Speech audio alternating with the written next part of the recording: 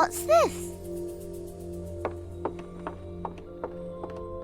Meow. Bow, bow. Boop, boop. La, la, la.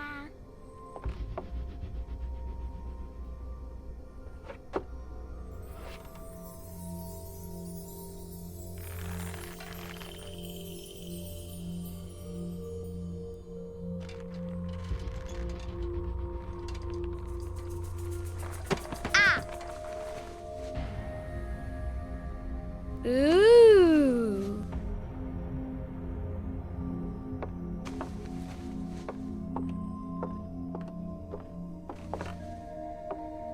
Oh, look! It's a book!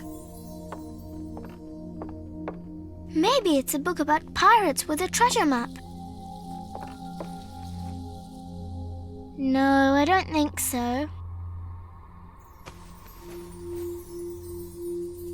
I wish that I had seen through all your lies.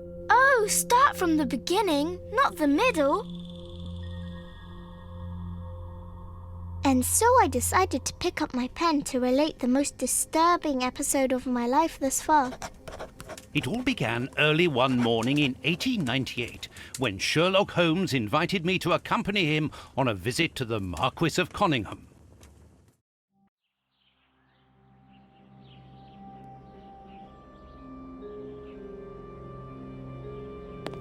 Watson, my dear fellow, we can now go and inform the Marquis that we have found the Samoan necklace, and very much faster than Inspector Baines, too, which pleases me. Have you really solved the theft, Holmes? And so quickly? I have indeed, Watson, and believe me, it was completely unnecessary to spread out all over London, as our friend Baines thought was best. He likes to boast that his methods are equal to mine, but once again the outcome has contradicted him. After all these years of accompanying you upon your investigations, I thought that by now I should be reasonably capable of following your train of thought. But in this particular case, I must admit that I don't understand anything at all. Ah, you see, but you do not observe, Watson. There lies the difference. It is a matter of course. A matter of course?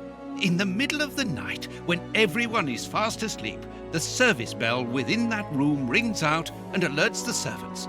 They dress quickly and come running, but the door is locked and there is a strong smell of burning from within.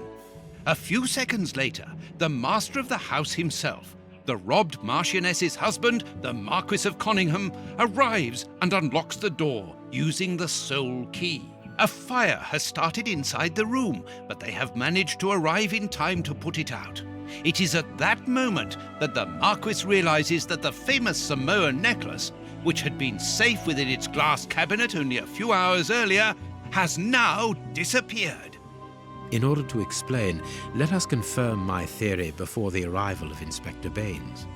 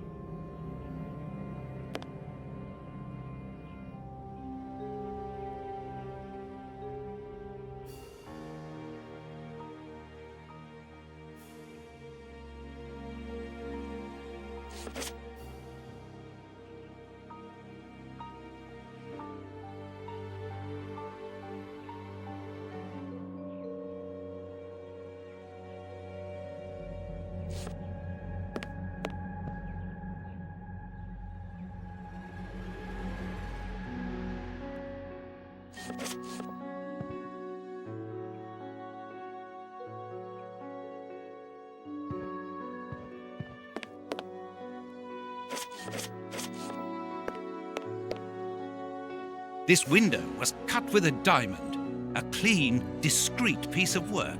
This is where the necklace was. See how tiny the hole is, and not one fingerprint upon the window.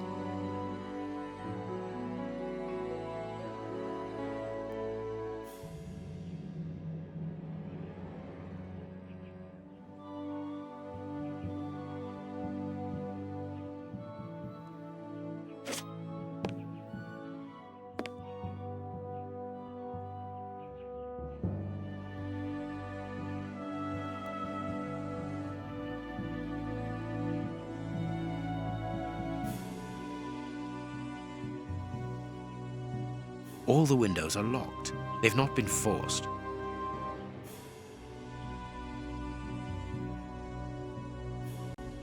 A mark, undoubtedly made by a diamond. Someone tried to cut the glass, but he was interrupted. Therefore, the thief tried to escape through the window, but he was interrupted.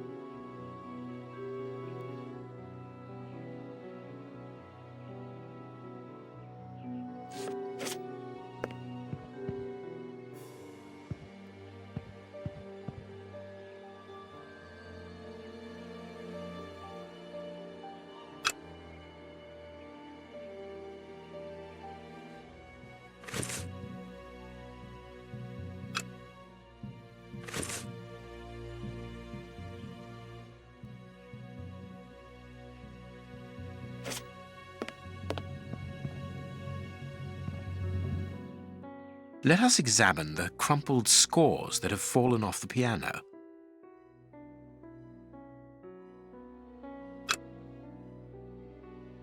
These sooty prints were left by a tiny hand.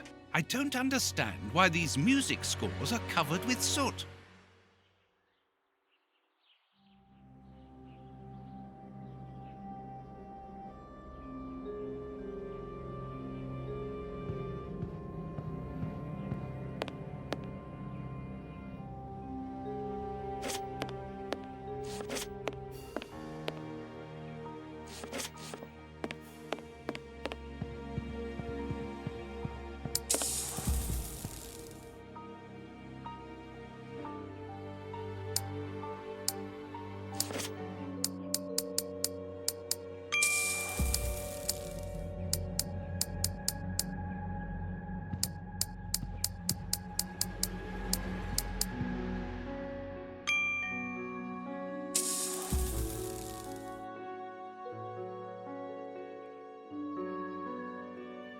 Good, now we can do stuff for ourselves. What's with the ding sound?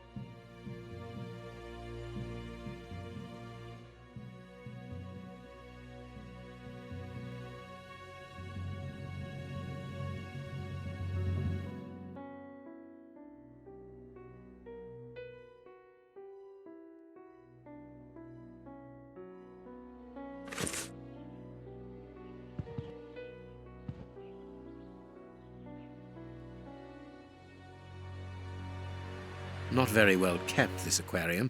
I can see a dead fish floating on the surface.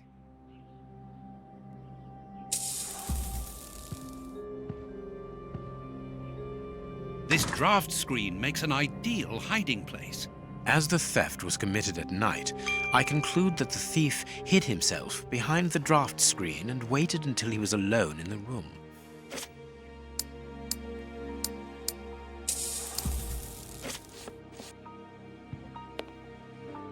When the servants arrived at the door, having been alerted by the bell, they saw evidence of the theft and the fire, but they didn't see the thief. This door is very hard to force. The Marquis is the only person to have the key.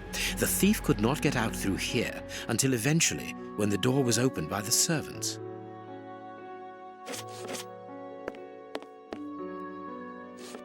What do you think, Holmes?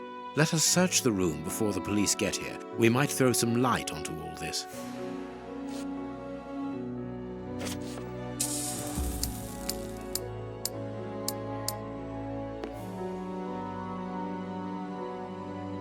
Strange. There are some objects here that have been knocked over.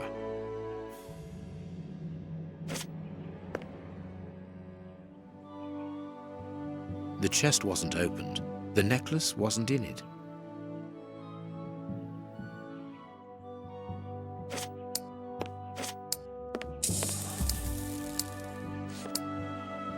A candle. It must have fallen from the chandelier.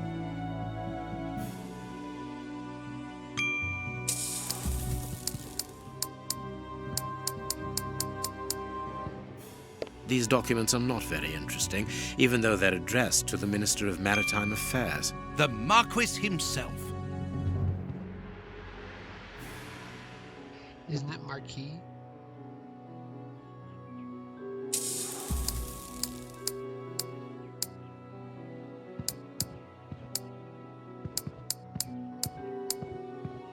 Strange. There aren't any prints. Yet I'm sure that the thief hid here.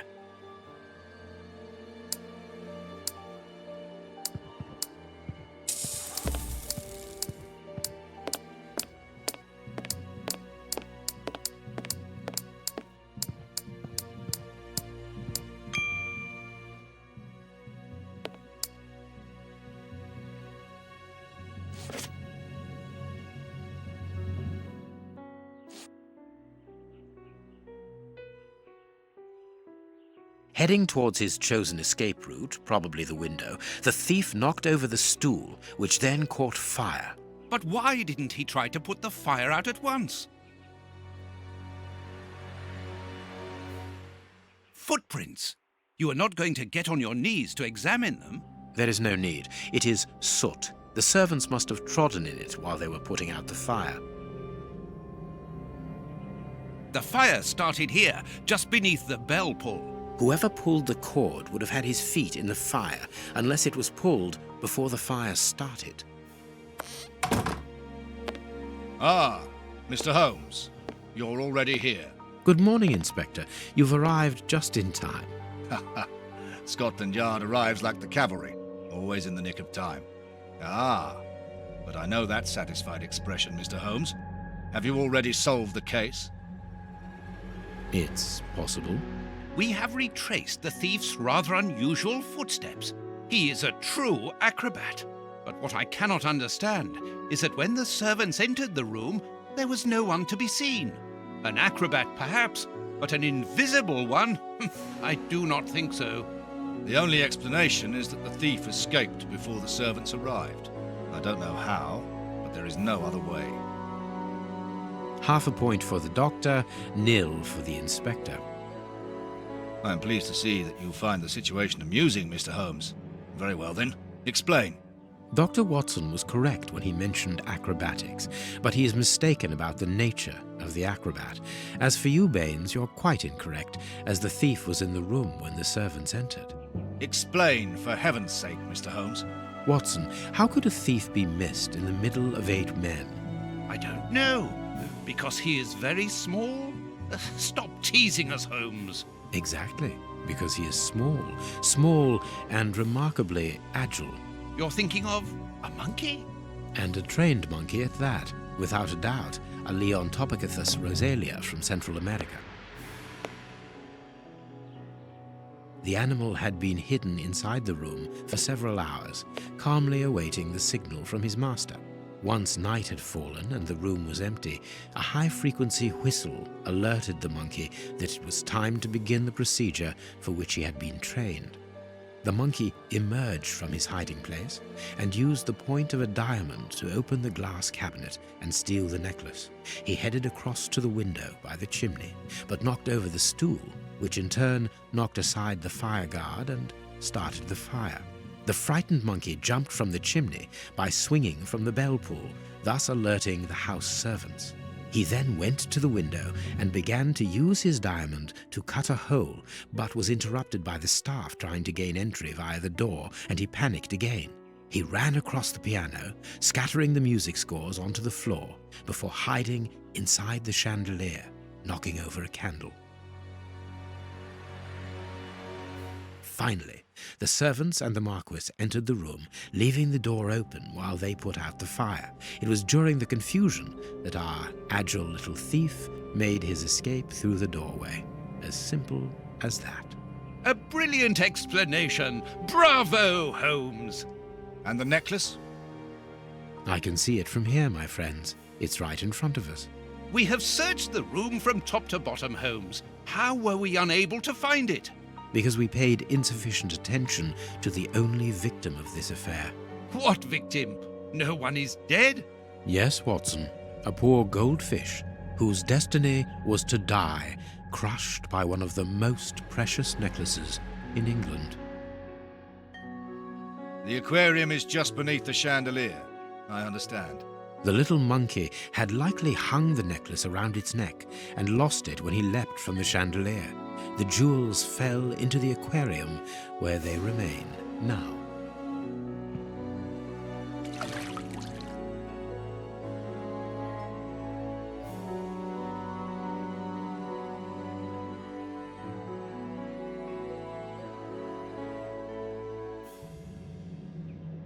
Marquis, here is your necklace, intact, just a little wet. Mr. Holmes, this brilliant demonstration does credit to your reputation. Thank you so much, Marquis.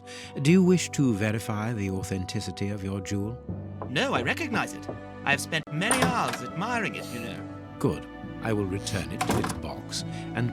Inspector, a bank has just been held up. You must follow me at once. Orders of Scotland Yard.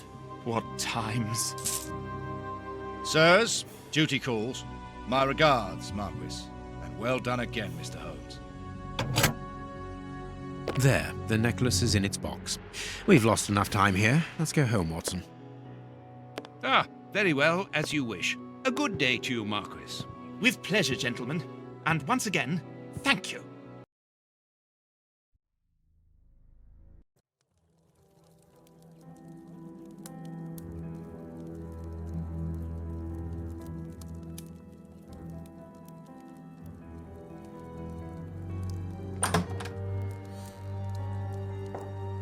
This morning's newspaper. Holmes, have you read this article about you? No, Watson, not yet, and I won't have time to. Read it before you leave. It's outrageous. If you insist.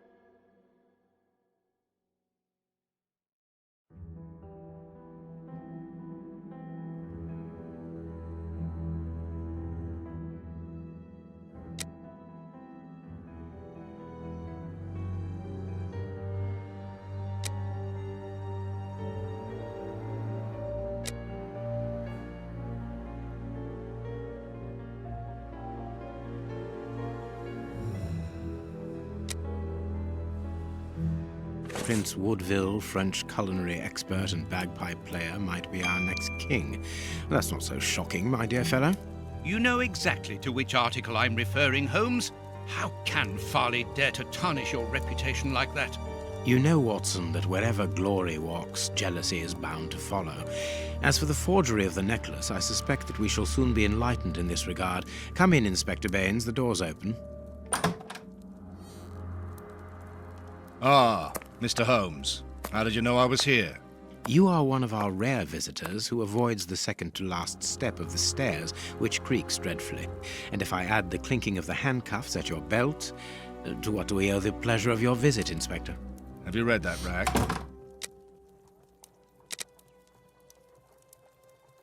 Inspector, I assume that you have the fake necklace with you. It's why you're here. Your superiors would like me to examine it.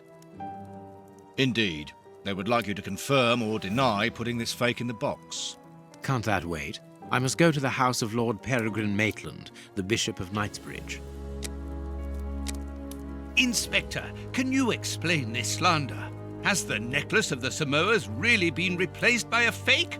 I don't know how the reporter got hold of the information, but it's true. About the necklace, of course. I wouldn't permit myself to question the integrity and honesty of Mr. Holmes. The necklace is a forgery? Impossible! I saw the Marquis authenticated before my very eyes, before Holmes returned it to its place. Mr. Holmes, the Marquis believes Osmond Farley's theory. I shouldn't be surprised if the reporter isn't behind all this slander about you. He's a freelancer, well known for his explosive and subjective articles. In any case, the Marquis assures us that you were the last person to have the necklace in your hands. Let's return to the Marquis's house, Holmes. I'm sure that we'll have no trouble in taking apart this theory. It is unnecessary. Such allegations collapse on their own, like one of Mrs. Hudson's soufflés. Let us leave the police to solve this problem and turn our attention to the matters in hand. Perhaps you are right, Holmes. And the Marchioness? She is beside herself. Without the necklace, her marriage is compromised. It is the principal item of the young woman's dowry. What a lovely marriage. Holmes, forgive me for insisting, but don't you want to examine the fake jewellery? Watson, I have an appointment, and it's out of the question that I arrive late. It will only take you a couple of minutes. You really must quell the suspicions put forward in this appalling article. If you will allow me, Inspector? Be my guest. Very well.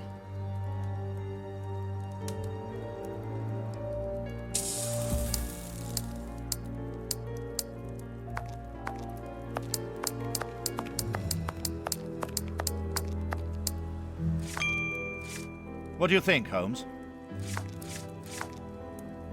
I cannot leave now.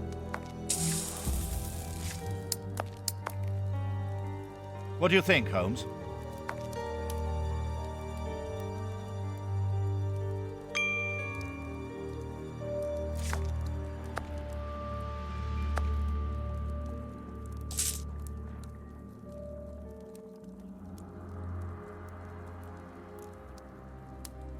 These 3 pearls are of poor quality. This pearl is a different color. This pearl is too small. It is not in its place here. Too many defects. This necklace is a fake. This is nothing but a vulgar copy, and at a glance it would appear that the forger has intended for it to be seen as such. How could we have been fooled by such a blatant imitation? I don't understand. Yes, how is it possible? Holmes, do you have a theory about this? I have absolutely no idea. You insisted that I examine the necklace, and I have done so. Now it is important that I keep my appointment. I'm sure, Inspector, that you will throw some light on this affair. Holmes. You may accompany me, Watson, if you care to do so. Goodbye, gentlemen. I'll keep you informed as to my inquiries. Goodbye, Inspector. You mentioned a bishop, didn't you? Are we going to his home? Yes, the Bishop of Knightsbridge. I put his address on our map of London on my desk. Would you get it for me, please? All right, Holmes.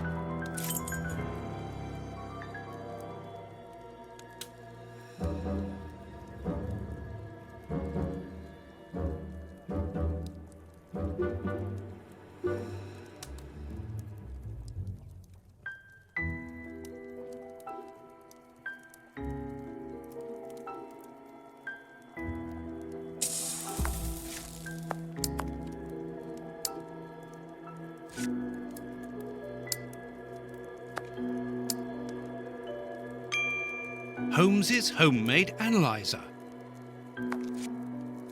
The work table, where Holmes analyzes things.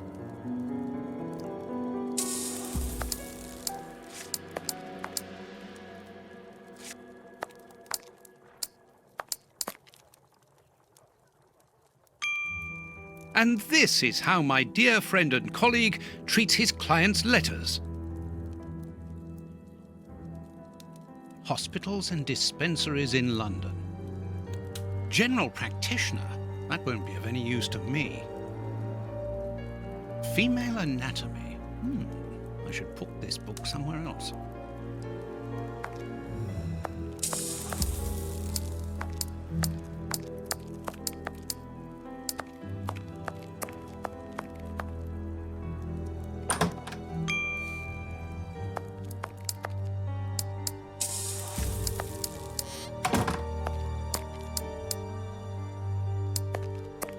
Here is where I write my stories about Holmes's cases, and I've got work to do.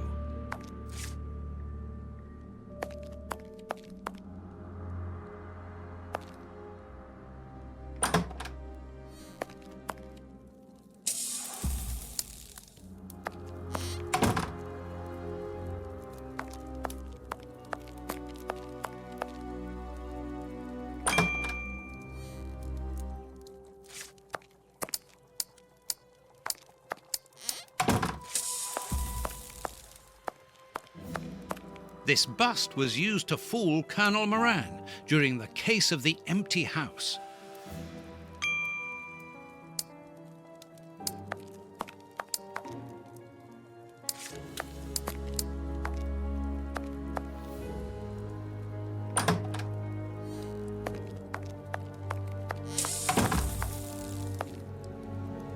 I have found your map.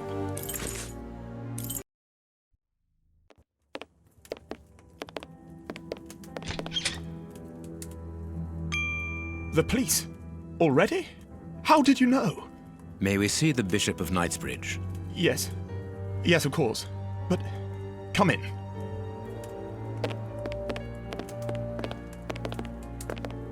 What has happened, Reverend? What? I don't know. It was last night, I think. I only just arrived, and I have made this macabre discovery. My God. How horrible. I haven't called anyone. How did you know that? Holmes, look! The Bishop, appallingly mutilated. How dreadful. Mutilated. And killed. He was such a good man. How could anyone be so brutal? Look at him. He is barely recognizable now. How could any of God's children be responsible for that? They were evidently unworthy children, Reverend. Now do please try to calm yourself and focus, because we will need your assistance. Do you have any idea as to the motive behind this? I haven't had time to do an inventory, but nothing appears to have been stolen. And anyway, His Excellency didn't own anything of great value. I don't know what else I can tell you. Note this down, please, Doctor. Doctor? But you aren't the police? No, Reverend. I am Sherlock Holmes, and this is Dr. Watson. We are here at the request of the Bishop. In that case, I must ask you to leave, and not to touch anything. I must get in touch with the authorities without further delay. Reverend, when the inspectors of Scotland Yard find themselves at a dead end, which they quite often do, I assure you, then they turn to me for help. If you will allow us to continue our investigation, then you shall have the answers to all of your questions. Out of the question! I don't even know you! I'm going to call the police, whether you like it or not. It would be better for everyone, Reverend, if you kept your temper. Watson, are you taking notes? This affair promises to be a complex one. Therefore, we must not overlook the slightest detail. Yes, Holmes. I am keeping a meticulous set of notes. I have created a very clever deduction board. One thing we can be sure of at the moment is that this crime was not for gain. The Reverend has informed us that nothing valuable was stolen, and indeed, it would seem that the Bishop had nothing of any worth to take. Very good, Watson. Do continue.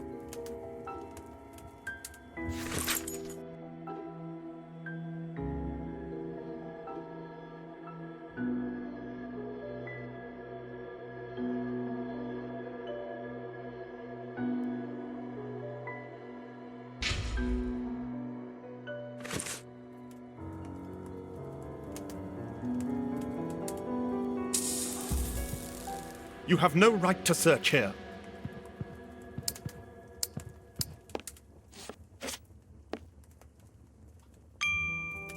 Watch where you're putting your feet, Watson. Have you noticed these prints upon the ground? Well, yes, those muddy marks. See here, Watson, footprints can often provide more vital information than the very best of informants. Yes, if you know how to make them talk, that is. It's child's play, Watson. We will begin by excluding the contaminating prints, which are yours and mine from where we came in, and those of our dear Reverend who was so impatient to call the police. Hobnail boots like those worn by laborers. This print came from an expensive pair of shoes, and it seems recent. It is not a laborer's shoe. Hobnail boots. Hobnail... A fragment of stone. Peculiar. Hobnail boots like those worn by laborers. Hobnail... Nothing. This print came from an expensive pair... This hobnail, well worn, nothing of interest. Well-worn shoes with an odd pattern on the soles. Nothing of interest here. Nothing of interest here. Nothing of interest here. Nothing of interest here. Size 9.5. Nothing of interest here. Size 9. Size 9. Size 9. Size 9.5. Size 9. Size 9.5.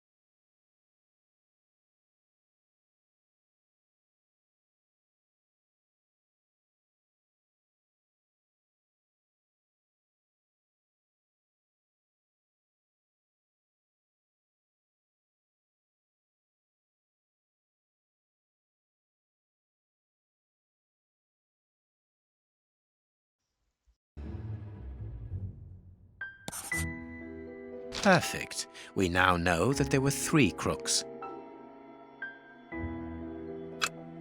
Well-worn shoes with an odd pattern on hobnail. This print came from an expensive pair of shoes.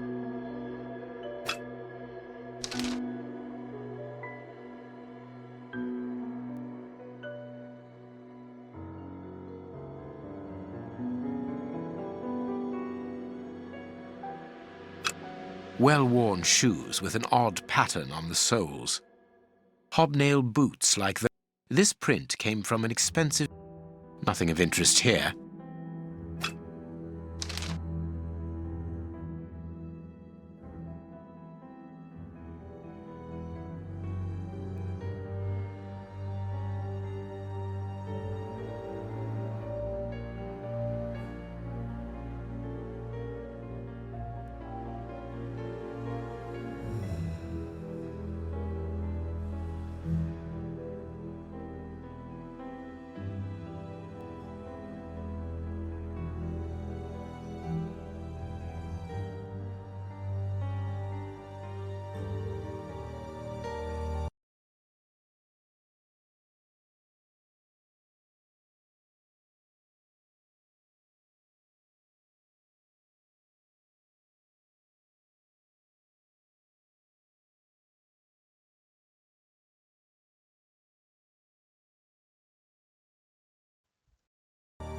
Strange but true.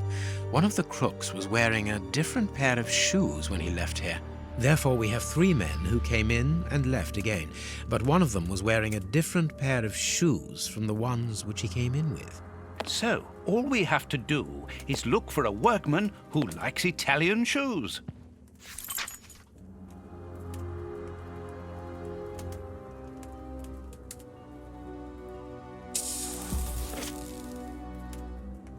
What should we do next, Holmes? I cannot leave now.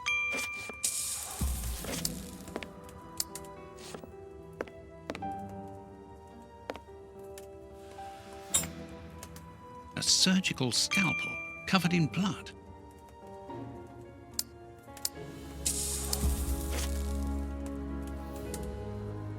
Closed. The veranda door hasn't been forced. Strange. Reverend, might I have the key? No! You have no authority here. Let me call the police. Perhaps we should listen to him, Holmes. Perhaps you should let me get on with this, Watson.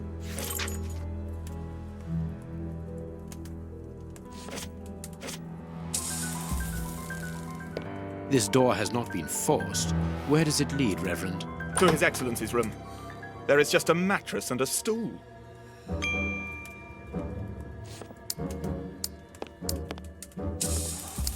The bishop's bedroom. It is very austere. Nothing in particular here.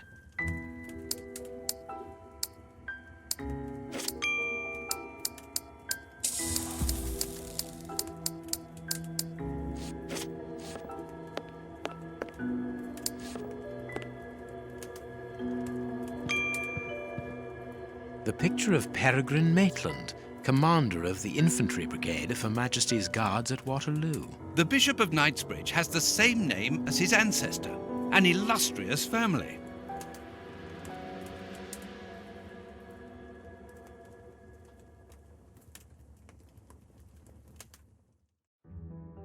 I need something.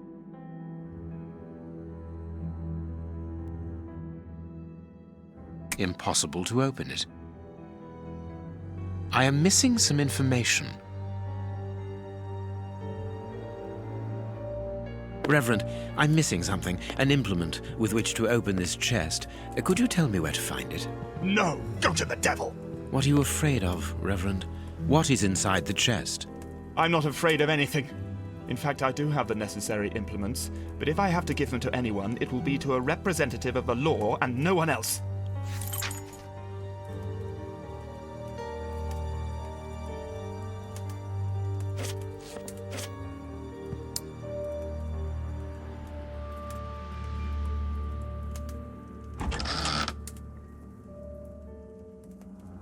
A whip? No, it is a discipline for self-flagellation. This metal rod is for fastening the chilice. It's a cilice designed to bruise the person wearing it. The bishop wore it as repentance.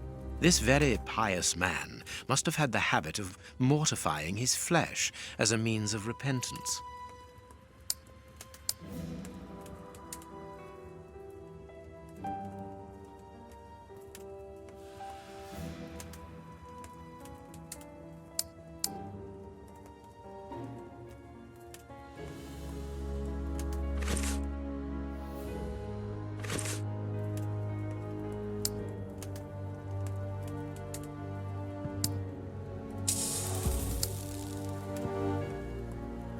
There is blood on this paperweight. A bottle of whiskey. I can make out fingerprints stained with blood and dirt. A broken phial and blood near the neck. What a strange smell. Chemical components, I think. A broken bottle of whiskey. However, the Bishop of Knightsbridge was known for his sobriety. It would seem that the brutes who tortured the bishop to death were intoxicated with alcohol. This stove is filled to overflowing.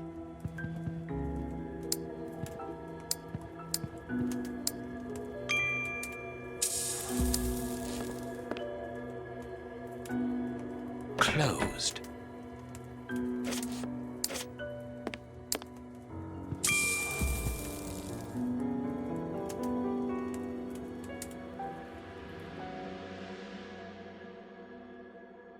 Impossible to open it. Impossible to open it. I need something. Impossible to open it. I am missing some information.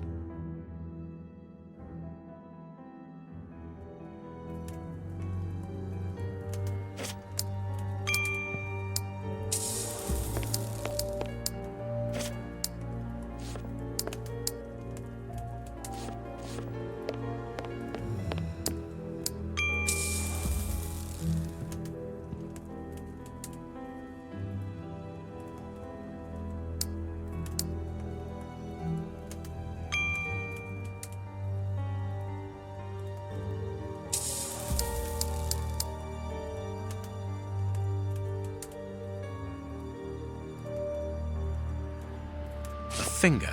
Apparently it doesn't belong to the Bishop of Knightsbridge. How dreadful!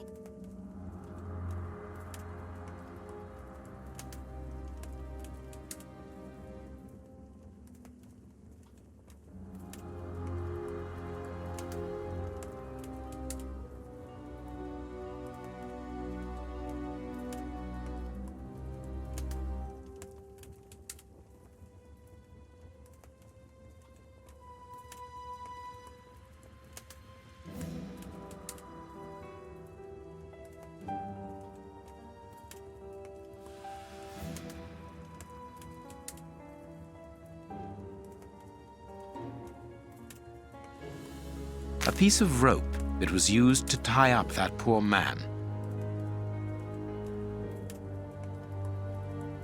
His feet have been burned.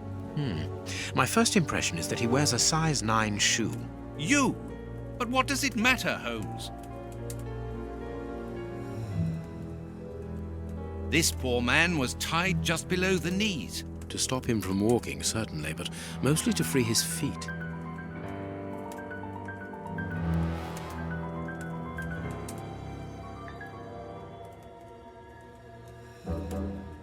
These burns are terrible.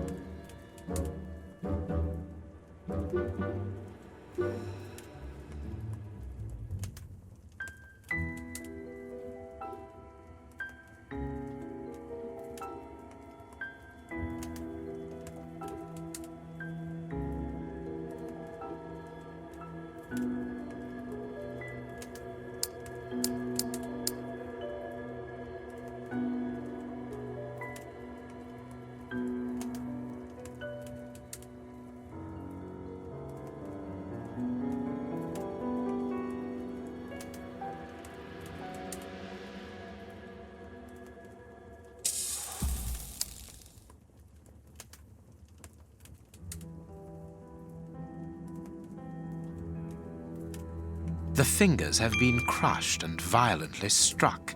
My God, Holmes, this man was horribly tortured. The fingers have been crushed and violently struck.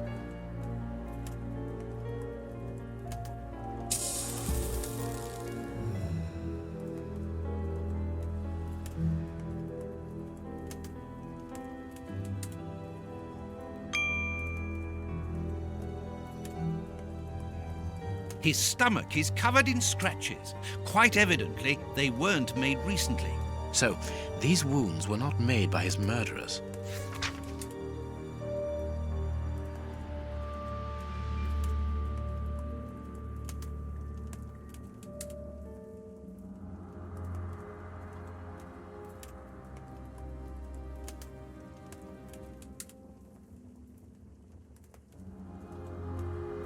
His forearms have been ripped, pieces of skin have been torn off. What do you think, Watson? I'd say that he was eaten alive. Yet I've noticed a curious degeneration of the skin tissue around the wounds.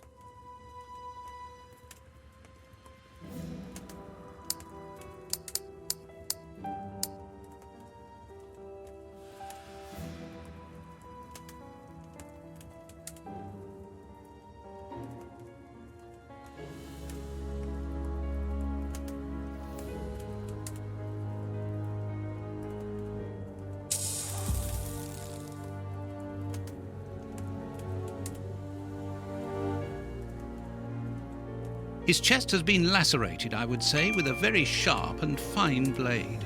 There isn't any doubt the wounds on the bishop were administered with this scalpel.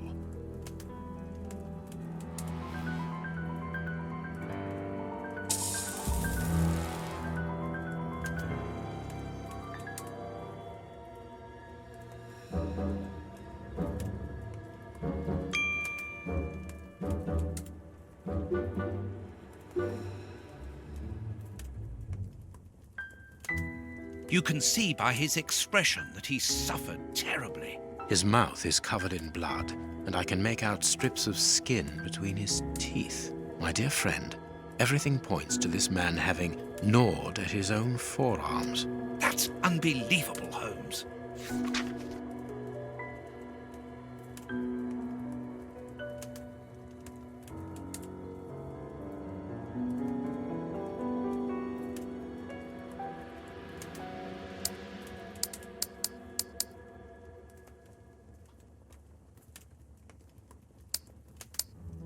Something is missing here. Oh, yes? And what might that be? His shoes. Watson, his shoes are missing.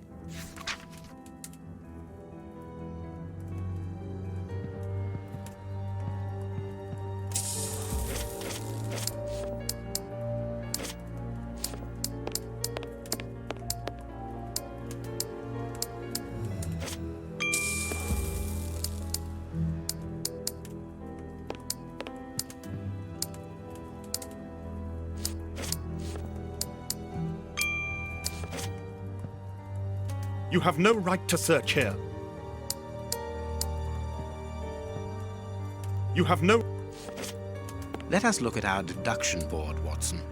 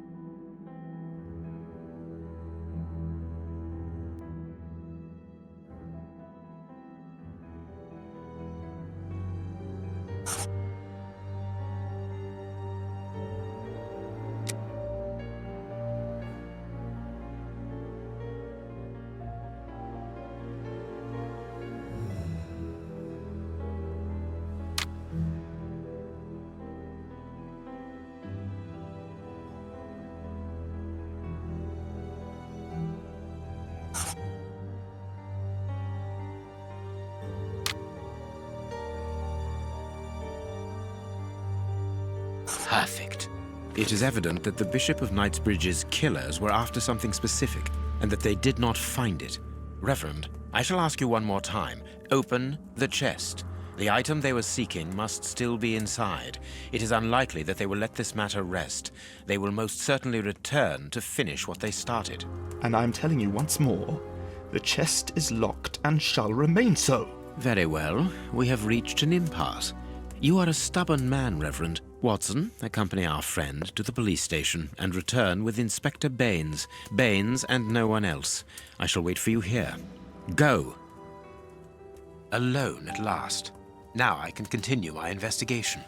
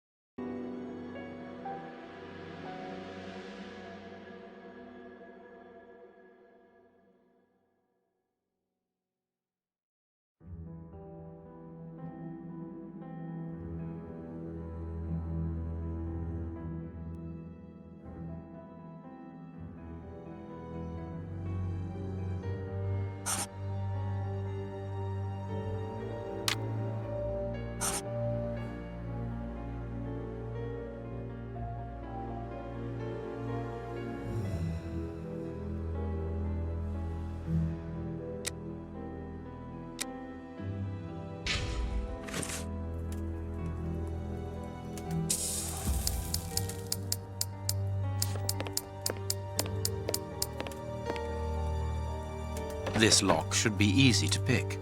Let's see. This lock should be easy to pick. Let's see.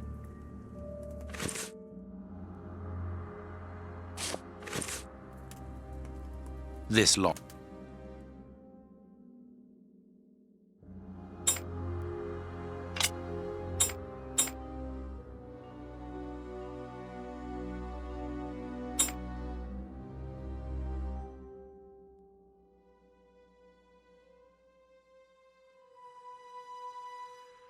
That's not right. Start again.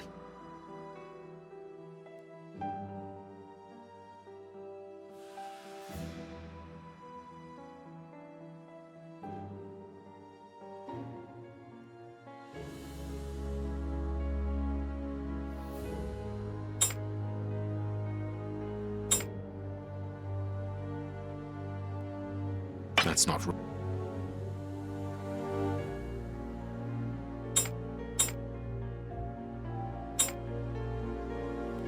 That's not right. That's not...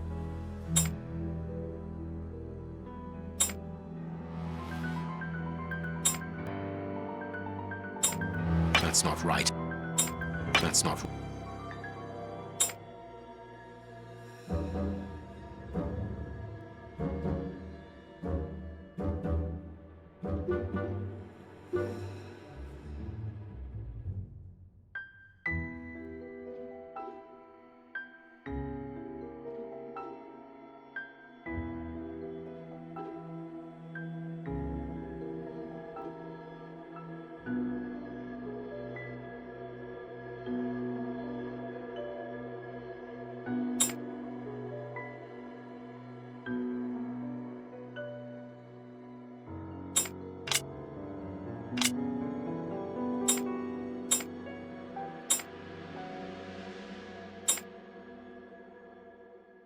That's not right.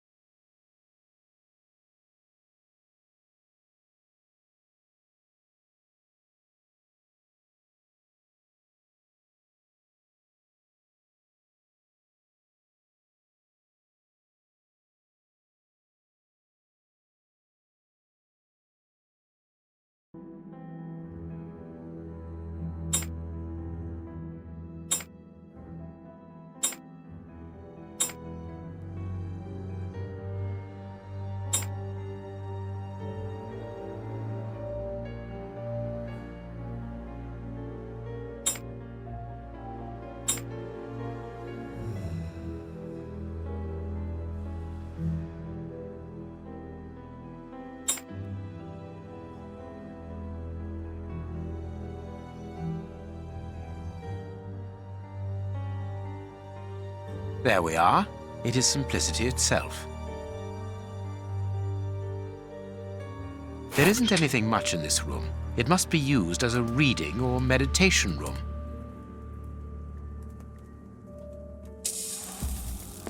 An ink stain, quite fresh. This stain is just on the edge of the rug. Let's see. There is nothing on the floor, yet the ink must have soaked through the rug.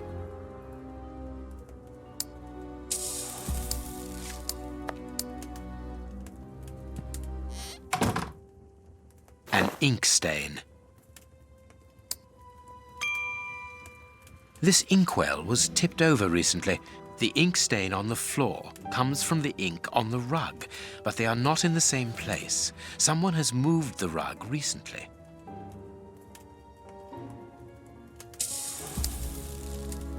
The ink stain...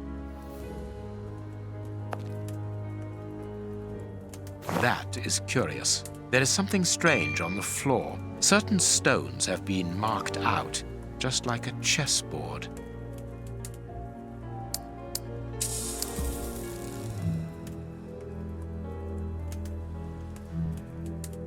The ink stain... Apparently, someone wanted to hide this statue. This horse resembles a large chess piece.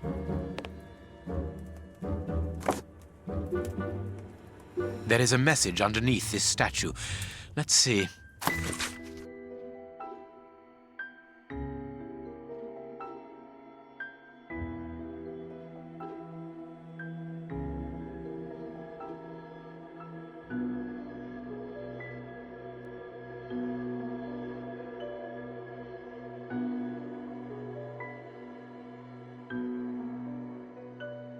This message was written by a woman, but for whom was it intended?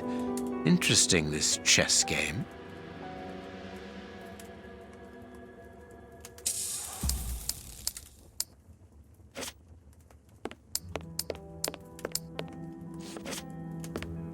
That is curious. There is something strange on the floor. Certain stones have been marked out, just like a chessboard. I need something.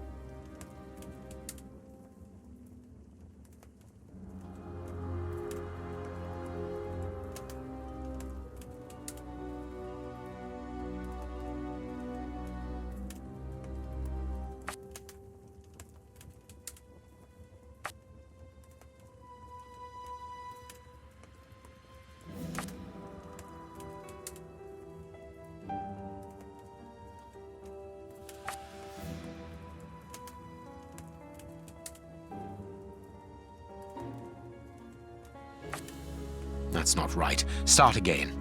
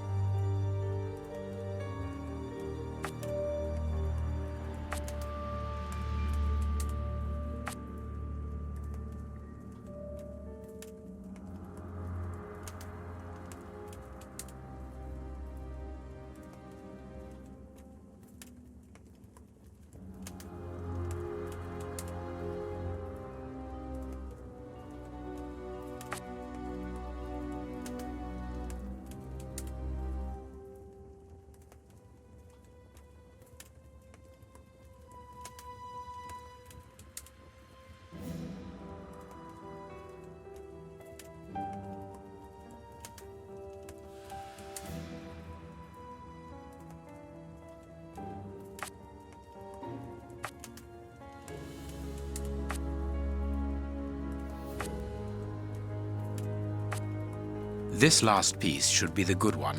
It will have to be pulled free. I need something.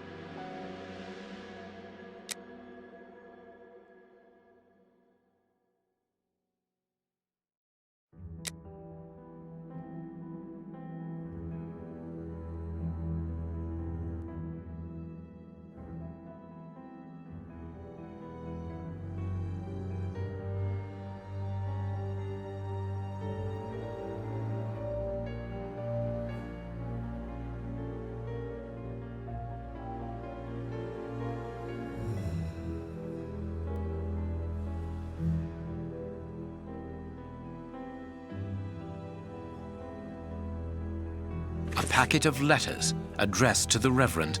They were written by a woman who mentions his illegitimate children. Their affair isn't official. Perfect. I have you now, my wayward Reverend.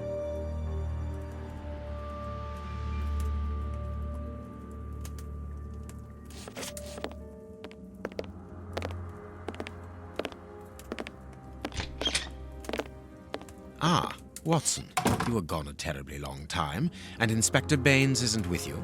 I'm afraid not, Holmes. We were unable to find him.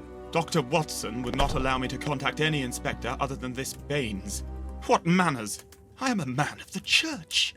My dear Reverend, I notice that you are a chess lover. I trust you will excuse me, but I am never able to resist the appeal of a half-finished game. You are an expert at chess. Very well, then. What do you want now? As you might have guessed, resolving your small chess problem has allowed me to discover some very interesting letters. Letters? What do they say? Reverend, why hide these letters here and run the risk of the bishop finding them? Holmes, what's in the letters? Not now, Watson. Where else could I have hidden them? My own chambers are too austere. They could offer no cover. I knew, however, that His Excellency, may he rest in peace, would not notice my game. The contents of the Bishop of Knightsbridge's chest interest me greatly. Give me the elements you hold, Reverend. Out of the question.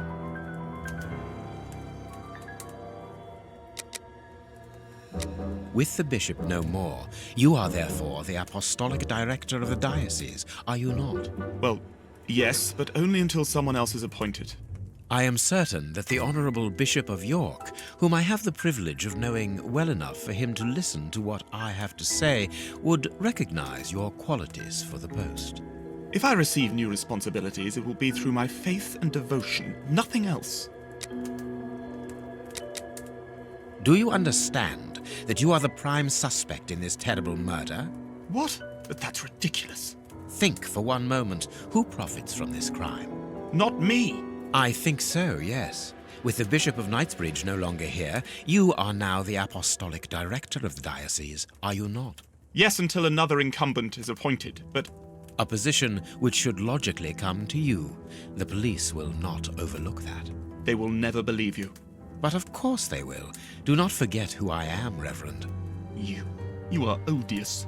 Here are the stems that you were looking for. You have won. Evidently, as I always do. What are you able to tell us about the Bishop of Knightsbridge's last days?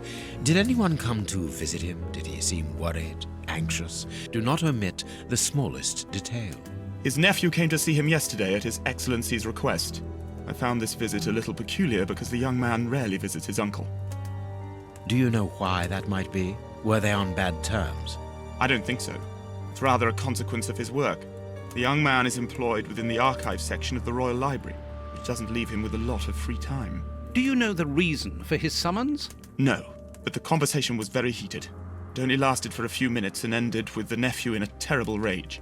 Interesting. I've answered your questions. Will you now let me contact the authorities? I'm afraid not, Reverend. Not just yet. All right, now we can open the safe.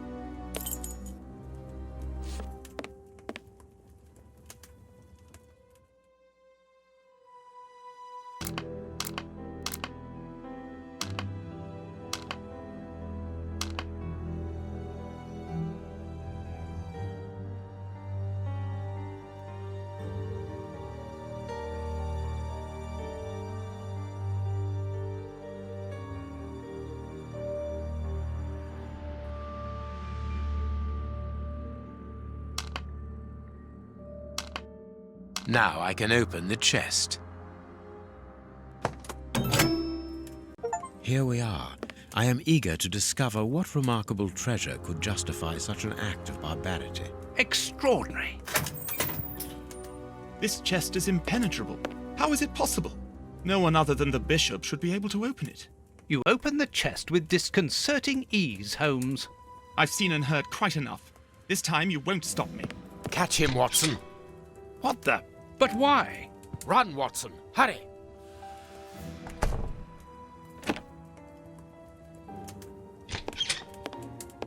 He's escaped. I hope that your motivations are founded, Holmes. I don't much like skirting around the edges of the law like this. It is annoying. Let's leave without delay. What have you found in the chest, Holmes? What in there is so precious for these men to commit such terrible acts? The Reverend was telling the truth. Nothing important was locked inside the chest, apart from a few religious items which are hardly worth stealing. So, we haven't made any headway. Perhaps the police will. By the time the police arrive, we shall be a long way from here, Watson. We are leaving.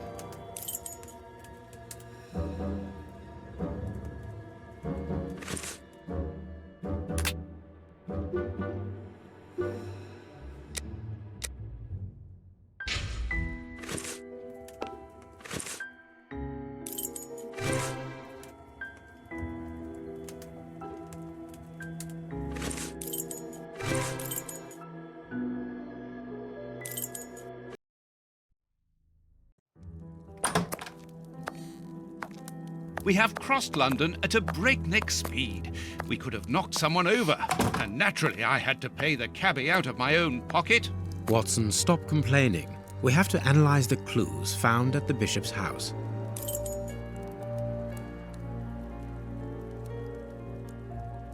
No, it is unnecessary. I can analyze the chemical composition of a substance here.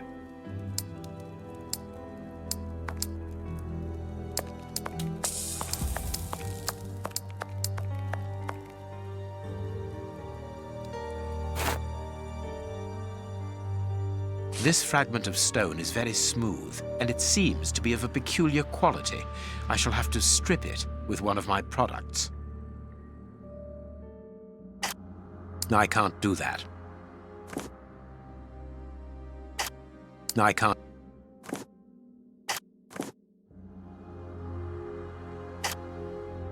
I can't. I can't.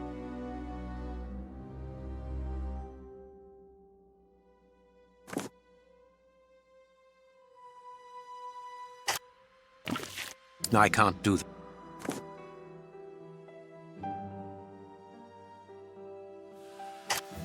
I can't do that. I can see something. I can see something.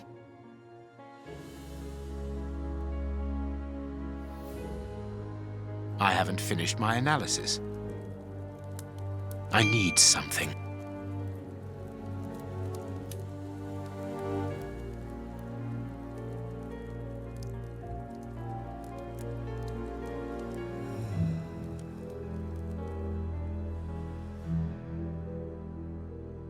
I haven't finished my analysis. I have. This stone is granite, covered in black paint. I have cut a small piece off the rope. That should be enough. I can't do that. A lot of fragments of black stone are wedged into this rope. Their color seems unnatural, but they are too small for me to examine them. These small stones resemble the pieces found in the footprints at the bishop's house. Granite, painted black. I can't do that. I can't do that.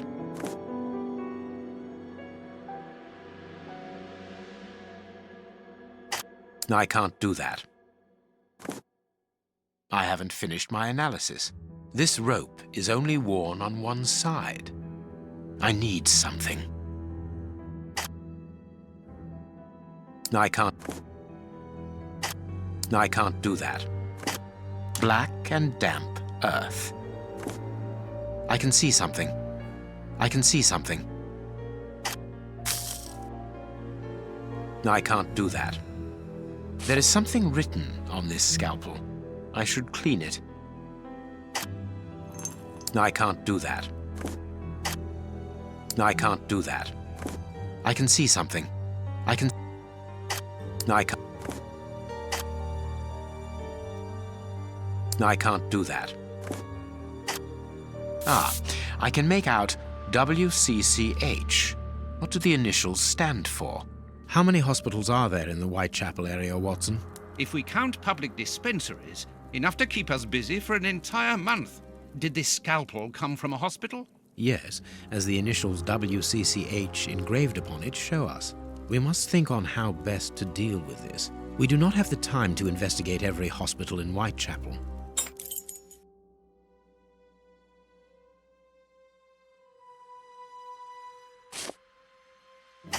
I can't do that. I can't do that. Tooth marks, rather deep ones. I'd say of incisors and a canine. Tooth marks, rather deep one. Tooth mark. I can't do that. I haven't finished my analysis. I can see something. I can't do that. Black and damp earth under the nail. Interesting. I can see something. I can't do... I can't do...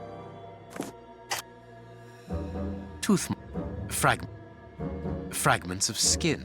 A phalanx. This finger wasn't cut off. It was ripped off. I can't do that. Fragments of... I can't... I can see something. I can't do that. I must compare the samples of earth that I found. Bite marks on this severed finger. I am afraid of the significance. The thieves didn't get what they wanted. When they were faced with the bishop's refusal to cooperate, one of the gang shook his finger at him to indicate that he was responsible for his unfortunate state. And the poor man, whose head was the only part of him not bound by ropes, bit the finger violently enough to sever it. An uncommonly savage act. Watson, I am certain that when we have explained the reasons behind this sudden bestiality, we will have revealed a larger part of the mystery.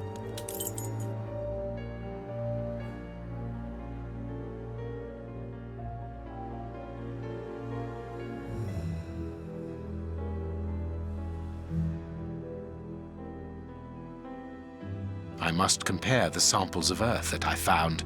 And if I mixed this earth with another substance... I can't do that. Now it must all be stirred.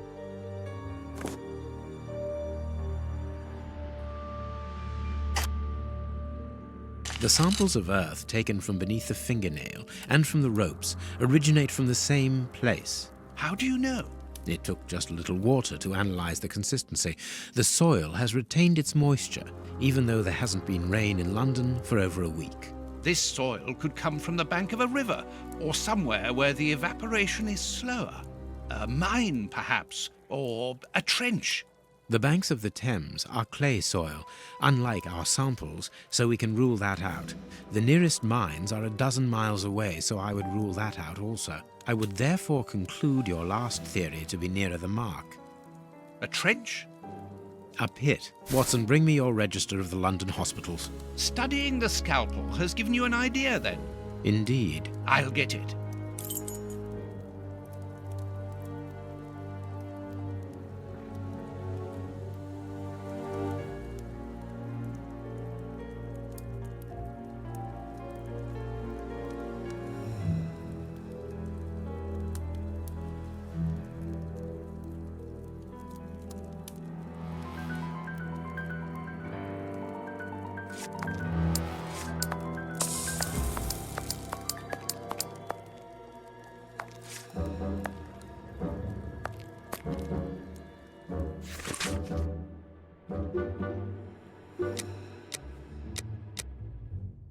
Read the paper, Holmes.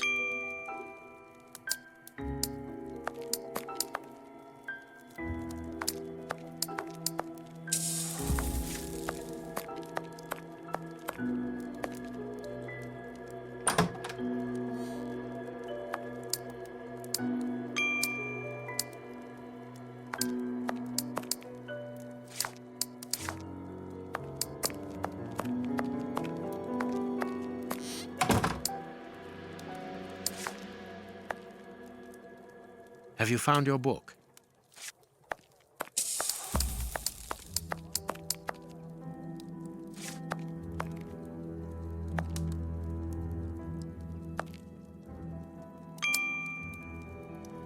Female anatomy.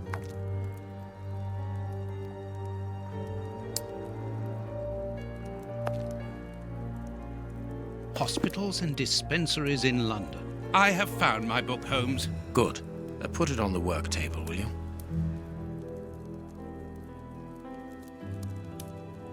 General practitioner? That won't be of any use to me.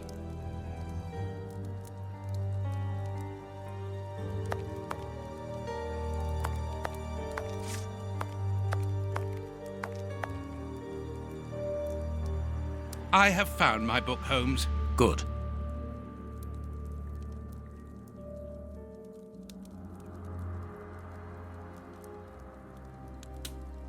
Here is the section showing Whitechapel. I made several notations on these pages during our investigation into the Ripper, which might prove useful. All we need to do is to find a hospital or a public dispensary near a location where pits have been dug and black granite has been used. It's simplicity itself. I haven't finished my analysis.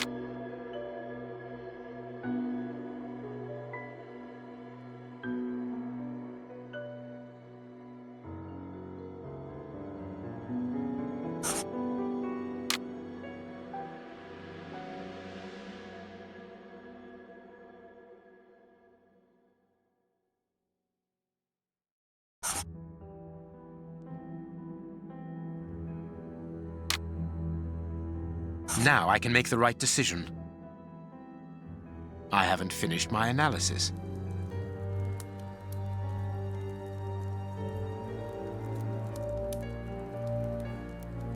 I need something. No, it is unnecessary. No, it is unnecessary. No. No, it...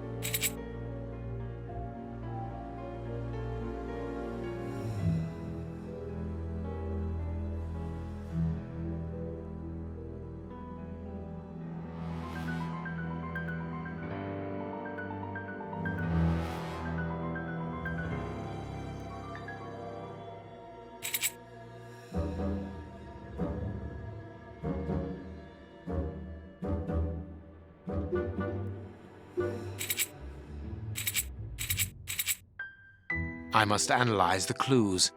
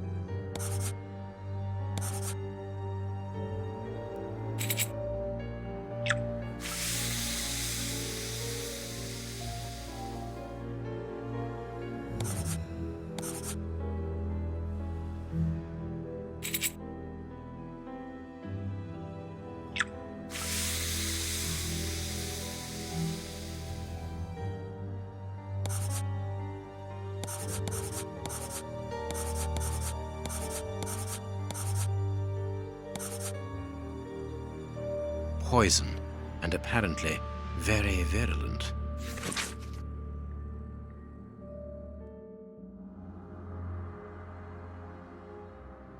Poison. Discreet, efficient, and only detectable via a thorough post-mortem. Have you been able to isolate the active components, Holmes? Not with any certainty. This toxic substance surpasses my own knowledge in the field. It is without doubt the work of an expert chemist. A chemist and a criminal. As you say, please find my monograph on poisoners of the last 30 years.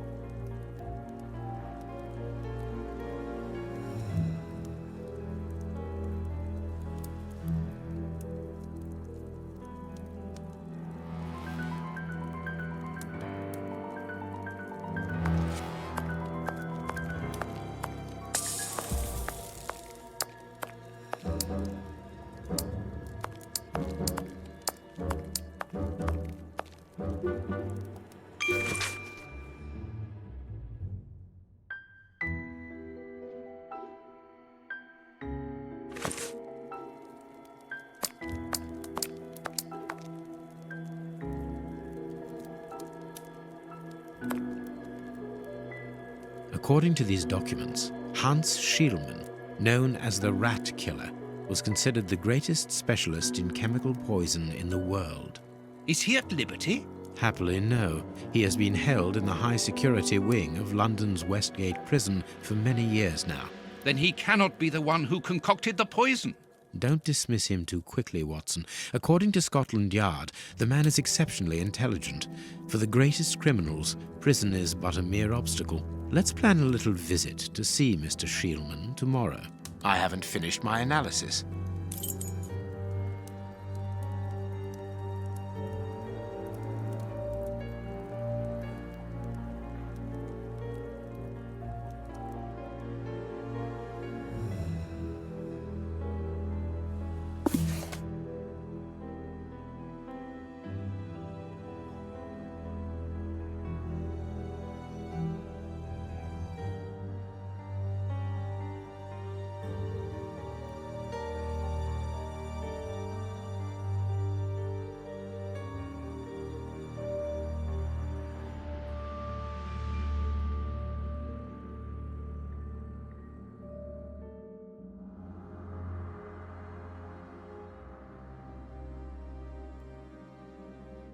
The public dispensary number 4661.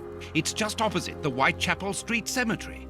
Yes, Watson. The murderer with the missing finger must work in the cemetery, or at least visit it. He could have taken a rope, one of the type they use to lower the coffins into the graves. The granite is minute particles of tombstone. And he only had to cross the road to steal a scalpel from the dispensary opposite.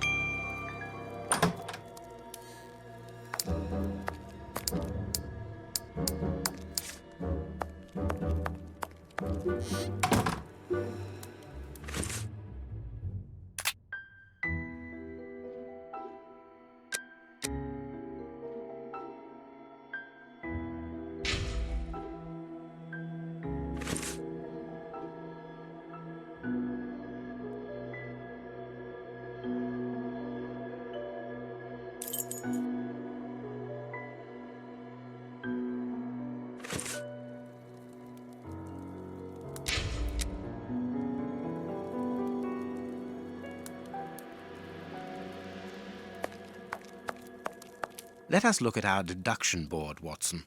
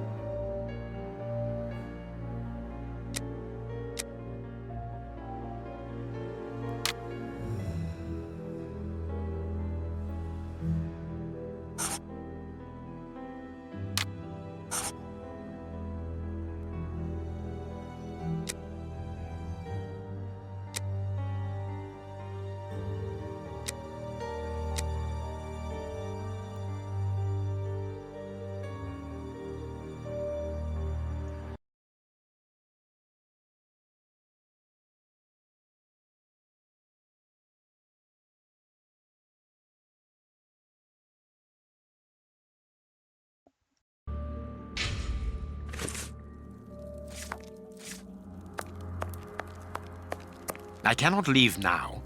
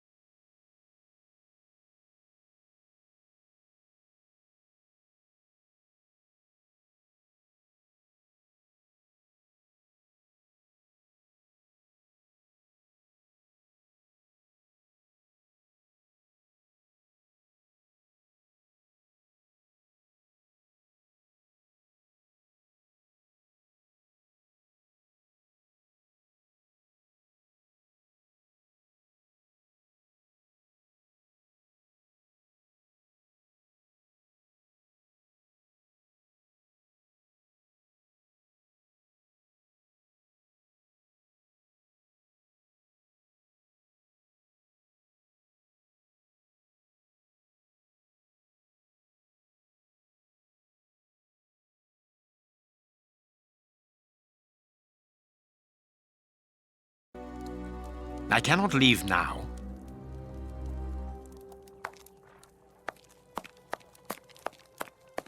Let us look at our deduction board, Watson.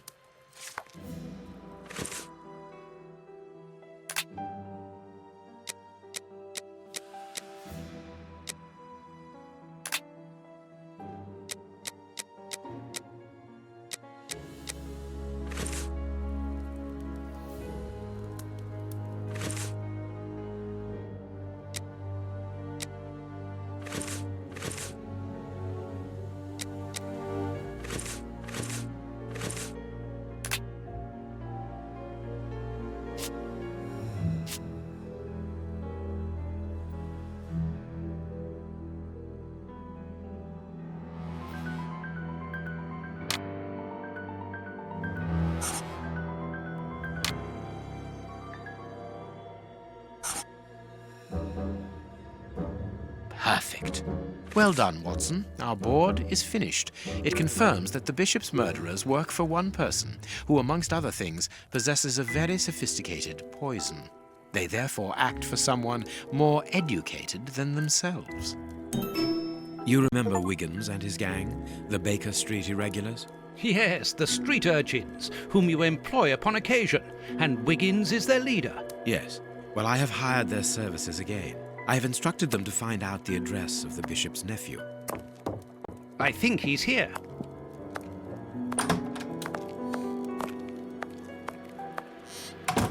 Hello, Mr. Holmes. Wiggins, my young friend, have you found the information for which the good Dr. Watson is going to pay you? Yes, Mr. Holmes, it was easy. Very well, I understand. Here are a few pennies. Thanks, Dr. Watson. The man you're looking for lives near Kensington. Does he live alone? Yes, but he rents a room for an old lady. Did she see you? No, Mr. Holmes, no one saw me. Perfect. Watson, give our young friend another shilling as a reward for his discretion. Here we go again. But of course... I'm falling asleep, Holmes. Aren't you tired? No, I have an exceptional constitution. I can't remember ever having been fatigued by work. Idleness, on the other hand, exhausts me completely. Go to bed, Watson. The night will be short. We leave at dawn. Wow, this is a real adventure. It's exciting. I like it better than made-up stories. I want to know what happens next. Keep reading. I'm going to. Ah, I want to listen to. My readers must excuse me if I do not describe in full detail here the terrible images which haunted me that night. I had a sense that something extraordinary would take place, but I was scarcely prepared for the reality of it. Good morning, Holmes. Did you get any rest? I did not attempt to sleep. Have you managed to come to any conclusions? I think that we might follow 3 trails. We can visit Whitechapel to try to discover the idea. The poison trail seems more important to me. We should perhaps go to Westgate Prison first to see Hans Schielman. Yes, and let us not forget the bishop's irascible nephew, whose address we now have, thanks to my Baker Street Irregulars. I have located each place on our map of London. Holmes, let me remind you that we still have not been officially instructed to investigate this affair. Ah, well, we will just have to hide that small detail.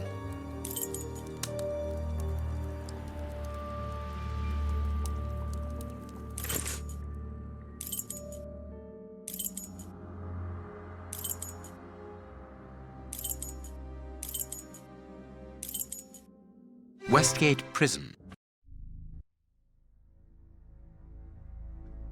Here we are at the famous Westgate Prison, one of the oldest and surest in the kingdom. I've heard that it is soon going to be demolished. Don't you find it strange that it still houses criminals as dangerous as Hans Schielman? There's nothing strange about it, Watson. The name of this prison is linked with numerous failed escape attempts. As long as it stands, the criminals will fear it. Good morning, gentlemen. Are you expected? No, but we wish to meet with one of your prisoners, Hans Schielman. I'm afraid that at the moment that is impossible. Access to the cells is controlled strictly. You can't go there without permission from the director. Then would you be so good as to announce us? I am Sherlock Holmes, and this is Dr. Watson. The famous Holmes and Watson. What an honour. My name is Brighton. Frank Brighton. I'm afraid I can't announce you. I'm not allowed to leave my post, under any circumstances. But I'm sure that the director won't refuse to see you, even without an appointment. Do you see the corridor behind the reception? Follow it to the secretary's office. You'll find him there. Thank you, Warden Brighton. One last thing. Hans Schielman received any visits lately? None. And I'm sure because I've dealt with receiving visitors for several weeks now. I volunteered because it's a calm post to be in.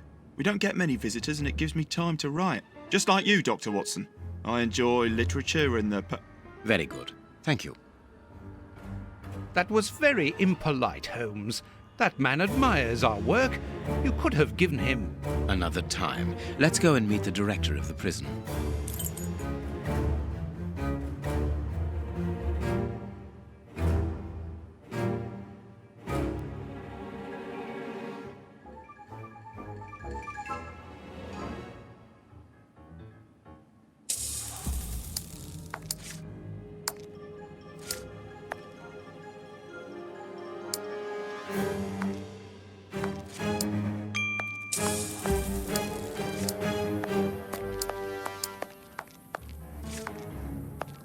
This is the entrance to the ordinary prisoner's cell. There's no point in going there.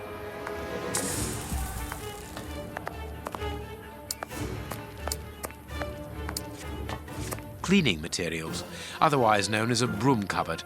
Nothing of interest here.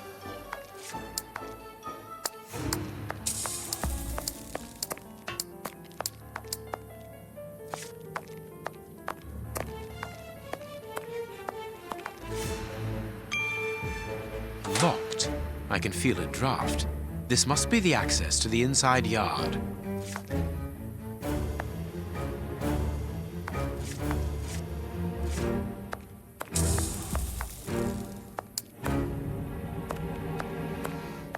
The locker room. This is where the prisoner's things are kept. Closed.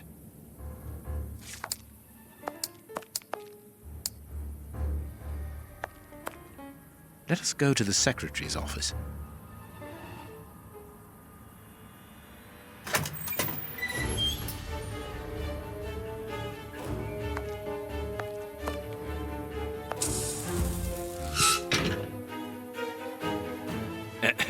Good morning, miss. Oh, excuse me, I dropped off. Good morning, gentlemen. What can I do for you? I am Sherlock Holmes, and this is Dr. Watson. We would like to talk to the director. I'll just go and see if he can receive you.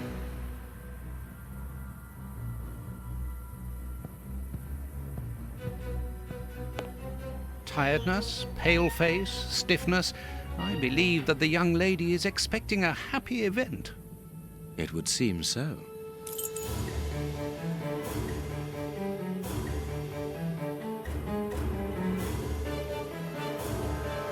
This charming secretary is Miss Jenny Patterson. This small rack is for urgent letters to be given immediately to the director. Hot tea.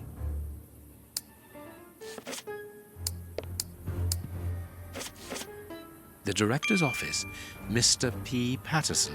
No need to go in there. Strange. The director and the secretary have the same name. I'm delighted to meet you, Mr. Holmes. I am Paul Patterson, director of this establishment. You wish to talk to me? I hope this unexpected visit isn't to announce bad news. No, do not worry. We are investigating an affair of the highest importance, one which could potentially affect the security of the kingdom. Therefore, it is imperative that we interview one of your prisoners, Hans Schielmann. Hans, the rat killer? He's been in here for a long while now, and he's had no contact with the outside. How could he be involved in such an affair? That is what we would like to find out. And you have been commissioned by Scotland Yard? Evidently. Very well. I have complete confidence in you, Mr. Holmes. I will draw up a pass that you should give to Warden James in the guardroom. He will show you to the cells. Thank you, Director. Keep me informed of your progress. And if there is anything else, don't hesitate to let me know. We shall certainly do so.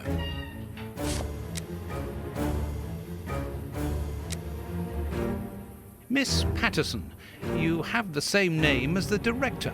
Are you related? Come, Watson. Anyone who might have made the slightest study of anthropology would have noted the similarities between the young lady and her father. Mr. Holmes is right, I am his daughter, but he doesn't like to talk about it. I think he's afraid of being accused of favoritism. I'm sure it was your qualities alone which secured you this position, miss. If you must try out your powers of seduction, then what do you say about using them on the rat killer? Goodbye, miss. Goodbye, gentlemen.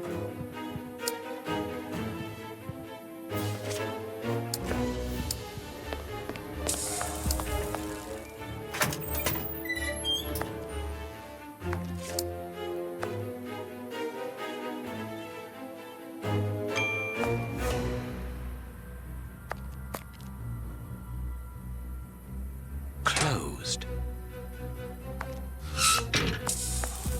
Staff cloakroom.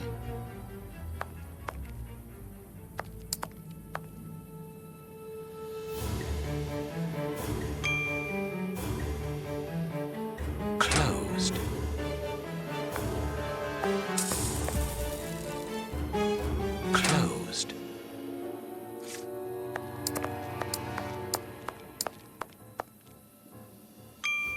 Closed. Closed.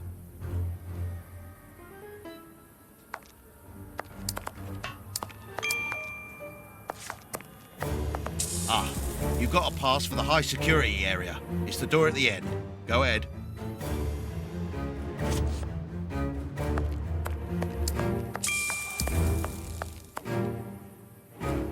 Leads to the high security area, where the most dangerous prisoners are locked up.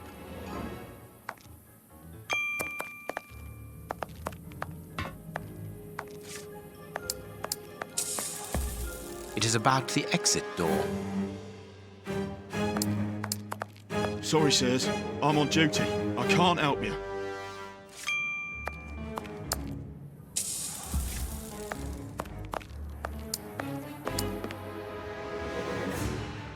It is about the signing in book. This information board is almost empty. Strange, in view of the activity in the prison.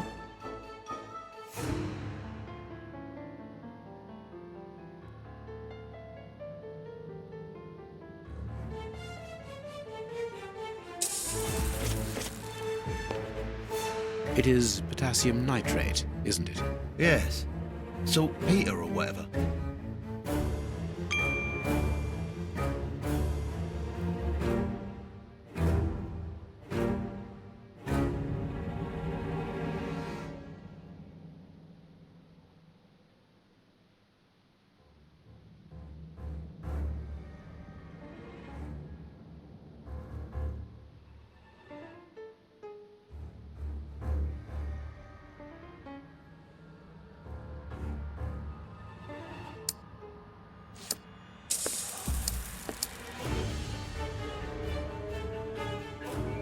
My name is Peter James, Chief Warden, and this is Deputy Warden O'Sullivan. I imagine I will find Hans Schielmann behind these bars in the basement. Yes, the high security cells are down there. Is this the only access? Yes, there was a second door at the end of the main hall, but it's been blocked up as a security measure. Thank you, Chief Warden. At your service. If you require further information, Warden Mackenzie will help you. He's at his post in the basement. Mr. Holmes, I am a huge admirer of yours. I have followed all your cases and successes with the greatest interest. What enthusiasm. Have you ever thought of a career in the police force? Have I thought about it? It's my dream. And I'm going to try my chance once this establishment closes down. I'm studying hard for the examination to get into police school.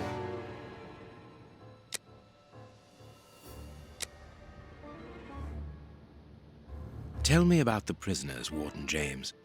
We only have a few. As you might be aware, the days of this place are numbered. Therefore, we no longer receive new prisoners. Those who are already here are among the most dangerous in London. We have 3 at the moment, Hans the Rat Killer and the Flint Brothers. The Flint Brothers? Yes, 2 rather simple-minded maniacs who detest one another despite their relation. They massacred their parents and decapitated their neighbours. It took more than 9 policemen to overpower them.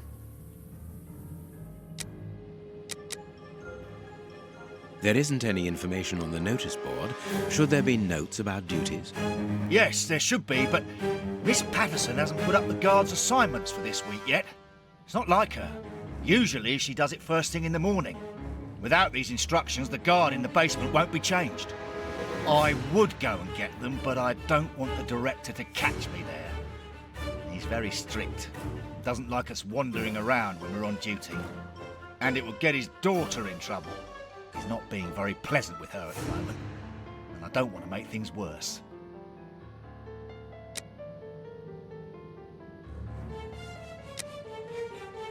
How does not having the information about guard duty stop you from ensuring the watch in the basement? Because of the system of opening the doors, Mr. Holmes. As you can see, they are equipped with a mechanical timer which answers to a code. When the timer stops, that is to say at the end of each watch, the doors block automatically and the code is reset. It is therefore impossible to open the doors without the new code. And who has the code? Only the guard who takes the new watch. He's the only one who can open the envelope that it's kept in. He learns it by heart and destroys the message. Very clever, but let's look at the limits of this procedure. One false note, and the system falls apart. See you later, Mr. Holmes.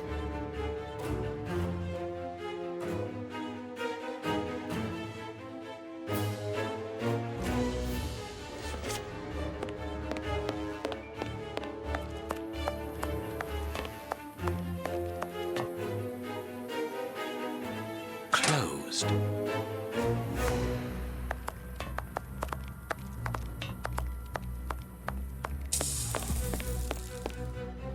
It is the guard's guest book, perhaps for distinguished guests. These weapons are obviously ready to use in case of emergency.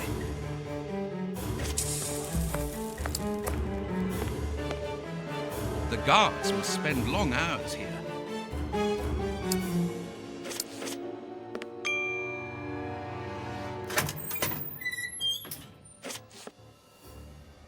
This device must be the alarm.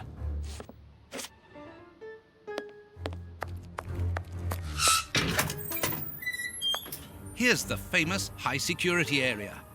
Warden Mackenzie, at your service, sir. Good morning, Warden. I have a pass which allows me to speak with prisoner Hunts. Very well. It is the cell at the end to your left. I'd advise you to walk in the middle of the corridor.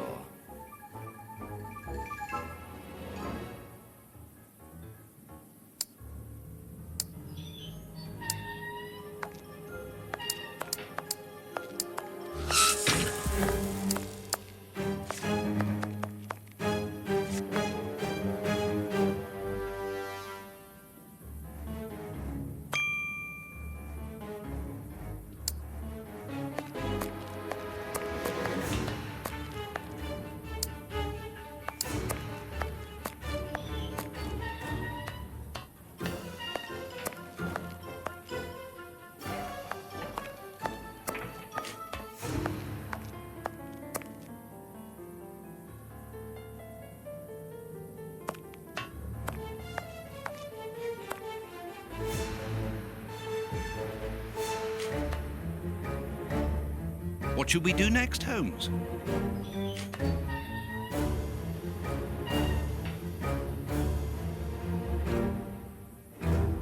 Hans Schielman, I require some information from you. So, who do we have here? The celebrated Sherlock Holmes himself. Do you know that for all the time I have spent rotting in here, you are my first and only visitor? I think this is cause for celebration. A confrontation between two geniuses, two extraordinary minds. I'm afraid that you are not quite as great a chemist as you believe you are, Mr. Schielman. I will not say that you never were. No, it was certainly true once.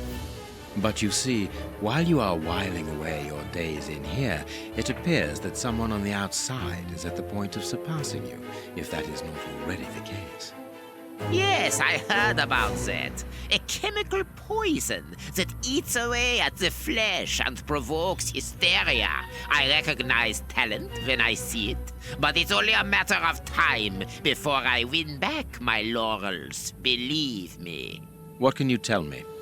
That depends on what you can bring to me.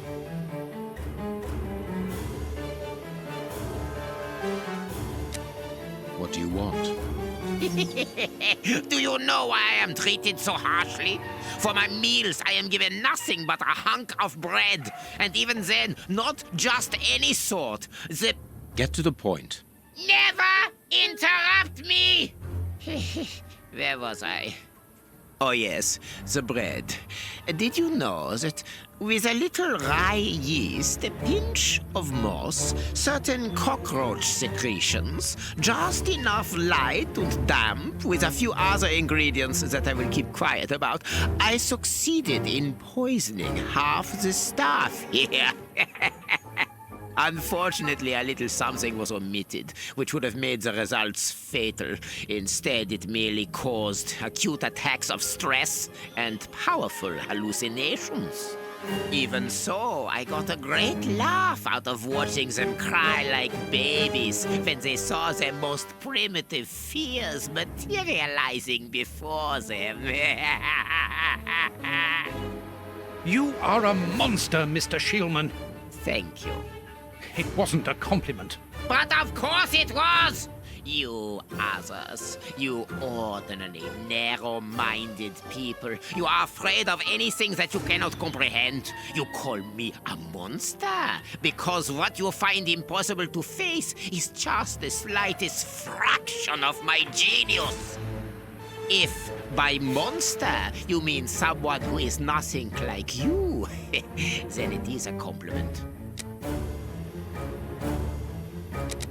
What do you need?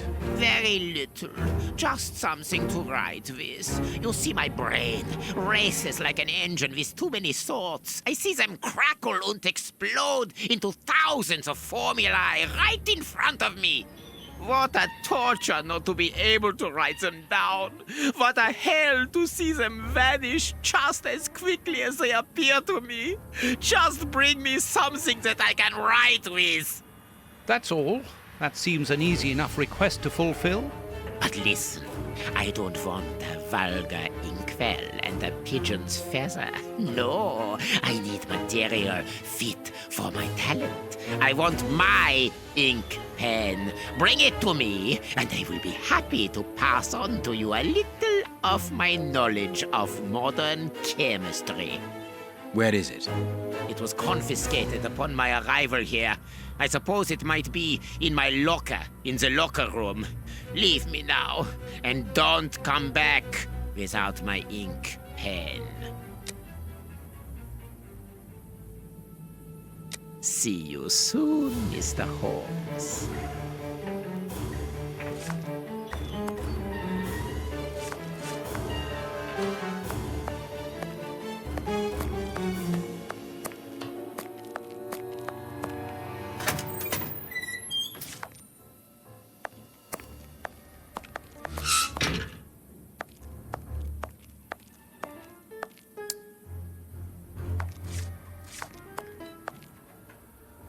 Warden Mackenzie, at your service, sir.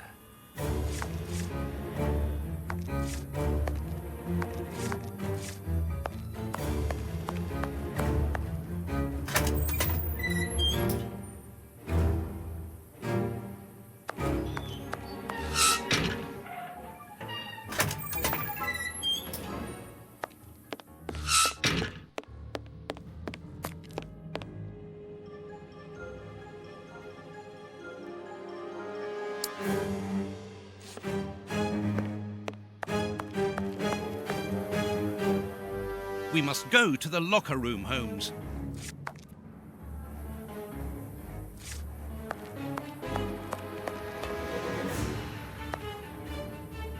Closed.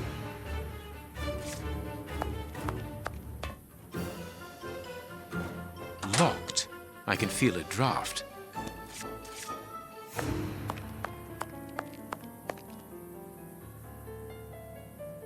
Closed. The locker room.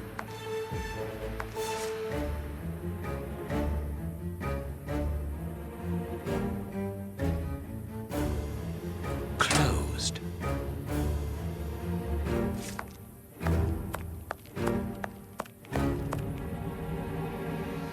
Closed.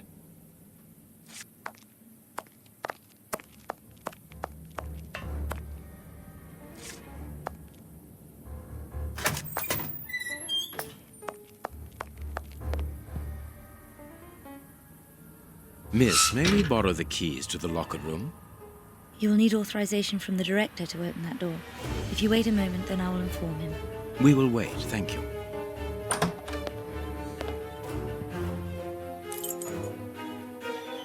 Anything new, Mr. Holmes? Is your investigation advancing? Mr. Holmes, have you been able to get what you wanted from our lodger?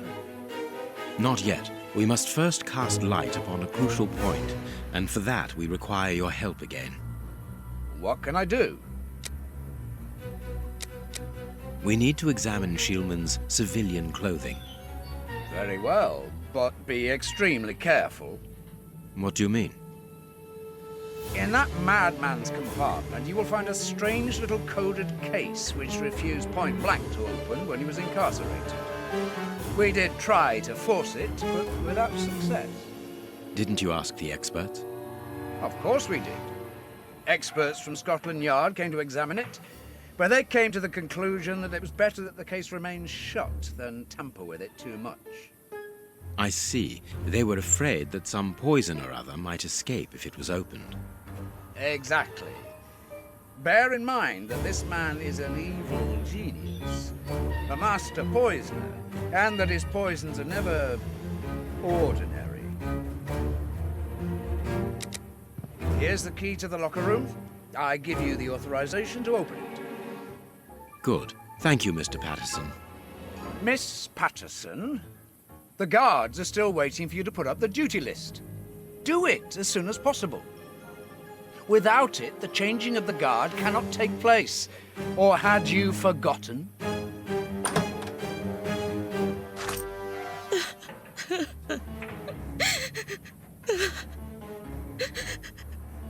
Dry your tears, miss. I'm certain that your father didn't mean to hurt you. Mr. Watson, I can't put up the duty list. And when he finds out, he'll be furious. Why can't you? It's in my locker, in the cloakroom, and I've lost the key. Your aunt. Say no more, Holmes. As you keep repeating, time is against us. Let's go and look at the things in the rat killer's locker.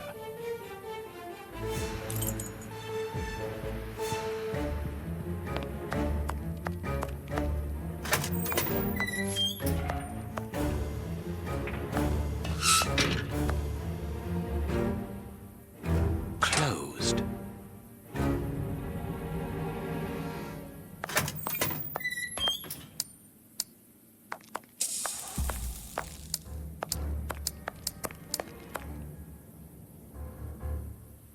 Here is the locker of our friend, Hans, the mad scientist.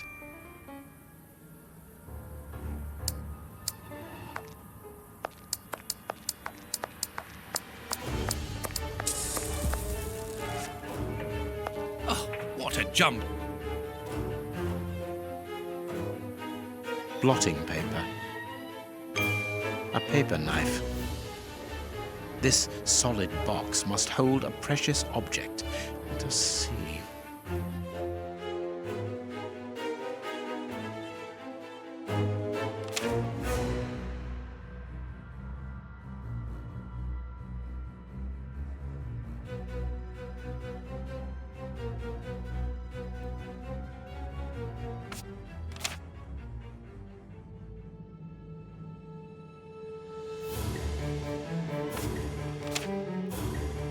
Blotting paper.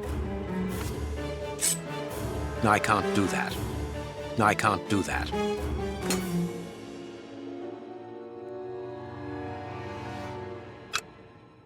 Nothing of interest here. Nothing of interest here. Nothing of interest here.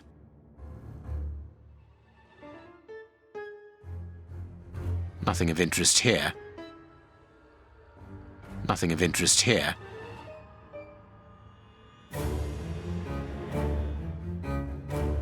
Nothing of interest.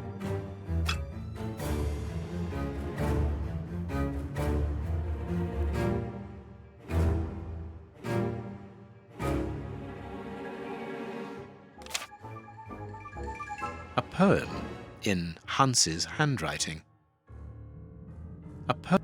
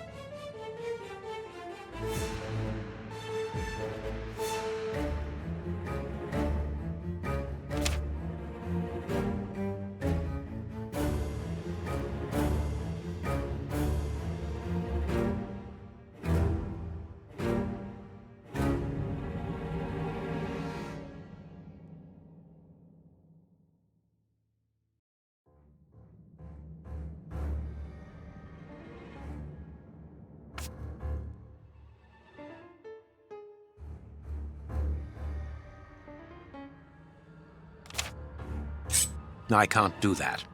I can't do that. Nothing of interest here. There is something interesting here.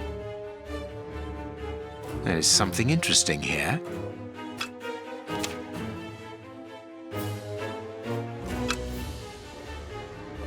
There is something interesting here. There is something interesting here.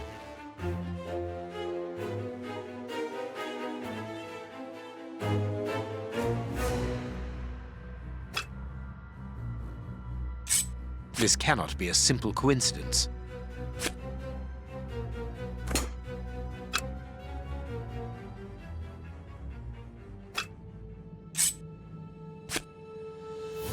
I can't do that. Blotting. Nothing of interest. Nothing of interest. Nothing of interest here. Nothing of interest. Nothing of interest. Nothing.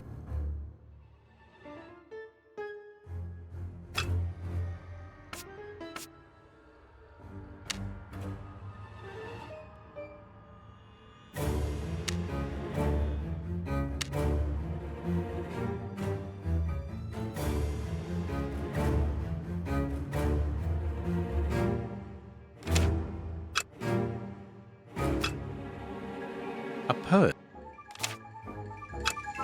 There is something interesting here. There is some.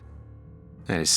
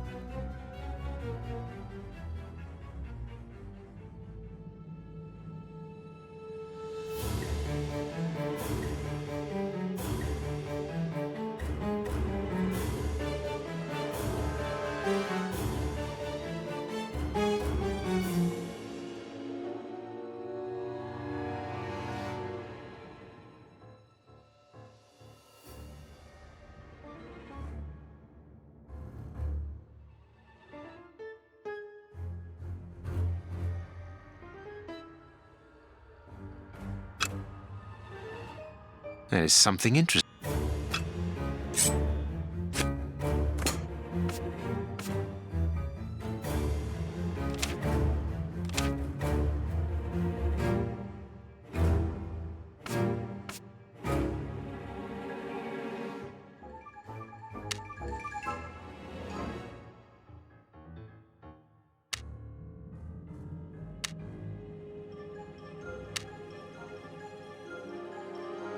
Perfect.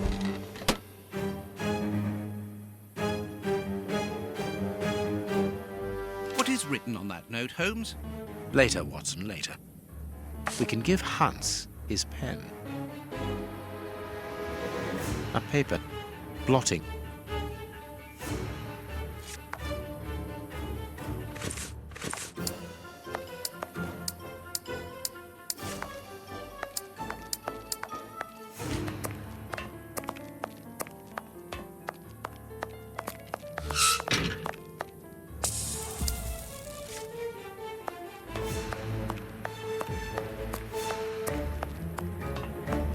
What a bunch of incompetents. Oh, if I was as unprofessional as that, there would be murderers running all over the town. What's the matter? Are you a patient of Dr. Watson? Very amusing. I was going on about the dry cleaners in Westgate Street. They've just delivered my ceremonial uniform in the middle of my duty, when I've told them 1,000 times not to bring it until after 6 in the evening. A ceremonial uniform? You've been promoted? No, and that's not about to happen. No, I've been invited to a wedding. I mean, I hope to be. I'm in trouble. If the director sees that I've left my post, I'll be sacked without pay. Give it to me, Warden Brighton. I'll take care of it for you. Really? Thanks a lot. Here's the key to the cloakroom and that of my locker. I'm really grateful, Mr. Holmes. What have you got in mind, Holmes? You're not doing this out of kindness, are you? No, out of curiosity. We will be able to access the cloakroom with these keys.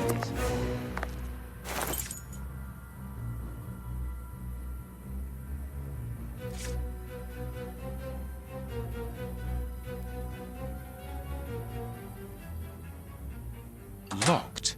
I can feel a drop.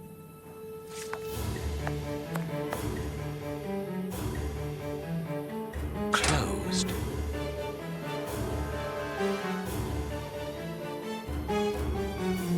Closed.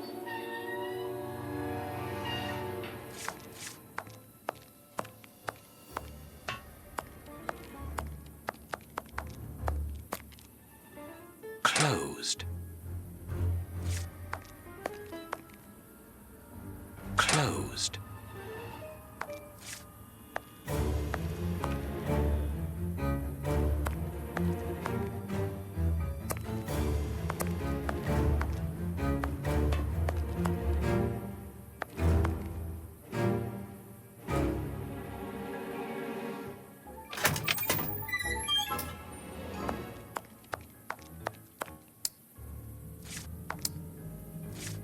Here is Brighton's locker.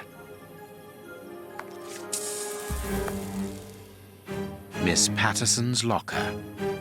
Closed.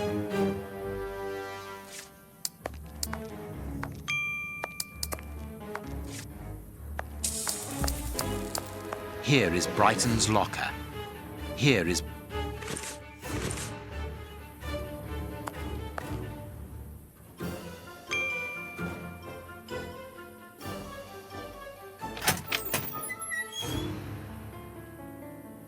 bicarbonate of soda. Brighton must have an upset stomach, caused by stress without a doubt. I need something. The name on the key is Jenny Patterson. That is interesting.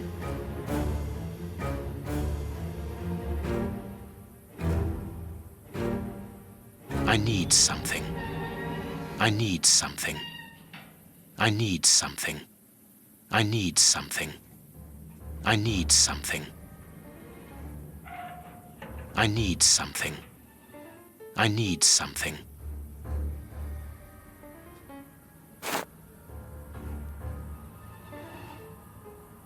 Bicarbonate.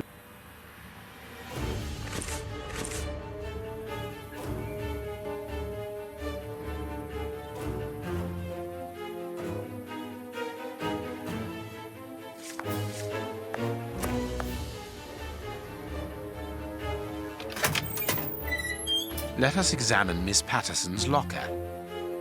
The lock on this box is rather sophisticated. Incredible. Is Jenny hiding something?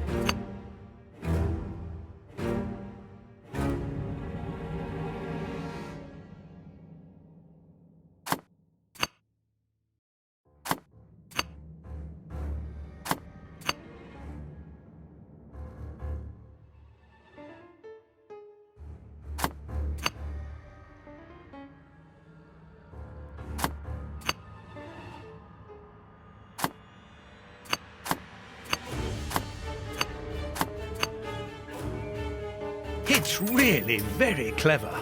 Little Jenny is astonishing.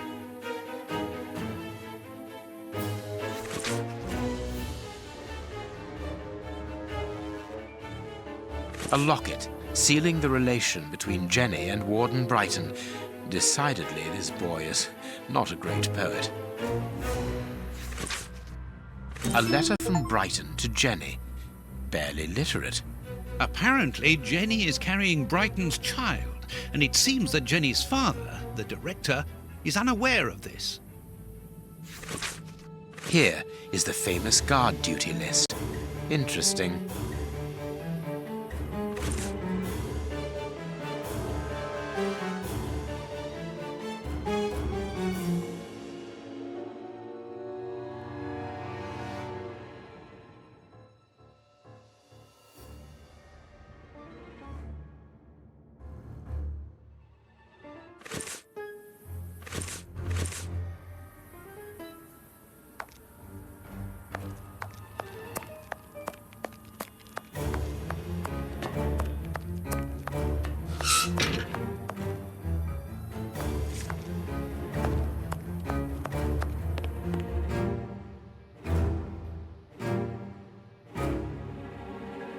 This information...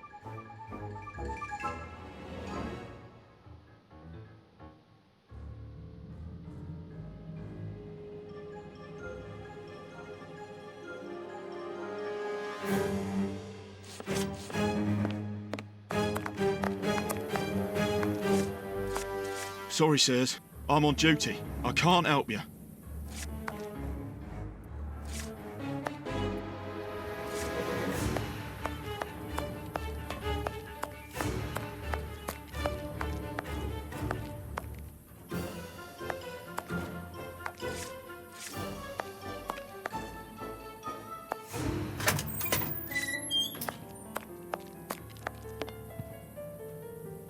We have found the guard duty cards, miss. If you like, I can go and discreetly give them to the guards. Oh, thank you. You've got me out of a lot of trouble, Mr. Holmes.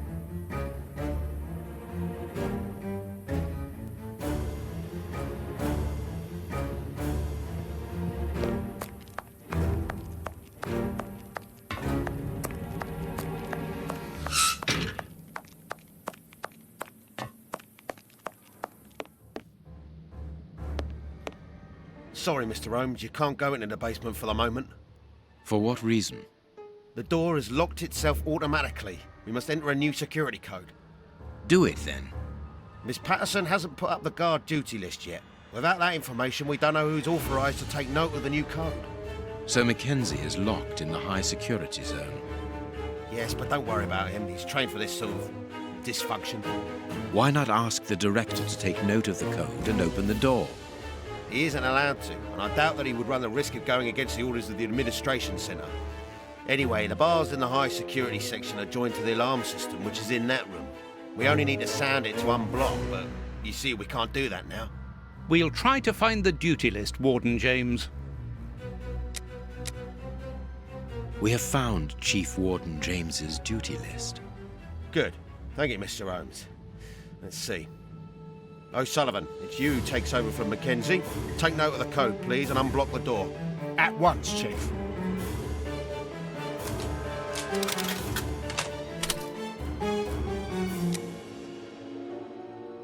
Ah, Mr. Holmes, could I ask you for a favour? Please do. I think I can say on behalf of all the staff that we would be honoured if you would care to write something in our guest book. With pleasure, O'Sullivan.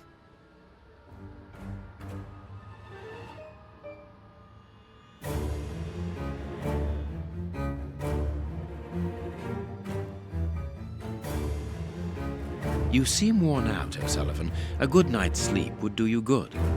A good night's sleep would do me good. You're right, Mr. Holmes. Is something worrying you? As you know, Westgate Prison will soon be demolished, and I'm spending most of my nights studying for my exam to join the police. You understand, I have to think about my future. So sleep isn't a priority at the moment. Scotland Yard is always looking for young, competent and motivated men. Would a letter of recommendation from me allow you to get some sleep? What? A letter from Mr. Sherlock Holmes recommending me for Scotland Yard? Are you quite serious? Completely serious, my young friend. May I use this writing paper? The one on your desk. 1,000 thanks, Mr. Holmes. 1,000 thanks. It is addressed to Inspector Baines, a good friend of mine. There's no need to remind you that it must be opened only by the person to whom it is addressed. Yes, of course. I'll give it to him personally. Thank you again, Mr. Holmes. At your service, Mr. Holmes.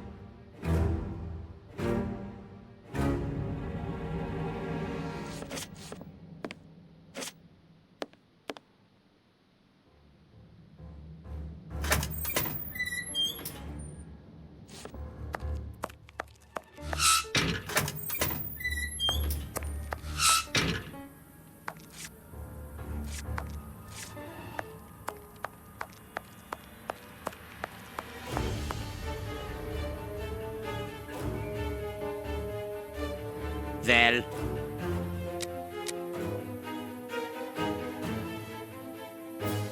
You have what you wanted, your precious pen. you seem annoyed, Mr. Holmes. I would even go so far as to say terribly worried. Why should you care, Mr. Shielman? Let's talk about that poison. I am not talking about you in the grip of natural emotions found in ordinary people who are confronted by the inexplicable.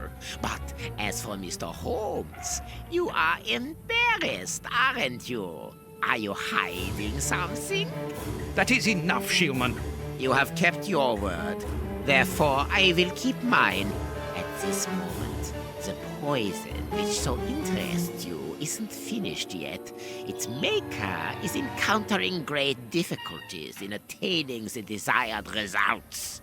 What is the end result? Now, Mr. Holmes, the end result of any science, as Descartes once said, to become the master and owner of nature. Here we are talking about human nature, of course. And the creator's problem isn't so much the mixture as the durability of his creation. What do you mean? You see, this poison was made using rare but very volatile short-living compounds, which means that it is only possible to produce small quantities, which most importantly do not keep for a long time. Conceiving such a product in a laboratory especially built for the purpose could be achieved by any good chemist. But recopying this alchemy on another scale and keeping it ready at any moment, observing the particular conservation and storing conditions that a substance of this type requires, well, that would need a genius. I doubt if the creator of this mixture would be capable. And you would be, of course. Of course. Luckily, you are going to spend the rest of your life in prison. Luck is cyclical. It always comes around again, sooner or later. As far as I am concerned, I have the feeling that the cycle is going to be very short.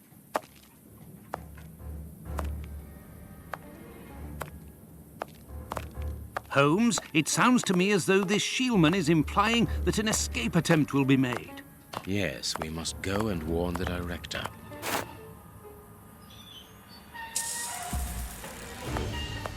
At your service, Mr. Holmes.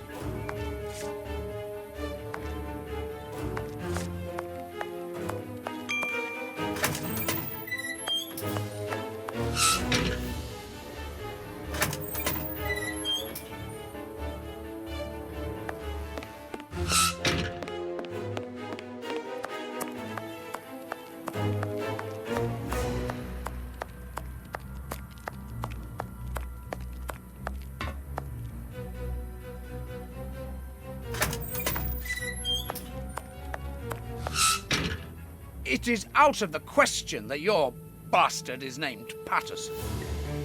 Very well. You refuse to reveal the father to me. Well, then go and join him. I'm not stopping you. I can't. Director, you will have to postpone this small family reunion. We believe that a serious scheme is afoot. We must act without delay. You're not thinking of... Yes. Shieldman's words leave no room for doubt. It seems that he is planning an escape attempt. We strongly advise you to search his cell. Do you really believe that he's hiding something? Because I must make an official report and have a legitimate reason for doing a search. Director, if this prison is still in operation, it is solely because of its reputation. Think of the consequences of an escape. It would be closed at once. And what post do you imagine would be offered to the person deemed responsible? You're right. No one will escape from Westgate under Patterson. I will order an immediate search of Mr. Shieldman's cell. Chief Warden James reporting. The search of prisoner Hans Shieldman's cell has been carried out. No suspicious items were found. Thank you, Chief James. I feel better now. Without wishing to offend you, Mr. Holmes, I am glad that you were mistaken. If I'm not mistaken, we've nothing more to do here. Shall we go, Holmes? There's just one more thing for me to see, Watson. What's that? Mr. Holmes, sorry to interrupt you, but Miss Jenny wishes to see you alone. She's waiting for you in her office. This, Watson. How did you know? Wait for me in the guard's room. I won't be long.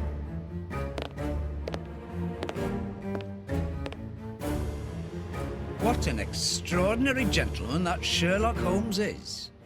You must have had lots of adventures with him. Oh, yes, dozens. Thought he was infallible, but there wasn't anything out of the way in the rat killer's cell. Could he have been mistaken? I must admit... Warden Brighton, in my office immediately. That's an order. The director seems furious. Yes, it must be important for him to order Brighton to leave his post. I wouldn't want to be in his shoes.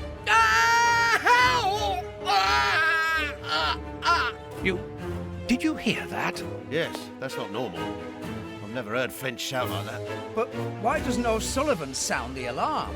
Follow me, Mackenzie. Let's go and have a look. I'll come with you. No, Dr. Watson, you're not allowed in. Wait for me here. Very well.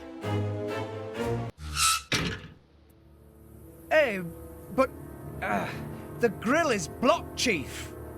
We've been locked in. And that smoke, it's coming from below. O'Sullivan! Can you hear us? Sully, are you alive? Answer us, Sully. What's going on? Can I help you? Sound the alarm in the guard's room. That should unblock the door. Be quick. O'Sullivan might be in danger. It doesn't work. Hey, what are you waiting for to sound the alarm, Doctor? It's impossible. It's been damaged. I'll run and warn the director. No, Doctor. Our priority is to save O'Sullivan. Go ahead through the visitors' corridor and see if he answers your call. Very well. Take the keys. They're in our room.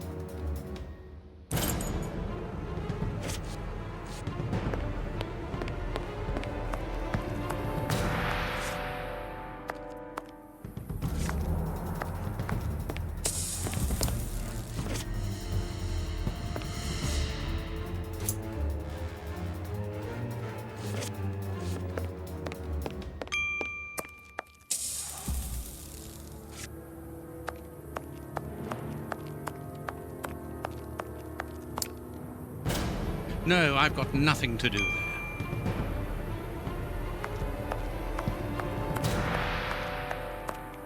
The door is locked, and I can hear shouting and crying.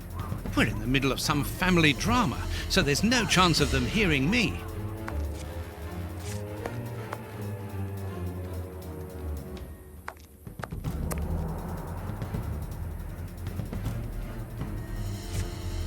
The door is... No, I've got nothing to do there. No, I've... No. No. No. No.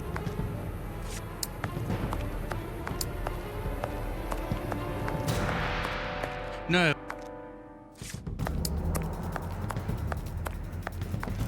No.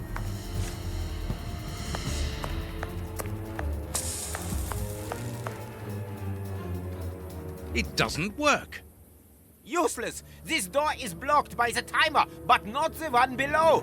Give me the keys, quickly!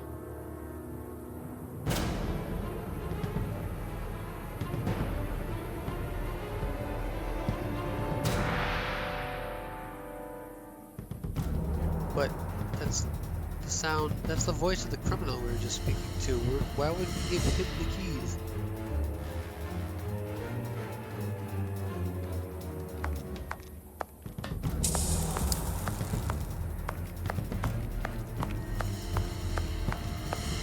No, I've got nothing to do there.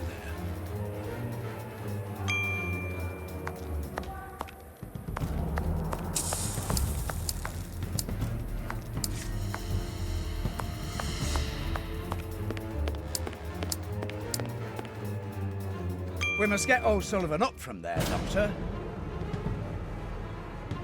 It doesn't.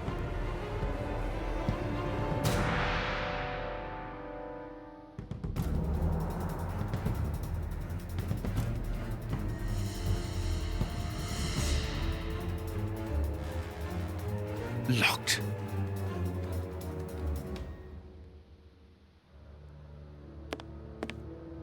Quick, Dr. Watson. Sully might be in danger.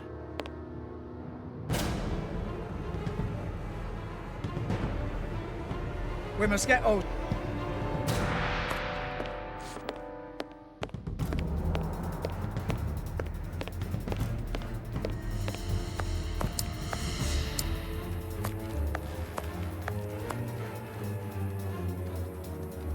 Okay, well I guess it's time for us to let the prisoner out just like you wanted.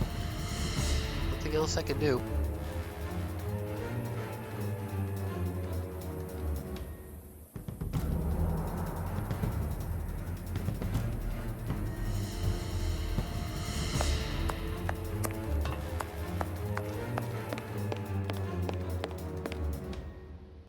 Locked.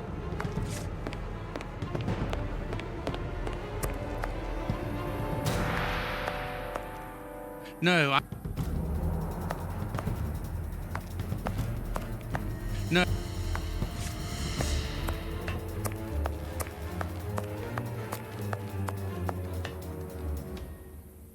It doesn't work.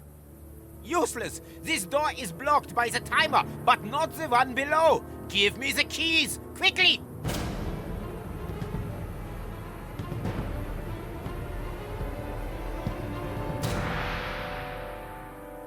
I've got the keys, Doctor. Thank you.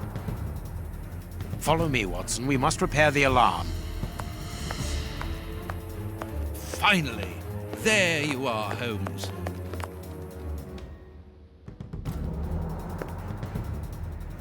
I'm going to turn on the system. Watson, you make sure of the contact. I hope that this isn't dangerous.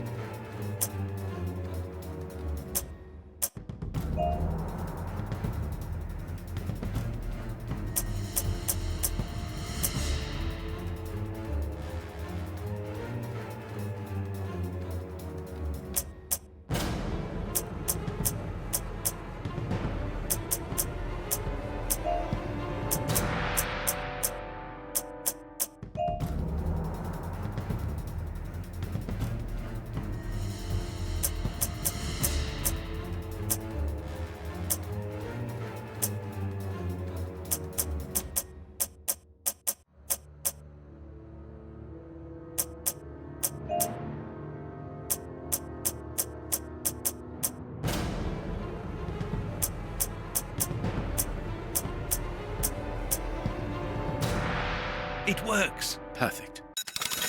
It's open. Let's go down. Be careful. From what your colleague said, the flints are out. We are trained for this sort of situation. And we're armed.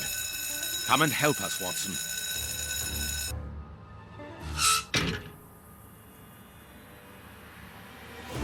Everything is back to normal. Thank you for your help, gentlemen. It was a pleasure. But where is O'Sullivan? He's no longer here. He must have gone out through the visitor's entrance. Yes, and he must be pleased to have gotten out of the basement. Good. We must now check all the cells. It's the procedure in case of an alarm. We'll come and help you. You are evidently fond of wasting time, my dear fellow. Rejoin me at the reception when you've finished.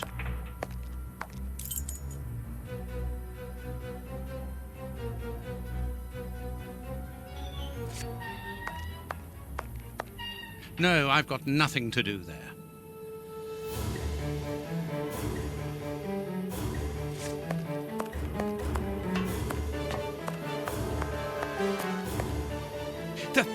The grate is open. This is alarming. He's fine where he is, under the cover, still. How can he sleep with all this noise? I'll admit it's not normal. Perhaps the smoke has poisoned him. I had better take a look. Be careful, Doctor. He is dangerous.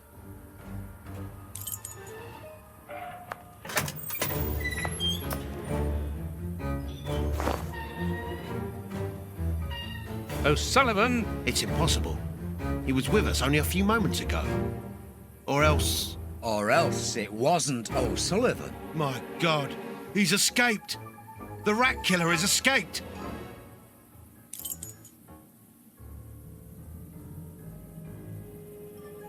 Holmes, Dr. Watson, this is the second time in the series that I've seen you let in or let out a criminal.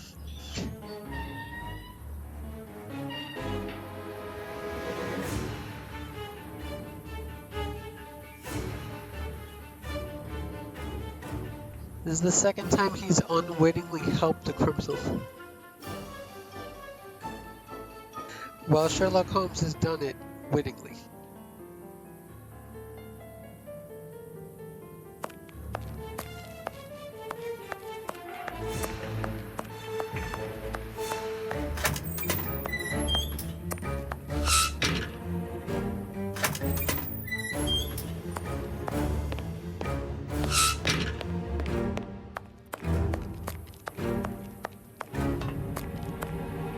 I must warn Holmes.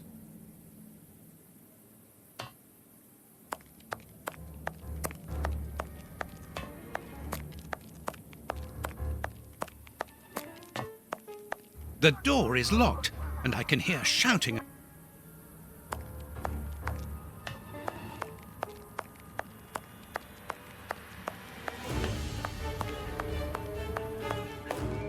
Ah, Holmes, there you are.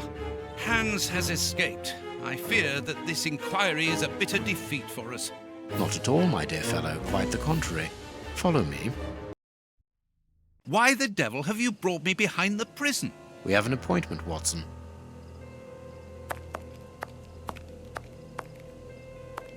Look who is waiting for us. Shielman! I'll go back and alert the guards. Calm down. He's harmless. But what is he doing here? Why hasn't he run away? Because I asked him not to. Are you telling me that you helped him to escape? Quite so, as he wouldn't have been able to do so alone. But how? And why? He's a dangerous madman. Holmes, you've made me an accomplice in this escape. You owe me some explanation. And you will have them. But my priority for the moment is to remove our new friend to a safe place. I won't be long, but I must go alone. I'll rejoin you later. Just give me your next destination. Very well. I suppose you know what you're doing. How could you doubt it? Here, take the notes. They will help you when you write up the account of our visit to Westgate. So, where do I find you?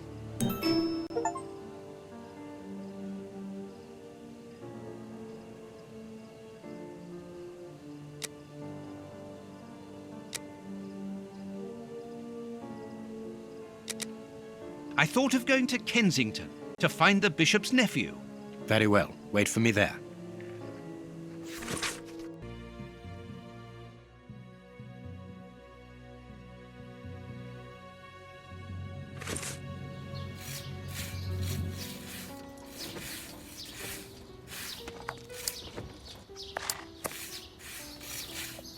Can I help you, gentlemen? How do you do, madam? We should like to see one of your lodgers, Henry Hampford. Well, he's away. And you must understand, I don't open my door to strangers, especially with all these prowlers about. That is the reason for our visit. You're the police? No, Henry is a friend of ours. He expressed his concern to us about these intruders. We're here at his request. I'm not surprised. Mr. Henry, while he might seem strange at first, is a thoughtful and kind man. He must have noticed how worried I've been. Why, just this morning some of my washing was stolen, and I'm sure it was those ones who took it. It seems like the best place to start our investigation. May we step into your garden and then perhaps look into our friend's room? I don't see anything wrong with your looking over the garden, but his room... You understand, he didn't warn me. I understand.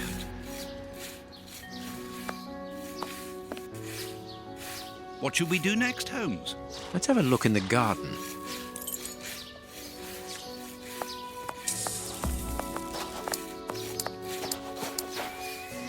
Closed.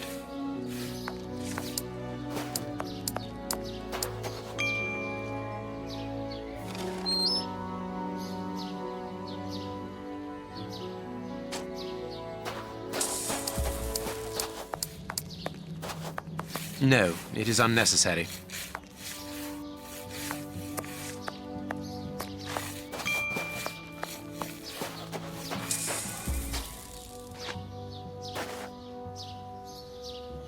Indeed, there appears to be some linen missing.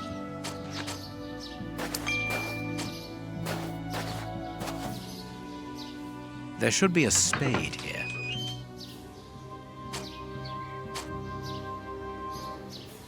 A small pickaxe. There should be a...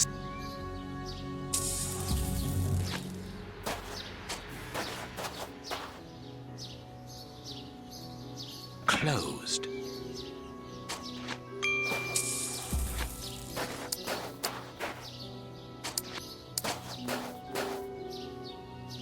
A rake. Why take it, Holmes?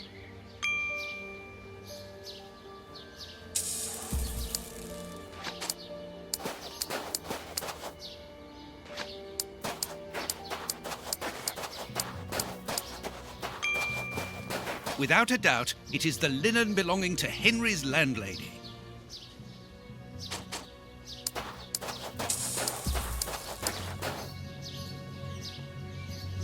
Tins of food tied to one another.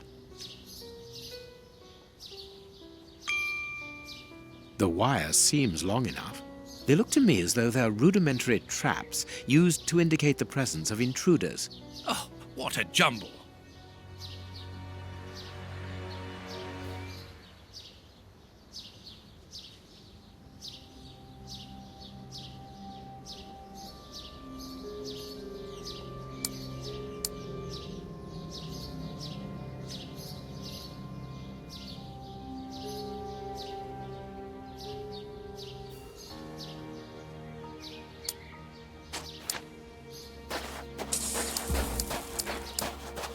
There is something interesting here. I can't do that. No. A hole was drilled a short while ago.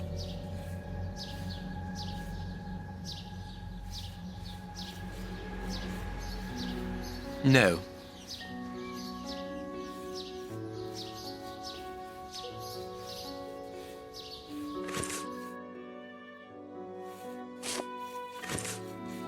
A hole was... No. Good, we can pass.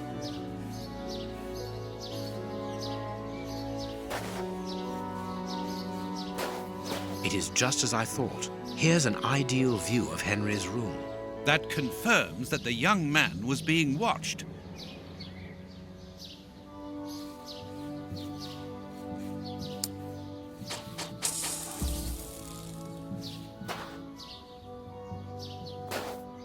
This newspaper is 4 days old. The bishop's nephew was being watched long before his uncle's murder. The remains of a small meal. Someone has stayed here rather a long time. Nothing of interest here.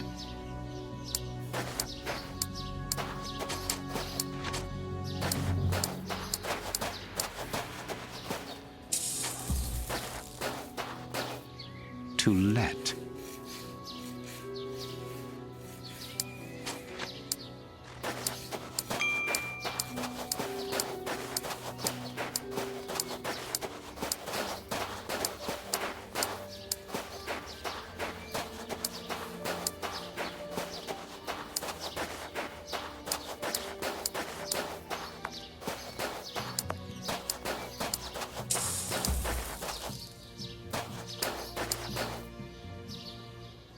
Closed.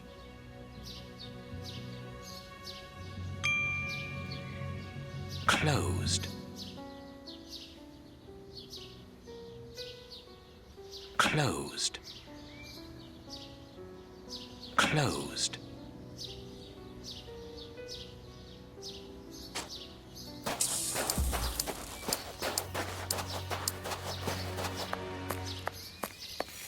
No, it is unnecessary.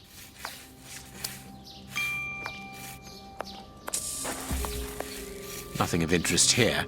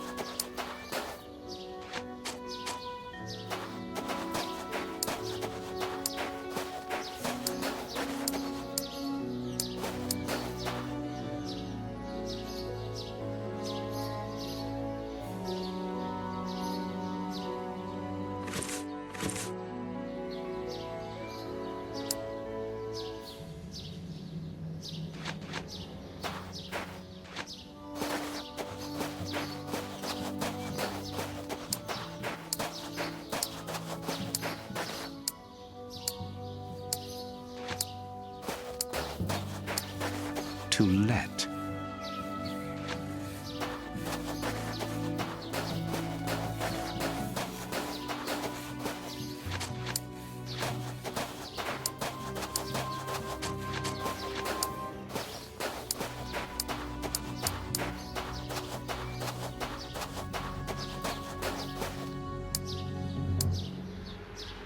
The remain.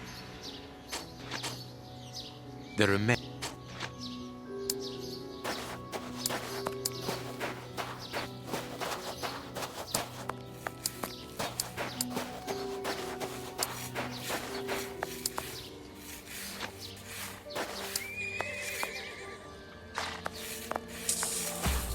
No.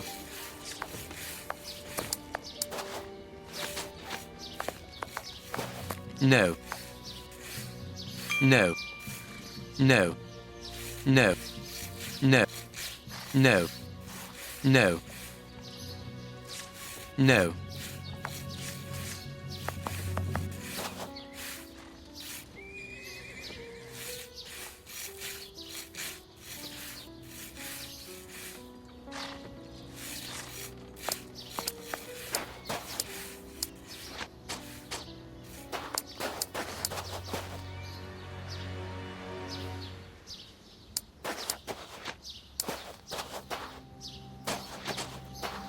This window overlooks the room belonging to the nephew of the Bishop of Knightsbridge.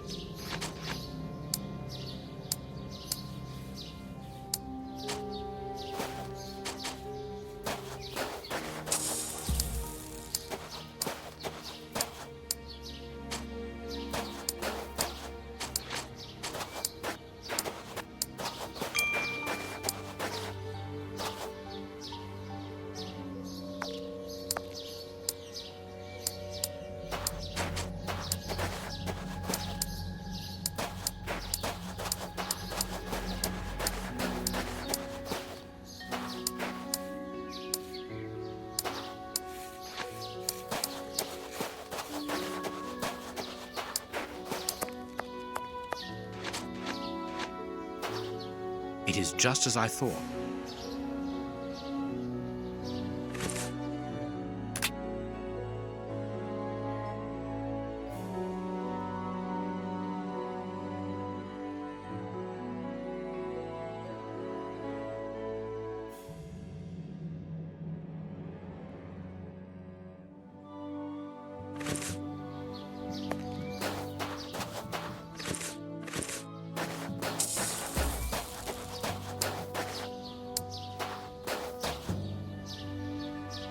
Closed.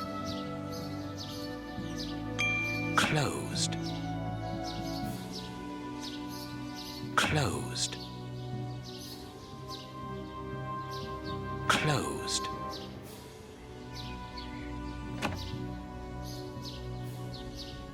Closed.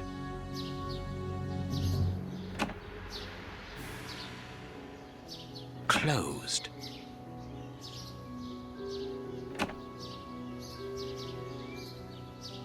Closed. Closed.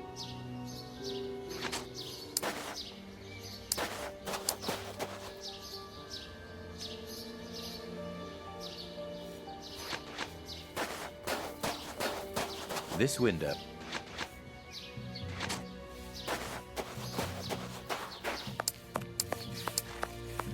No, it is unnecessary.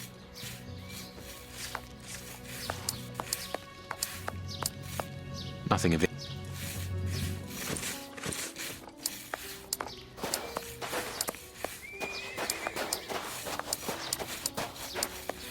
Closed.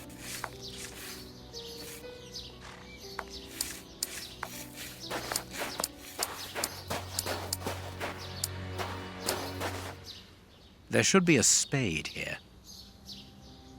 There should be... There should...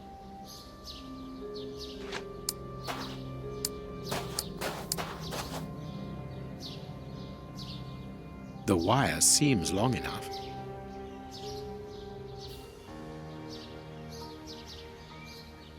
The wires...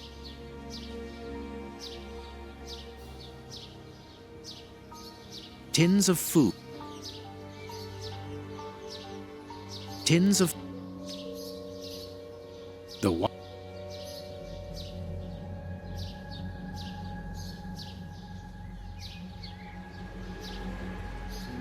The wire... The wire seems... The wire... The wire... The wire... The wire... The wire...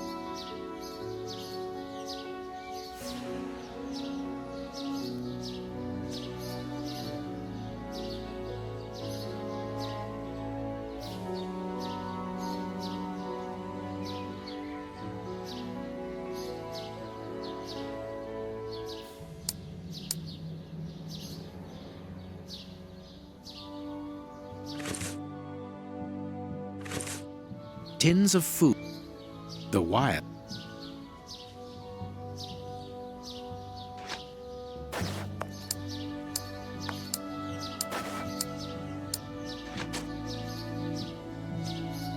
What should we do next, Holmes?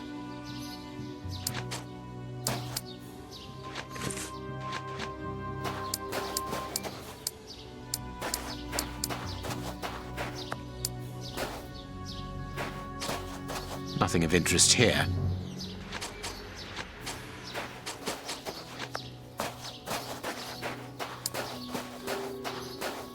To let. To let.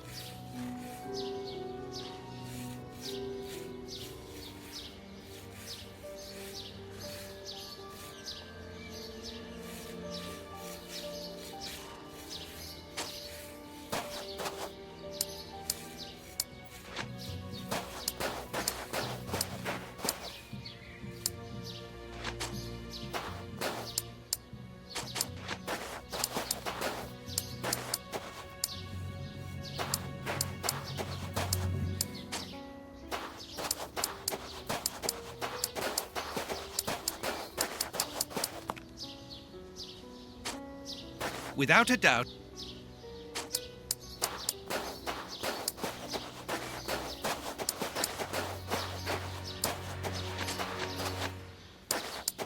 What do you think?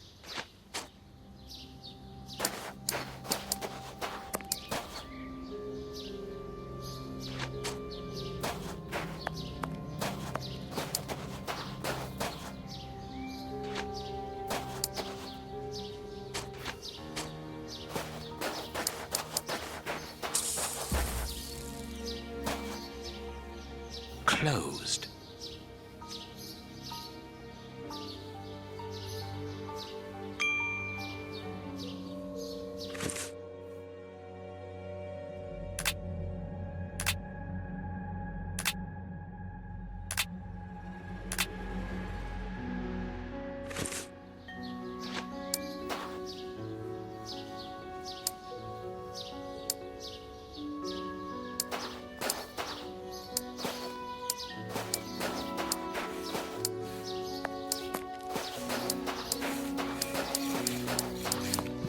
Nothing of interest.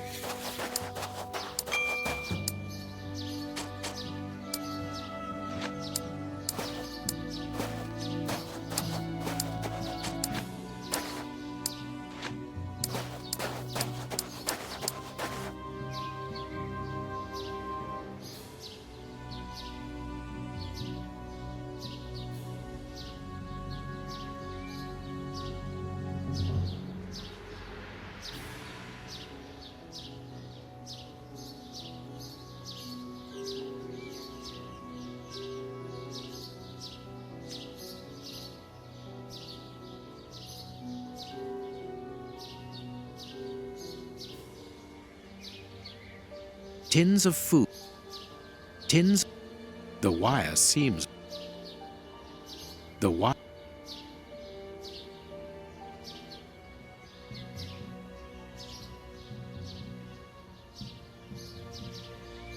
Tins of.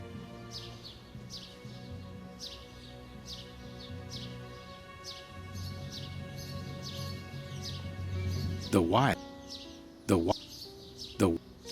The wire seems. The wire. The wire. The wire. The wire. The wire. The wire.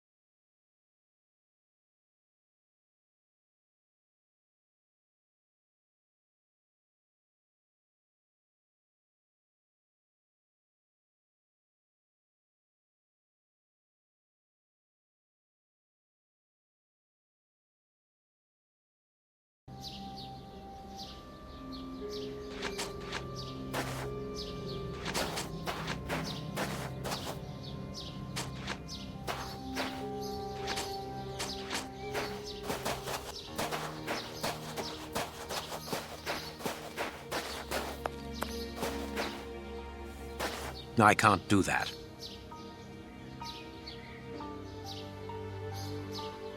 This clothing is torn. The man who stole it must have caught it on a tree when he stood upon the fence. And at the moment when he jumped, he left this jacket in the tree.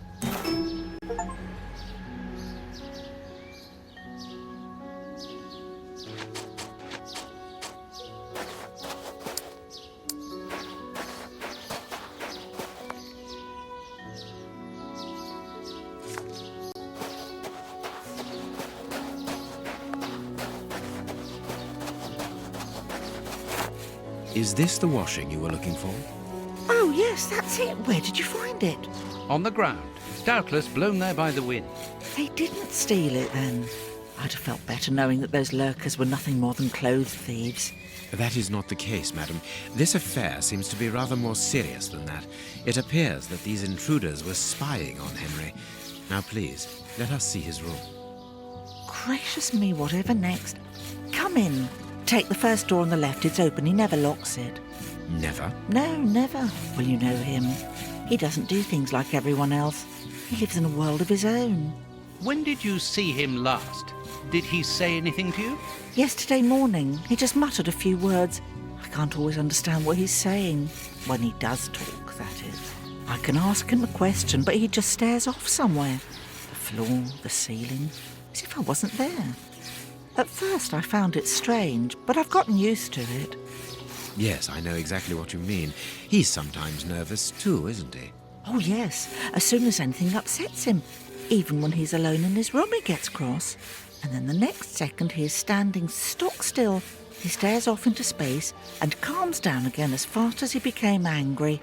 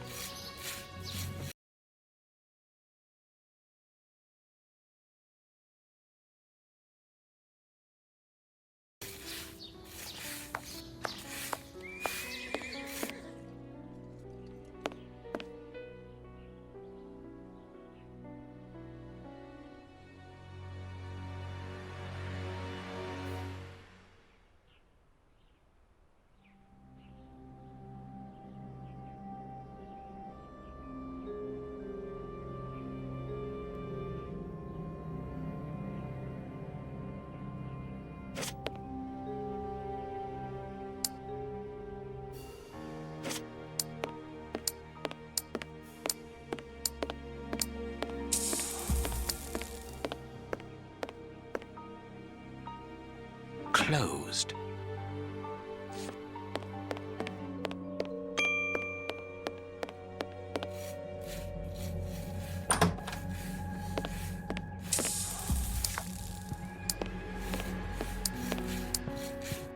There's something interesting here.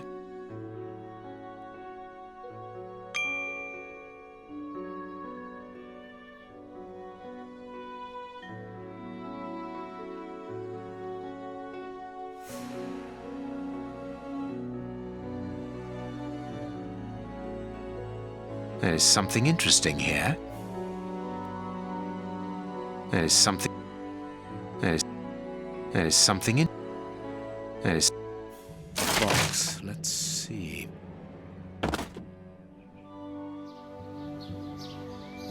I am missing some information.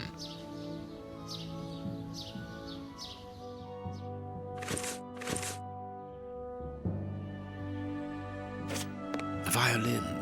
It is a lovely one, but where's its case?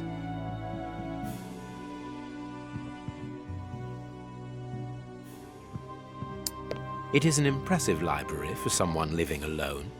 And he's read all that? Impressive. This candle is still hot. It's been used recently. During the day? Whatever for?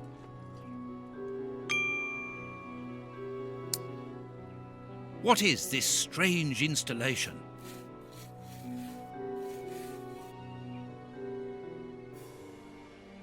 This rubbish bin was emptied, and then someone threw a torn piece of paper in it, and judging by the smell, there was also an onion. onion. Let us put these torn pieces of paper on the table. No hat, no coat.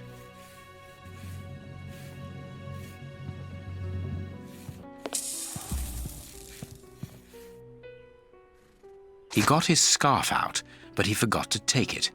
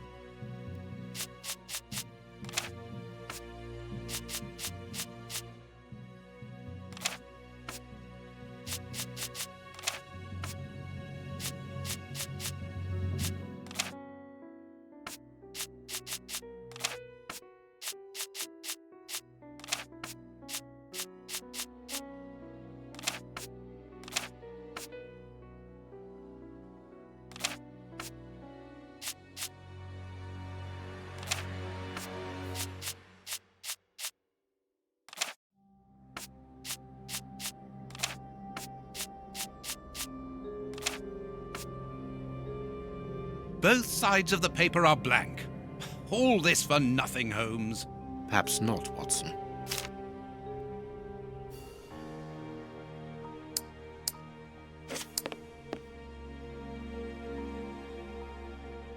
What is this strange installation?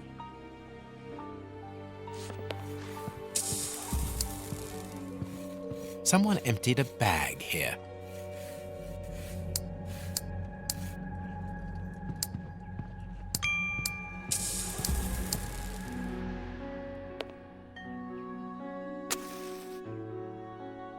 What is this?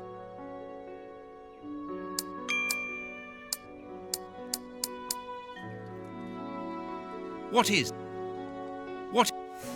is this strange installation? What is this?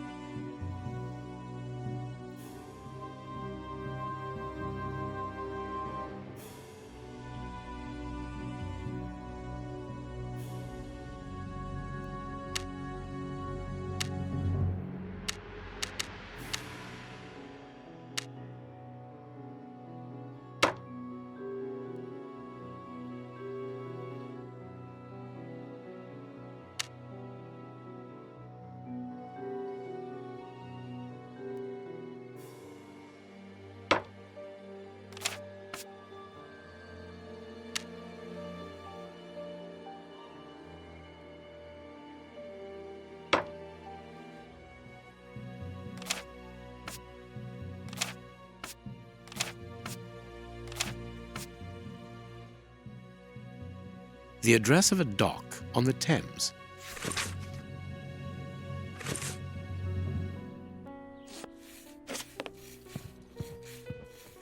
A box. I am missing.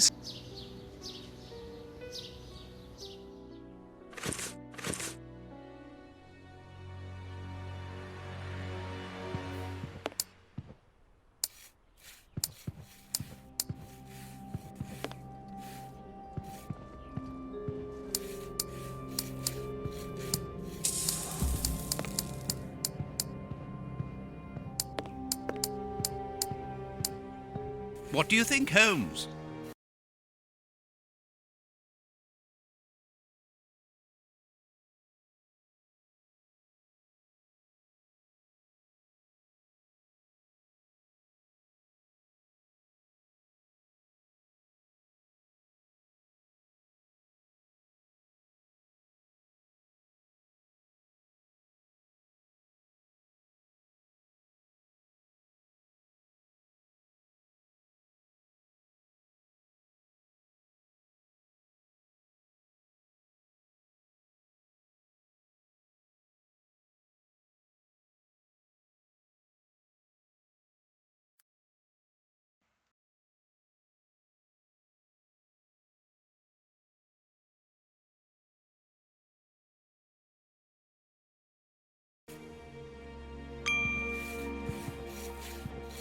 A box.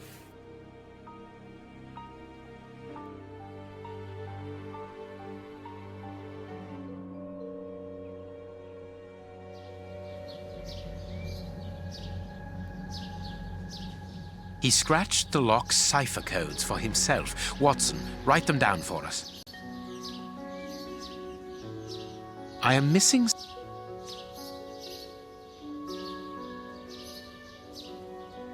I am missing... I am miss...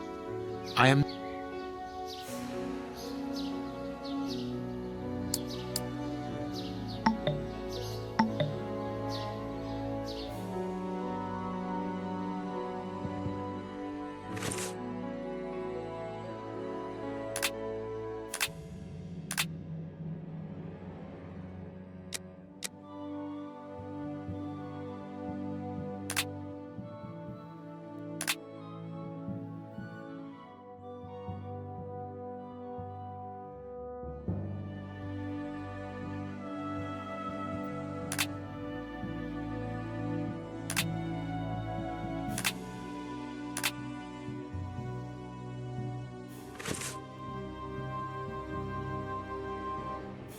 A box.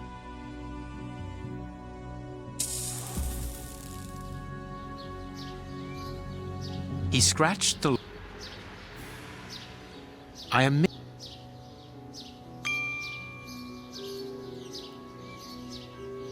It is noted.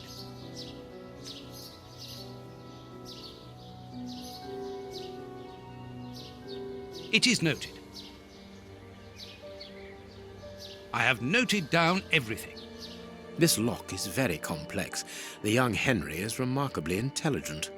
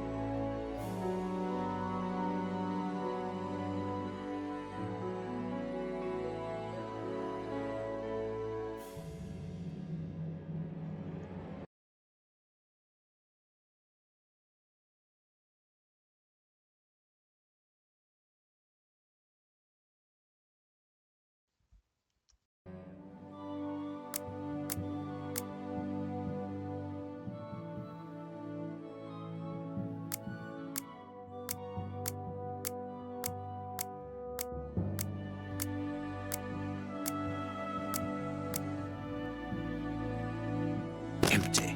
But according to the label, this box contained a Colt Patterson. It is a powerful weapon, Holmes. And judging by the receipt, it was new.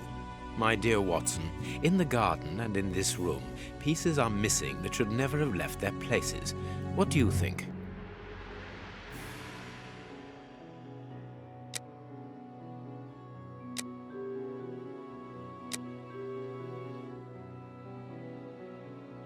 Quick, Watson, there's not a moment to lose. Go and thank that charming lady while I try to recapture our new friend. Recapture? What makes you think that he has run away? I believe that our man suffers from behavioral problems. You must have seen or heard about those poor fellows who spend their time counting the gravel stones in the garden or moving objects from one place to another hundreds of times in one day. Well, the bishop's nephew suffers from a moderate form of this condition. Nothing would be more disturbing to him than to leave a personal space in such chaos, and yet this is what he has done with this room. For it to reach such a state of neglect can only indicate that he was in a most desperate situation. And do you think that you can catch him? Yes. The candle here is still warm, so he left only a few minutes before our arrival. But it is the missing violin case and the large pistol which concern me. We know that he is quick-tempered and volatile.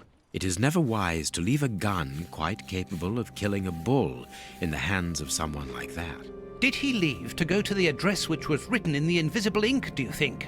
Undoubtedly, Watson. And as for the missing spade, I can tell you that it will be used for digging. Are you ever going to stop delaying me with endless questions? So, gentlemen, have you found anything? We have learned enough to promise you that they will not return. That makes me feel better. Thank you, gentlemen. We are going to pay a visit to that mysterious address, Watson. But first, we must detour to Lambeth. Lambeth? What are we going to do there? Pick up an old friend. He will be a precious help in our locating Mr. Hampford. Good. And who is this friend? A friend who helped us in the case you so romantically titled The Sign of the Four.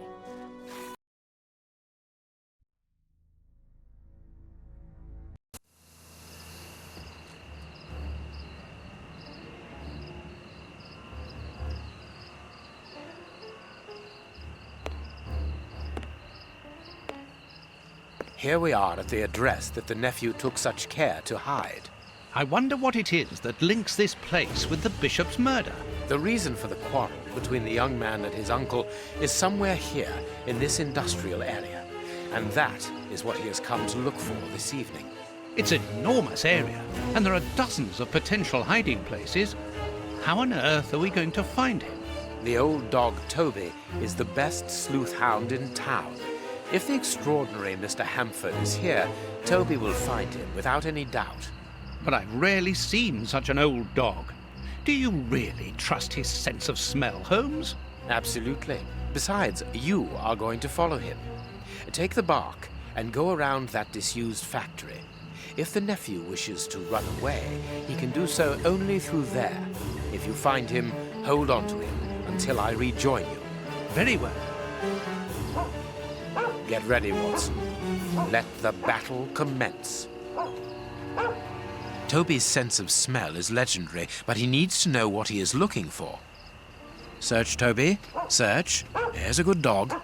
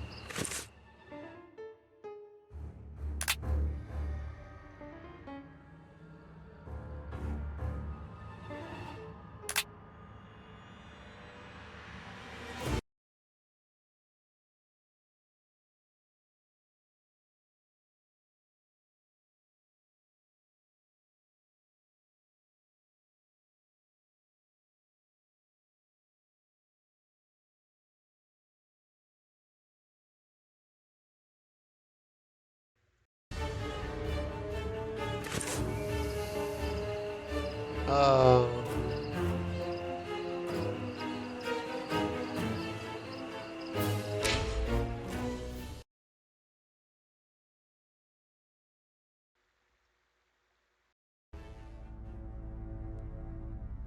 The walkthrough says, "So you are now what you have always wanted to be, a dog."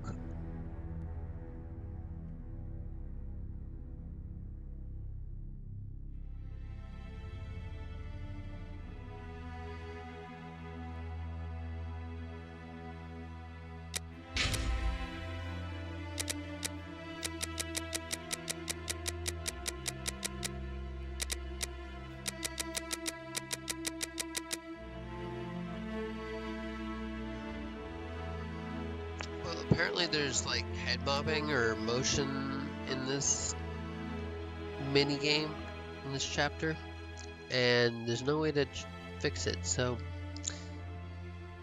here's a warning. Here's a preface for this chapter. If skip it, I'll let you know when it's ready.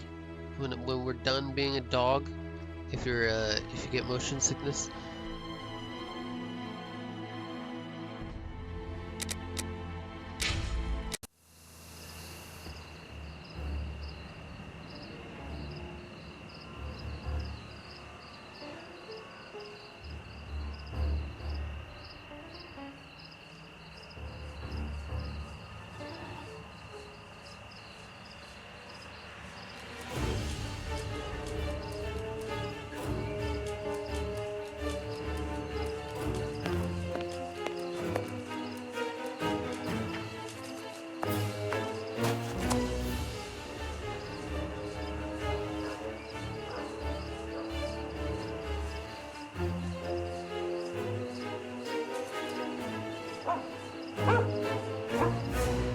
Toby, you have found his trail.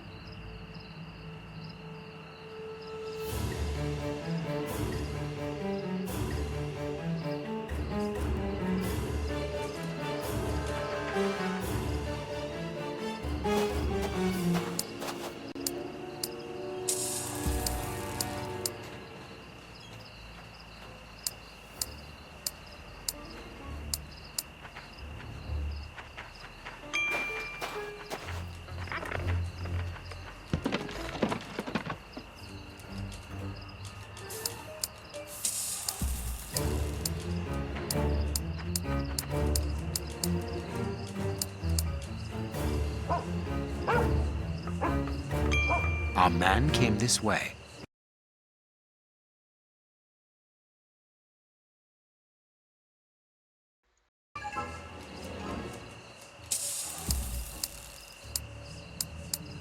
Nothing of interest here.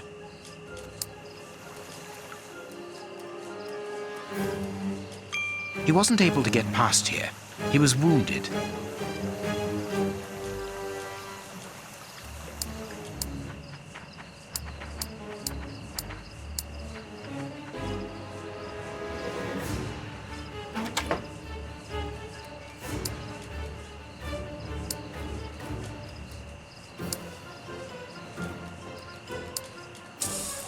The lever is stuck.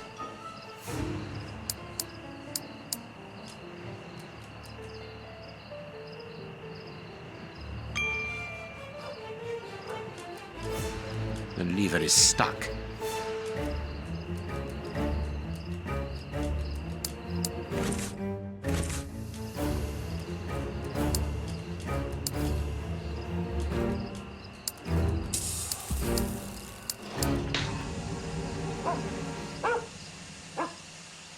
Our man came this way.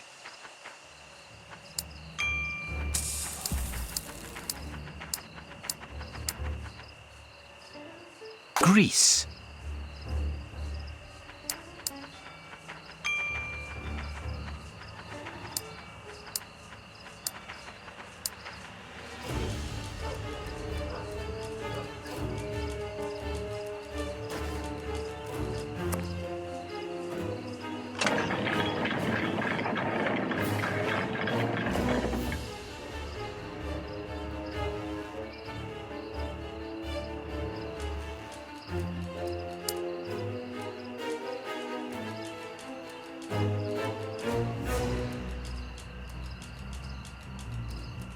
closed.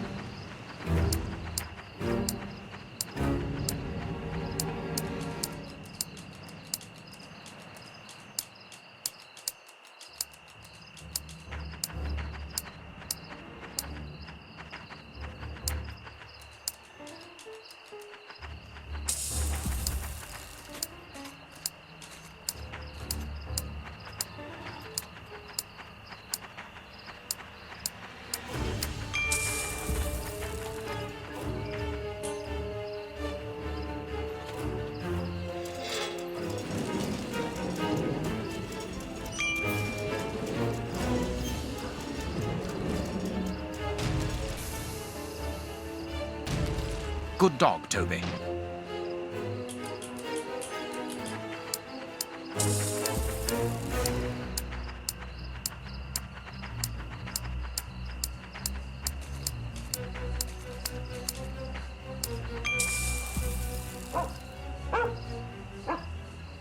He left by this door.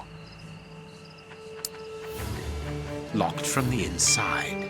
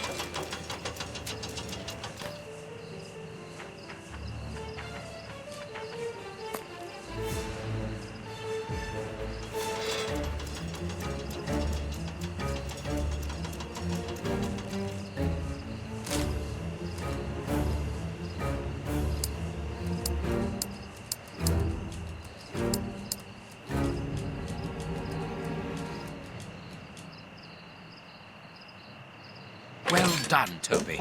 You are a true detective.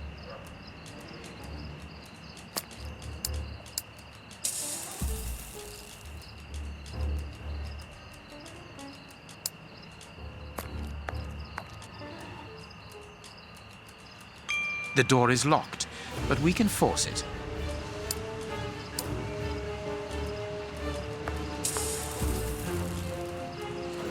Some ice picks are missing.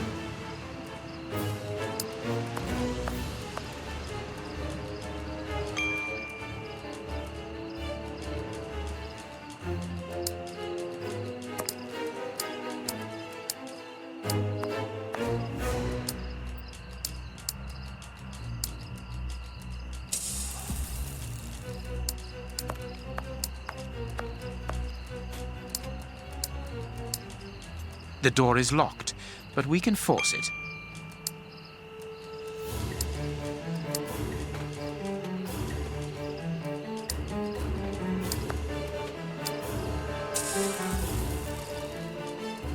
He used ice picks to climb through the window.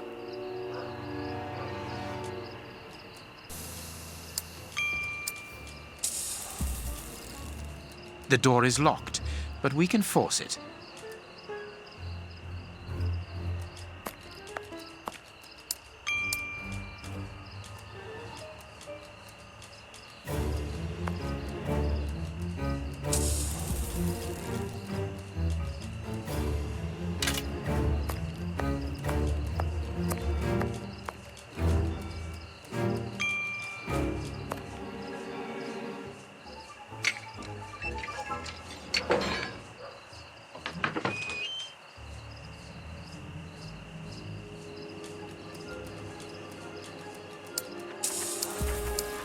He took the gaff here and cut a piece of fire hose.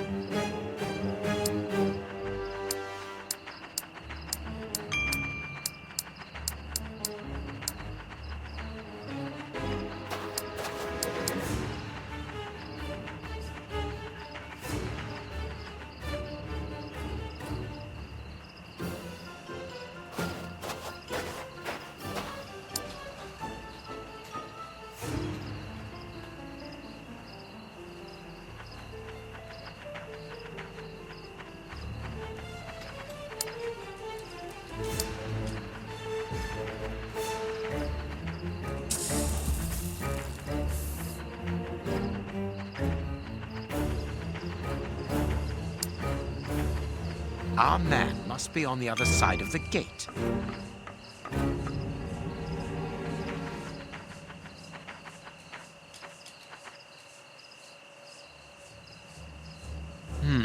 It would be better not to go down there.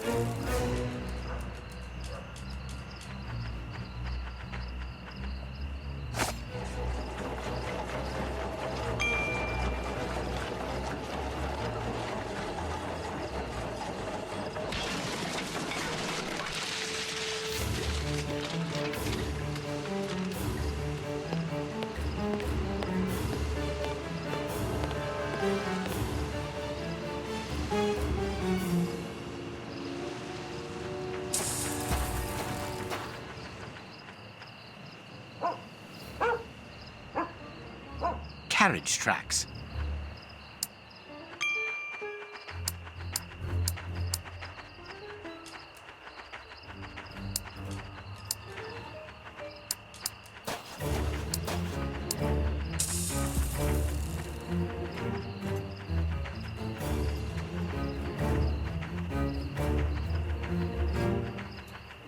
Locked from the inside.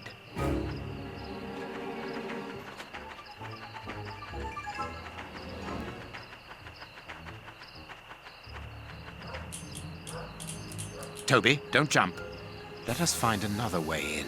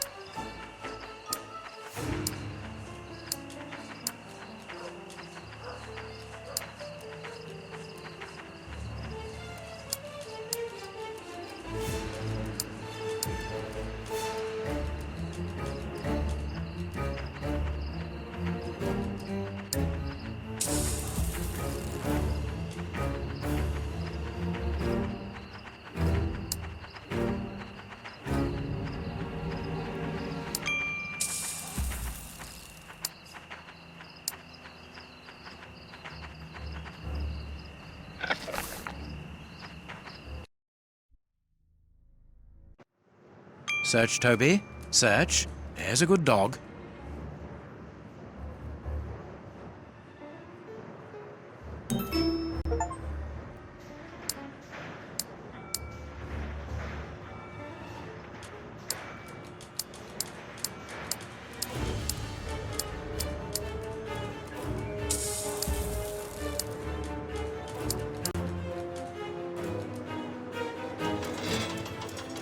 Now I can go down.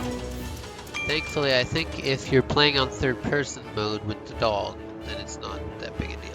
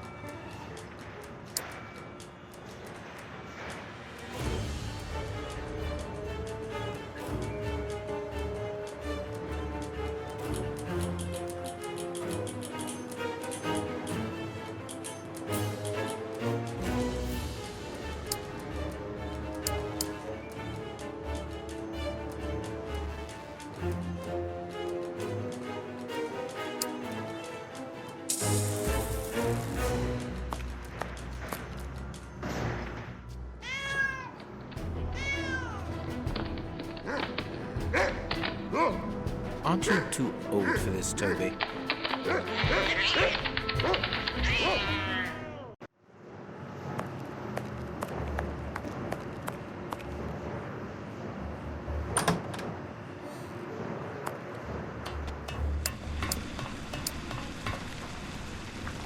We are now back in control of Sherlock Holmes.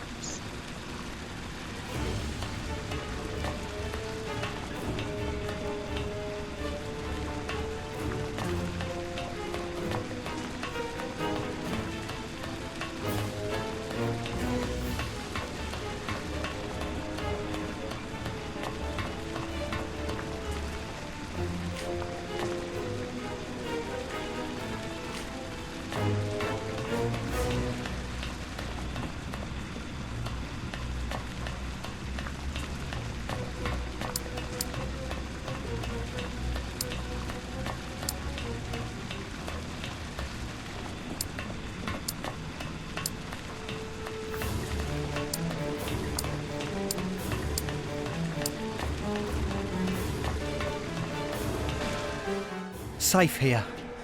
Safe. Whew. Ah! Don't be afraid. But keep calm. It's you. Stay away. I want to talk to you. Don't be hysterical. Drop your gun. I don't trust you. You're out to get me. Don't come any closer.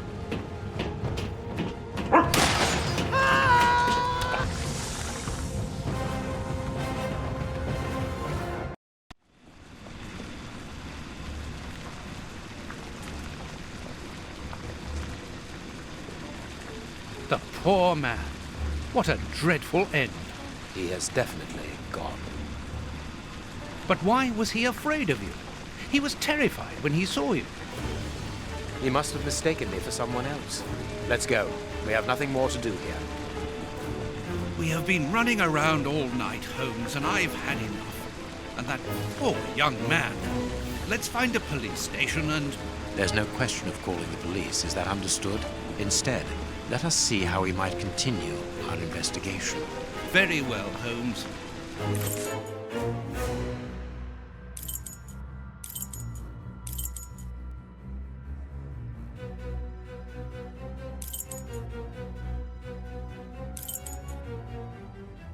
No, it is unnecessary.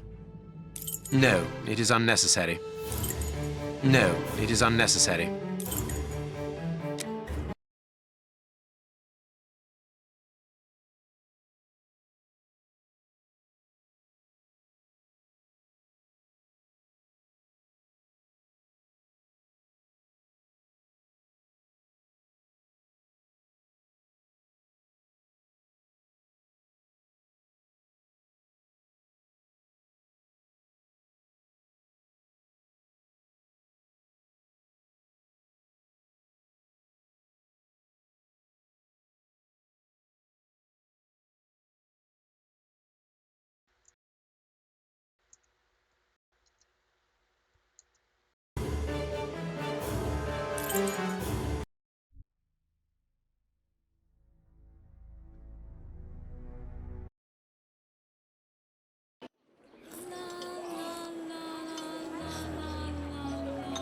Here we are in the heart of Whitechapel.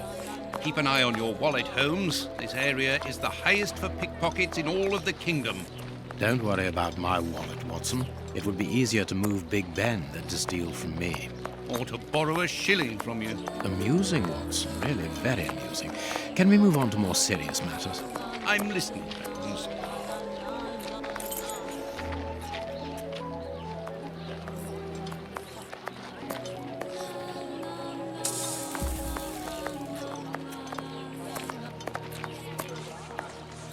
Whitechapel Street. We are in one of the main areas in the district.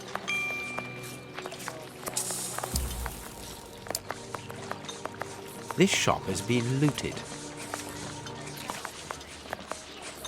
You ain't from round here. You shouldn't stay here. It ain't healthy.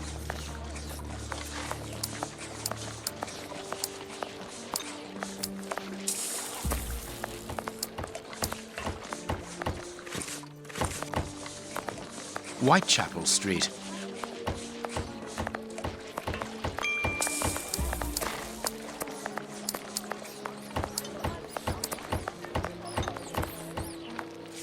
Whitechapel.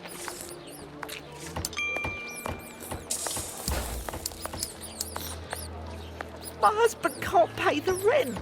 We've got nowhere to go.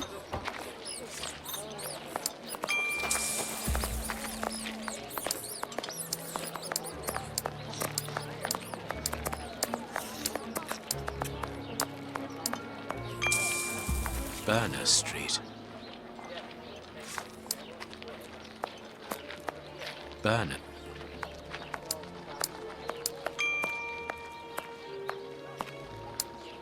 You're the police. Then do something. People are dying of hunger here.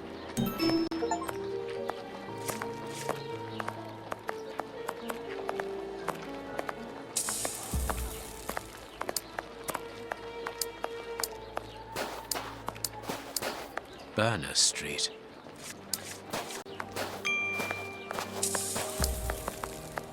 Berners.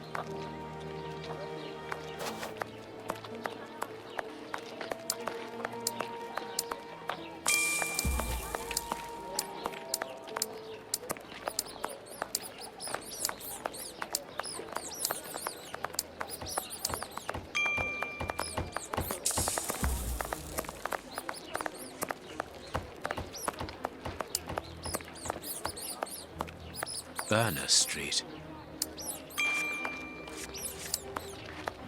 Another shop that has closed down.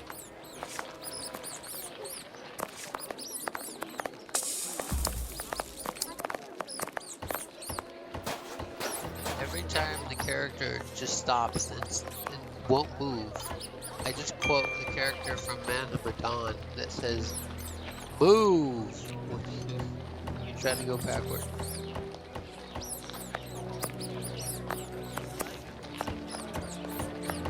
Misery is a terrible thing. Berners Street.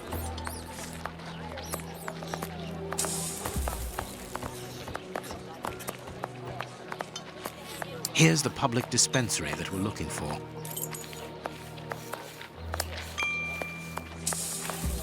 A circulating soup kitchen.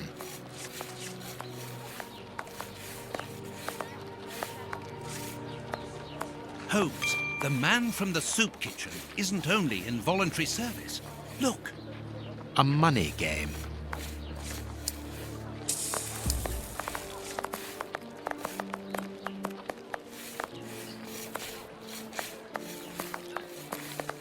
White.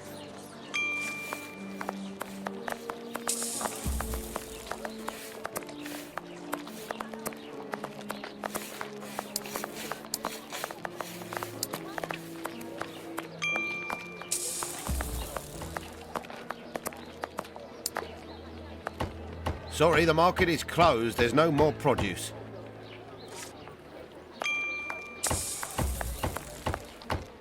It's the last bread shop open in the area.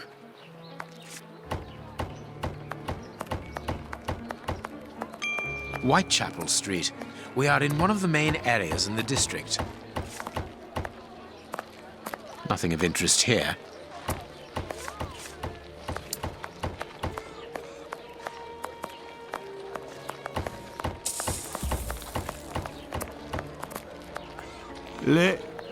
Leave me alone.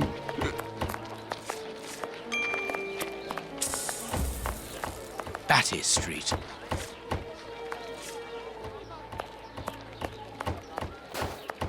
Batty Street. Batty Street.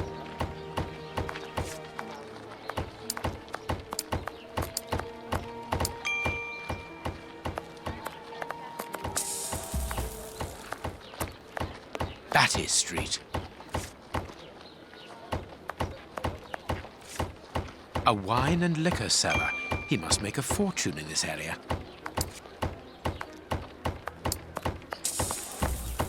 Batty Street.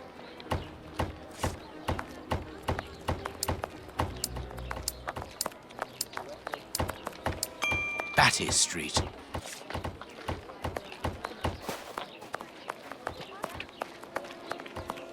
Whitechapel Street.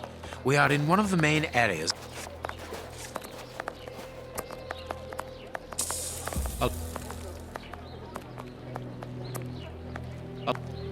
A lot of foreigners have opened shops in this area.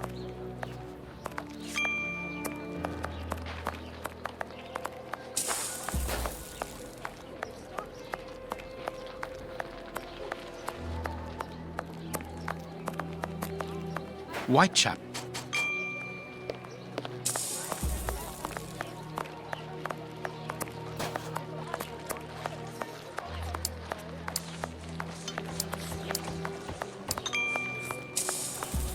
Whitechapel Street.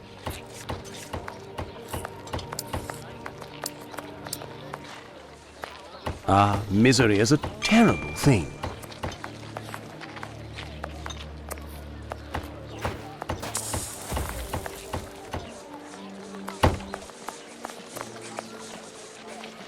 There's nothing left at all.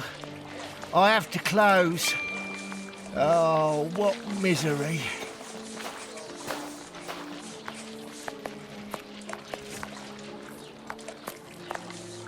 Whitechapel Street.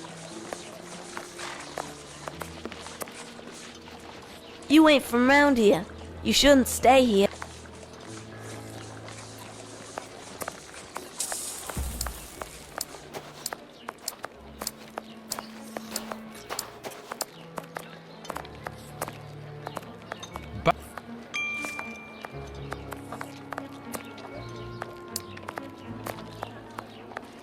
Bucks Row, where Polly Nichols met her death under the knife of the Ripper.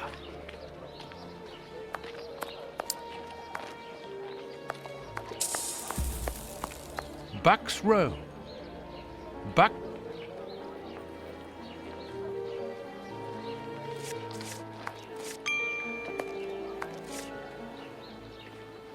Bucks.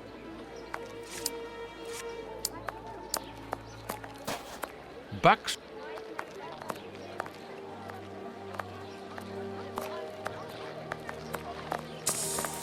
Bucks Row. Where?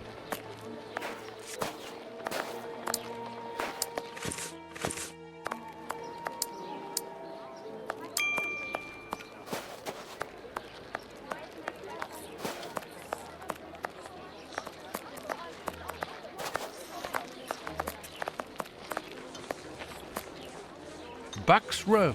Where? A little polishing on your shoes, mister. They ain't need it.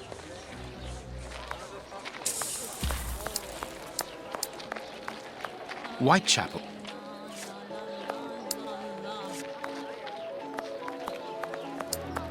Whitechapel. Nothing of interest here.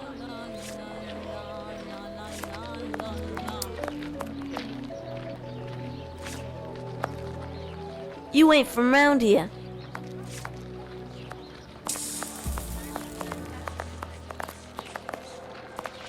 You ain't.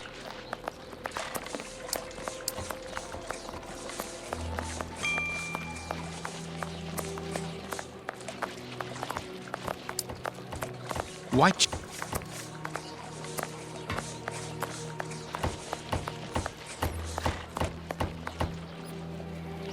There's.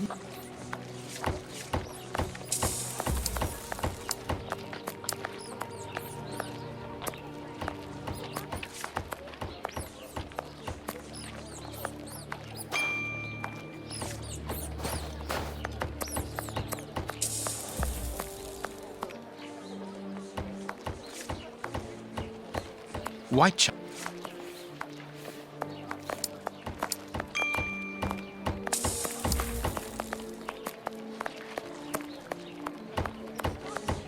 A lot of foreigners have.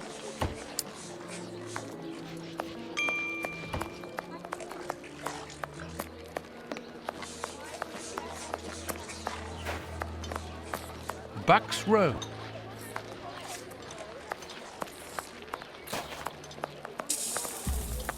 Buck.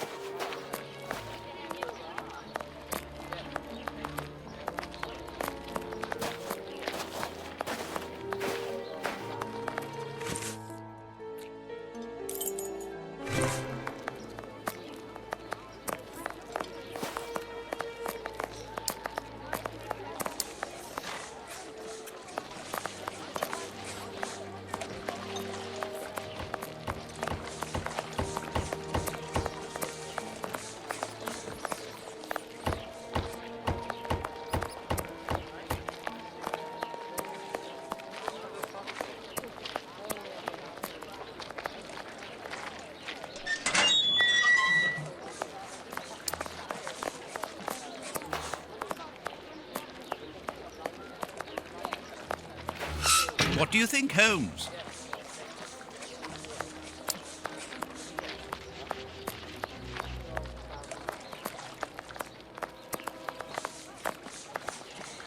I'm starving.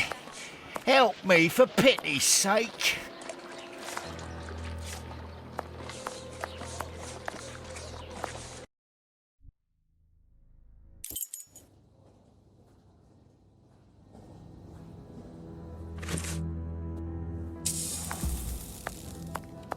Like all the sick lying here, this person is very quiet. Not surprising, Holmes, this person is too weak. She's obviously suffering from malnutrition, and for more than a few weeks now. This stove is hardly working. That would explain the damp around here. Incredible. My colleague could at least keep a good fire going for his patients. closed.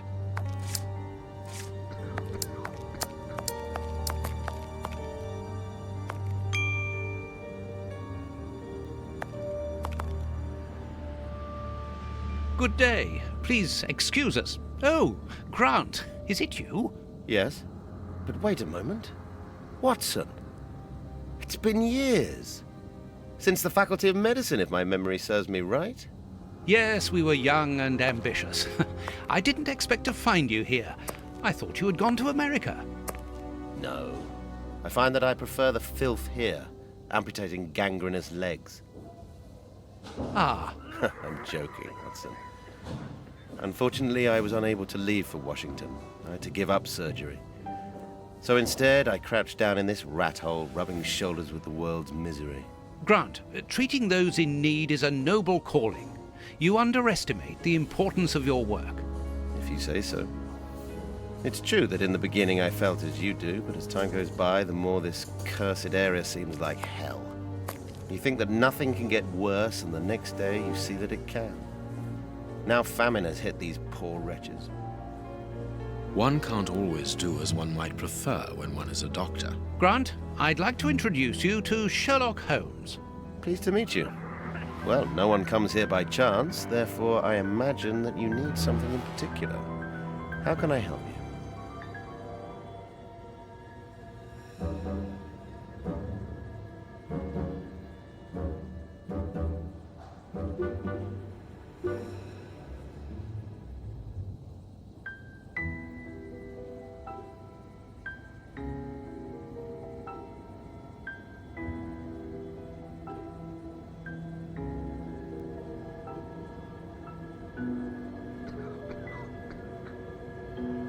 Dr. Grant, we are in possession of a scalpel which was found in an unusual location. Does it come from your dispensary, as we believe? From its mark, I'd say it was stolen from us. A lot of things disappear from here, you understand. Life is hard in Whitechapel. When the staff find a way of adding to their salary, they rarely hesitate to do so. Thank you, Doctor. Farewell, Doctor. See you soon, perhaps. And take care of yourself.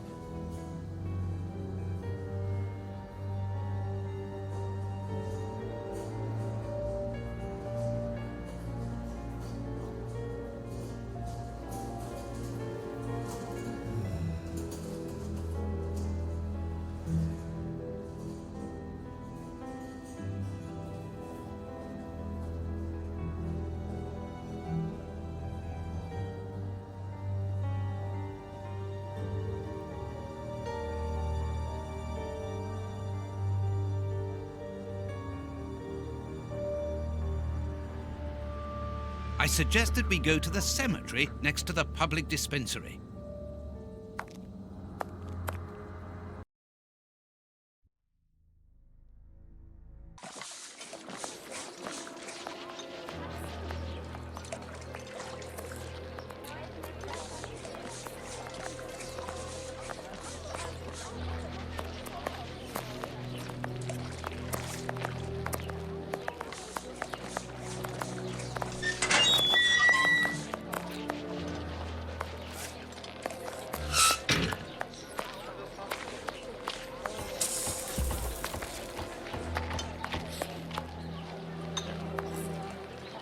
A suit seller.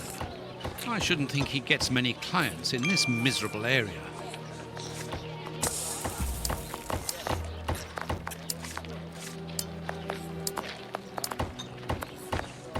A lot of foreigners have opened shops in this area.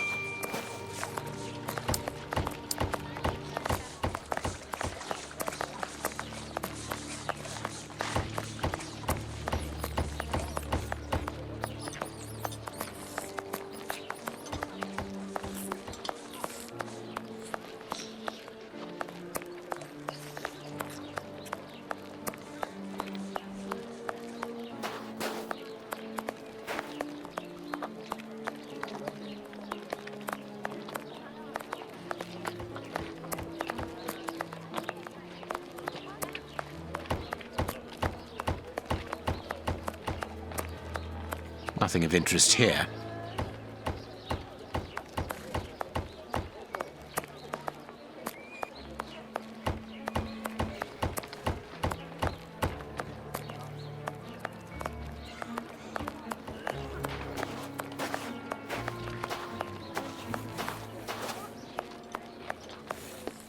White... closed. Even here, decidedly the poor people have been abandoned to their fate.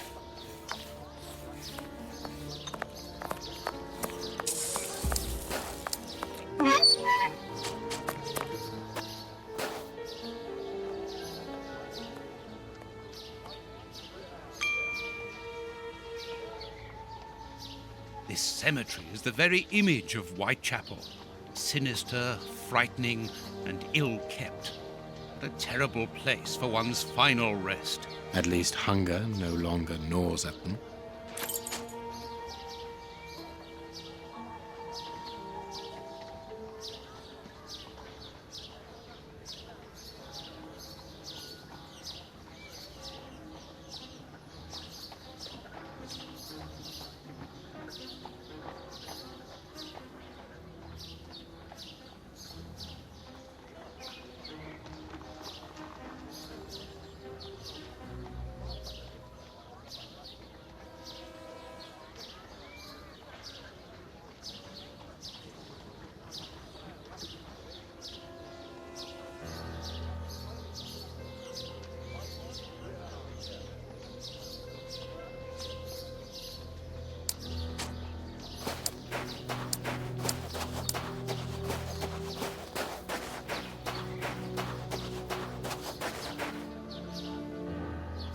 Impossible to open it.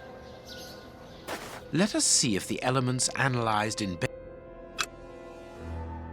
This rope is only worn on one side. This rope is only worn on one side.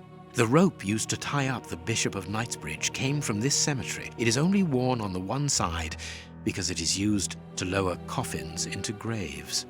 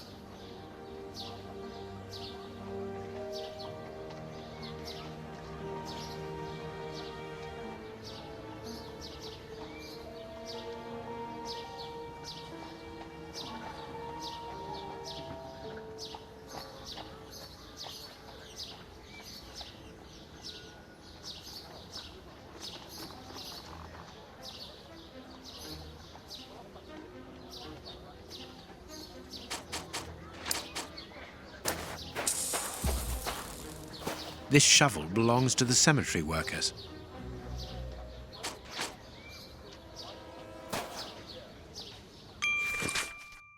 A leaflet for the soup kitchen. This leaflet is dated for the day after tomorrow. The tickets for the soup kitchen are given out on the same day. Only somebody who works there could have written on it.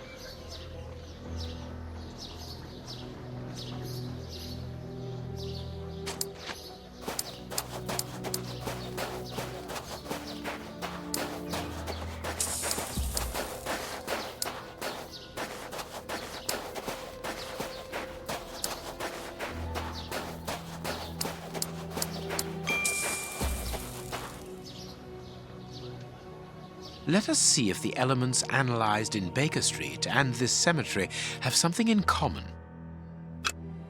Black and damp earth. Earth freshly turned over, still damp. This dark, damp earth is the same type as that which was found at the Bishop of Knightsbridge's home. It came from a grave, then. Oh, what a lovely thought.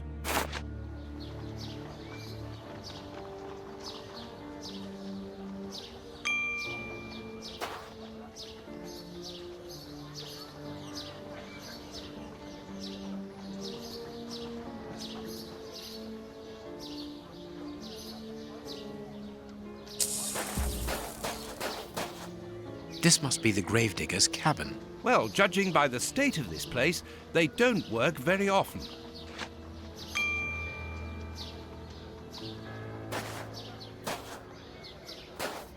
Let us see if the elements analyzed in Baker Street and this cemetery have something in common. Black paint. Granite. Granite. Black paint. These stones are of the same granite. Granite. Granite. The same black paint covers these stones. This black painted stone is identical to the fragments found in the rope which we analyzed at Baker Street and in the footprints of the Bishop of Knightsbridge's murderers. Everything coincides, Watson. The fragments of granite at the bishop's home came from the tombstones of this cemetery. As well as the rope that was used to restrain the poor man. One of those used to lower the coffins. I can think of only two reasons why anyone should happen to spend a great deal of time in a cemetery. Either he is at rest here, or he works here. At least one of the bishop's murderers is employed here. A shame. If he was at rest here, it would have made our job easier.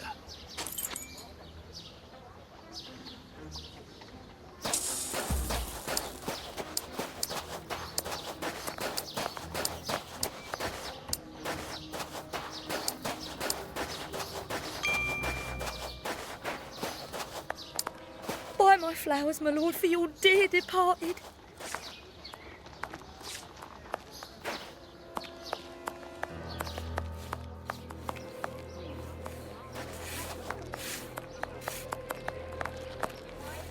Let's look for a mobile soup kitchen, Holmes.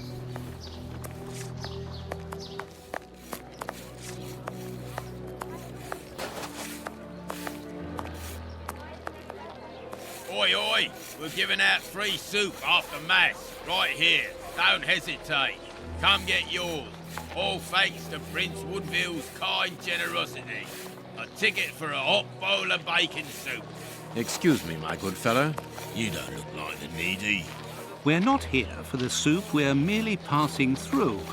But I would like to commend you for your good charity. It's the Prince of Woodville who's the charitable one.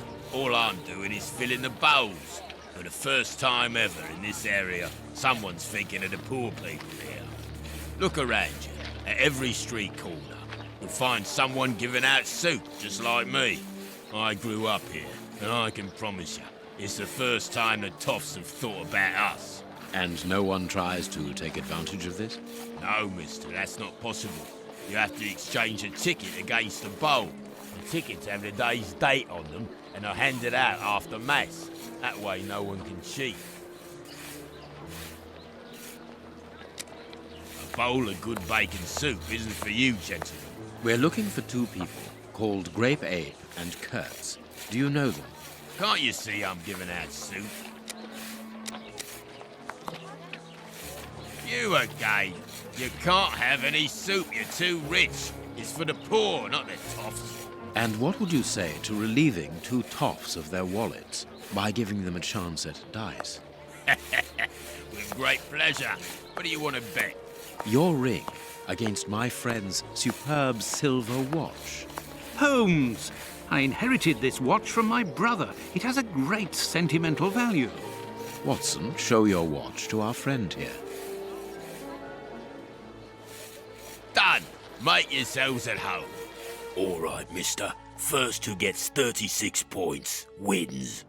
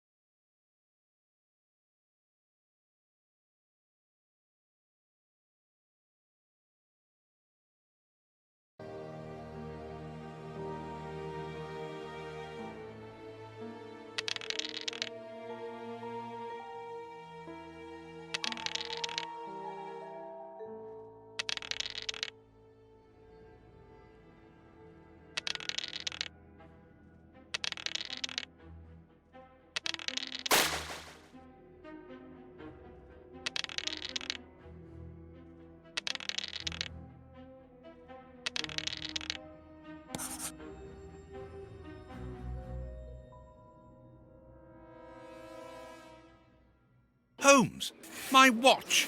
You've lost it! We will get it back by playing again and betting money this time.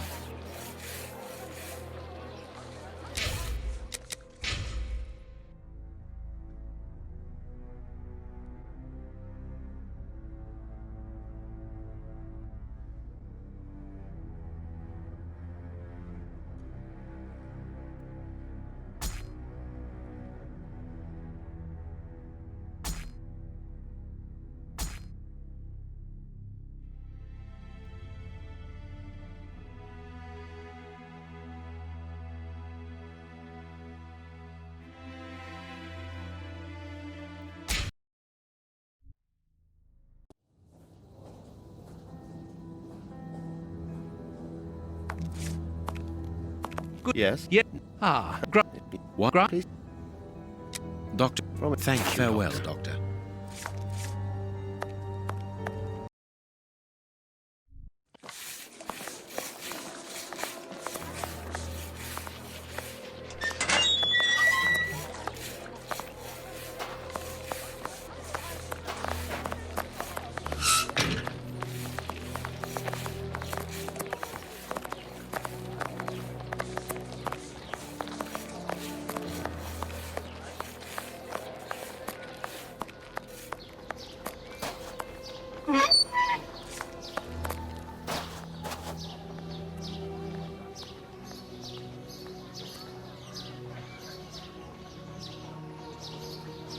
This cemetery is the very image of Whitechapel. Sinister, frightening, and ill-kept. What a terrible place for one's final rest. At least hunger no longer gnaws at them.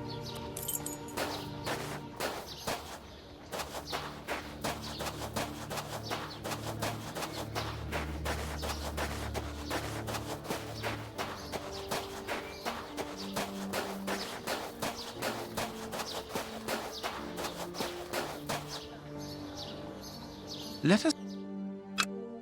Black granite. The same. Black... This black paint... This must... Well,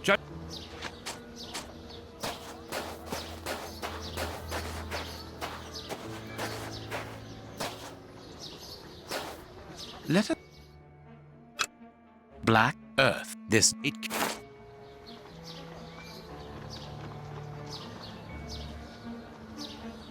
What should we... Let us...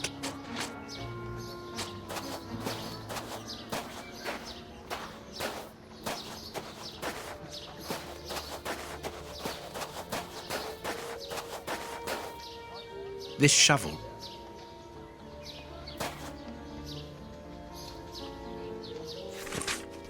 This leaf.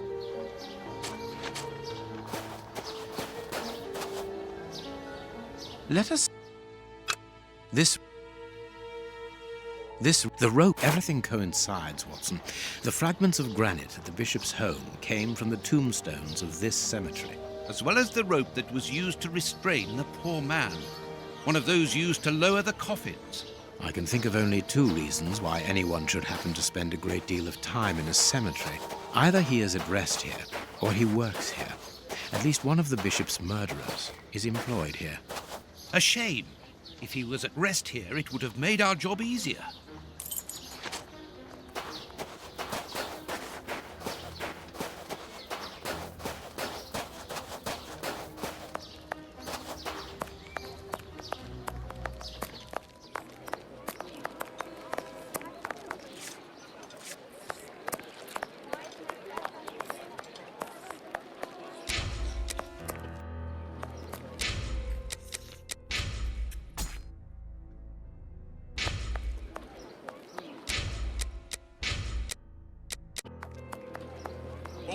Excuse you. We're not. Look at a bowl. We can't. And you're what? All right, mister.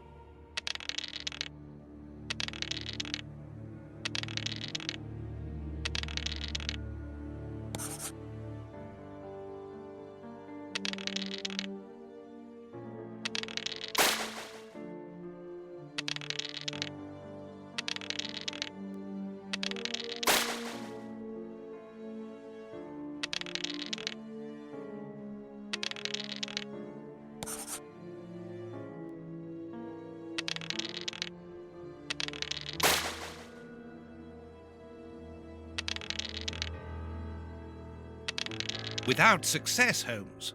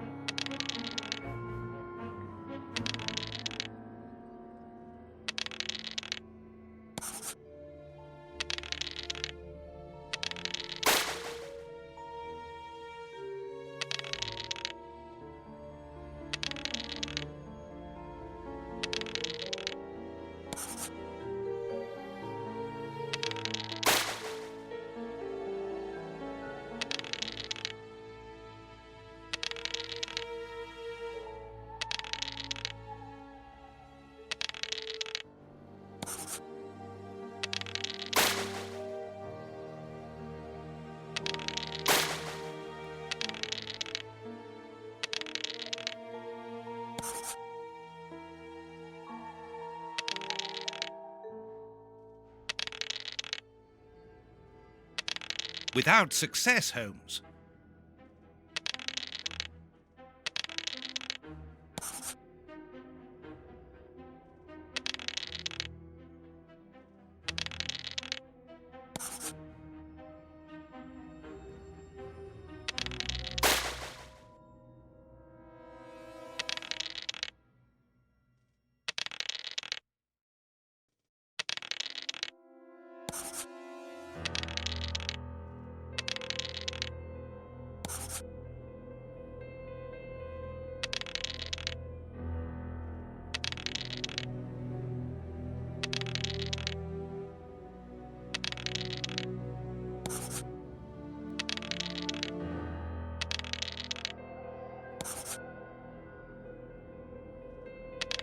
Without success, Holmes.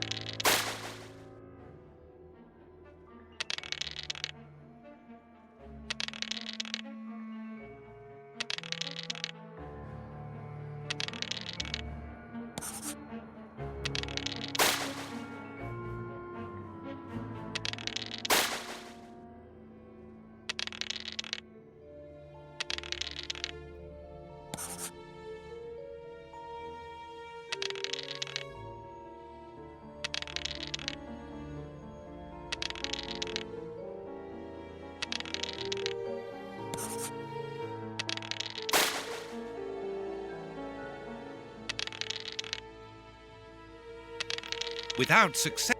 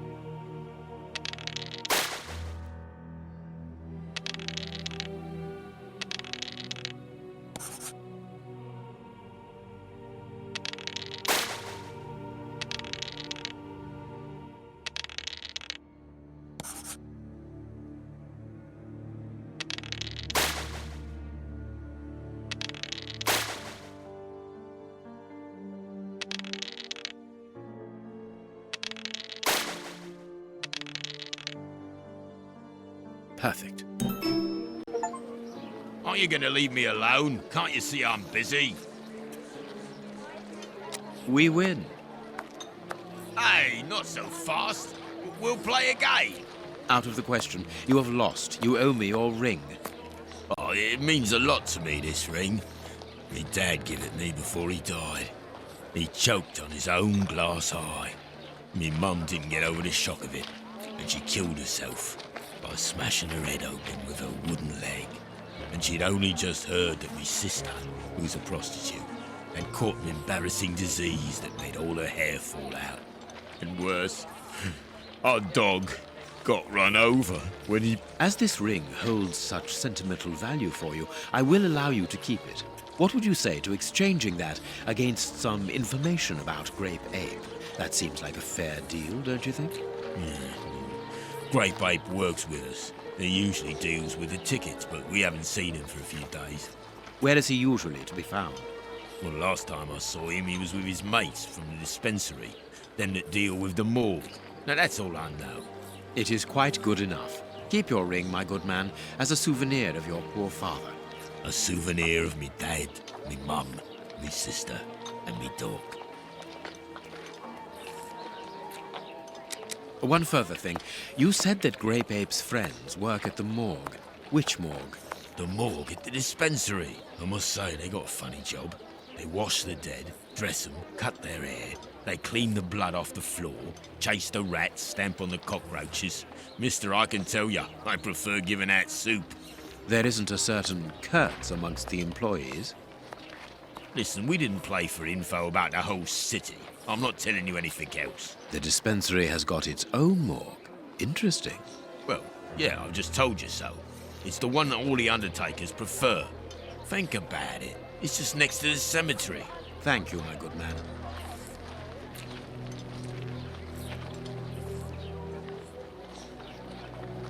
Goodbye. Yeah, goodbye, mister.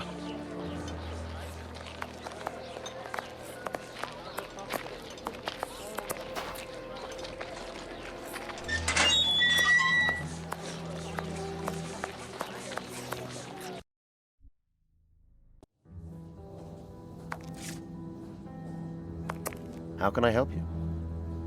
Tell me, Doctor, do you have a morgue in your dispensary? Yes, it is the busiest place in the building. We would like to see it. The door at the far end.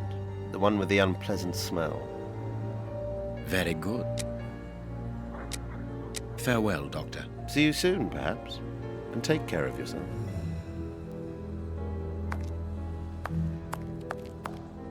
This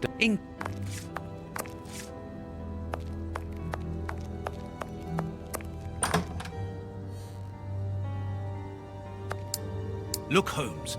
A list of the recently dead. How sad. I see names that have something in common.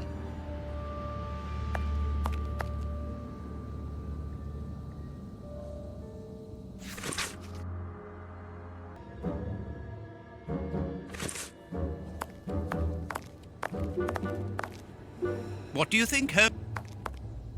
What you... I understand now why my colleague keeps quiet about his morgue. This place is a real mess. Concentrate, Watson. We must look for clues about Grape Ape's friends.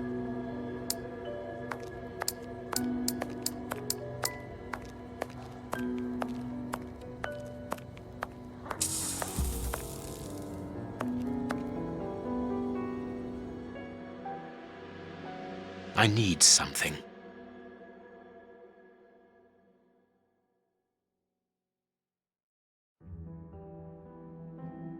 This is Kurtz's overall, so he really does work at the morgue. Strange that he left his overall here. Holmes, this is Kurtz. We've just found one of the Bishop of Knightsbridge's murderers.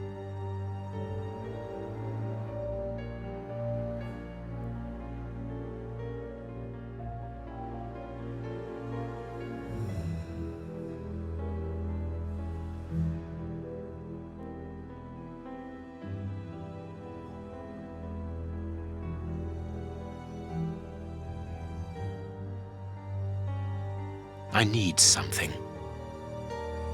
I need...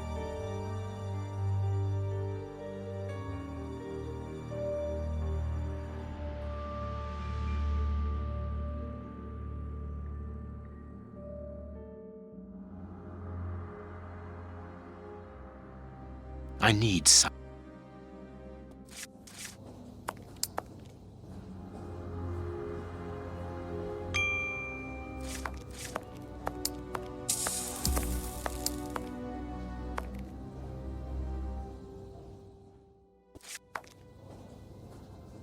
Look at the state of the instruments. They've probably never been cleaned.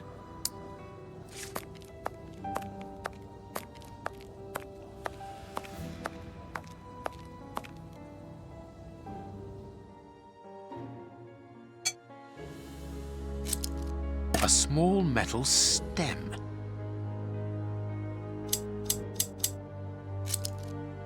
Two keys. Well, well, this Kurtz was carrying a lot of things. Perfect.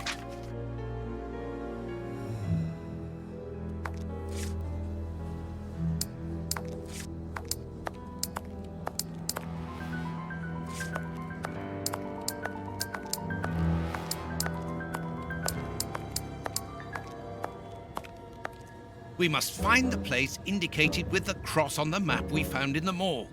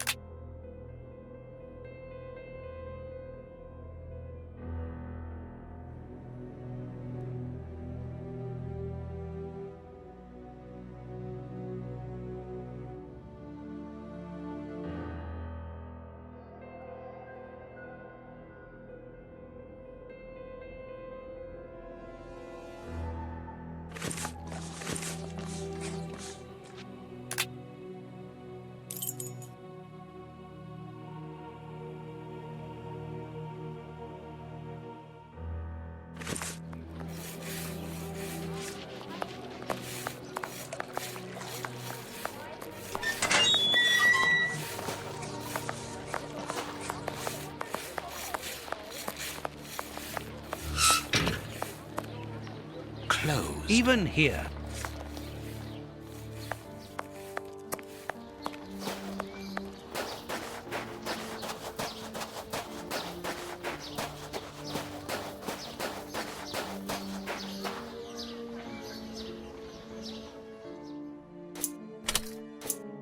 Perfect.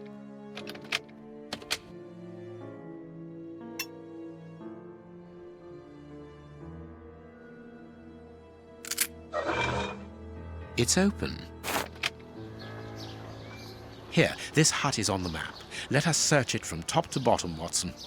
Oh, what a jumble.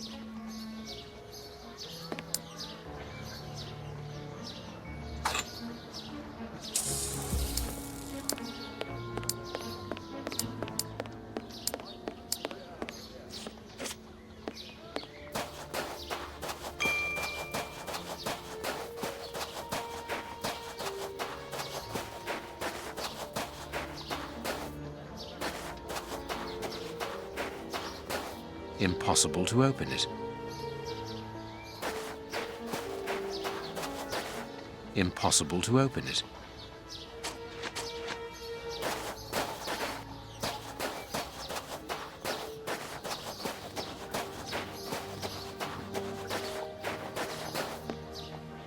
Bags filled with nails. There are a lot of them. Well, really. I can see a large crack. I'll need something thin. Bags filled with nails. A hole was drilled a short while ago. There is a sack inside this hole. Let us see what is inside it. Valuable objects. But what are they doing here?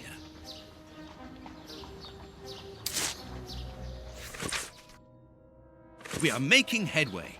How do we know what this means? This message confirms that we are on the right track.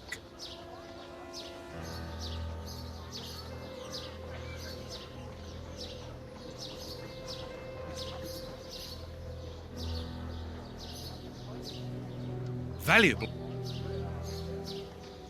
back.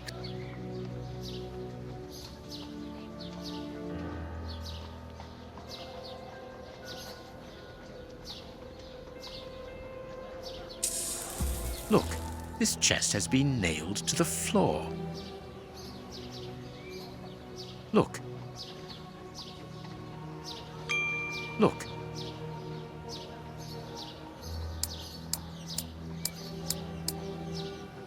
Value.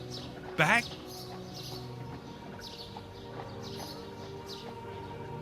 Look. Look. Back. Value. Valuable. Valuable. Backs. Backs.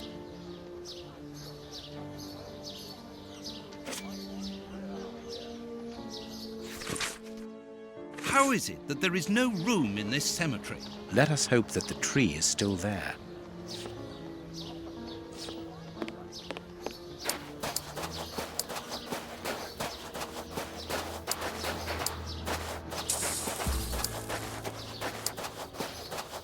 Here is our tree.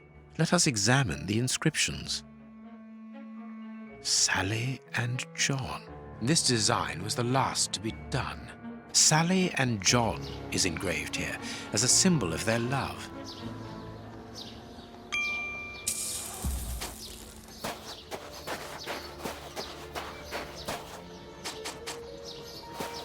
Nothing of interest here. We must find Sally and John's grave. Nothing of interest. Nothing of...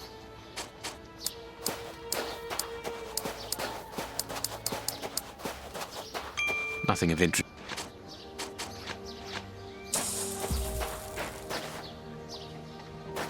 Nothing of it.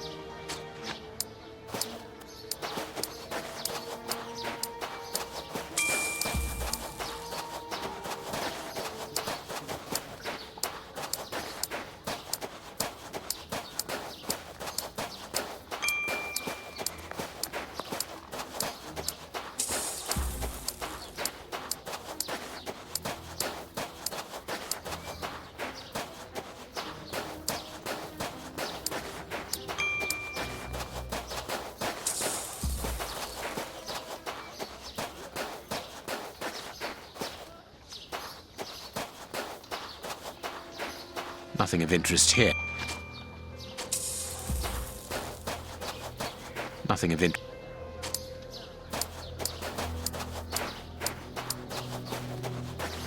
Yes, it must be there.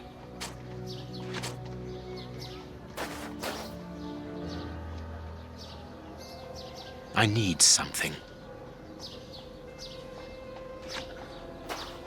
I need...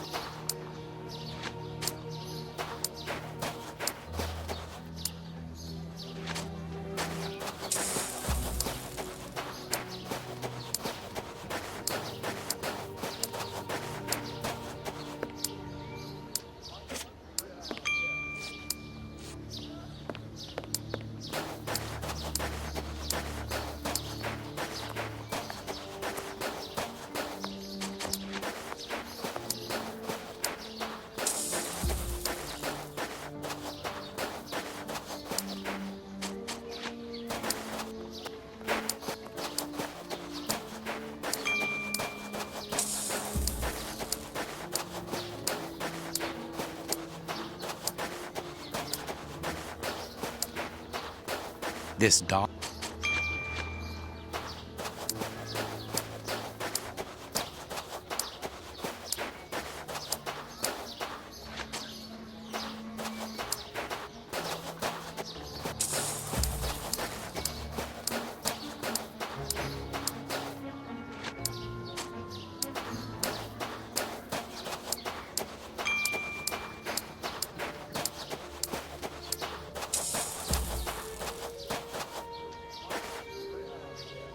This shovel belongs to the cemetery workers. You frighten me, Holmes.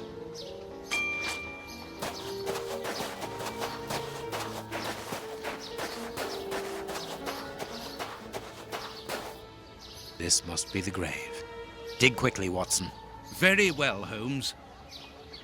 Look, a metal box.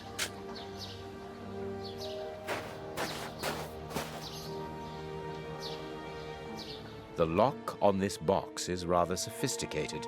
This box comes from a bank. The criminals must have held on to it after a hold-up.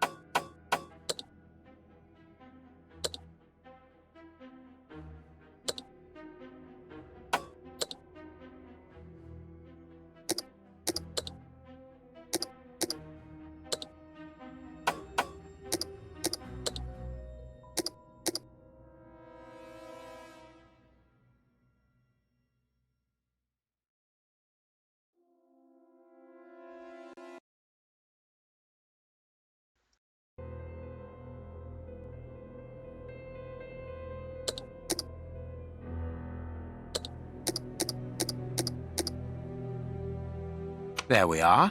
It is simplicity itself.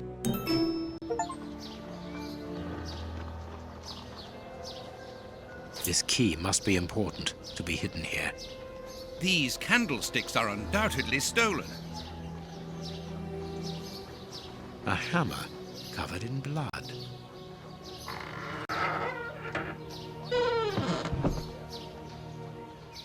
Holmes, there is someone in that hut. I saw, Watson. Come, and keep your revolver at the ready, just in case.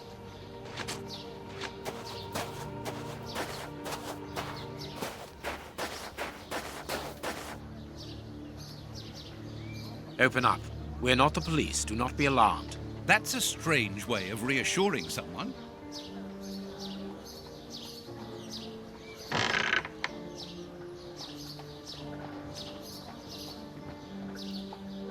Holmes, they are children. My God, one of them is hurt. What you want? Don't come any closer. Are you the police? Don't be afraid. I am a doctor. I'm going to look at your friend's wound. Wait, Watson. I've got some questions to ask these children. This is urgent, Holmes. In this filthy place, the risk of infection is very high, and the wound could get worse with every second lost. The immediate danger for these children is not so much the wound as Mr. Fletcher. Who? Look at the wound, Watson. It's thin and precise. It was made by a sharp, well-kept blade. Any other blade, less well-kept, would have torn the tissue around it, and its size would be irregular. So what does that imply? In this area, who would take such great care with a blade? A butcher, of course. And the only butcher in the area is Samuel Fletcher, who at this moment is replacing a window that has been forced open. He's a man to hold grudges, as anyone around here will tell you. The children are in danger. A man as skillful with a knife as a butcher, and with a bad reputation to match, could easily strike a fatal blow by cutting the child's jugular. If he hasn't done it, it's surely because these little thieves broke into his shop at night to steal a piece of meat. The poor lighting in this area saved them. I can assure you that Mr. Fletcher has spent the day trying to trace these children, and if he finds them, wounds will be the least of their problems. That's true. What do you want? Don't let the butcher find us. Dr. Watson will see to your wound, but the treatment won't be free. I don't need to remind you that life is hard, you know that already. Give me the address of a certain Kurtz, and the doctor will dress your wound. No address, no treatment. I can't tell you, mister. Kurtz is a dangerous madman. Holmes, you go too far. You have frightened the poor child. Justice is sometimes harsh, young man. If the police hear about this breaking and entering, they will see Mr. Fletcher's side of the story. No! Don't call the police. Please, mister. We don't want to end up in prison. I'm looking for a certain Kurtz. I can't tell you, mister. In that case, I must take the side of justice. You and your brother are thieves. All right, don't call the police. Kurtz is a dangerous madman. He's called the Colonel round here. I heard he was in the Boer War in Africa. He lives in Batty Street next to the wine shop. The way he smells, he must be a good customer. Good. Watson, see to the wound. Never mind about the police.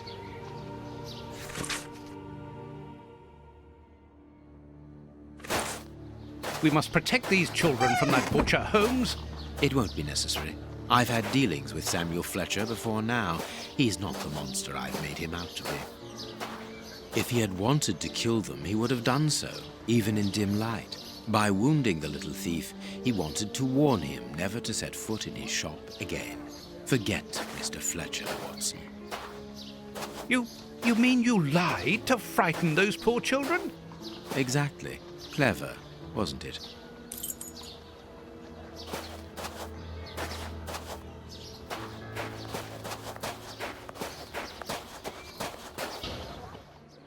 Well, mister, that's a mighty fine outfit you're wearing there. You stand out like a sore thumb, and that's no lie. Watch that you don't get it all dirtied up, but you'd be welcome to come back to my place. It's not far, and I'd sponge it down for you. Don't go back to Johnny's place. You'll get malaria. Thank you, madam. I'm certain that you would make a very good job of it. That will not be necessary, however. But your thought was a kind one. We had best be leaving now, sir. Here, please accept this sovereign as a token of my gratitude for your concern. Well, I never. Thank you. That's right generous of you, my lordship. You are very welcome, madam. Madam, he calls me. Bless my garters. What a gent. If you're ready now, sir. Yes, let us go. What a remarkable man, the Prince Woodville, to talk to such a woman as though she was an equal. Let's find Batty Street.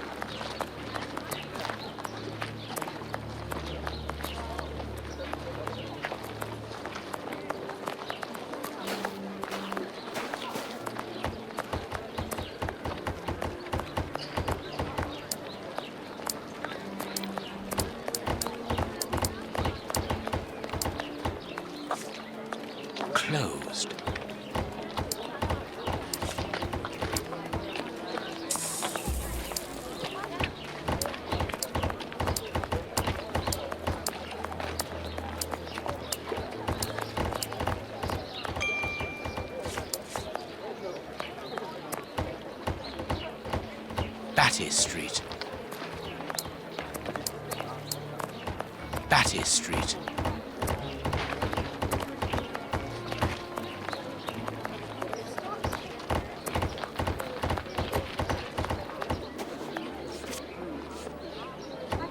Closed. My God, Holmes, it's appalling. And the smell. But what can have happened here? Stay calm, Watson. Take note of every detail and be careful not to move anything. Very well, Holmes.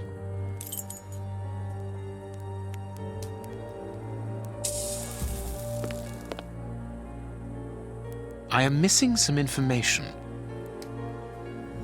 The dog's bowl is empty.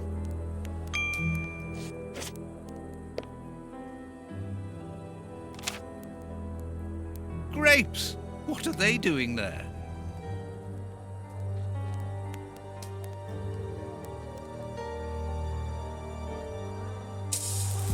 Someone wrapped some meat up in this newspaper. The blood is still fresh. An old photo. It's written to our comrade Jeremy Kurtz from Commando J. Malan, Bloemfontein, 1883. Kurtz served as a Boer commando. He fought against his country. A newspaper covering the war in South Africa. Kurtz must have been following the war with some interest. The Boer War is abominable, and it still rages. A military badge of the 58th Infantry Regiment of Her Majesty, and a letter stipulating Kurtz's exclusion from the unit. He served in 1881. At that time, the regiment served in South Africa. Kurtz was in the Boer War.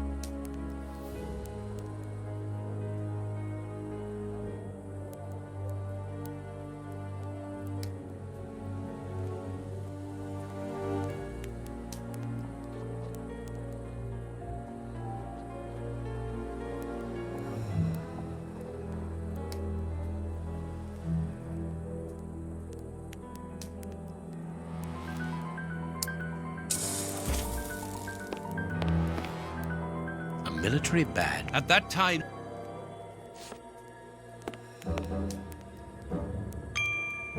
a torn piece of a letter. It seems to be a letter of dismissal.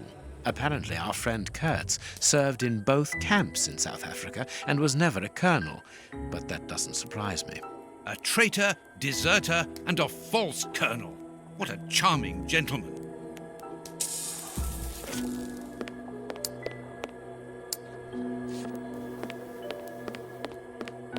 The material on this tray is rather odd. Small burnt balls. A small burner. A pipe with a strange smell. There can be no doubt.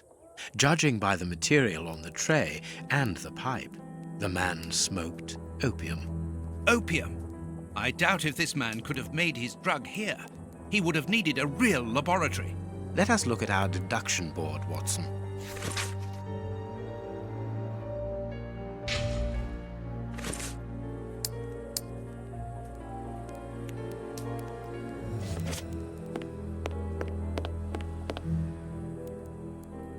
The skin was deeply torn.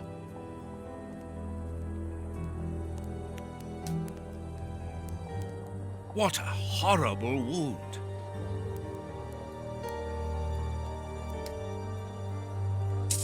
This part is in shreds.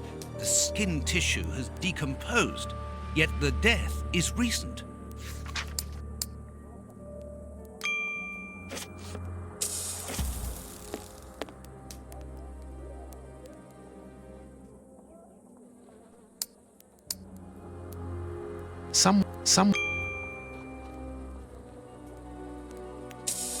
This is yesterday's newspaper. Someone brought food for the dogs, probably just before the fight broke out. And just after they had been fed, they attacked a man to eat him. Incredible.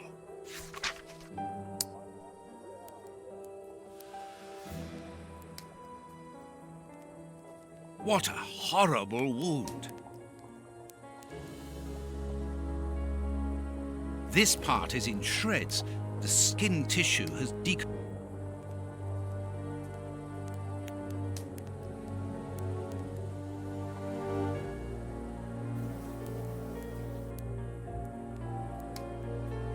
The skin was deeply torn.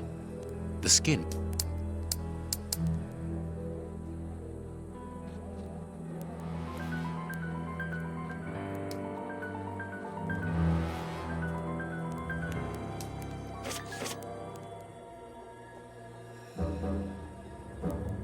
What a horrible wound. Size 9. Hobnail boots like those worn by labourers.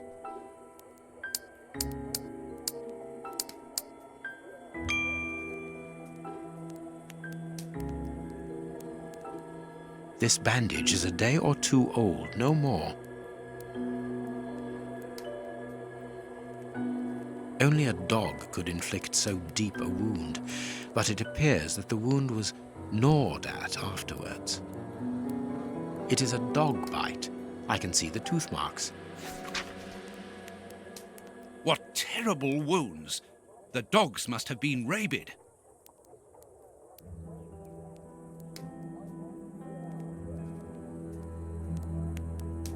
This part is in shreds. The skin tissue has decomposed, yet the death is recent.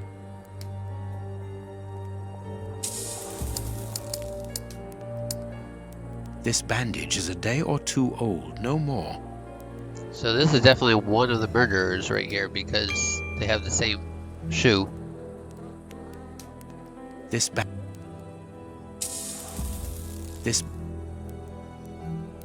Please take note, Watson. The same finger that we found at the Bishop of Knightsbridge's house. Holmes!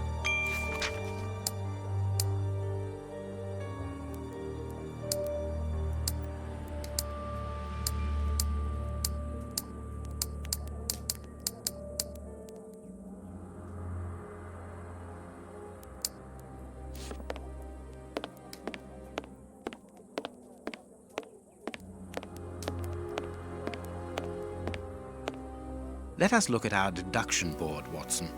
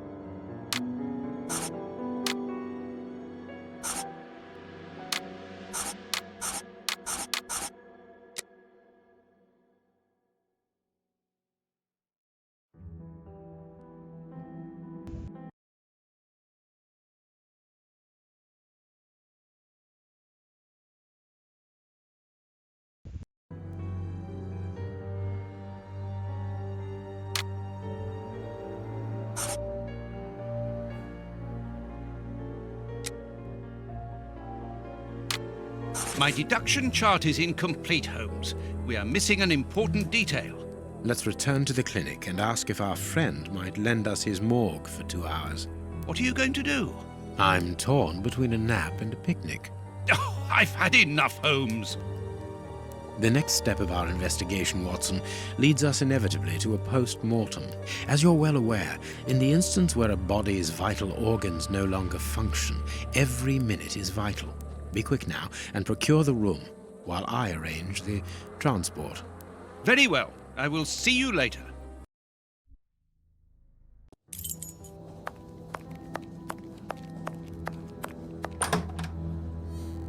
Ah, Grant, you are still here. I need to ask a favor from you. What sort of favor, my dear friend? Might I use your morgue for a couple of hours? It concerns an affair of the greatest Use the morgue? Whatever for? Letting you poke your nose in everywhere is one thing, but closing my eyes to I don't know what unsavory practices. No, it's nothing like that. No, it isn't possible, sorry. Grant, listen to me. Don't insist. Where do you think you are? Perhaps because you come from the rich area, you think you are entitled to do whatever you like. But here in Whitechapel, it's the real world, you understand? The real world, where we have to take risks. Do you even know what that means? And this shabby health centre where I've been stagnating for years, it's a public establishment under my authority, for whatever that's worth. I'm responsible for it. Responsible, do you understand? Of course I understand, Grant. Good. I understand, first and foremost, that you are a coward.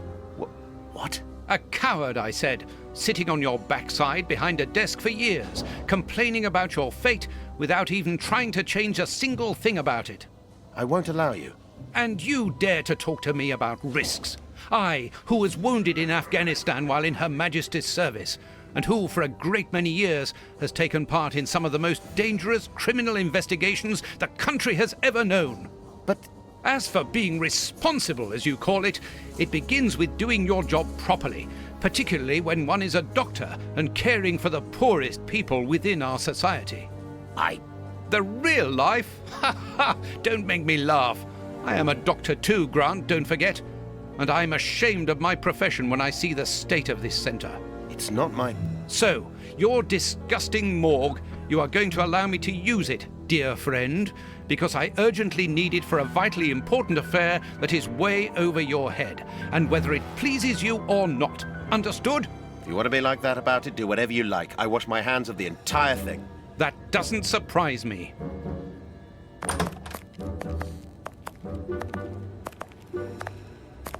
This is a dismal place. Have you ever carried out a post-mortem, Holmes? It requires a great deal of precision. Don't worry, I learn quickly. Hand me a bone saw.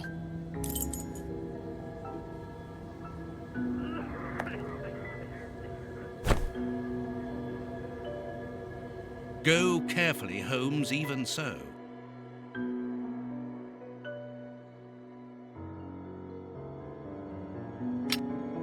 I must clean the body first. I must mark the places to cut.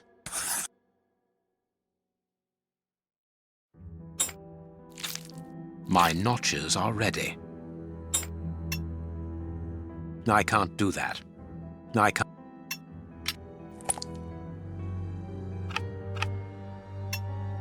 I can't. I can't. I can't. I can't. No. No. No. I can't. I can't. I can't. I can't. I can't. I can't. I can't. I can't.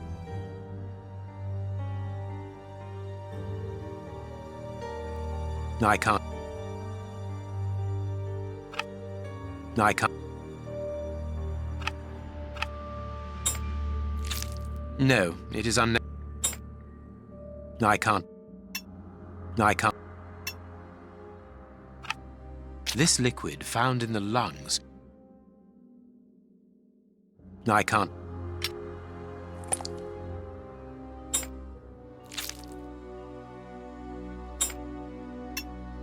A ball of paper swallowed recently.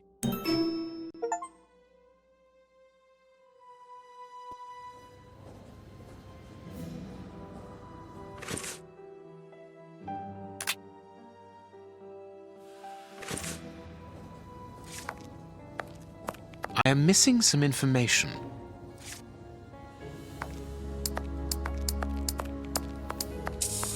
What should we do next, Holmes?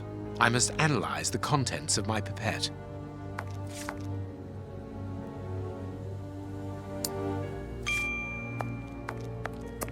Chemistry material. And smells as bad as the one in our sitting room at Baker Street.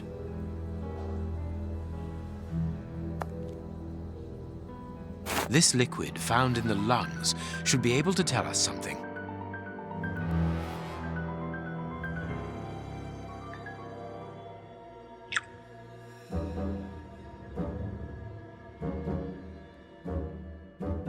I must analyze the clues.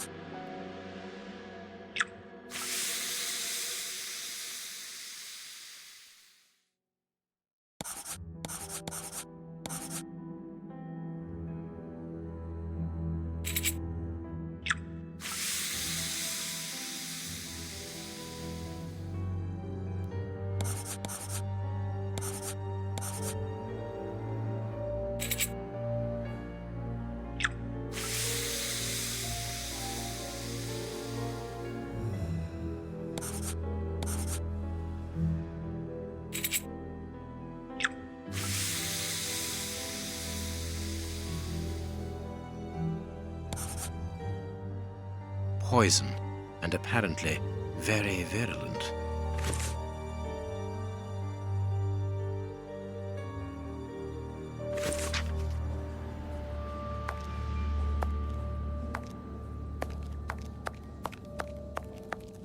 I am missing some information.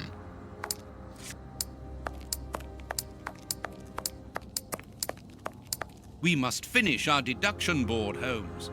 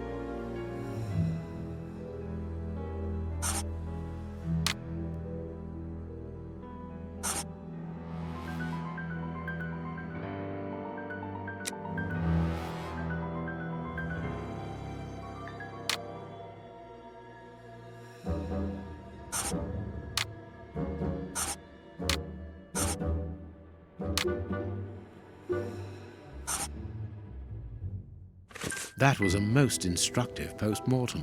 This man was murdered by his accomplices because of his missing finger. I see.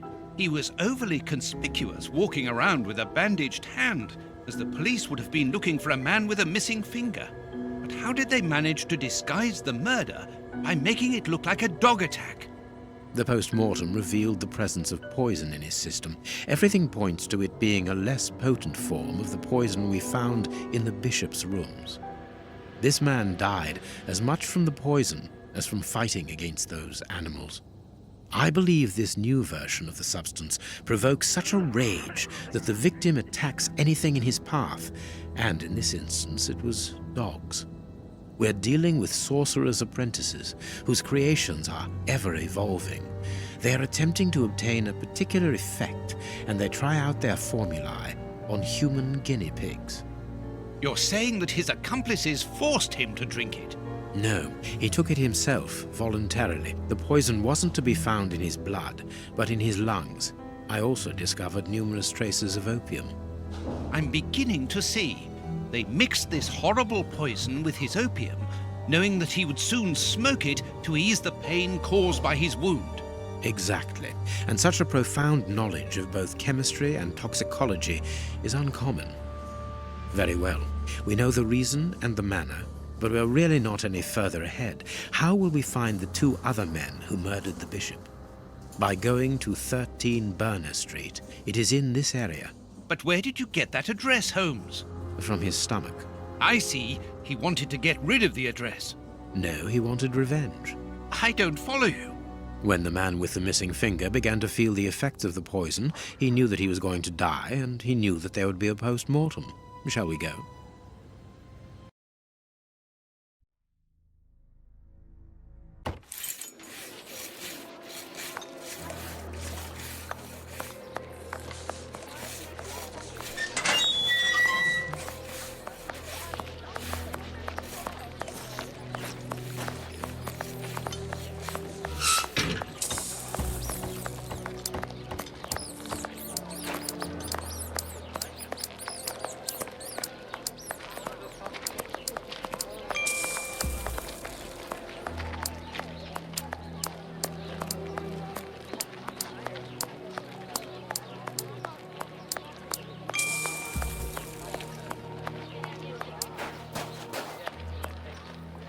There's our opium den, Watson. Let's go. Good day, gentlemen. Welcome. What can I do for you?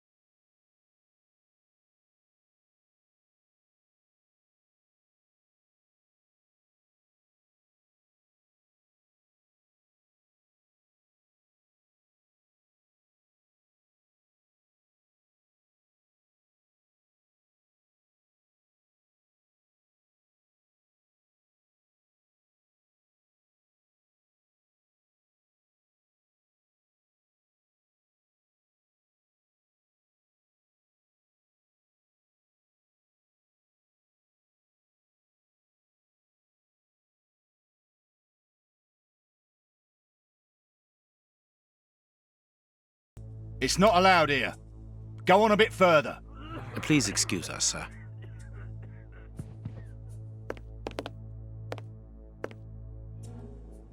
Closed. Well, we have searched everywhere.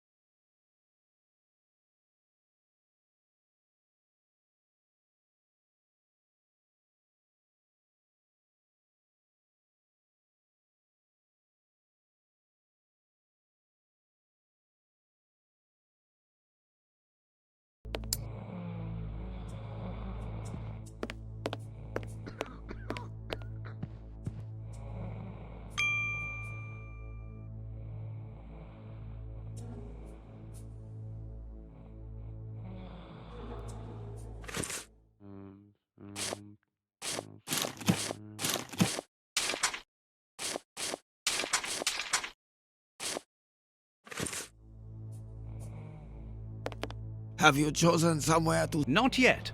Make yourself...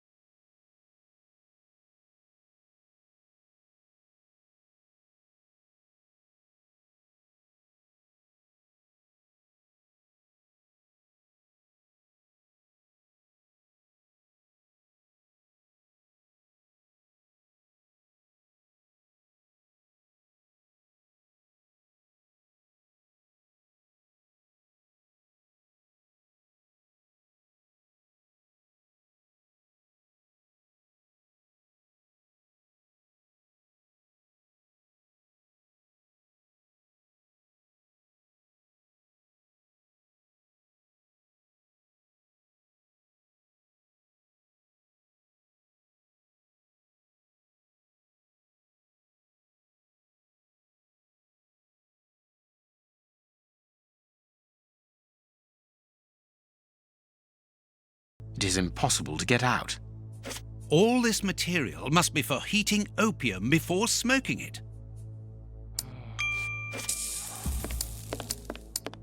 Phew! What a stink! This bottle is full of barbiturate acid. We use it in medicine sometimes as a tranquilizer.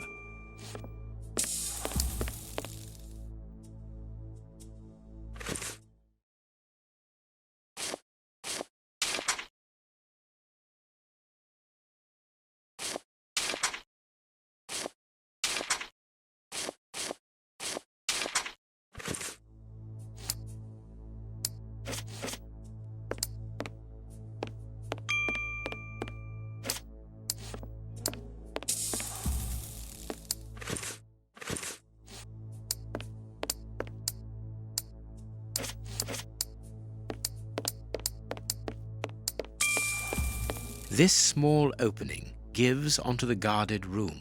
Holmes, shh, listen. Yeah, but that's different. I don't mind getting money for killing, but he was a sort of pope or something. And we didn't even get...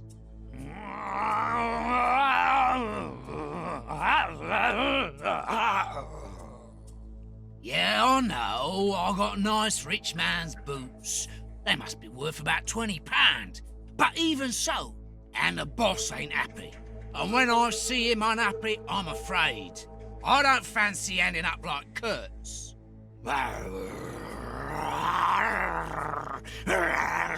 Perhaps you're right. But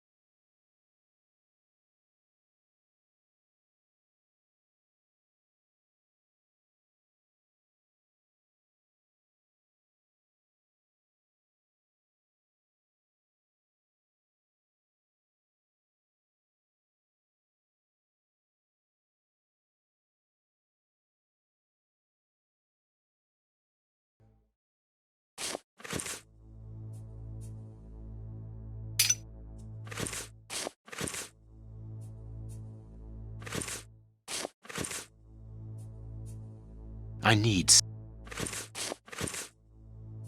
I need... I need something. I need something.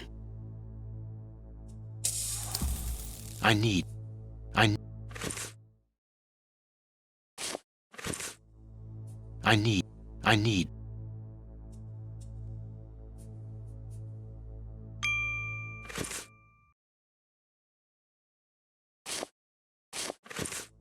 Holmes, do you really think that this is the appropriate moment?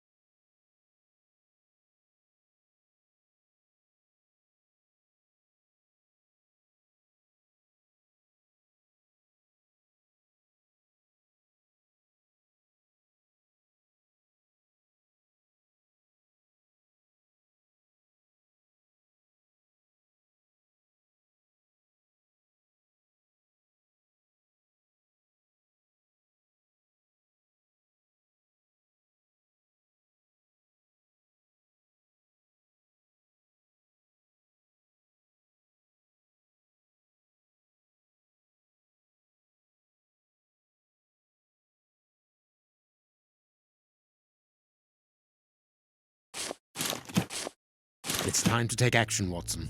Go and distract the brute guarding the door.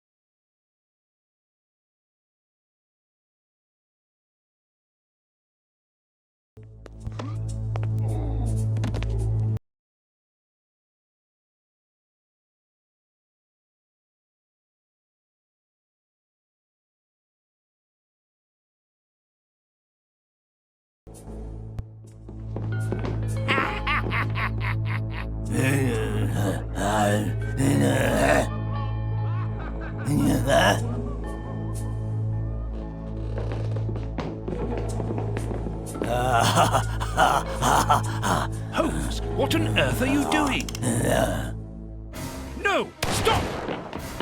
Put your hands up! Don't try anything clever!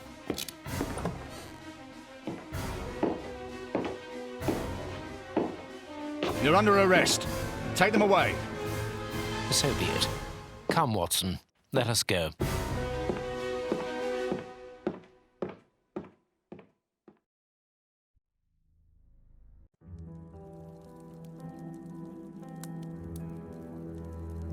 But why have we come back to Baker Street?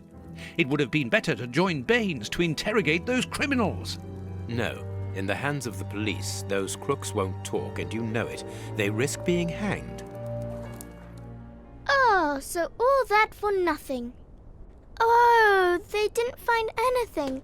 Sherlock Holmes isn't a nice man, is he? I don't think I like him now. Look what I found.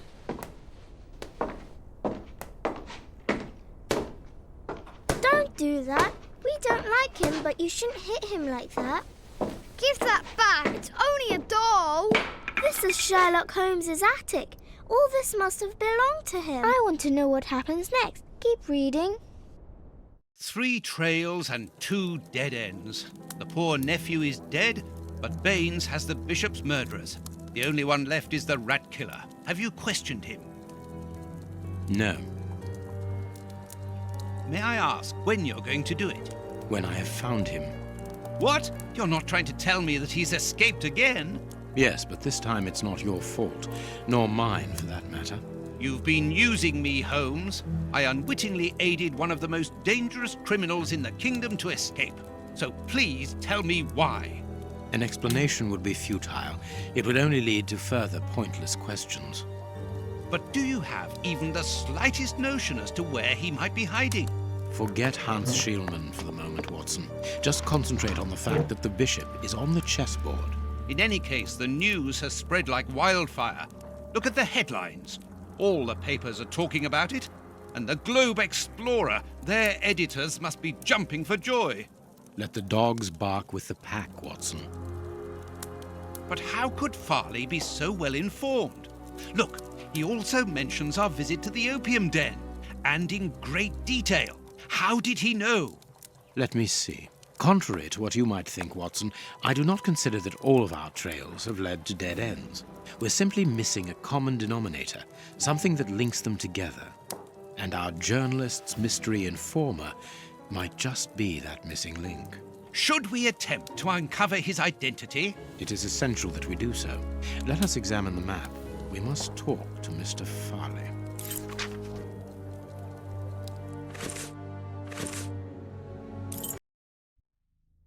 Here we are at Farley's office. One cannot say that ethics play a very large role in his life. Look at the headlines pinned to the walls, like trophies of bad taste. Perhaps we will finally begin to understand the reasons for his persistence in tarnishing your reputation. Perhaps.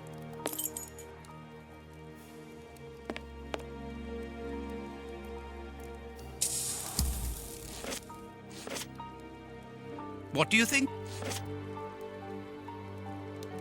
This door is locked. Is Farley afraid of being interrupted suddenly?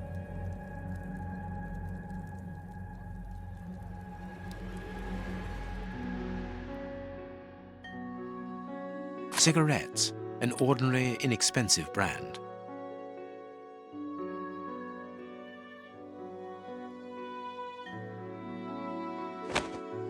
A press card. Osmond Farley. It's his overcoat. I must go out for a while, Miss Jean. I won't be long. Ask my appointments to wait, and send this message as a matter of urgency. Mr. Osmond Farley, I presume? Messrs. Holmes and Watson. What a surprise. What is there so surprising about being visited by the targets of your slander? I never slander. I inform. You will have to accept the consequences of these articles, Mr. Farley. Those words sound like a threat, Mr. Holmes. I never threaten. I merely warn. You don't frighten me, Mr. Holmes. I know all of your little secrets. And soon all of London will find out what really hides behind the facade of the impeccable detective. Thanks to my work, the whole world will discover the true Sherlock Holmes. Gentlemen, I don't wish you a good day. What a bore! Even to the point of refusing to shake our hands. Which means that we can avoid having to wash them. Did you notice the crumbs on his jacket? He had just finished eating and his hands will be covered in grease, the same as his mouth. Slovenly habits. That's quite disgusting, Holmes. Do not be deceived, Watson. The workmanship in those tailor-made clothes indicate that he is a man who takes pride in his appearance. If Farley has left without brushing off his jacket or washing his hands, then it is because he spotted our approach and wished to avoid us at all costs. But why? We will find out by searching his office. The secretary will stop you. Please reassure me, Holmes, you don't intend upon knocking her out? Only if we exhaust every other viable alternative.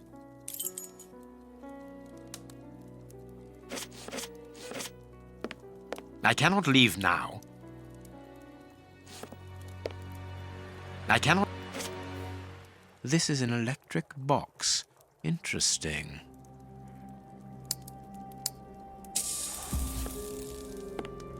Coffee. It's still hot.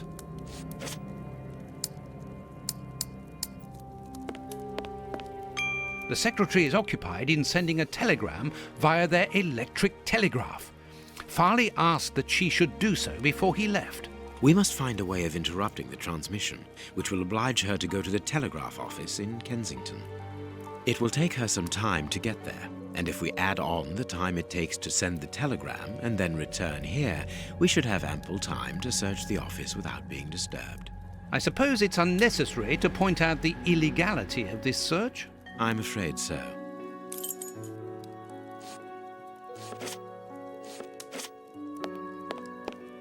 Closed. I need a tool to remove the lid. This is an electric... I need a tool. This is... I need a...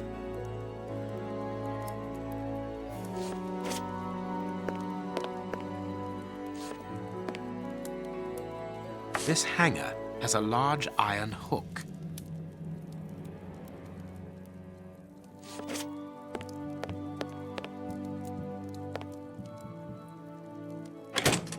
I can hear an electrical humming. The secretary is using the electricity supplied by this switch. Let us see if I can cause a short circuit.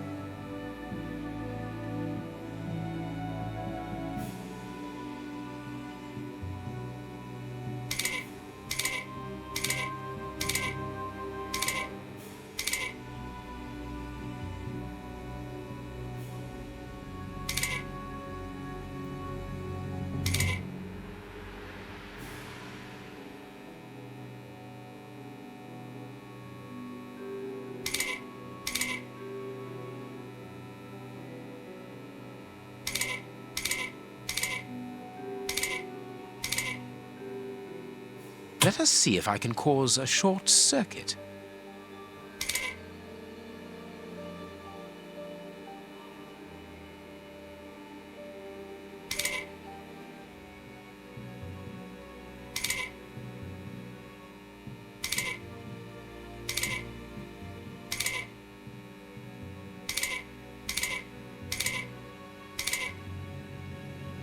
There we are. It is simplicity itself. Oh, that's just too bad. Get out quickly, Watson. I'm going to hide here.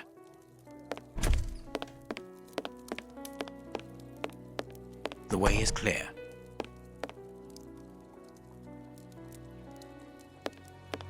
I cannot leave now.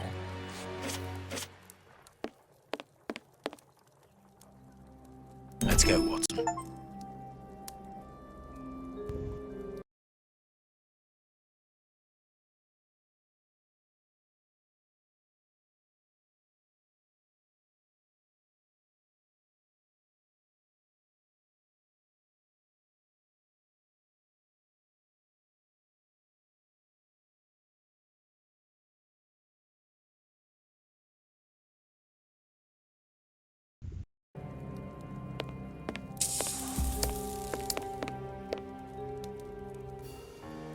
A page of... You can read short... Perhaps, but...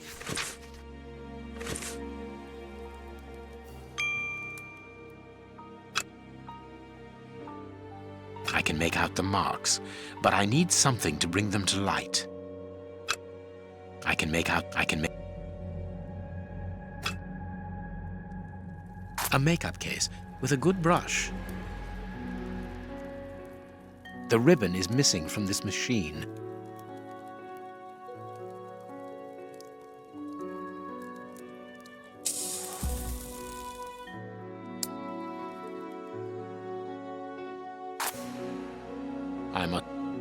I must look more at...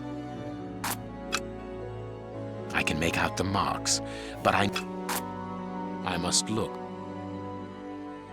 I must look. I must look. I must look. I must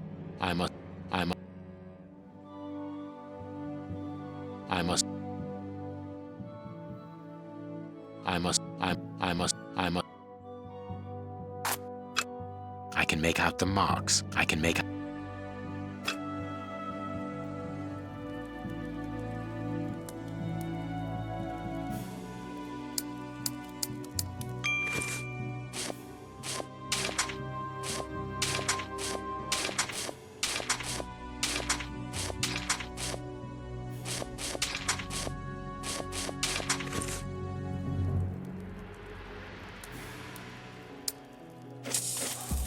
Here is Farley's secretary's telegram.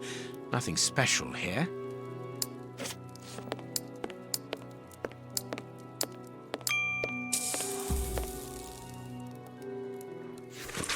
This paper only just escaped the flames. But who is this note about? And who wrote it? I will deal with it later.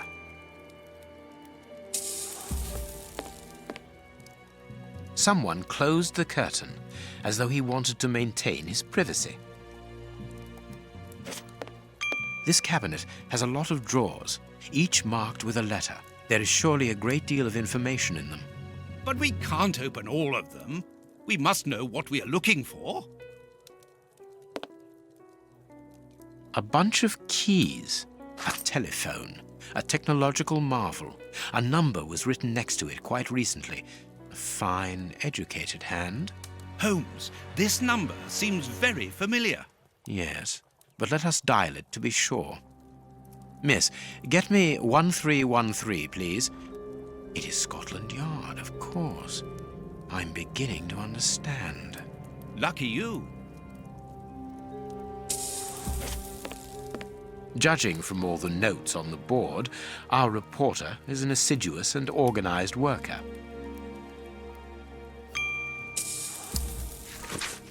Here's what is strange: an attack of collective insanity. A horrible story, and rather a strange one.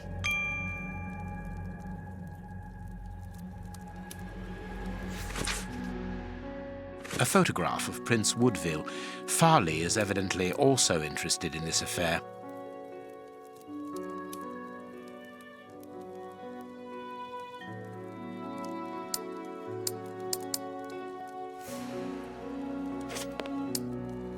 Our man left his sandwich unfinished. This armchair is out of place. This ashtray is worth examining. This cigar is of a fine quality. It must be very expensive and difficult to obtain. And it is not even finished. What a waste. This ash comes from an ordinary, well-known brand of cigarettes. It is still warm. This cigar... And it is not... The cigar end is still hot. Farley was not alone when we arrived at his secretary's office. You are thinking of the owner of the cigar. Yes, the reporter smokes ordinary cigarettes. Can you smell the subtle scent of gingerbread? That is the characteristic odor of a Habano Clarissimo. Our mysterious visitor is a rich man, Watson. This category of Havanas is exorbitant, and I cannot imagine a cigar lover crushing out such a marvelous smoke before finishing it. Since we saw no one leaving the building, that must point to a secret exit somewhere. How are we going to find it? By retracing Farley's steps from the moment before we arrived. Look, this room is teeming with clues.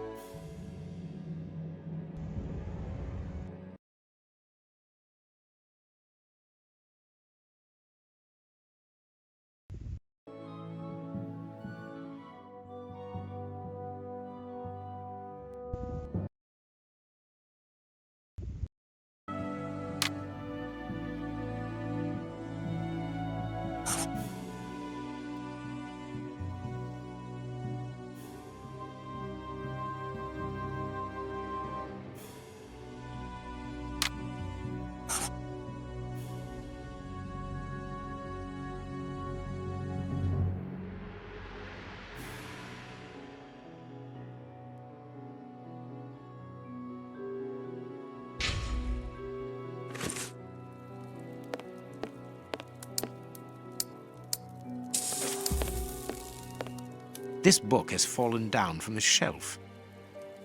The Adventures of Sherlock Holmes. My word, it's my stories about your investigations. A real investigative reporter must have read them, my dear Watson.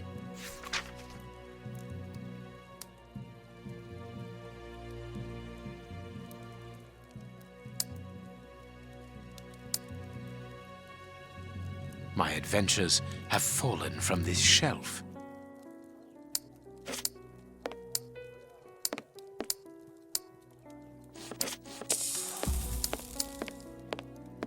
The key is still in the lock.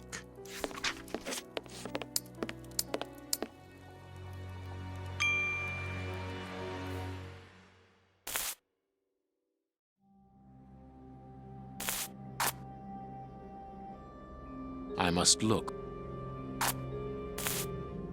I understand what you want to do. It's an old trick.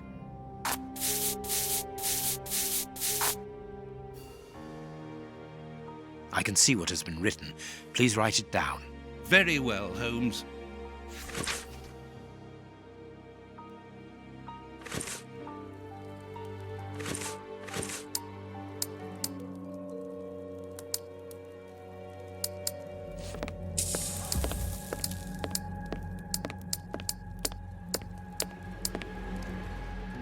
I wonder which drawer the secretary was interested in. I can't do that. The DF drawer, of course, the one in the message that we deciphered from the secretary's desk blotter. There are a lot of cards. I must find out which one was consulted last. There are a lot of cards. I can't.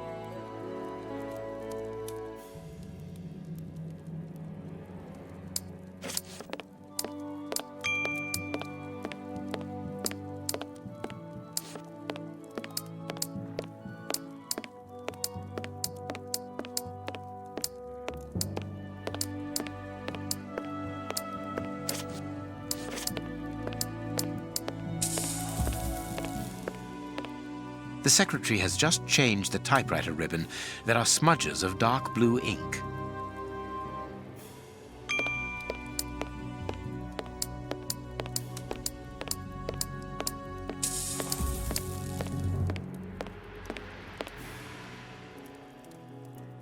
There are a lot of cards. How to find the right one? I can't do that. I can't. No, it is unnecessary. I can't. No. I can't. No.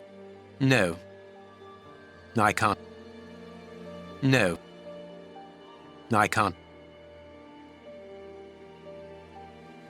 These blue stains come from an old typewriter ribbon.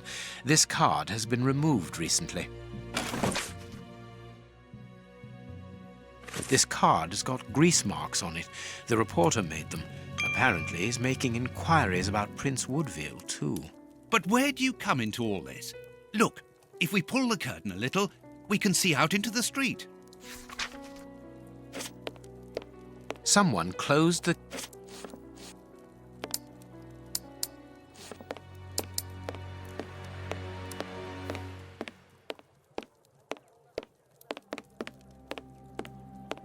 I cannot leave now. We must finish our deduction board, Holmes.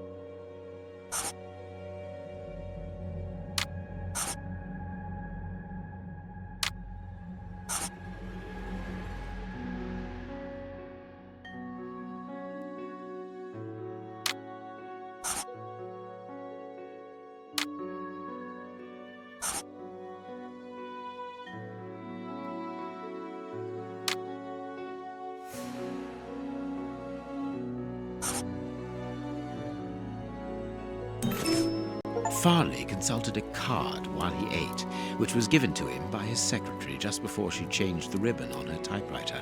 The reporter's greasy fingerprints are all over the card. When he went to file it away, he glanced automatically out of the window and saw us in the street. He closed the filing cabinet and rushed to lock his office door. In his haste, he pushed his chair aside, but didn't think to return it to its place. Precisely. He then hurried to tell his visitor of our arrival and showed him the way out. He then threw a piece of paper into the fireplace. But we still don't know how the cigar-smoking visitor departed.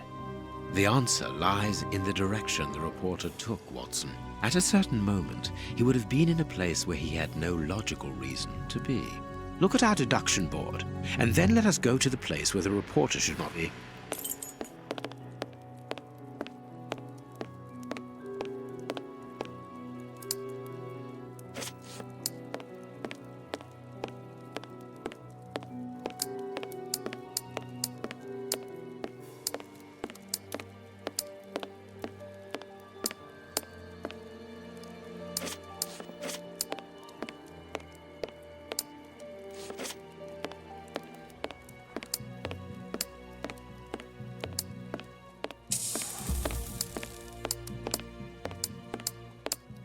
Coffee. It's...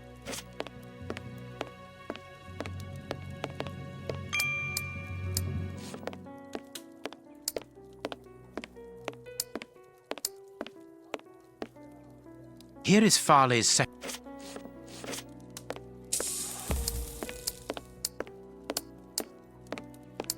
This arm...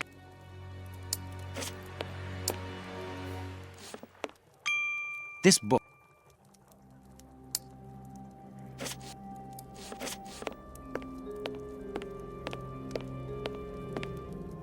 My adventures. Someone. Our map. Someone.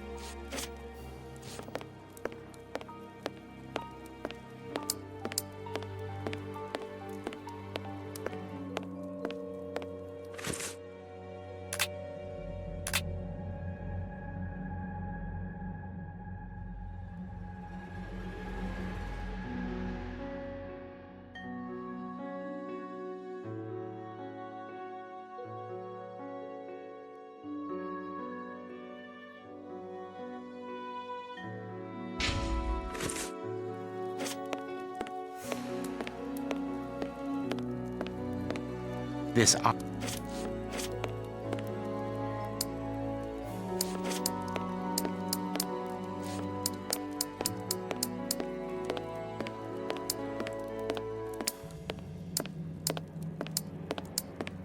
Someone called.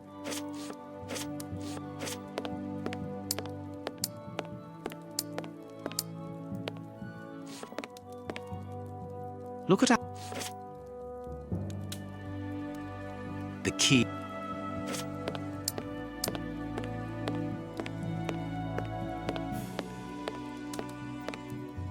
The secretary has just changed.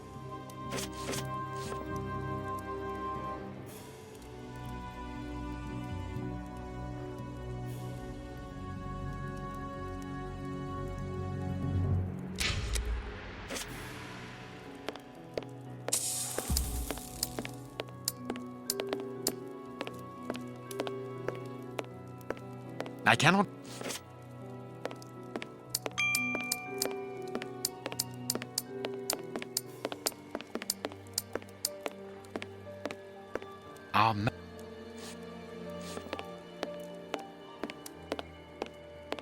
This arm. This arm.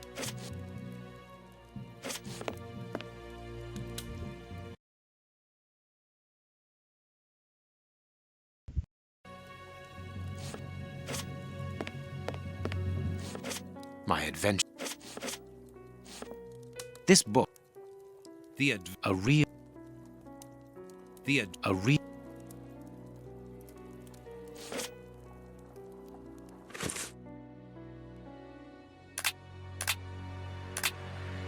Perfect. Yes, Watson. In his haste, Farley dropped this book, taking it from the shelf. Let's search this place. There's a control box built into the filing cabinet. This box must open the secret door. We don't know the combination, Holmes. The answer is perhaps within the question, my dear fellow.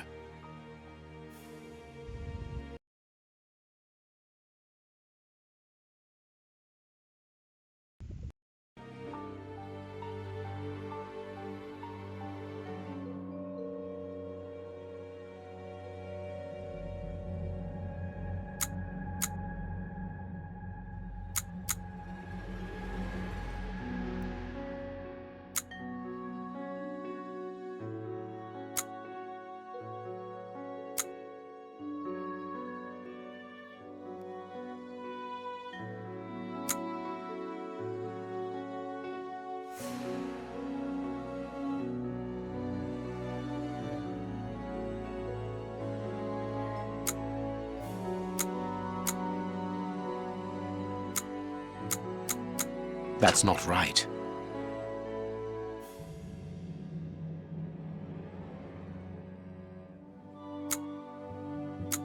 That's not right.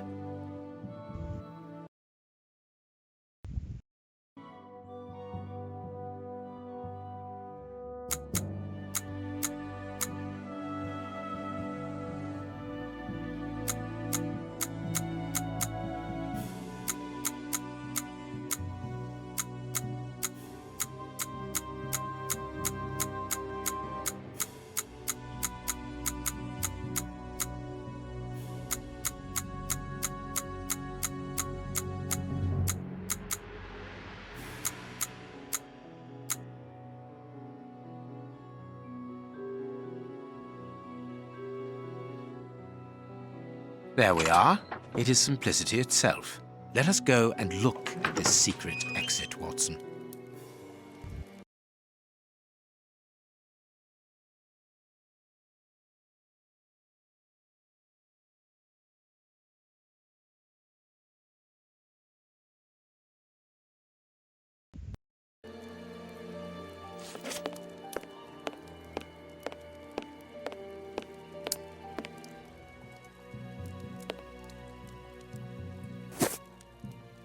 Chance has smiled upon us, Watson. This hat was almost certainly abandoned by our mysterious visitor.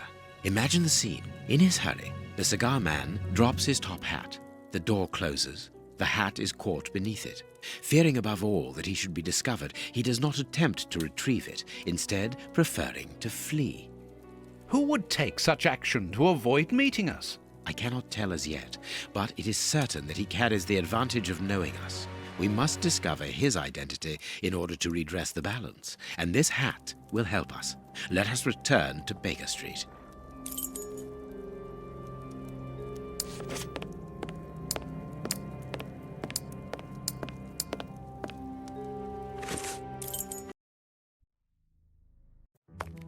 Let's hope that an examination of this top hat will reveal to us the identity of its owner. It will, you can be sure of that.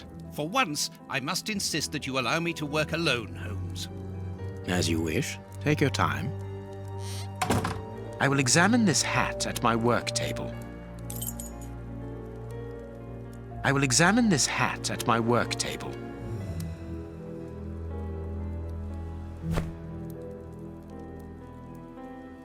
This hat is of an exceptional quality. The man who owned it is wealthy. His hair is graying, and judging by the odor, he puts camphor on it. He is probably in his early 50s.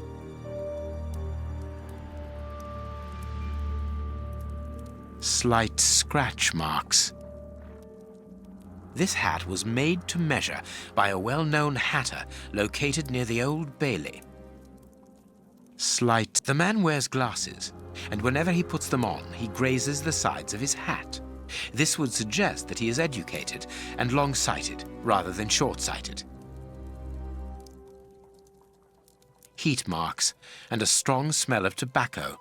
A cigar smoker, which confirms that this hat belongs to the reporter's visitor.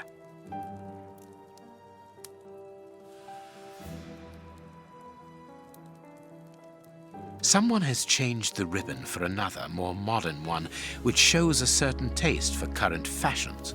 Not a mistress, but someone who pays attention to details.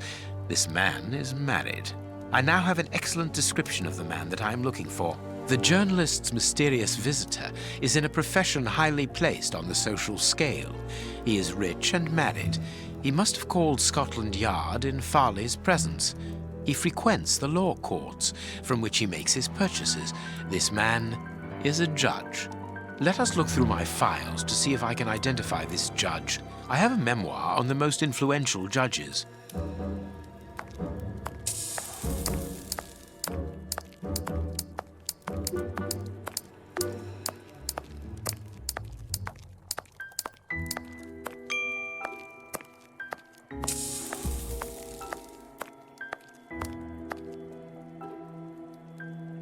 I have found my file. I must place it on my work table.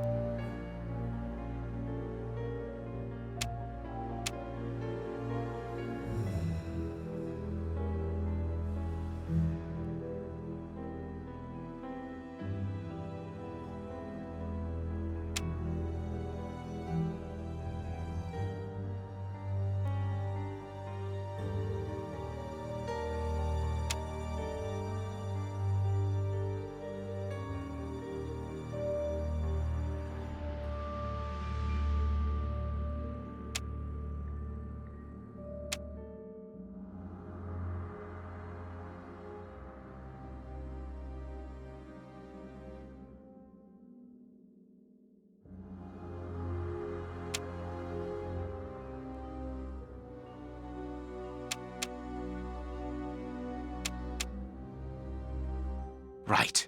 It is him, Judge Beckett. Have you discovered the top hat's secrets, Holmes?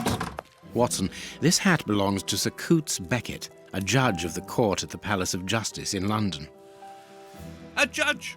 Wait, did you say Sir Beckett? That name rings a bell. Yes, that's it. What an extraordinary coincidence. Holmes, I was reading something about him in the Globe Explorer only this morning. Decidedly, this Beckett seems to have solid ties with the gutter press. I bought it from a rascal who ran off without giving me my change. I'm sure that I've seen him before, and... Spare me the details, Watson. Show me the article. So, Lady Beckett is on holiday in Portsmouth. That means her husband is at home alone. Good. We shall pay a courtesy call, Watson. With a little luck, we shall leave with a few habanos clarissimo. That you should interest a judge of the High Court isn't surprising.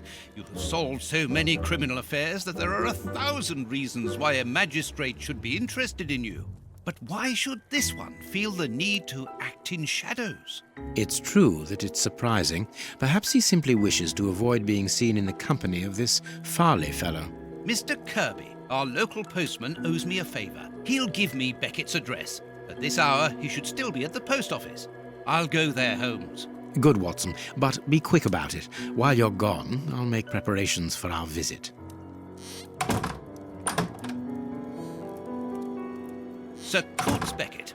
I've got the address. We can go round after a nice cup of tea. Don't get too comfortable, Watson. We're leaving immediately.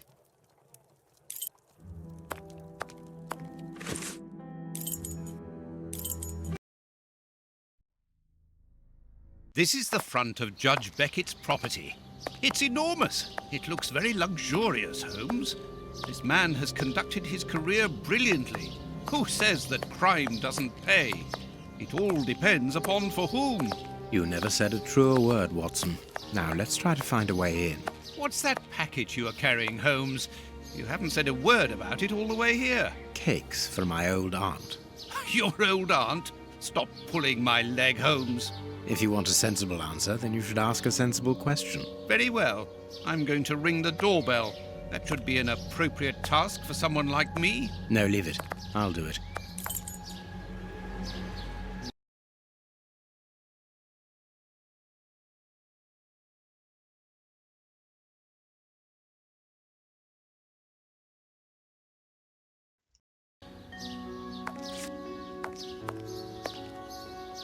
Closed.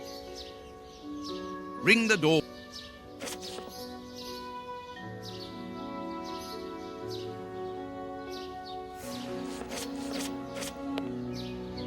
Ring.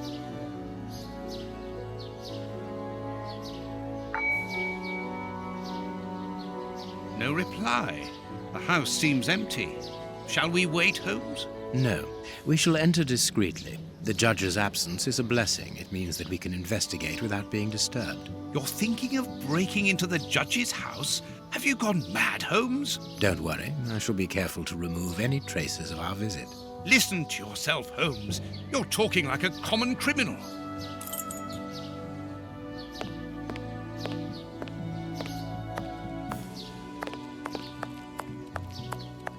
Mr. Holmes, Dr. Watson. How nice to see you again.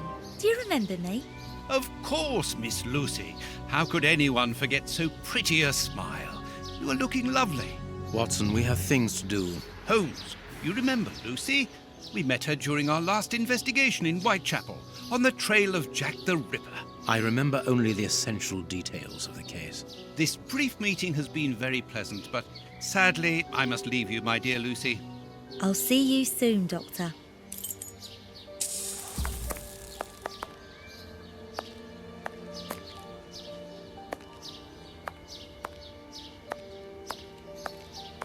Another bank that has gone bankrupt. If this carries on, the whole country will be ruined.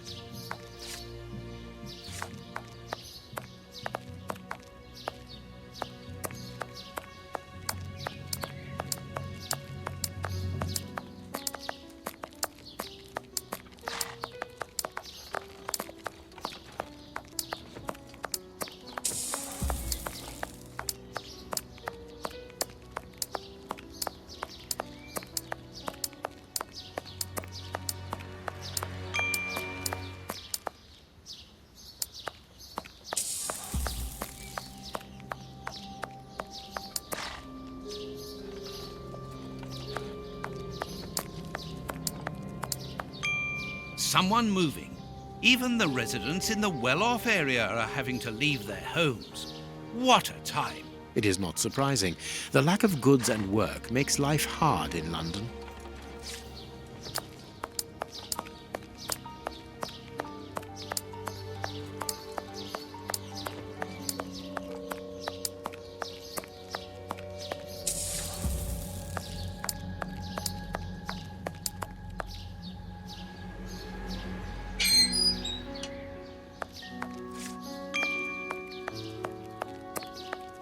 Closed. Closed.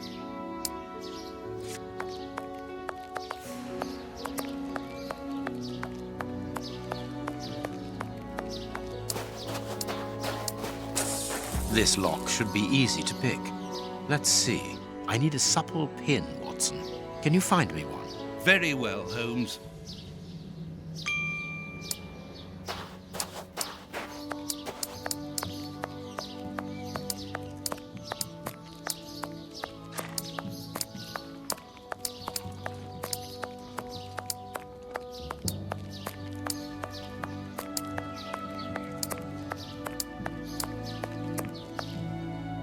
Ah, Lucy, you have no idea how heart-lifting it is to meet you here like this, particularly at this time. Tell me what you've been doing. You've become a florist. Oh, yes, Doctor, I am a florist. And I'm married now with beautiful little twin girls. Congratulations, Lucy. Enough about me. Can I help you with something? A pretty bouquet, perhaps? Not at the moment, Lucy. I really need a supple metal stem. A plant prop should do. Oh, I see. Is it to open a door or a window? Aha, Lucy, you are a surprising lady. Let's just say that the lock on the door to my flat gets stuck, and I should like to get in through the window. In that case, a prop wouldn't work. Better to use a hair grip. It's the ideal tool for an honest man who wants to get into his house without going in through the door. You are wonderful, Lucy. Goodbye, Doctor.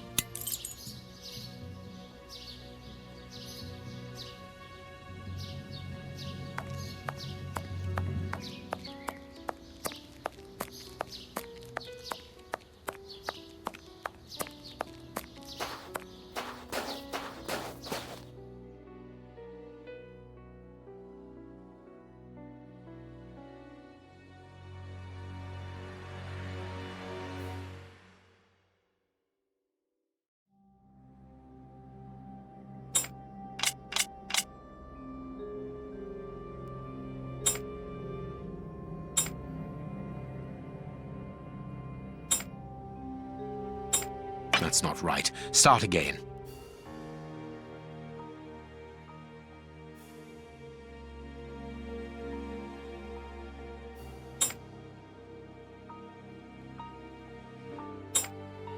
That's not right.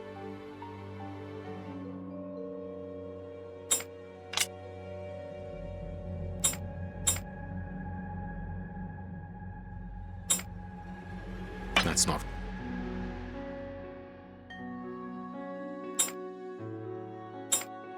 That's not.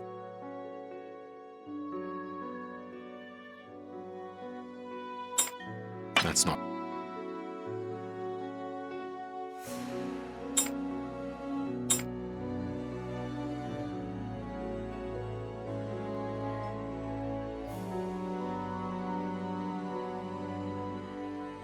Good, we can pass.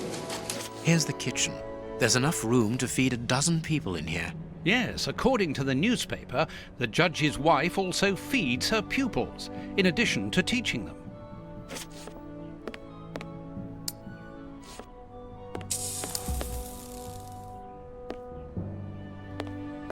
There is something interesting here. An oarlock. This isn't the place for it.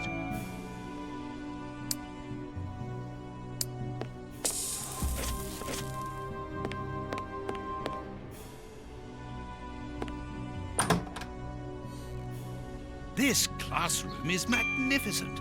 These children are very lucky.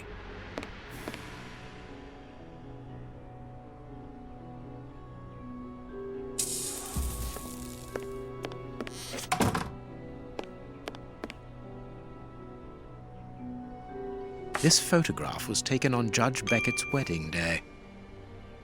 This is a photo of the judge and his wife.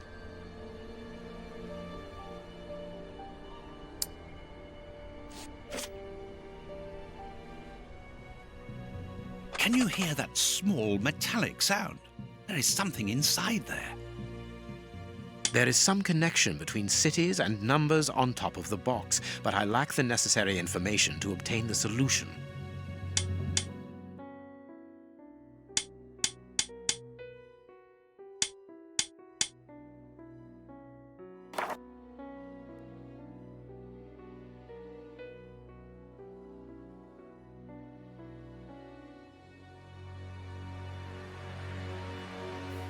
This is a photo of the judge and his wife.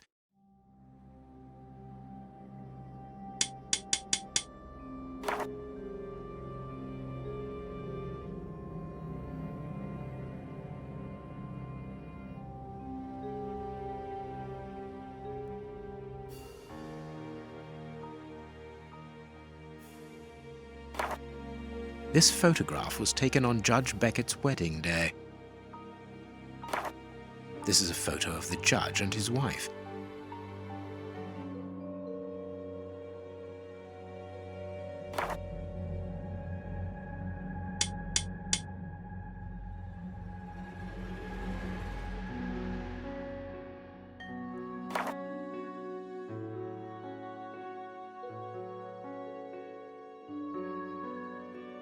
Perfect.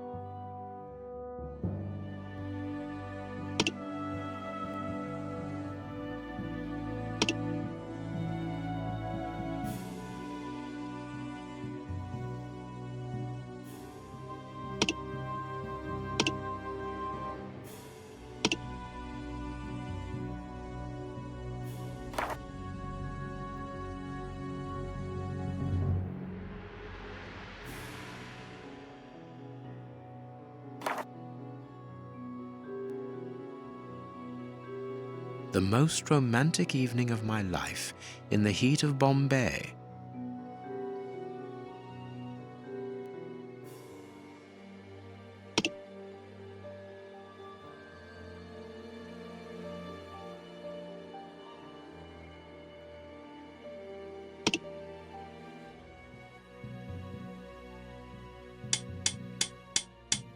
Perfect. There we are. It is simplicity itself. A key.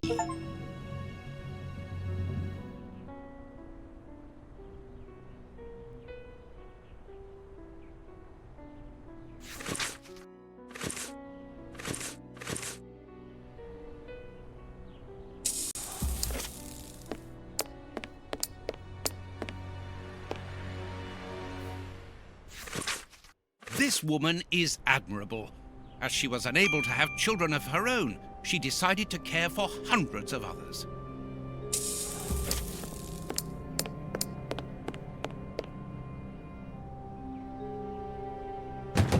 This screw is stuck.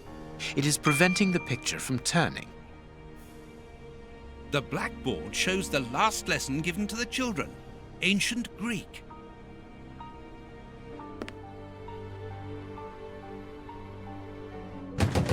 This screw.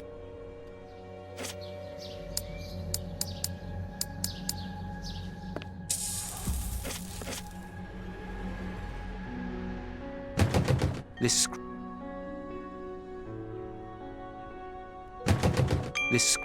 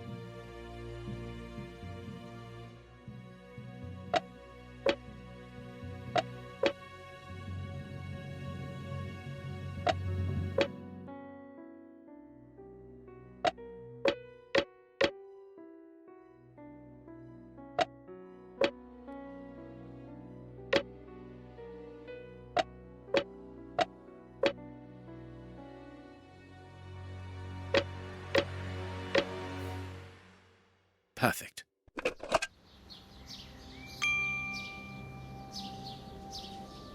An oarlock.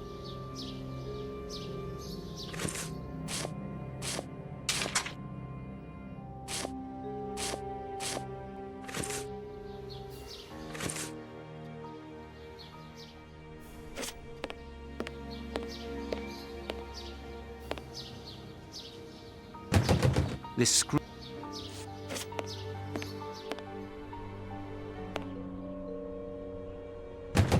This screw...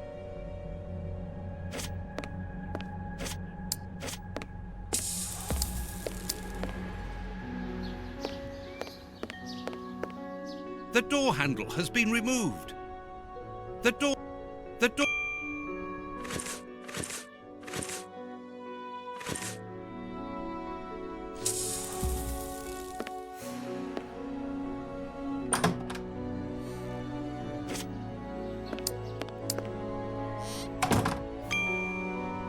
Sweet papers fallen from a pupil's overall pocket.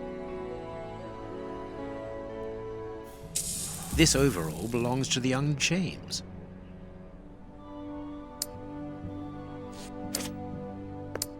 This plan is useless. A book about student organizations in the United States of America.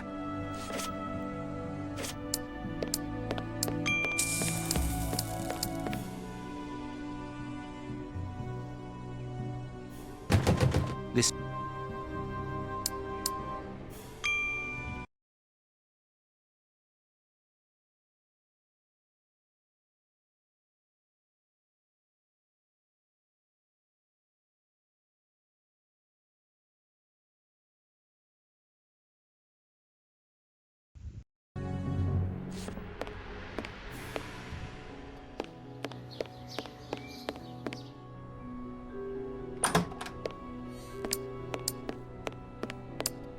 Please take note, Watson. We are making headway. How do we know what this means?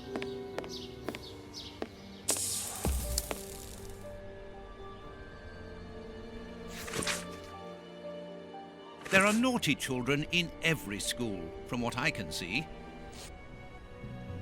There is no point in visiting the upper floors. We know from the newspapers that this building is deserted, so there is no risk of anyone coming down and surprising us.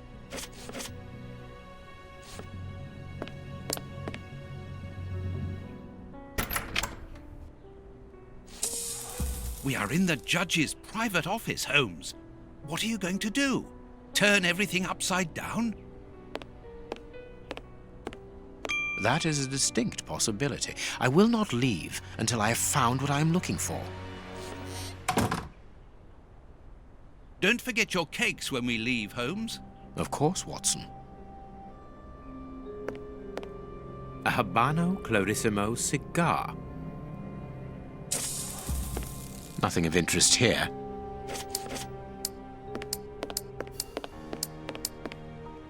Nothing but trophies. The judge must be very proud of them.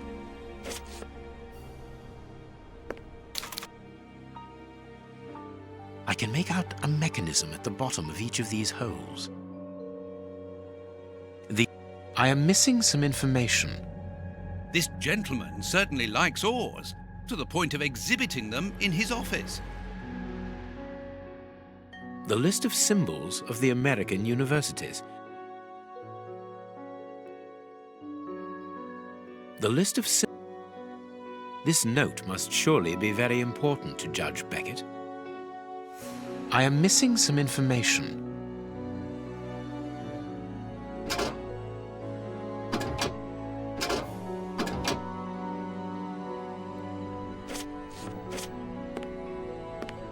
I am missing some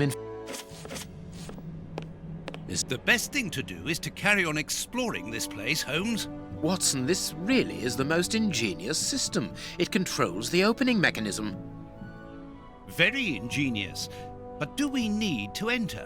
Judge Beckett is very rich, and the room perhaps only holds valuable objects which he wishes to protect from thieves. Doors are made to be opened, my dear fellow.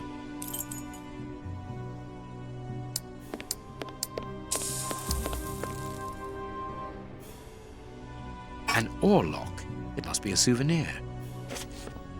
The judge used to row. Beckett, honorary member. This must be the symbol of an organization to which the judge belongs. Look at this symbol. It must surely be very important to Judge Beckett. A souvenir from the University of New York. That's the university where Judge Beckett studied. The young Beckett and his friends rowing.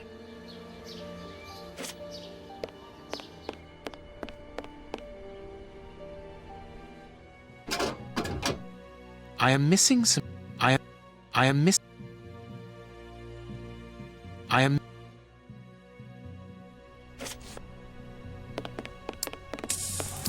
Blind justice. From whence his ignorance? Amusing.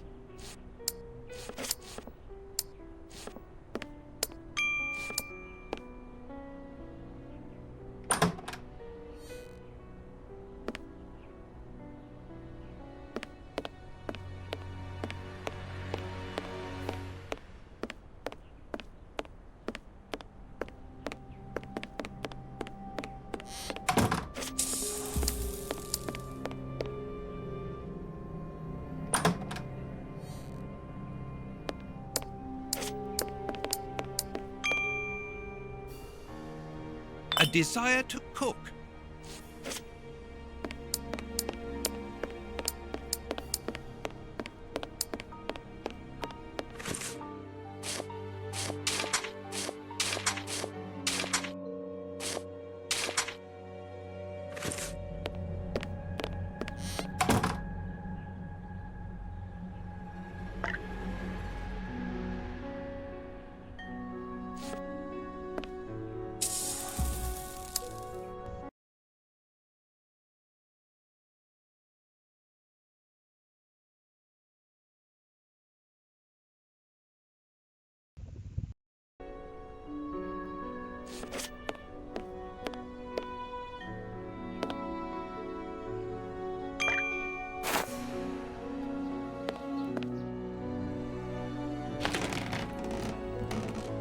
Greek letters. Copy them down, dear fellow. Very well, Holmes.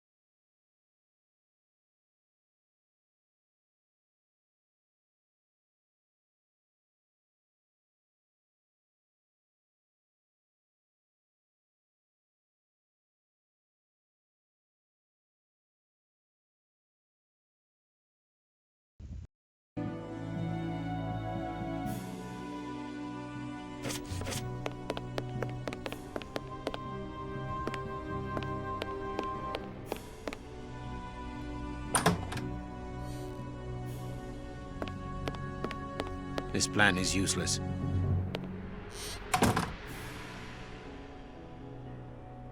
This plan...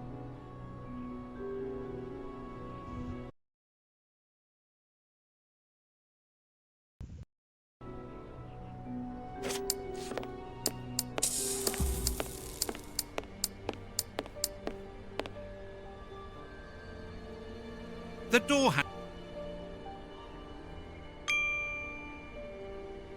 The door...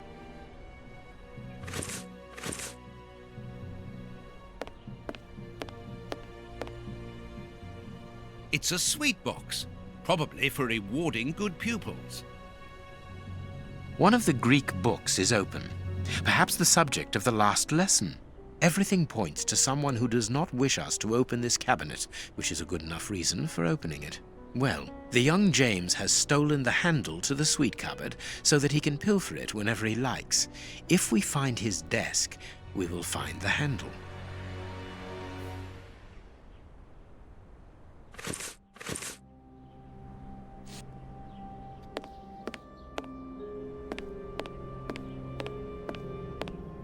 It's a plan of the classroom. Thanks to this plan, we will know which desk belongs to James.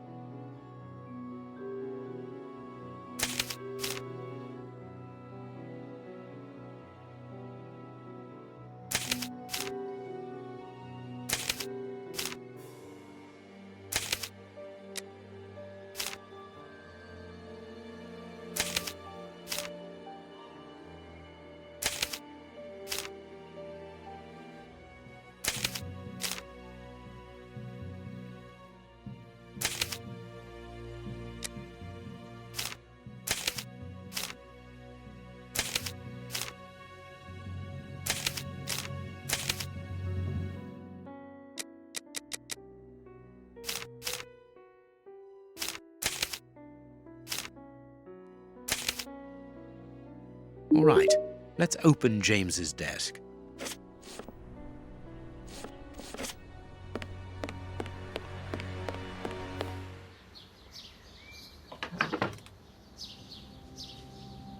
Perfect.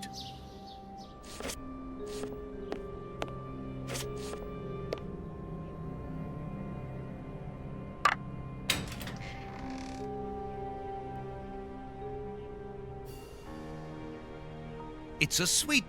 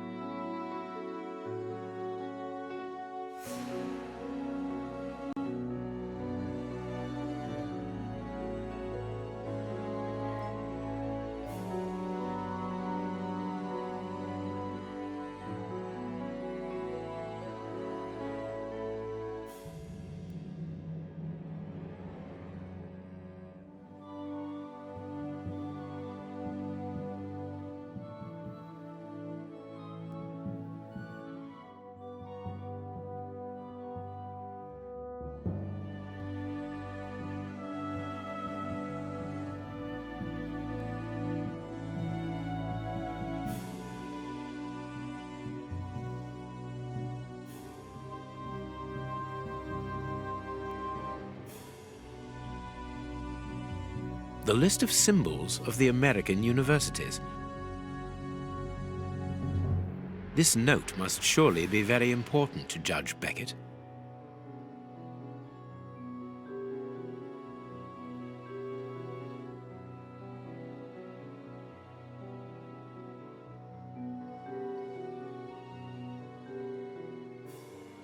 The list of symbols of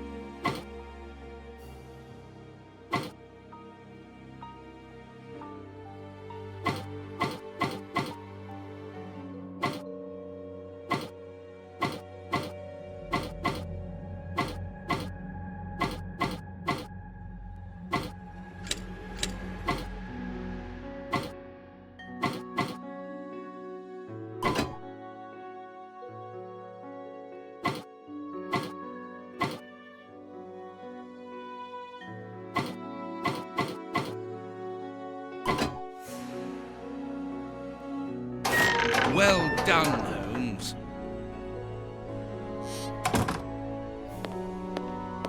Incredible.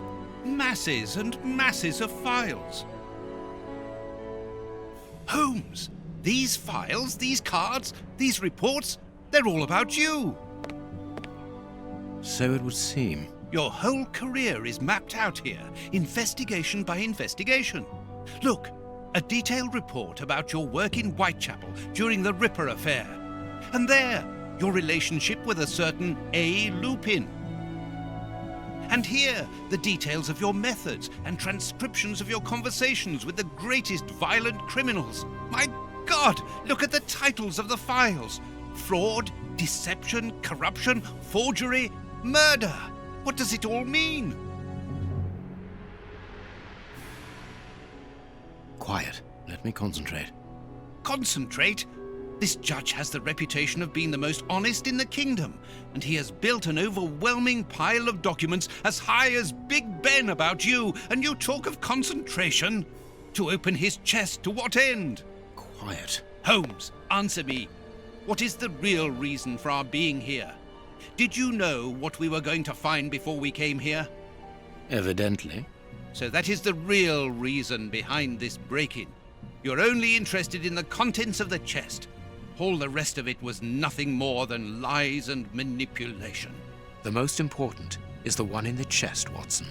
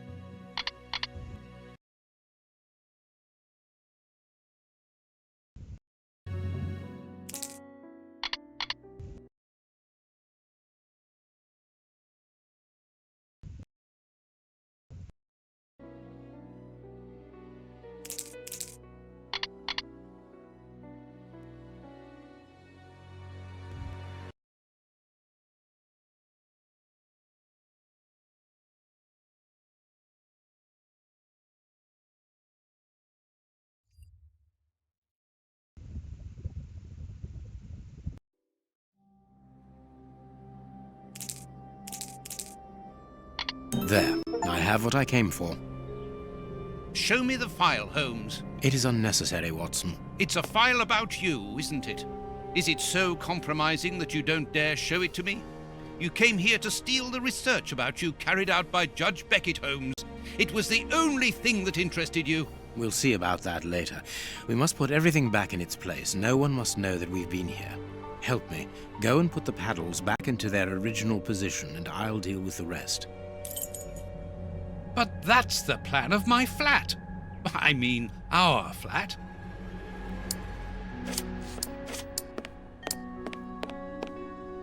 Before leaving... Quick, Watson, we must get out of this house. Immediately. What? But... Be quick, man. It's urgent. Because of you, we have to flee like common criminals, which it seems we have now become. I only hope that the game is worth the risk. Show me the file right now. Let's find a cab as quickly as possible. We can't stay here. Why are you in such a hurry? You... Wait! Look over there. Judge Beckett. Yes, it's him. Let's go and talk to him. It's too late. Do as you wish, Holmes, but I need to hear an explanation about what was in that armored room. I'm going. No, stay here. That's an order. Your giving orders changes nothing. I'm going to talk to Judge Beckett, and you will not stop me.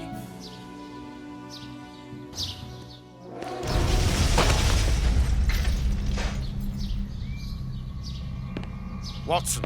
Watson! Are you all right? My God! What happened? Lucy! Oh, Lucy, poor girl. I must do something. Holmes, I need your help here.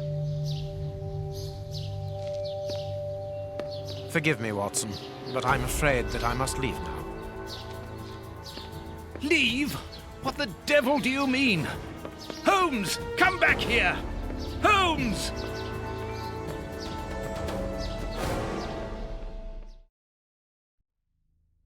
Holmes! Are you here? Show yourself! No one. Perhaps it is just as well. I don't know what my reaction to him would have been. How dreadful. The poor Miss Lucy hanging between life and death. Luckily, I was able to place her in good hands. But how the devil did Holmes know that a bomb was about to go off? And what's more, he seems to have taken advantage of the tragedy. No more Judge Beckett, no more compromising documents, no more proof. There is nothing at all.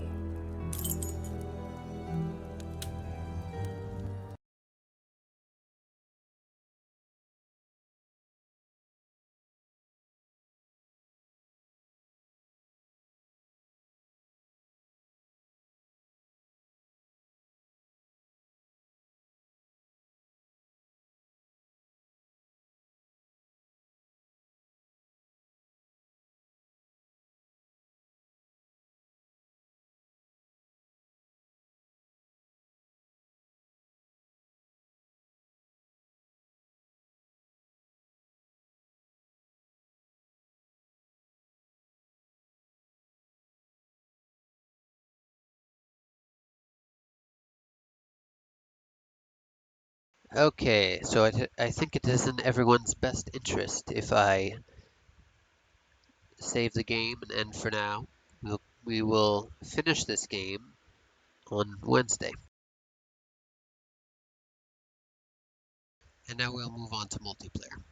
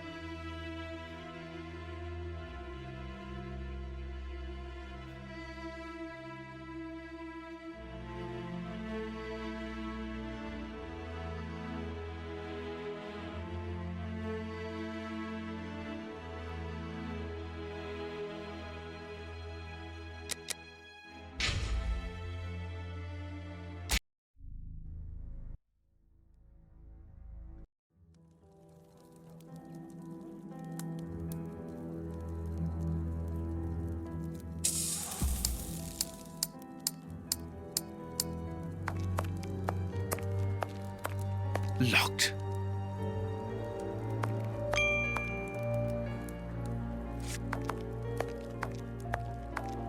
No, I don't want to go to bed yet. I must wait for Holmes.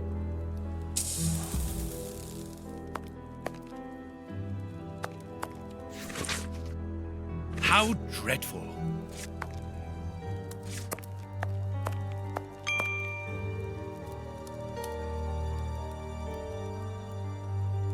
Loyal Toby. Holmes would have shown us, wouldn't he?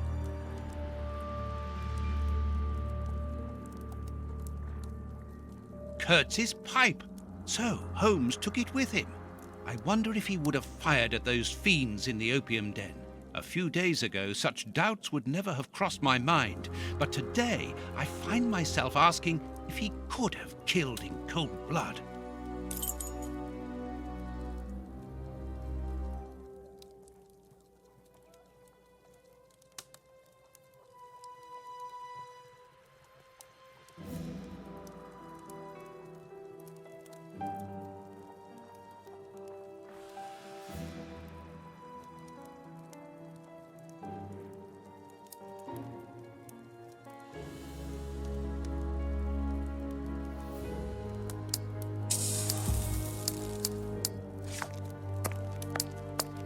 A fountain pen, just like the rat killers.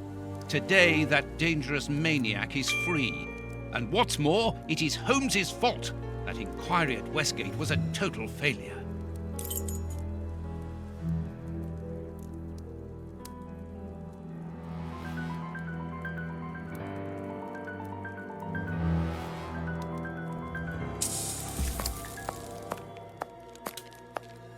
The harpoon that was used to kill Black Peter.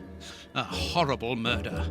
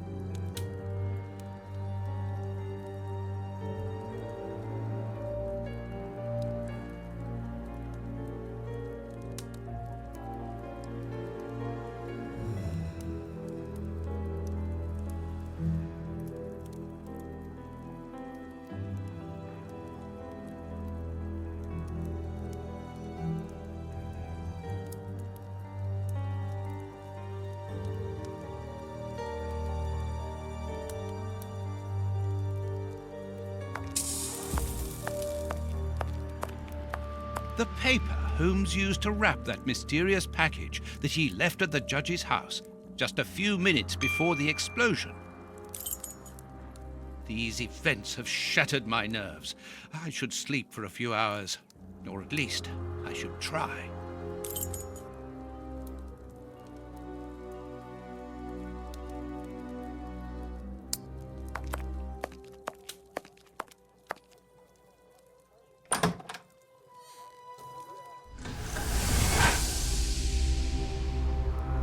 Doctor! There you are.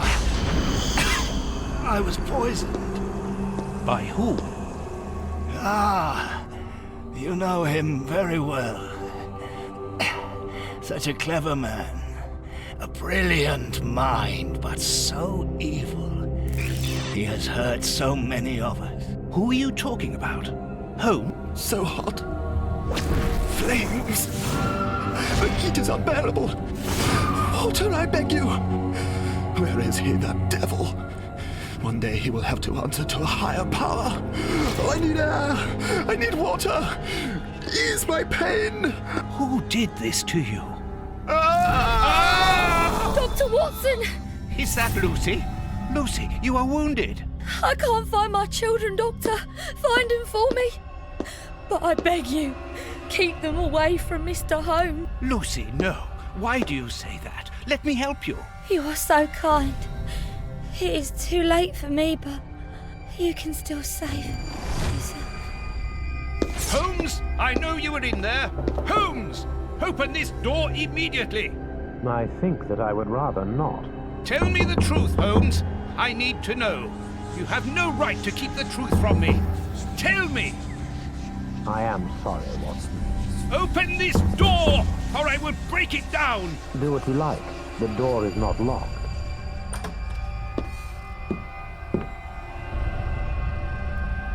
What are you doing? No, Holmes! No, it is impossible.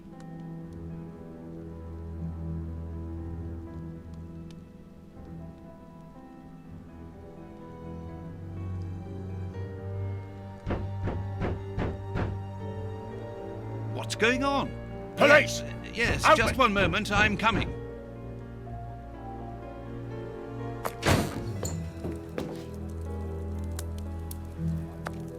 Dr. Watson, is Mr. Holmes here? Inspector Baines, what? Is he here or not? No, I do not believe so. Open the door, quickly. You're going to have to come with me, Doctor. We have a lot of questions to ask you about your relationship with Sherlock Holmes, and also regarding your movements early yesterday evening. It's empty, Inspector. Get dressed. We're leaving in 2 minutes. Yes, I'm coming. I'll do all I can to help you. I would also like to find the answers to some of my own questions. Sergeant, I'd like you to stay here with some of your men and search the place from top to bottom. If there is one clue here that will lead me to him, then I want you to find it. Doctor, you must understand that I am sorry about this situation, but if, as we believe, Holmes is a murderer, I won't hesitate to arrest him. What did you say? A murderer? You heard me, Doctor. The Bishop's murderers informed us that they were following orders from Sherlock Holmes.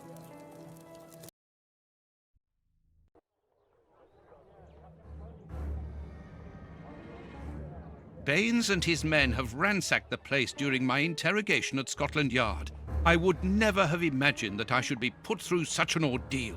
I have always fought on the side of justice, but to be interrogated for hours like a common criminal, having to proclaim my innocence over and over again. Baines is convinced that Holmes is guilty, but who can blame him? Everything seems to point to him. I had thought that the worst was behind me, but here I am, as a suspected accomplice. All I need to do is to find Holmes, and when I find him, I'll decide. I'm going to search the flat. Perhaps Baines overlooked some clues.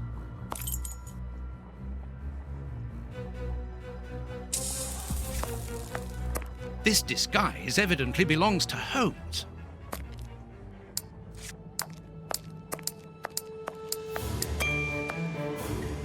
This disguise... This dis... This dis... This dis... This...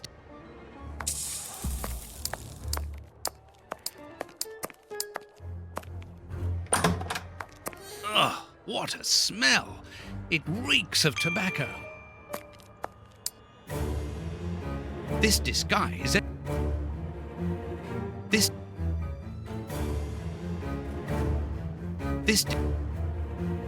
This is what Holmes was wearing yesterday. Holmes has left his tweed suit here. So, he came back to change after he left me in front of Judge Beckett's house, just after the explosion. Knowing that Scotland Yard is looking for him, he will likely have changed into one of his disguises. I just need to know which one. The best thing to do is proceed by elimination. I will use the wardrobe in the sitting room to reconstruct them.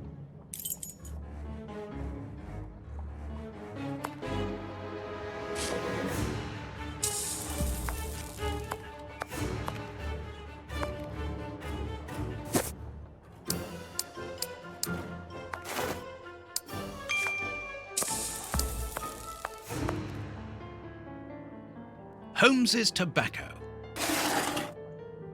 A hole. There must be a false bottom. I need something thin to prise it up. A hole.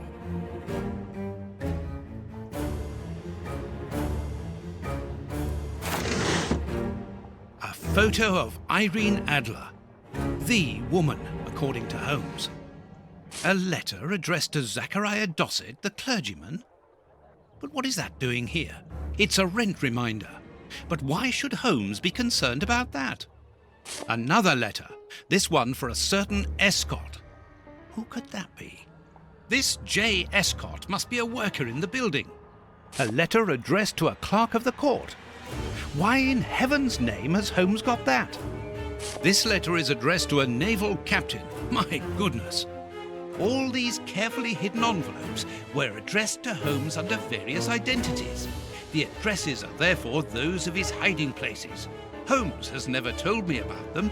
I suppose that he goes there regularly and discreetly to pick up his mail. I cannot waste precious time by going to each of these addresses. I must refine my research.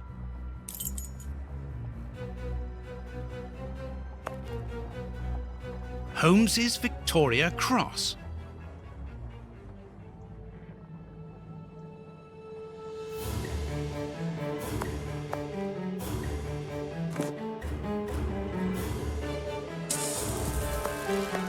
This is what Holmes...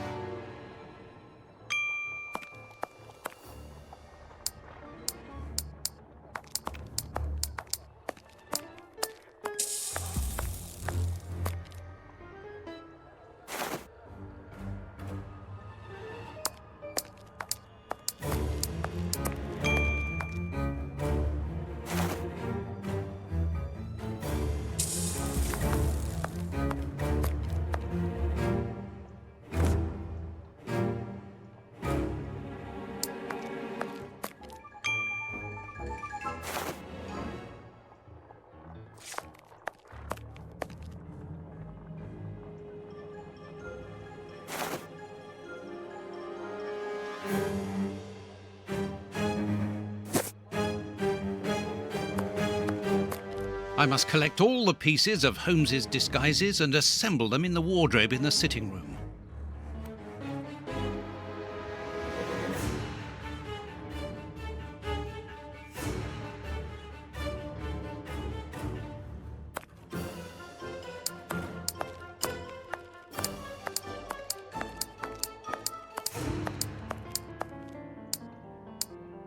This is what... This is...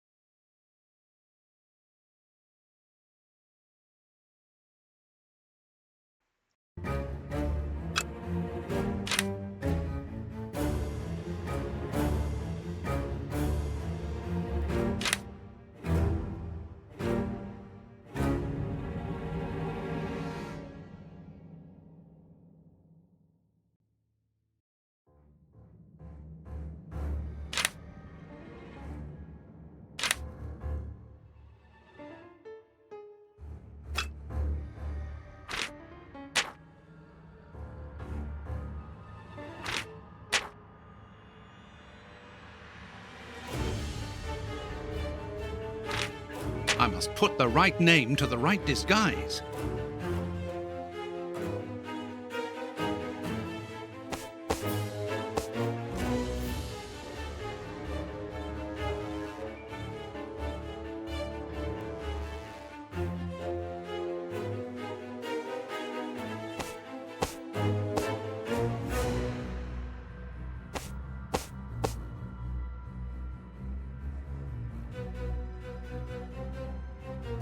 There, the...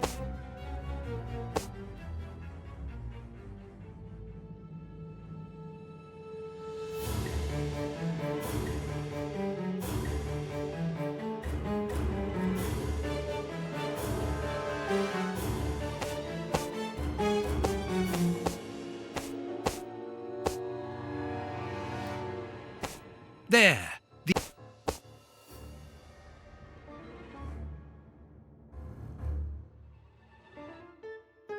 Perfect. Now I know what Holmes looks like, and I know where to search for him. Let me take a look at the map.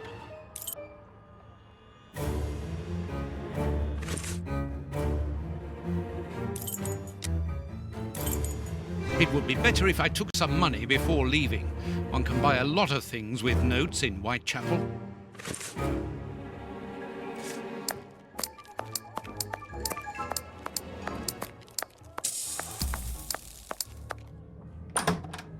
Baines's men have more or less spared my bedroom. How kind of them.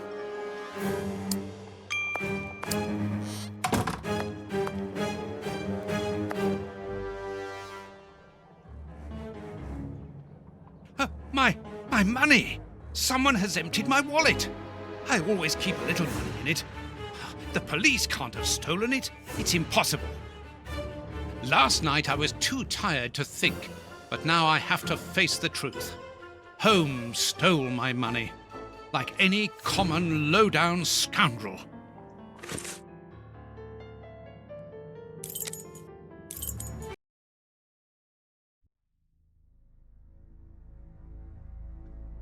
Good. I've got the address of Holmes's hideout. 6 Bucks Row.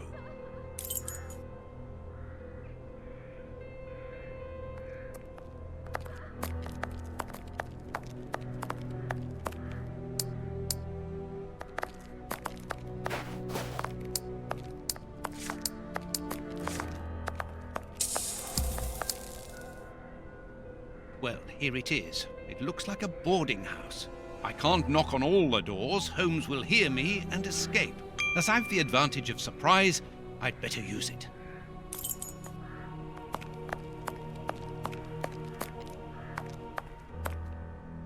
Oh, but I know you. You with the moustache. I met you back when Jack was cutting up all those girls around here. So you've come back to do some slumming.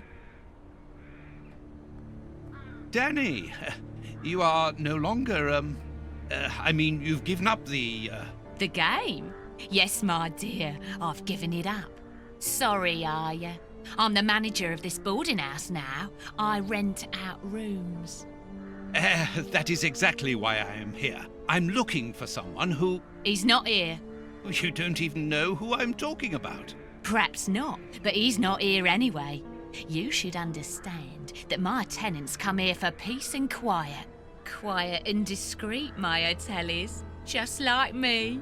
And I, Danny the Anvil, 11 times champion of male wrestling in Whitechapel, I guarantee their peace and quiet. I really must insist. It's very important.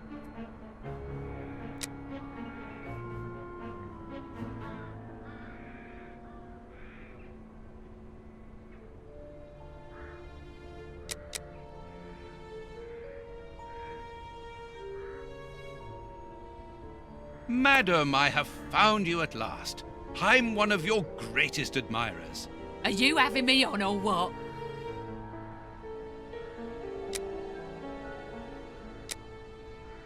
I assure you, I have followed your career for years. I have seen nearly all of your fights. Yeah, and you'll be part of the next one if you don't clear off out of my way. Are you... You are so very unique. I would like you to permit me to sketch your portrait. My portrait? What for? It's always a good idea to have a portrait of oneself. You're right. I'm lovely, aren't I? Come on, I'll do your portrait too. Art, whatever. But I don't think your friends will recognise you afterwards. Are you... You... Mad? What for? But to immortalise the champion that you are, of course. All the great wrestlers are doing it these days. Even Pudding, Nutcracker, Stomping Jenny. Yeah, that's true. If those big cows can have theirs done, why not me? The light here isn't good for artwork. Let me see some of your rooms. Perhaps we will find a better light, without disturbing your tenants, of course. Don't worry about that. Most of them are out this time of day. And if they're not happy about it, I'll explain it to them gently, if you see what I mean. I'm sure that they will understand at once. Yeah, come on then. Here would be perfect. A splendid place. Ah, I've just had a wonderful idea. Why don't I paint your portrait with you wearing your stage costume? What? Yes, I think it would be difficult for me to capture you correctly if you are dressed in your everyday clothes. They are too elegant. Yeah, all right. I'm gonna be great. And it will remind me of the old days. Oh, but I left my costume with a pawnbroker so that I could buy some of that lovely pear-smelling perfume. Yes, I remember. Very well, off you go. While I'm waiting, I shall concentrate and soak up the atmosphere here. All right, but don't touch anything. The bloke that rents this room isn't very easy going. You'll have enough time. The pawnbroker's shop isn't close by. What a mess. That's Holmes all right.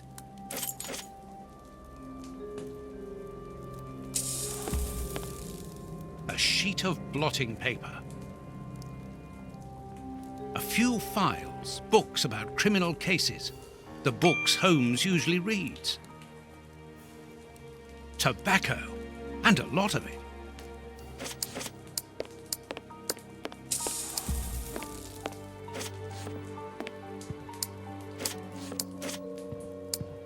Dirty water.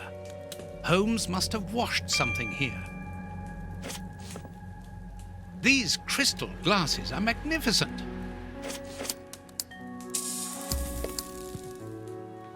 A pipe. And judging by the smell, Holmes has used it recently. Analyzing material. There is no doubt about it. Everything would suggest that Holmes has been using this hiding place for a long time. Liquid reagents, a large quantity of it, the same as at Baker Street. Holmes uses it for cleaning objects before he analyzes them.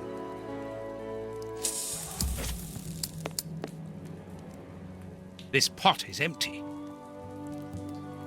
A nice plant. I'm surprised that Holmes has taken care of it. I'm discovering new sides to his personality.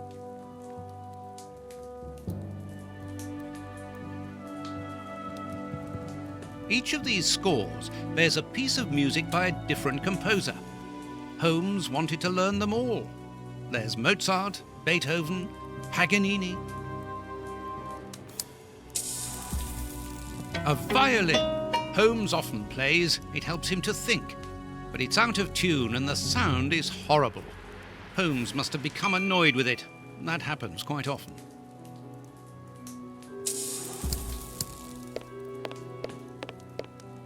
Apparently, Holmes is packing his suitcase.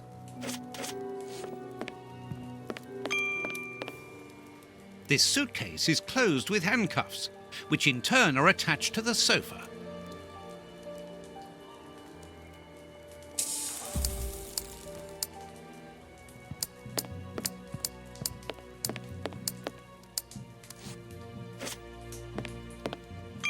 A microscope.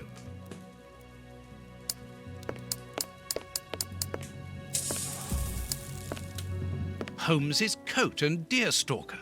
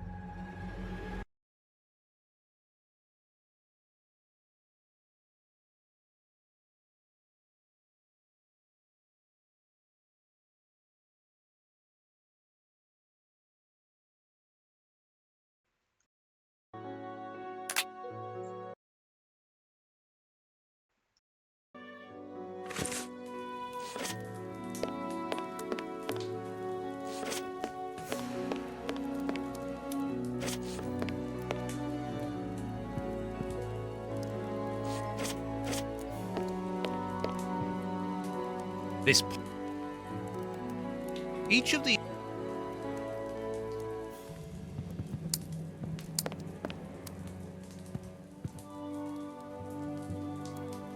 These handcuffs are extremely solid. You need a code as well as a key to open them. Apparently, this suitcase holds something which Holmes believes to be important. I must open it. It could be the chance to find out the truth about his intentions.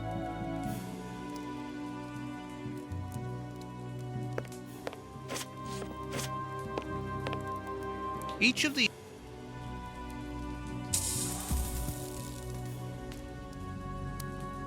It's impossible to force the suitcase.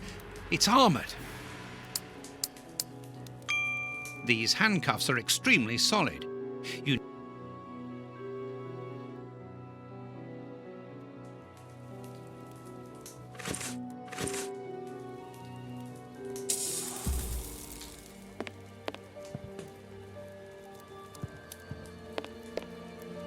Holmes must have smoked his pipe while reading the newspaper.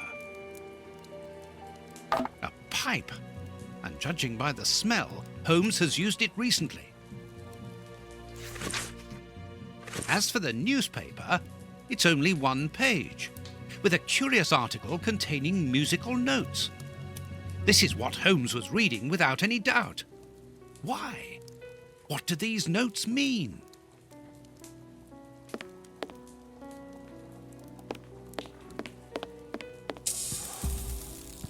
These crystal glasses might help me reproduce the notes in the newspaper.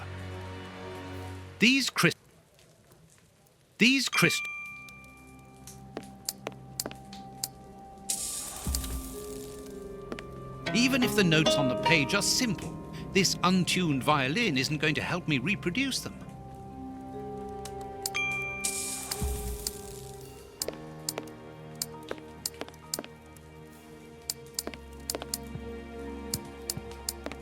These crystals...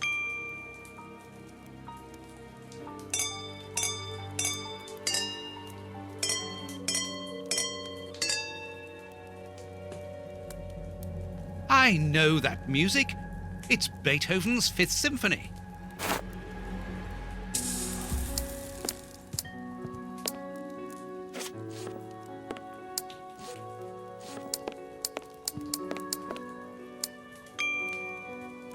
There, I found the score corresponding to Beethoven's Fifth Symphony. There is a strange stain on it. I must examine this stain more closely.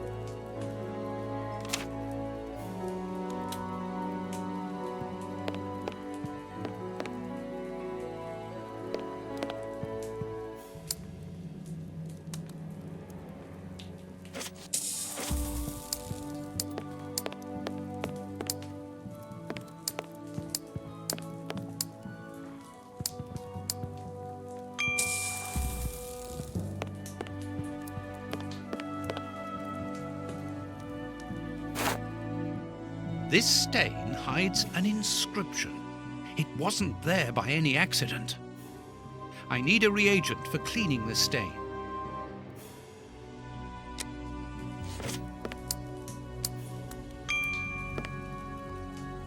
A sheet of blotting paper.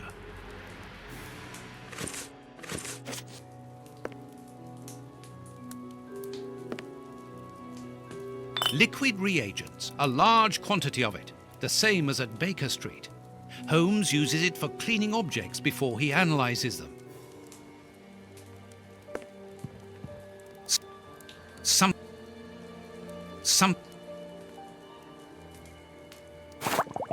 Good. The reagent is weaker now.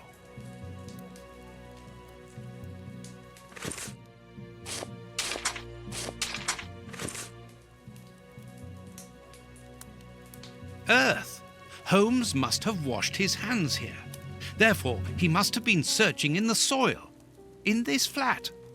But where?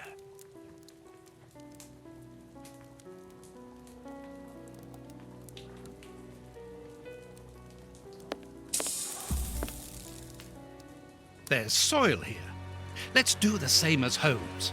Search.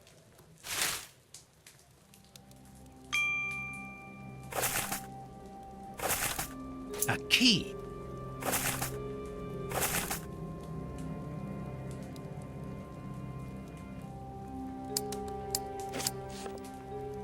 This...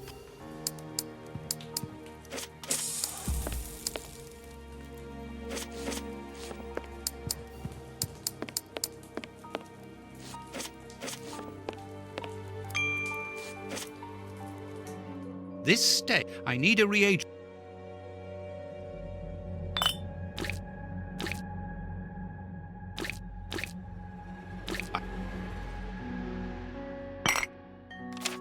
A number.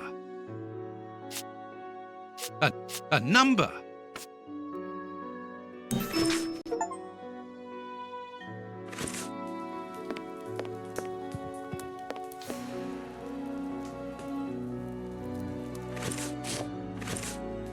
These handcuffs are extremely solid.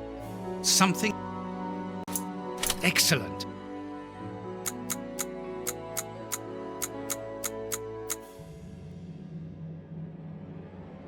Open.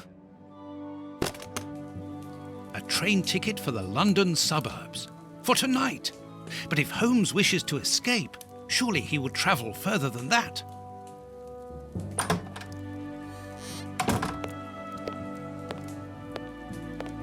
Ah, there you are. I've got you. Hey, what do you want? That's enough. Take off that disguise. What disguise? I beg your pardon, young man. In a moment, madam. Stop playing around. I've seen through you. You're going to have to give me some straight answers now. I don't know who you are or what you want, but leave me alone now! I think you are mistaken, young man. Your ridiculous accent and your filthy clothes don't fool me, Holmes. And what on earth have you been eating? Your breath could kill an ox at 10 paces. He's the grandmother. Right, that's it! You're gonna get a thrashing of your life! Calm down, Mr. Hooper.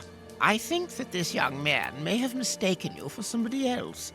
He obviously does not have a good memory for faces. On the contrary, madam, everything is crystal clear to me.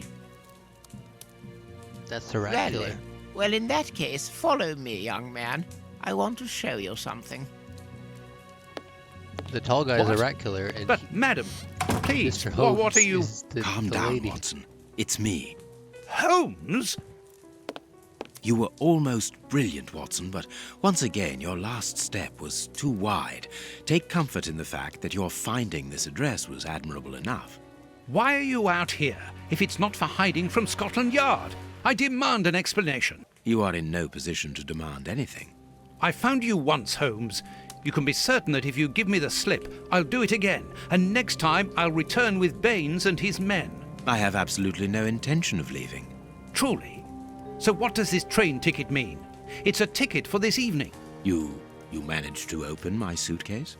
Enough of your lies, Holmes. As a matter of fact, then yes, I am leaving tonight. We are leaving tonight. I'm not going to let you vanish again. Very well. Follow me if you so wish. But I should warn you that there is little chance of us both coming back alive.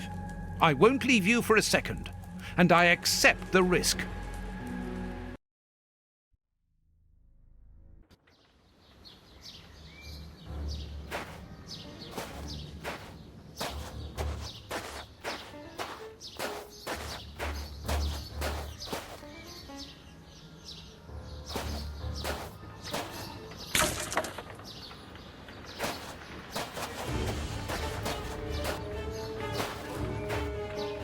What an exhausting journey. I didn't even have time to collect my medical bag. And you haven't said a word for hours. I have been thinking. What is this place? A mill. I can see that. But what are we going to do here? It will be more interesting to see what you are going to do. I won't bend to your will anymore, Holmes. You have gone too far. Shh, Watson, not so loud. Why? Does somebody live here? Yes, 3 men. Take out your revolver and try to keep them below while I search upstairs. Are they dangerous? They would kill us if they could. I'm going up there. Take care of them and make sure that they do not leave the ground floor. Holmes, wait!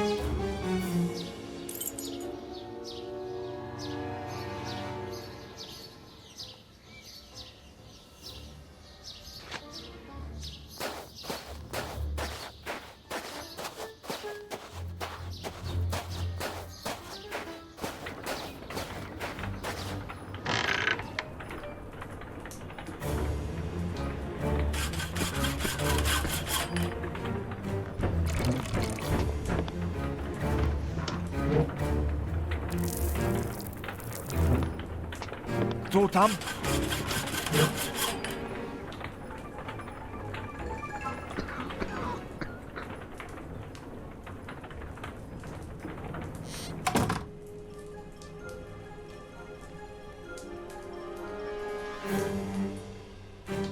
The Times. It's a London newspaper. Vodka. There's only a drop left.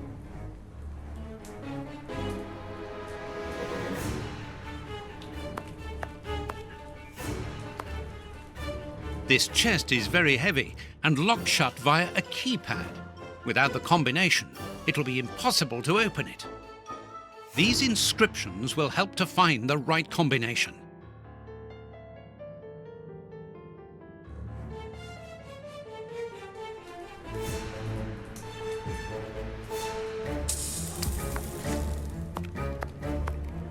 A medicine cabinet.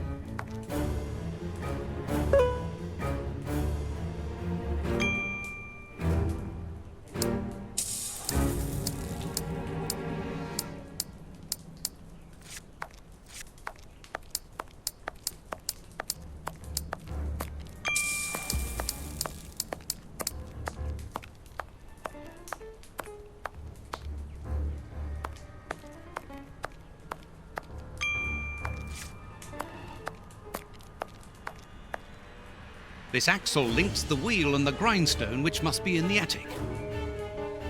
One of the two cogs which ensure the connection between the wheel and the axle going to the attic is missing.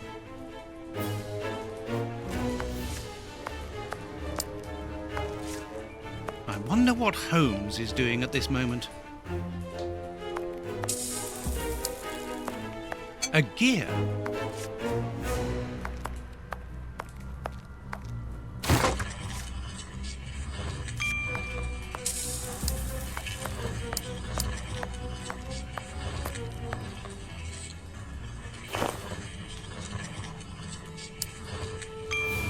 A large, strong paintbrush.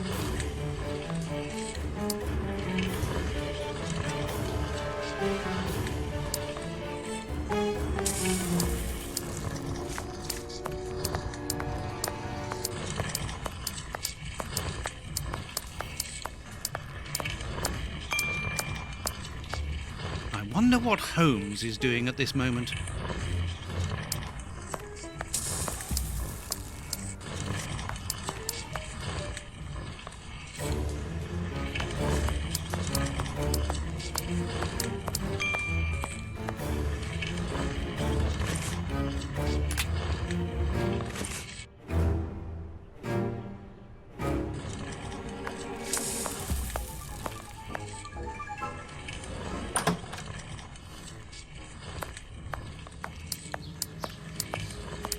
Strange. This opening has been boarded up, but I'm sure that I didn't see it in the attic.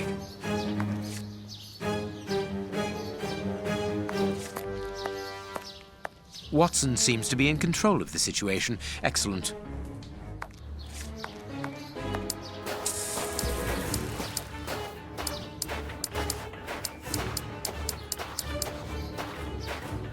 Impossible to open it.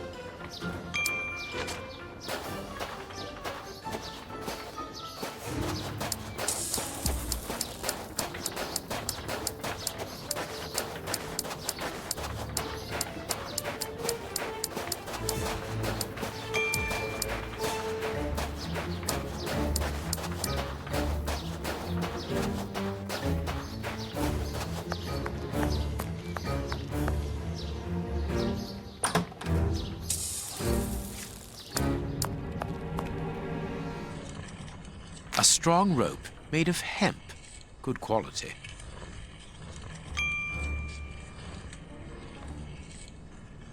Petrol for the lamps. This chest is strange. Its decoration would indicate that its origin was in show business. Let's see.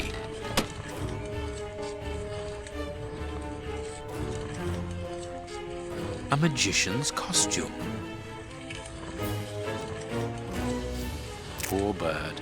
Who knows what has happened to his master? Ideal for a magic trick. Nothing interesting. Magician's equipment. Perhaps we will find something useful here. Nothing interesting.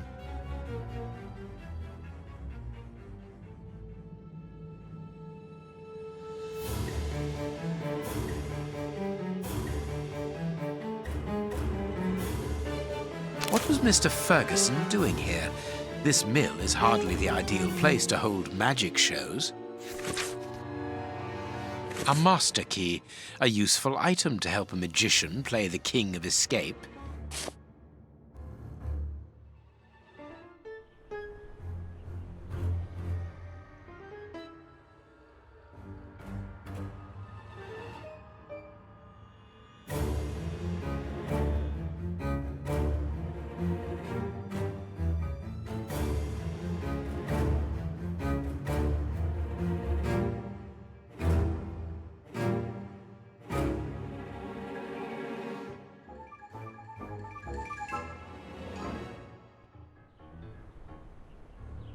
Accessories for a magic show.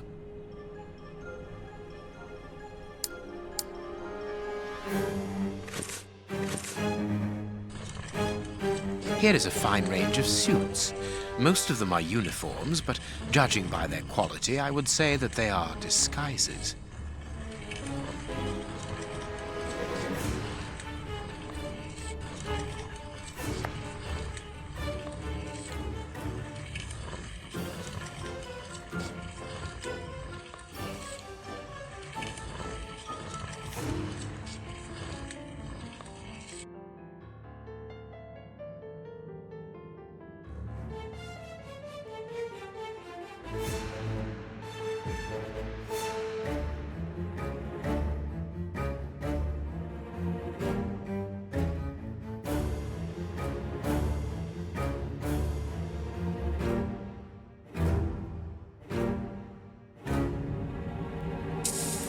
A good luck charm.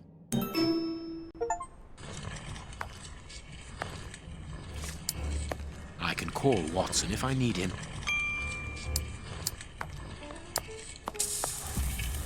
This millstone seems to be in good condition.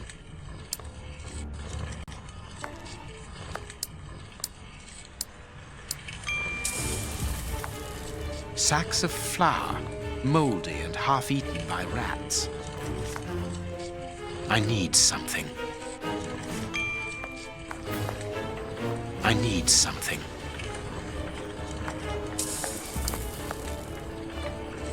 Dark traces. It must be blood.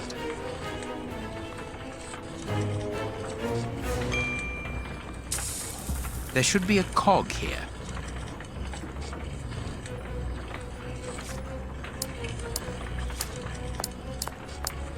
These boards crack under my weight. Interesting. All the lamps are out of order. This wall does not seem to be very solid. It is not made of brick. That is just a coating. This wall sounds hollow.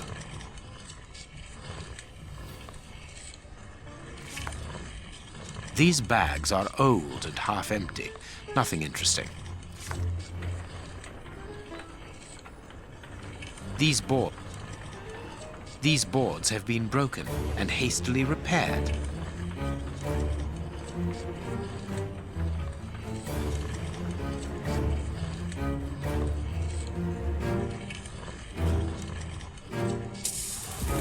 I need something.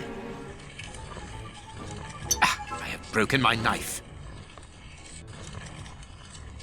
No, it is... No.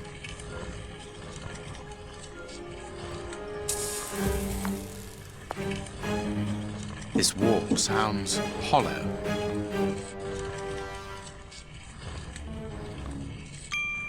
This wall...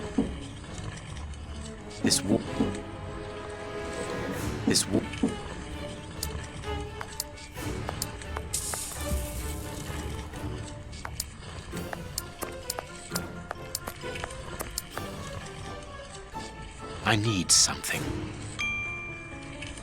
I need. I need. I need.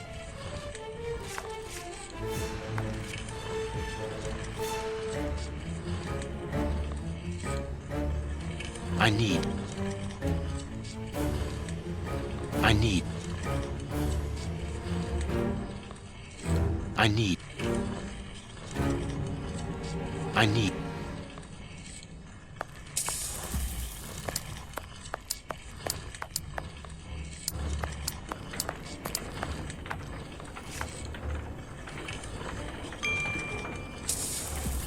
There should.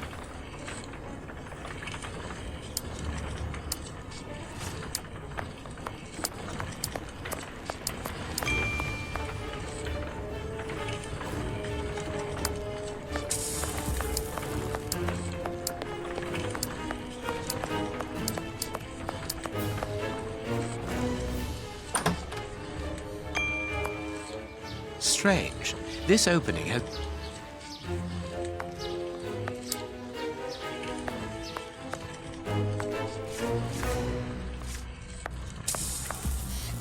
This wall sound. This wall. This wall. This wall.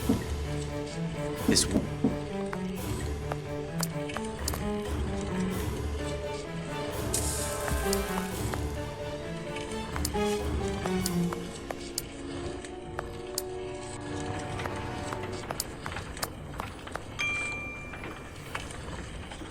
These boards have been... No, it is unnecessary. No. No. No. No. No. I need something.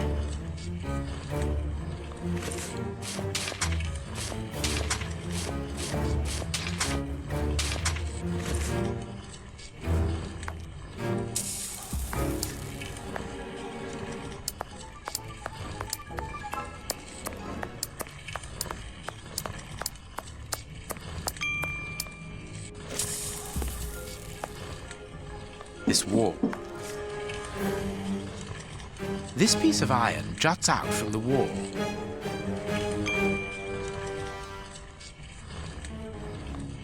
This wall sound. This piece of iron. This.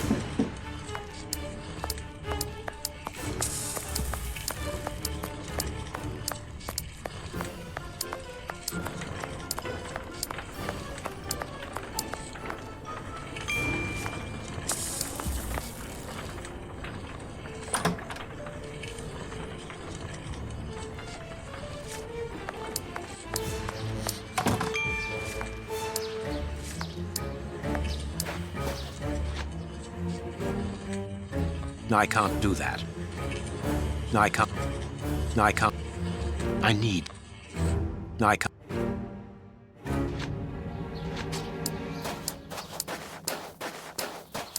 It is not yet time to rejoin Watson.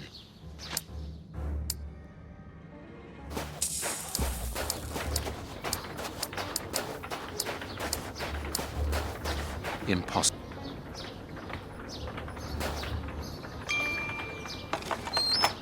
A tool shed. The blade of this spade seems very solid. The blade.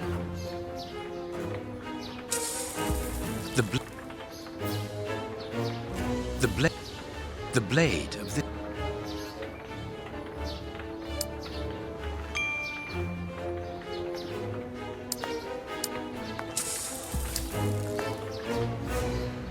That could be useful.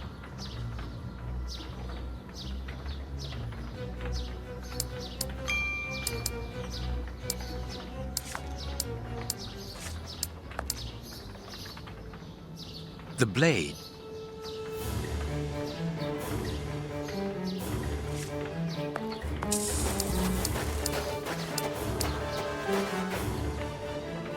That could be used as a weapon in a necessity.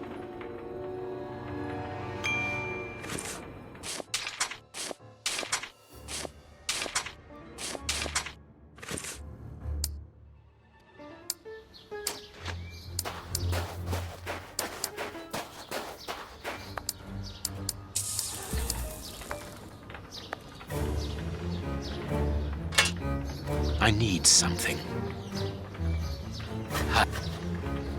Perfect.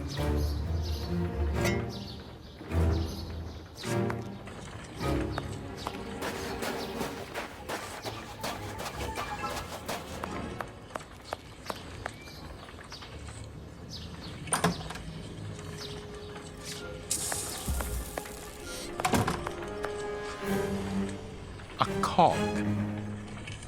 I need something. I need... These bags are old and half empty. Nothing interesting. Of course, a secret hiding place which contains a real arsenal. New pistols. A Gatling machine gun, a real war weapon. Boxes of weapons. This chain is several yards long.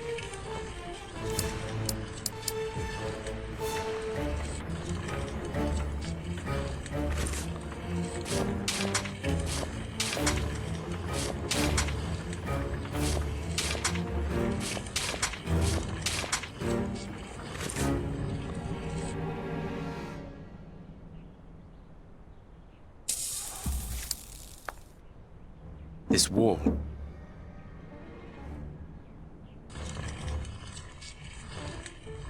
This wall.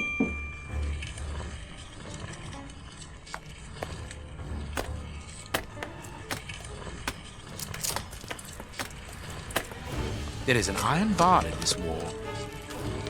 Very good. The false wall's framework is held in place by an iron bar across it. No, I can't do that. No, I can't. No, I can't. There. The rope is in place.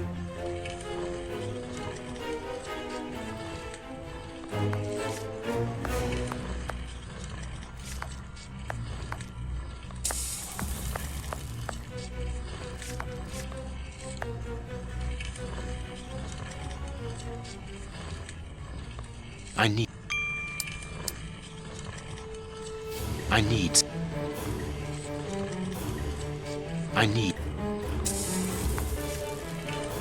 Perfect. Perfect.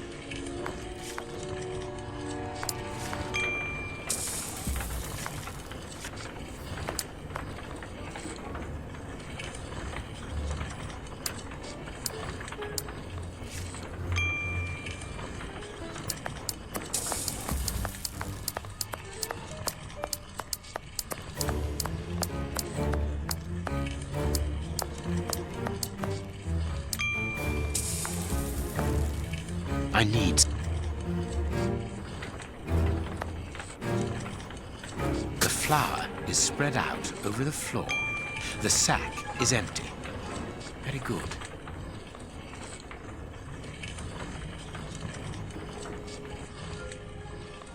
The flour is... A cog.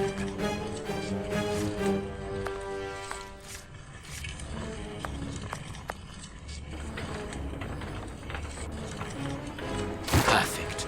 The second cog is missing. Perhaps it is somewhere on the ground floor.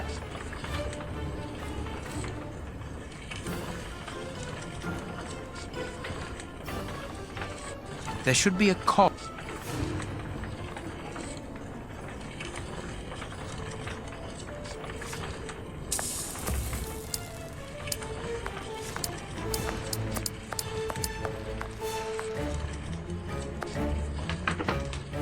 Watson! Watson! Have you almost finished? I need to get the millstone working again, but it seems there is a gear missing from the mechanism. I look on the ground floor. Perhaps it's down there. Yes, be quick. We shouldn't hang around here. All I can do now is wait for Watson. I don't know what's going on up there, but this flower has given me an idea.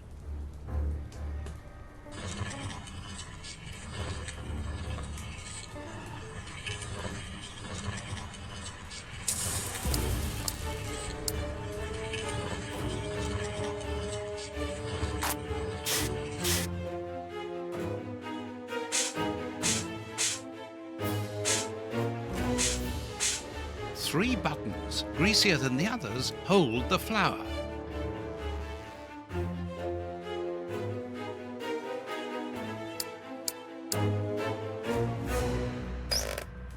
Mechanical time switches, rolls of fuse wire.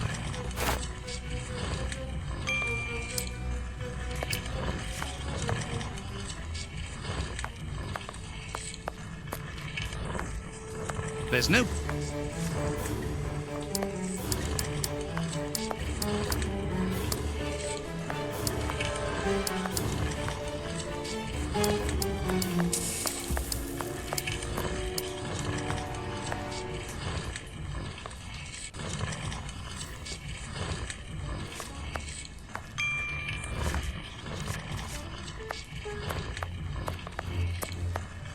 I wonder what...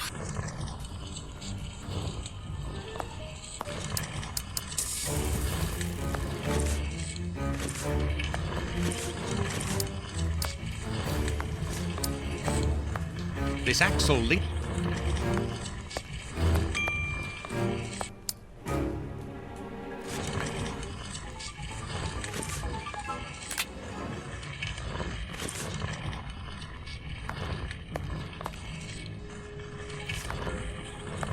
All I can do now is wait for Watson.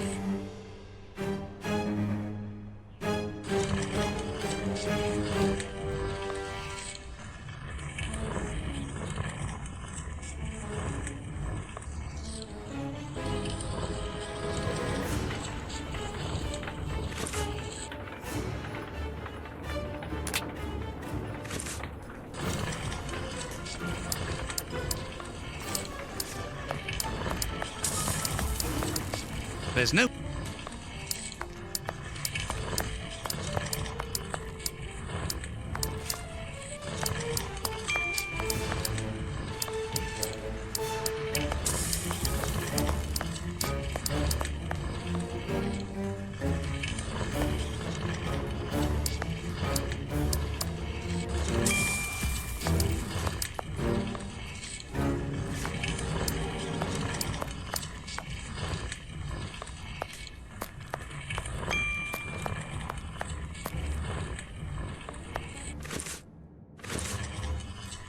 The Times.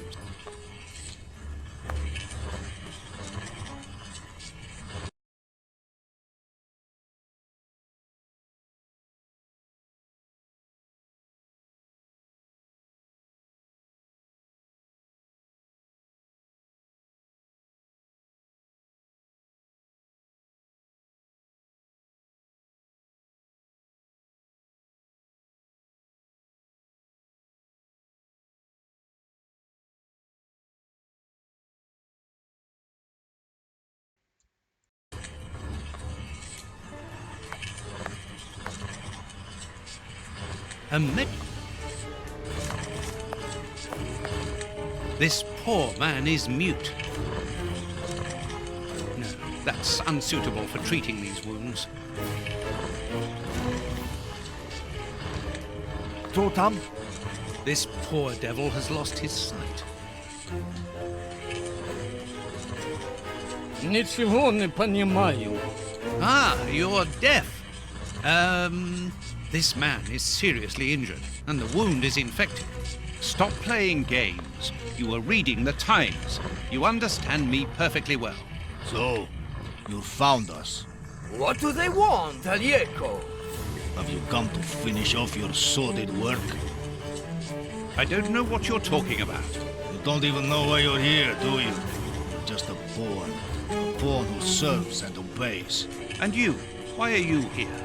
To escape from the enemies of freedom. My brothers and I are at war. Against who? Against order, liberticides, the ruling classes, and those who exploit the people. Against the torturers responsible for our misfortunes. Against you and others like you. I'm not at war against anyone. Then why are you pointing your gun at us? Get out. I cannot. That's what I mean. You're nothing but a pawn.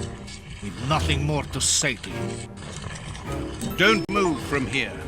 I found the timer belonging to an explosive device. You are terrorists, aren't you? The oppressive forces won't agree to civilized discussion. Propaganda by the deed is the only thing they hear. You are murderers. We are first and foremost free men, freed from the moralistic constraints of a system that exploits everyone.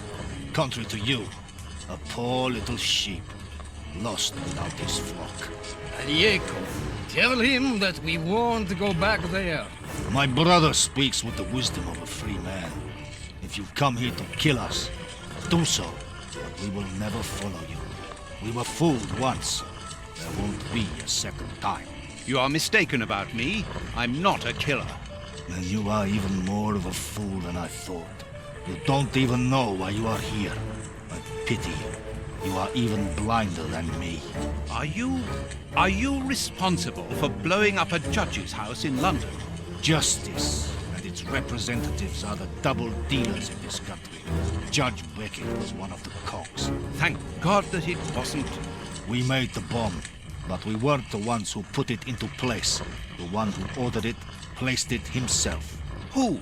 Ja nie mogę bullshit petakujbol. Let us look at my brother's wounds. He's suffering. No, don't move. I am a doctor. I'll do it. If only I had time to bring my medical bag. Take this key. It opens the medicine cupboard. If you really are a doctor, you can help my brother.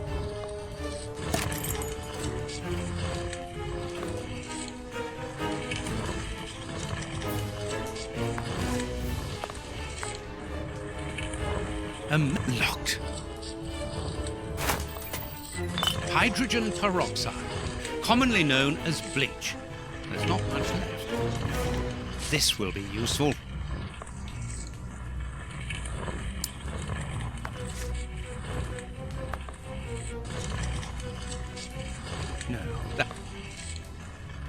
No, that's unsuitable.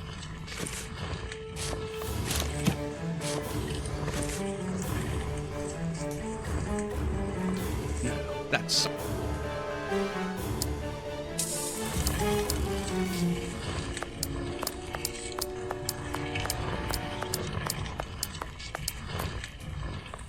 No.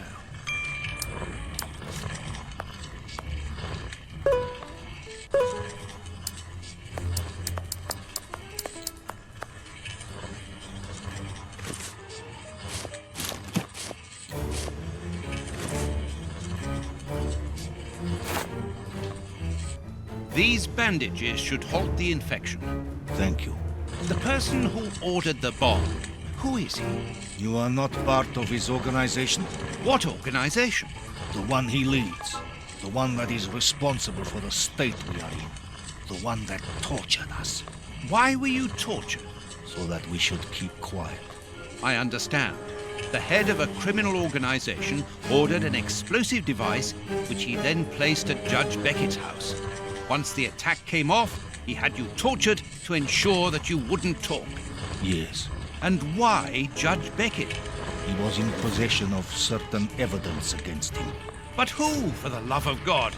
Giving you his name would be signing our death warrant. Does either one of you know where the missing cogs are? Well, I think there's one under the wood pile near the fireplace.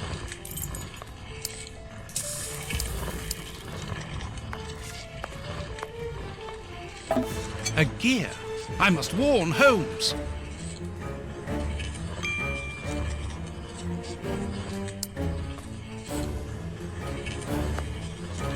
I need... There. Thank you, Watson.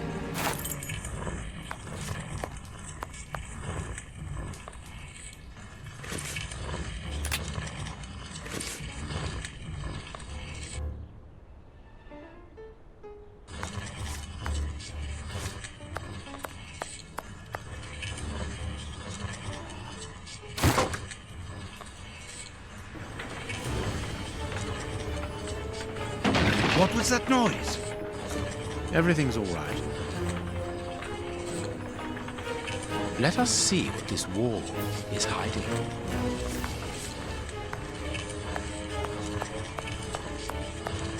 A body. I knew it. The magician was walled up here.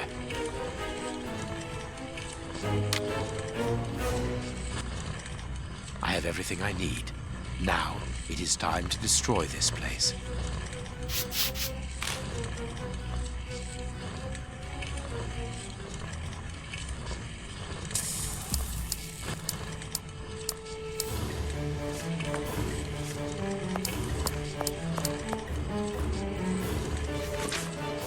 An information card.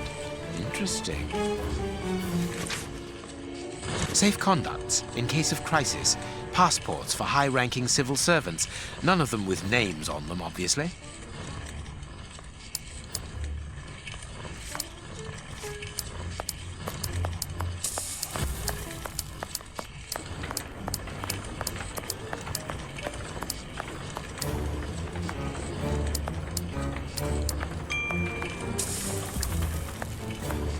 Perfect. What's that smell? I can smell oil. Holmes, what are you doing up there? Sherlock Holmes is here? No. I'm not staying Nor here. am I. Help me out of Stop. here. Don't move. You think you can stop us? Sherlock Holmes is a dangerous man. I'm not hanging around here waiting to be killed by him. Don't be ridiculous. What are you talking about? You don't know what he's capable of. Whatever are you doing, Doctor? Give me that gun. Where is Mr. Holmes? You had better remain here for the moment. Am I under arrest? No, Doctor, of course not. Come in, Inspector. My wife did enjoy reading that last story of yours in the Strand, Doctor. That was a proper adventure. Do you think you might write about this case someday? I'd like to see it. Oh, well now, I don't know. But that is very gratifying, and I'm glad to hear that your wife enjoys my writing, Constable. My goodness, what on earth was that?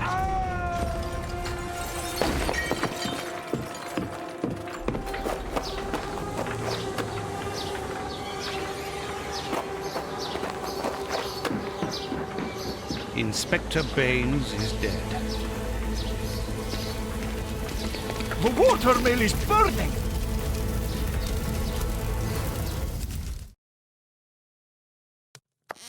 Holmes has managed to escape from the police. He manipulated me from start to finish, and to think that I played an indirect part in his crimes.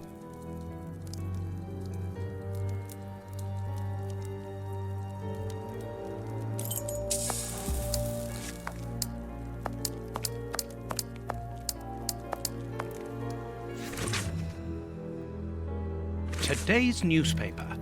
Mrs. Hudson must have left it early this morning. Baines's murder has made the front page. The news has spread quickly. The poor man shot at point-blank range. He had faith in Holmes right to the end, and it cost him his life. Holmes's pipe. Broken. I didn't notice it the last time. We think that we know the people around us, those who are close to us, who are part of our everyday lives, parents, colleagues, companions, friends. Then something unexpected happens, and it tears away the blinkers which we have chosen to wear. And it's at that precise moment that we finally see the true nature of those who always mattered the most to us. But in Holmes's case, what could have pushed the man, whom I have always considered as honest and loyal, to sink to such barbaric crimes and cold-blooded murder? I don't have the answer, but one thing is certain. Up until today, I had a friend. A noise, but it's coming from the flat, I'm sure.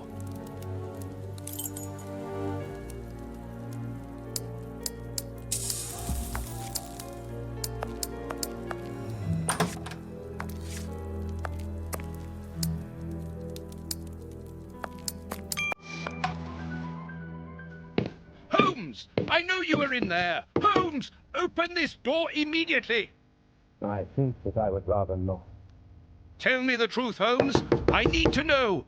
You have no right to keep the truth from me. Tell me! I am sorry, Watson. Open this door, or I will break it down. Do what you like. The door is not locked. You've driven me to this.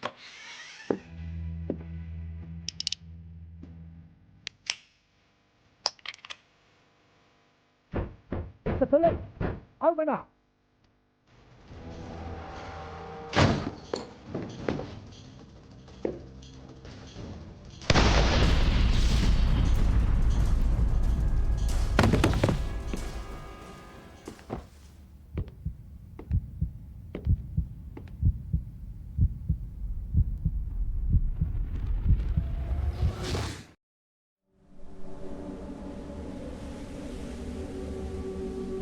Now, none of this I did expect. Why did it have to come to this, Holmes? All those years of friendship and respect, of trust, everything that we went through together, and you deceived me all along, damn you. I wish that I had seen through all of your lies.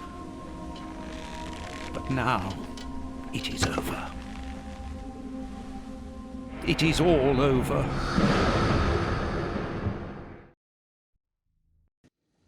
After so many days of relentless investigations and sleepless nights, I returned to the Thames area, to the very place where the bishop's nephew had died. I only had one trail left to explore, one last desperate attempt to understand recent events. I descended into the putrid, dark, suffocating depths of the town, the sewers. The fresh breeze from the Thames gave way to the stale, dank air of the dark tunnels. A shadow moving through an underground labyrinth, tormented, wandering through this humid, oppressive purgatory. What I might find mattered little. The most important thing was to keep moving.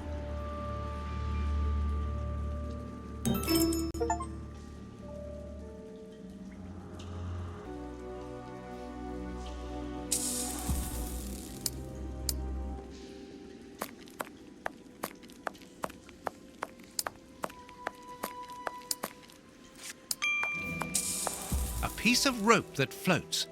If it's long enough, then it might be useful.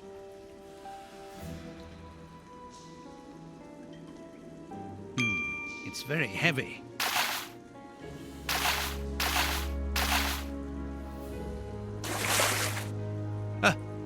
A body! Oh, it was weighed down by the anchor. If I can retrieve the anchor, I can use it as a grappling hook. There.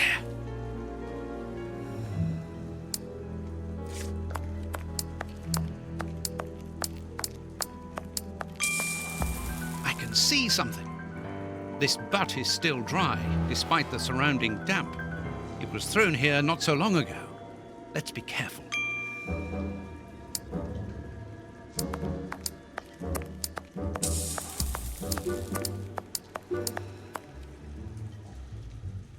The bars are completely rusty. Oops, this bar has come away in my hands. The bars on this grate are completely rusty.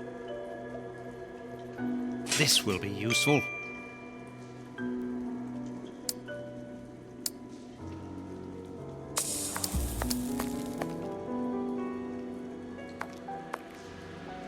A boat!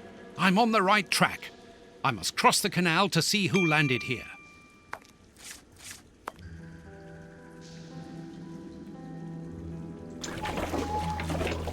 This must be a service trapdoor used to release the water in the event of the sewers overflowing. That's of no use. That's of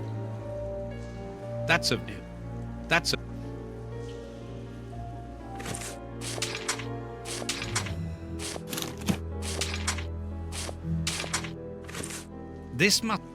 That's a... That's a...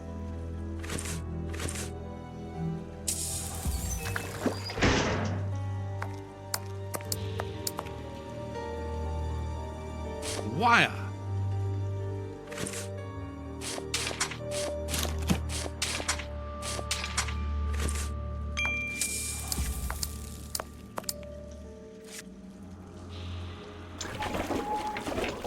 This must be a service. This... But trapdoor is horizontal and solidly fixed. This... an iron ring.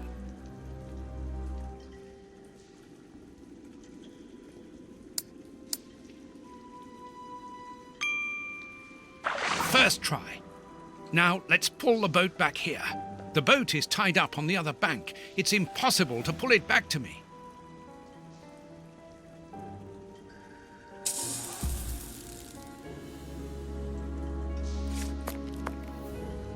An old scarf with blood on it. This bit of iron seems new and looks like a piece from ordinary machinery.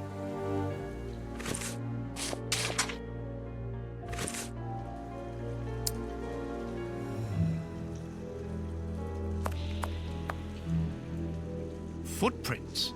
Someone has been here recently.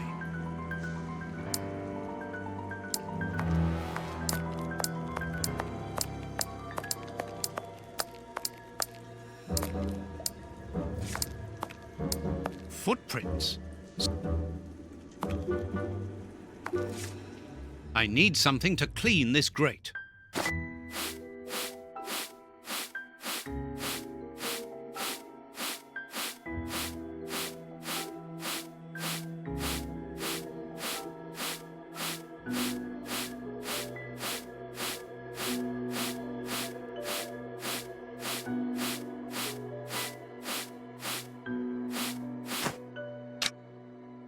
Incredible!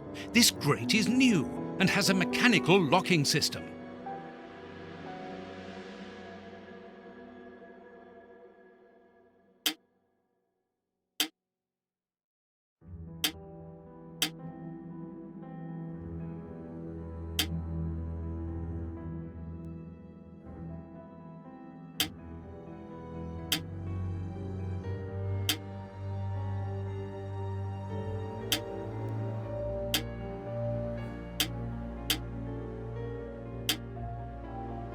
I need.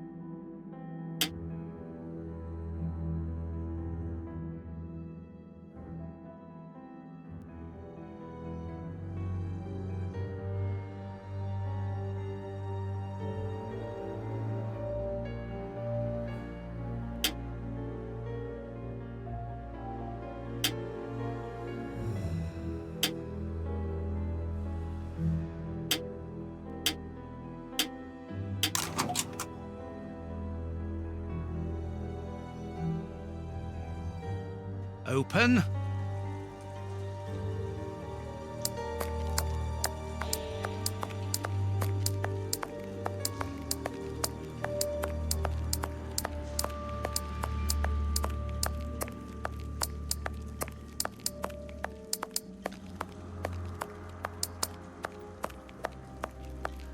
Come on, John. Courage. And here's another. See how you like that? Oh, how does this feel? I don't think you like that much. That'll teach him. Let's see if I can break.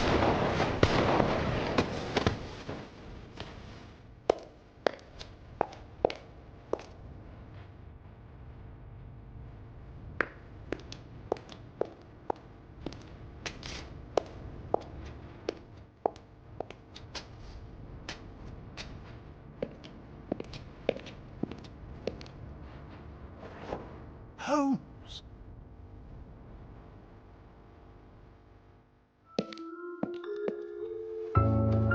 I am so very glad to see you, Watson.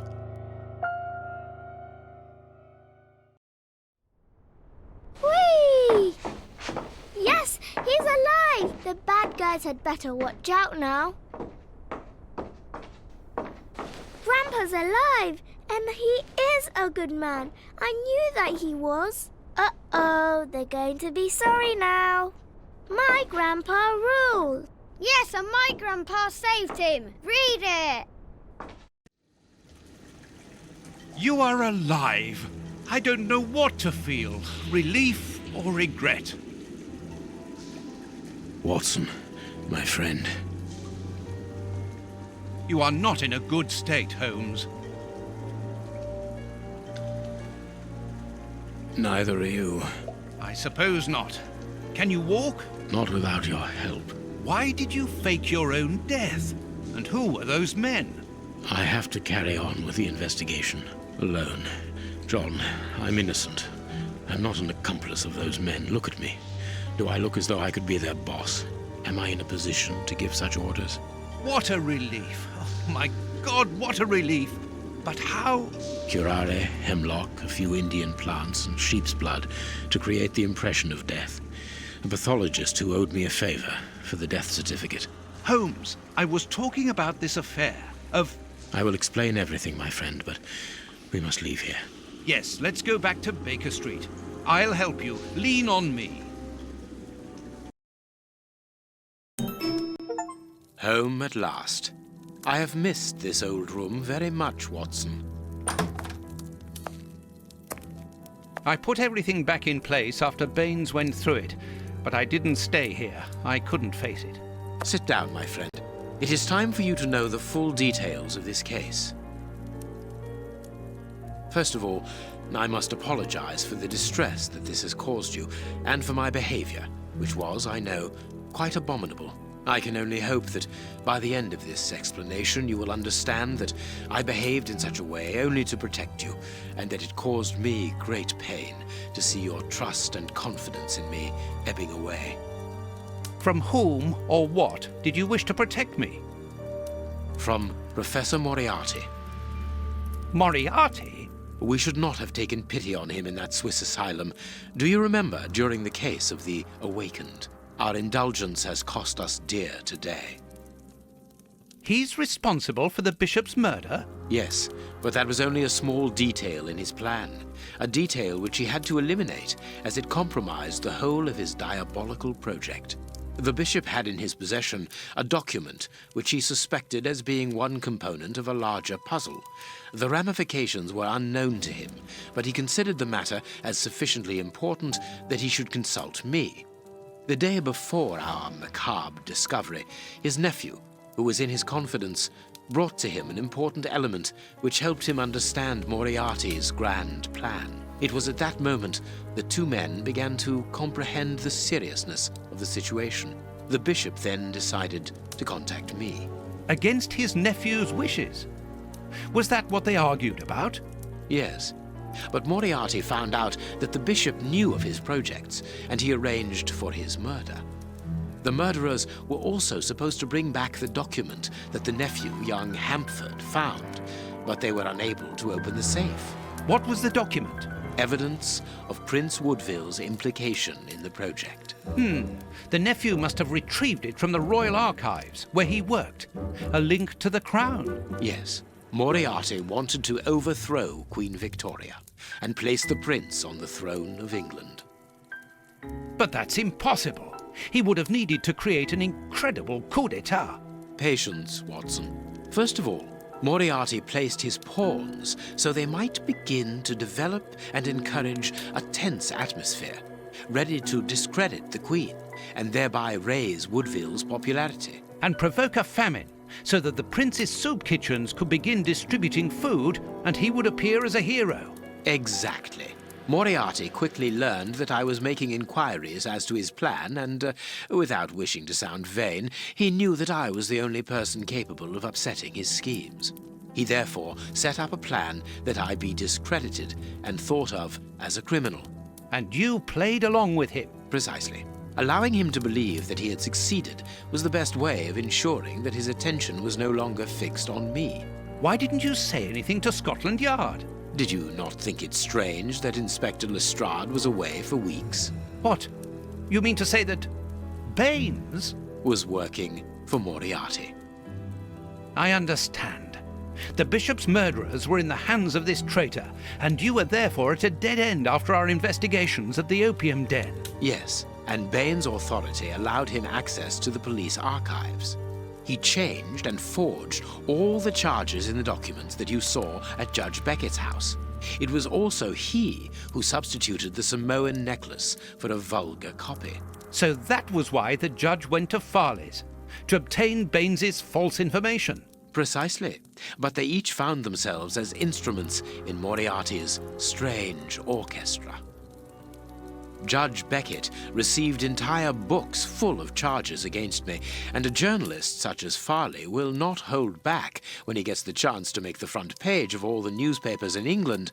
With regard to Farley, it was a mere case of professional misconduct. And to think that I held you responsible for the explosion at the judge's house. What a relief! But why did Moriarty have him killed? He was on the point of discovering that all the documents supplied by Farley, and therefore by Baines, were false.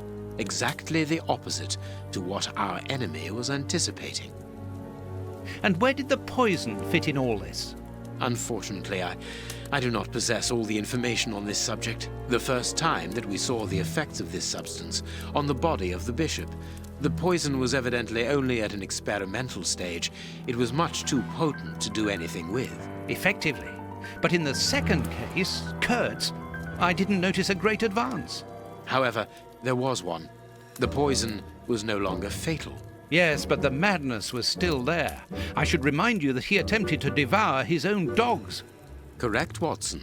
But it was not the second case, as you supposed. Remember the number of other incidences of madness, either collective or individual, relayed in the press in the days prior to it. You mean to say? That Moriarty tested this dangerous mixture on a large number of guinea pigs.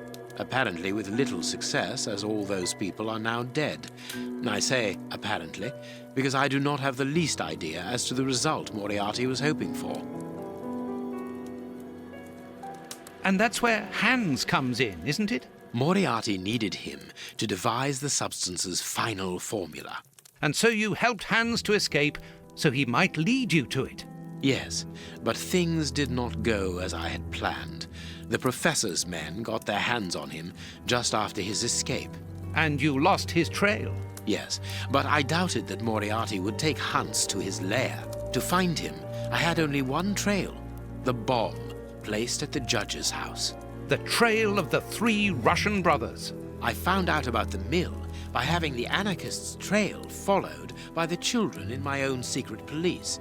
Once again, their help was a determining factor. As regards knowing where to locate Moriarty's lair, I hoped to find the information in the attic of the water mill. I got to it only just in time before Baines turned up. And you were stuck then, weren't you? Allowing him to arrest you would have meant certain death. Regrettably. But Moriarty's plan worked in any case, as after killing Baines, I became England's most wanted man for the murder of a Scotland Yard inspector.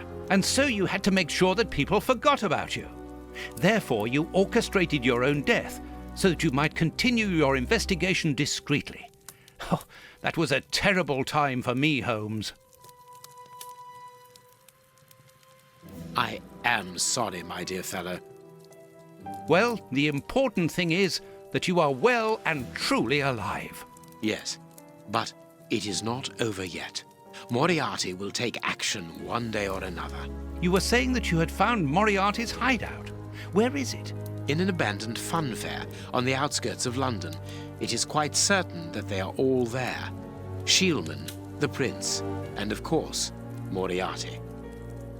If Moriarty puts the Prince on the throne, he'll have his hands on the reins of the kingdom. Her colonies, her diplomatic network, her riches, everything. Yes, including the army, the war fleet, everything he needs to help him conquer Europe. And eventually, I suspect, the world. Holmes, we have to be quick. His plan hasn't been put into action yet. Perhaps it's not too late. Let us go immediately, Watson.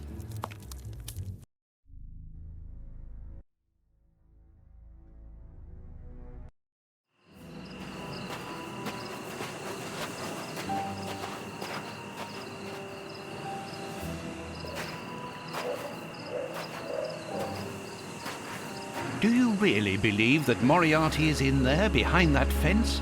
Something in the wind seems to suggest it, Watson. I have a peculiar acid taste in my mouth, if that is what you mean, Holmes. Well, yes. The air is tainted still with toxic fumes from the factory chimneys. I believe that I read about this place. The fun fair was abandoned after the factory was built so close by. It was said that even the ice cream tasted bitter. Aren't you curious about the warehouse down there? There seems to be some strange activity taking place inside. Strange and in keeping with Moriarty's activities. Let us go and see what they're up to.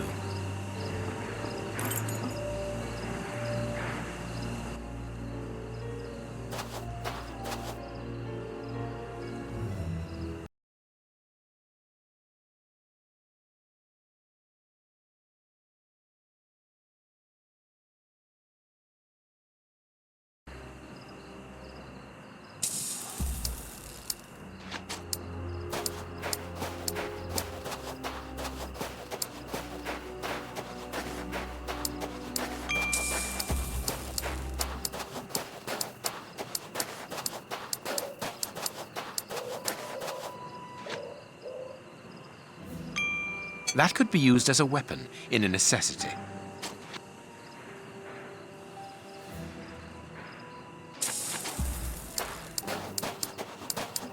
With this cable car, we can get up onto the warehouse roof. This motor is from the cable car. There's a little petrol left, but not enough to start the motor. There's a little...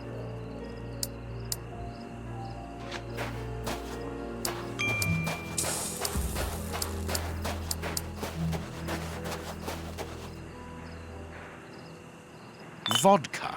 There's a little at the bottom of these bottles. Russian alcohol. Holmes, the three brothers.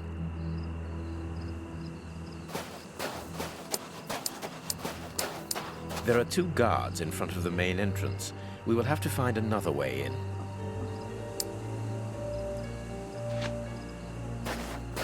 There are 2 guards.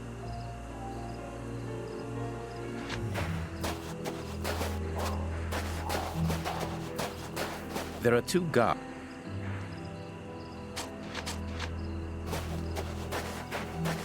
There are 2 guards.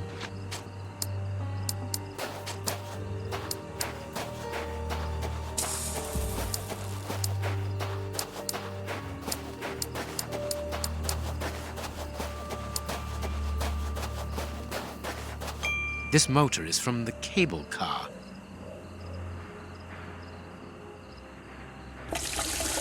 Here's what we can use for fuel.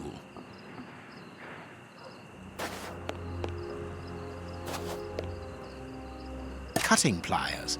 They could be useful. There is a metal ladder stuck under the cable car. To the warehouse! Quickly, Holmes! The lever is stuck. The lever... The lever... The lever...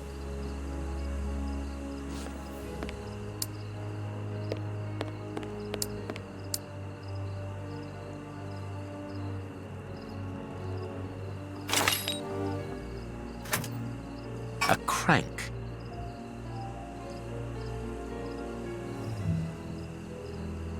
The lever is... This motor is...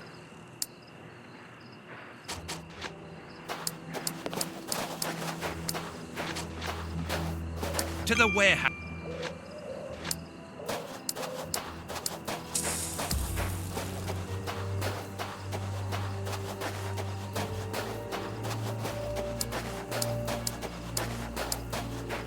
Here is a good place to try and get through.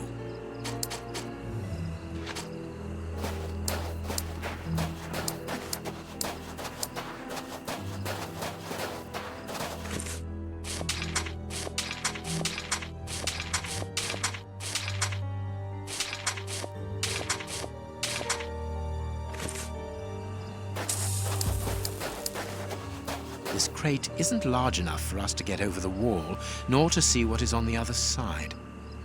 This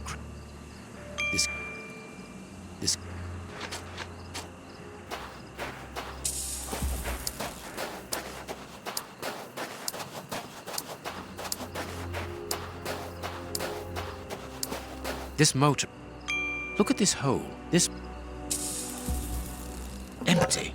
Judging by the smell, I would say that it's an oil reservoir. Given the maintenance, this cable car isn't used very frequently. True, Watson, but let us hope that it is still working. The crank is in place. No, I can't do that. No, I can't. No, I can't. Empty. Empty.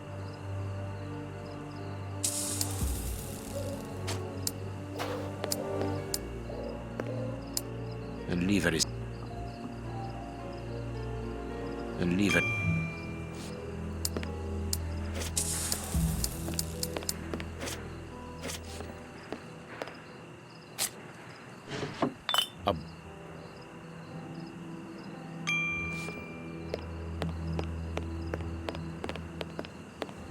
This motor...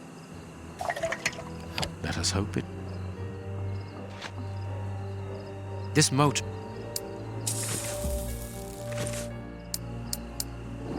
It works. We are going to separate. I will find a way into the fair, and you must investigate the warehouse. Very well, I'll do that. There is no one on the roof. If the machine should get out of control, then just use the brake. There ought to be one. I should hope so. Anyway, there's no other choice.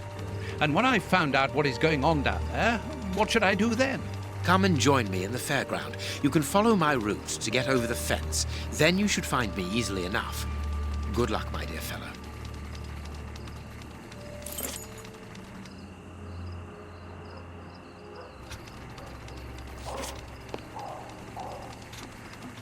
Come on, John. Courage!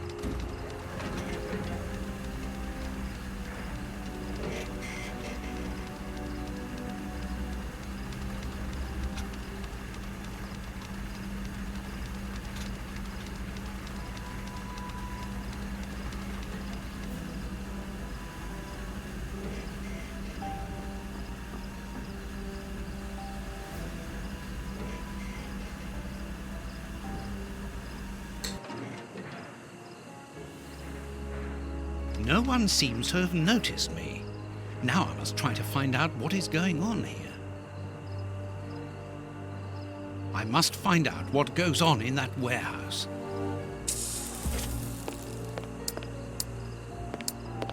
The bags contain rubble.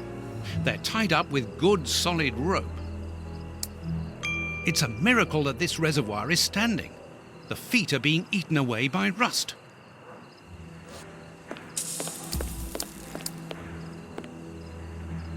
I'll keep the rope.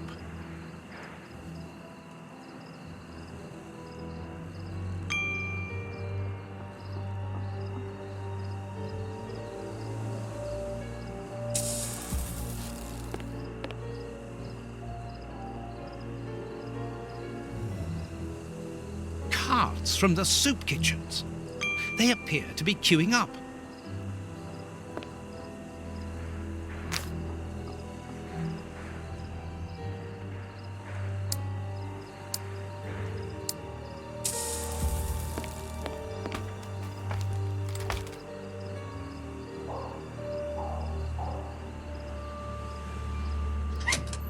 It's too dark inside this reservoir. It's impossible to see anything, but I can hear a slight lapping of water. A large dry cloth.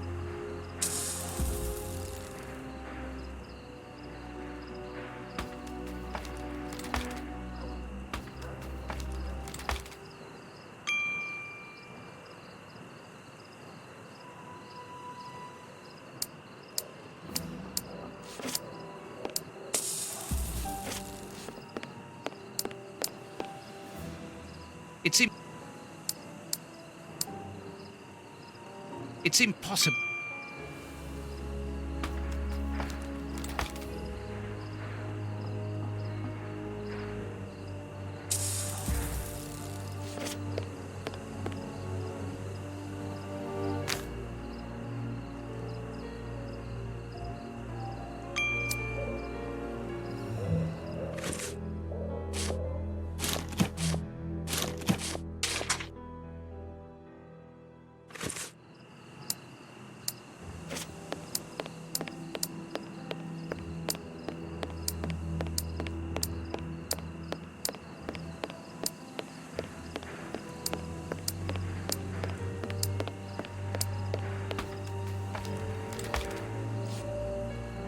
It's impossible to...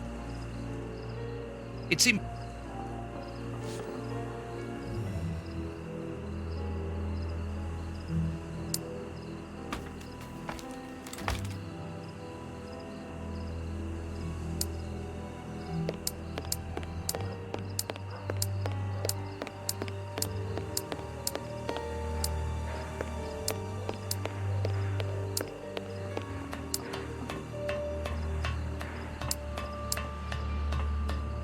I must find out what is going on inside this warehouse, but have to be careful. The place is full of guards. It's too dangerous to go any further. An empty bottle. My cloth is too dry.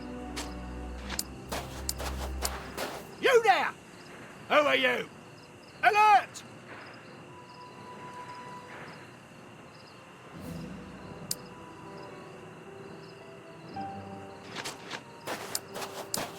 You there!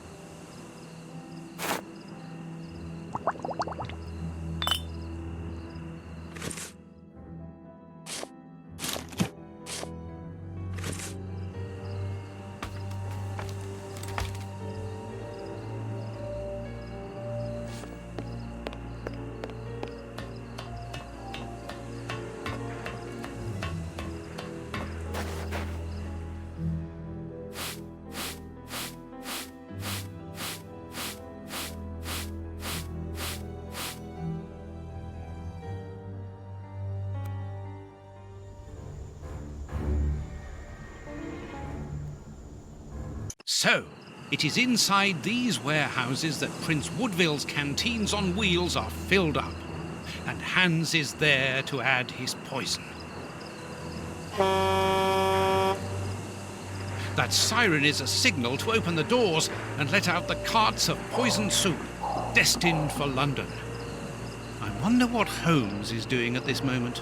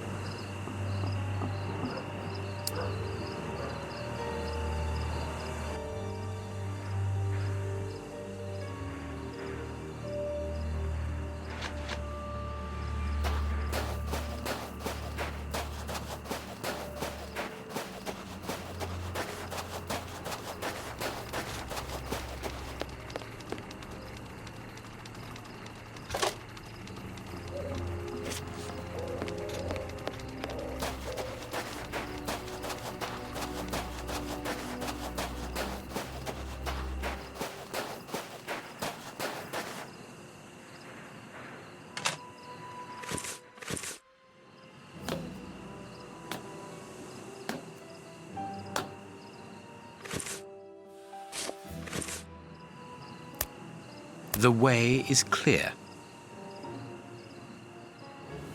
Good, I'm in. Now I must find Moriarty.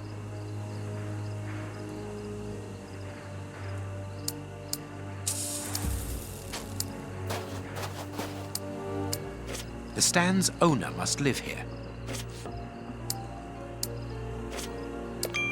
The stand's accounts book. No, it is unnecessary. No, it is unnecessary. No. No. Nothing interesting. The cover is dented. Curious. Let's look at the book's secret. Secret accounts. The stand's owner must do something other than manage a simple coconut shy, and there is a strange poem about animals.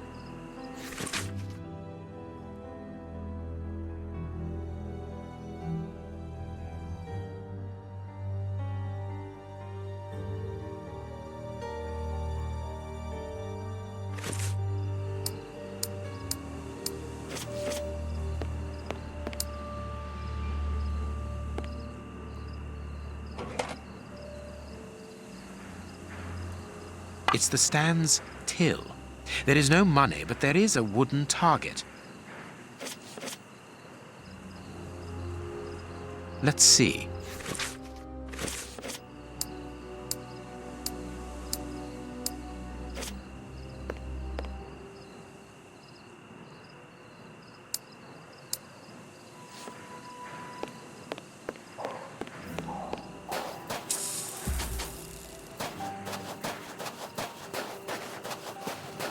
A telephone line. Interesting. It comes from that large building.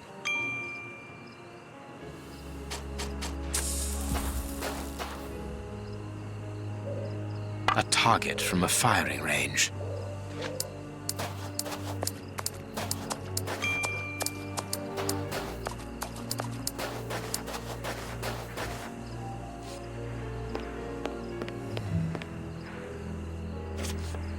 A firing range for children.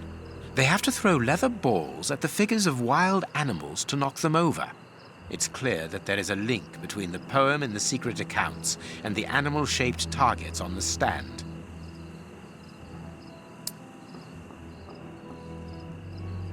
It seems to me that there is something behind this poster, but it is stuck fast.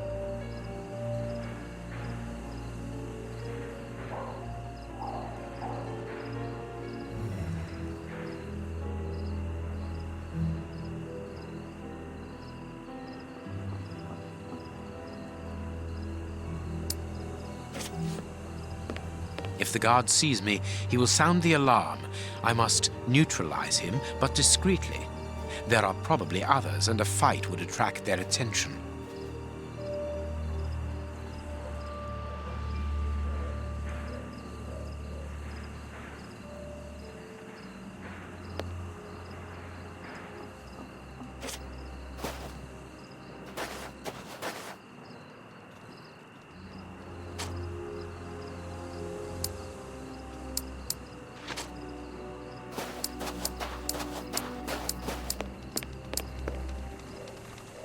It's open.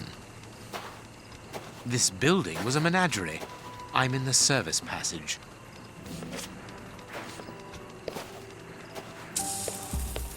Apparently it's a medicine chest for first aid, I presume.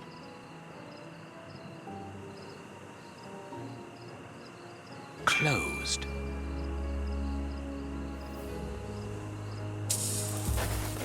Oh, what a smell. There must have been wild animals here once.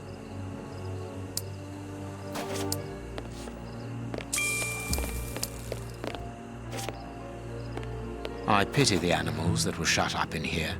The cages are very narrow. Nothing of interest here.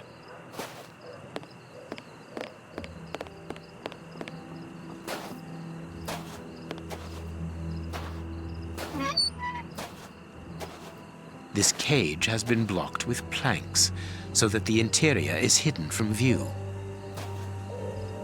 Old bandages. A large syringe for animals of a considerable size, evidently. Everything points to that cage having been used to treat sick animals.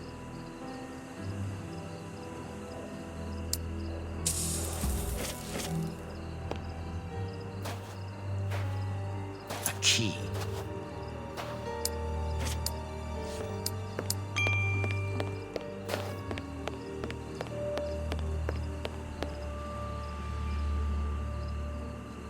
Apparently it's a medicine. The only thing intact is this bottle of ether. If the...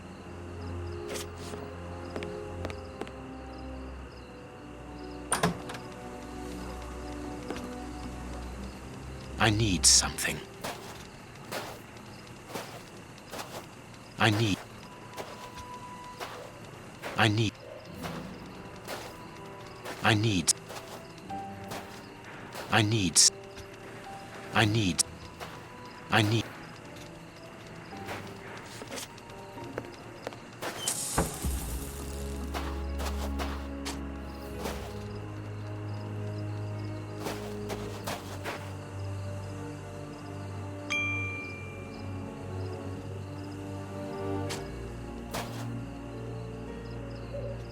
I need something.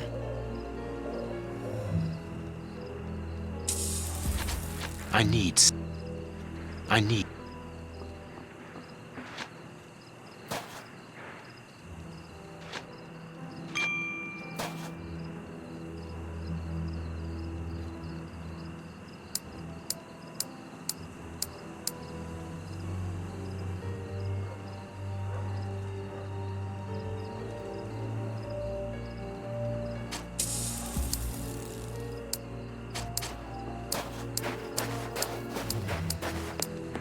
I need...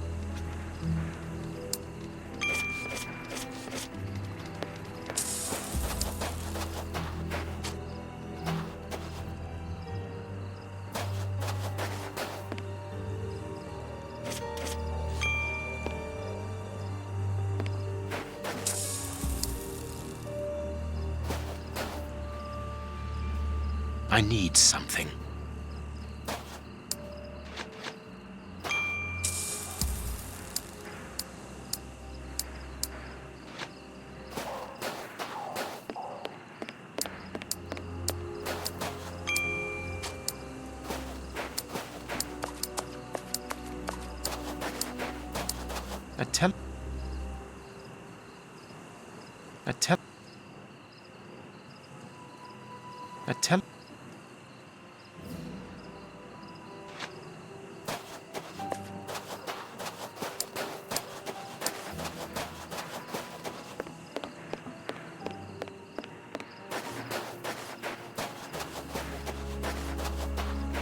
I need...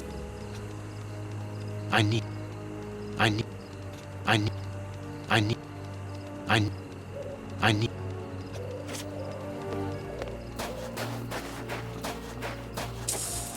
I need...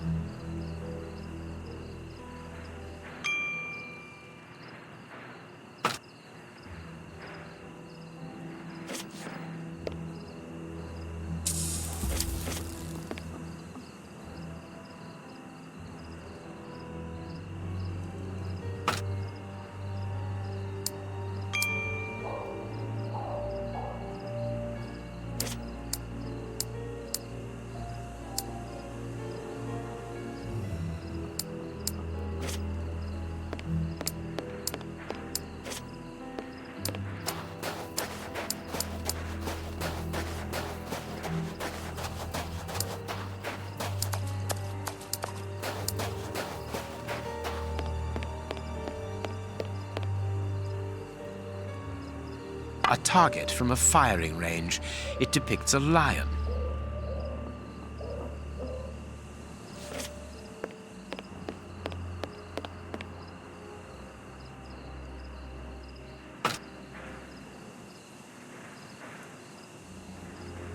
I am missing some information. It seems to me I am missing.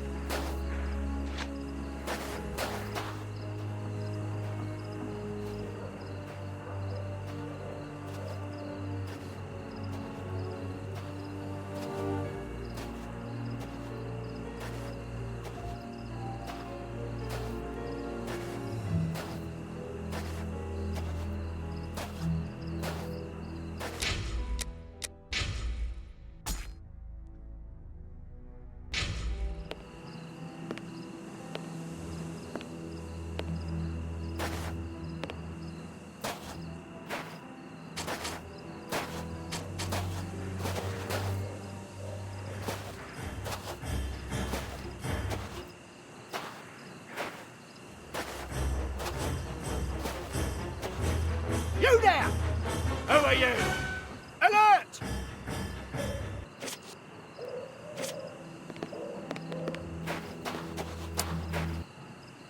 You!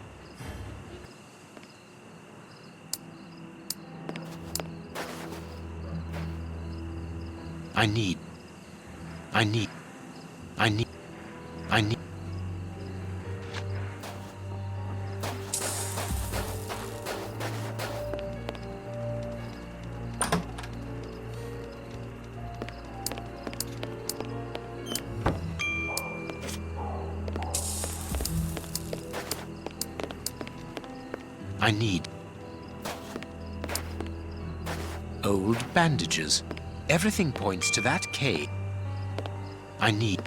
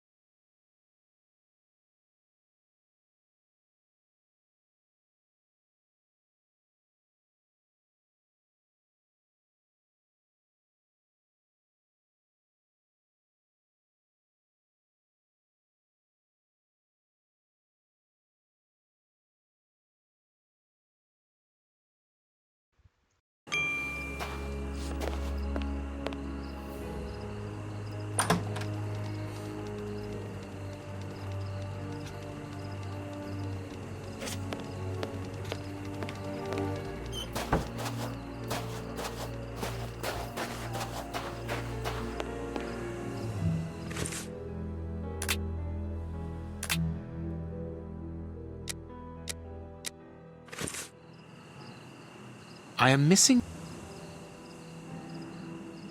I am miss. I am. It seems to me that elementary. There is a hiding place here. Interesting. I can't see a keyhole to open this hiding place.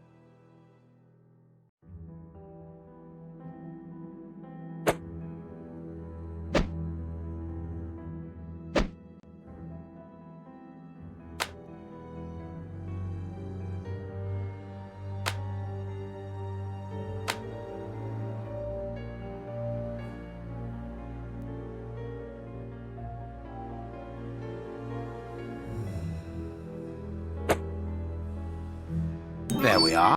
It is simplicity itself. The stand's slush fund. I wonder what happened to the owner that he should leave without his savings.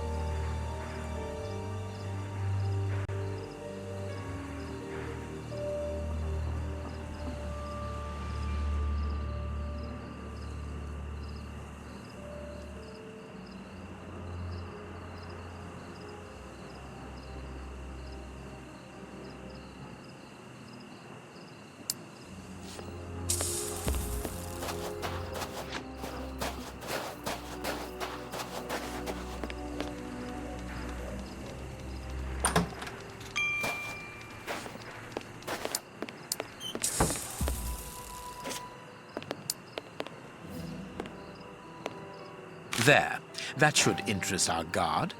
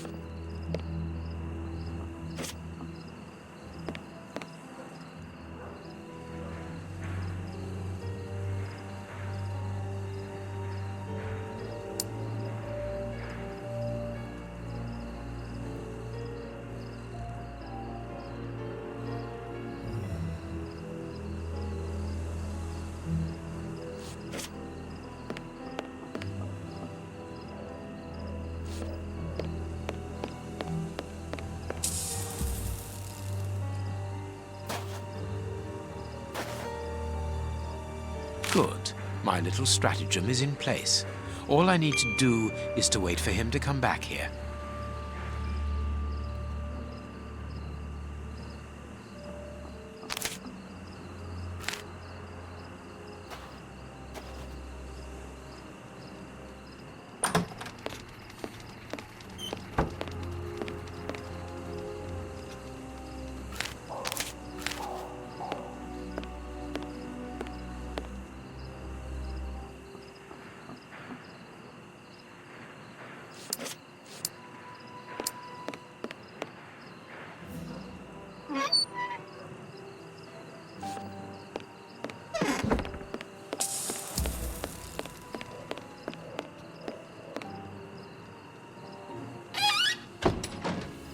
To shut him up, and quickly. No, it is unnecessary. No.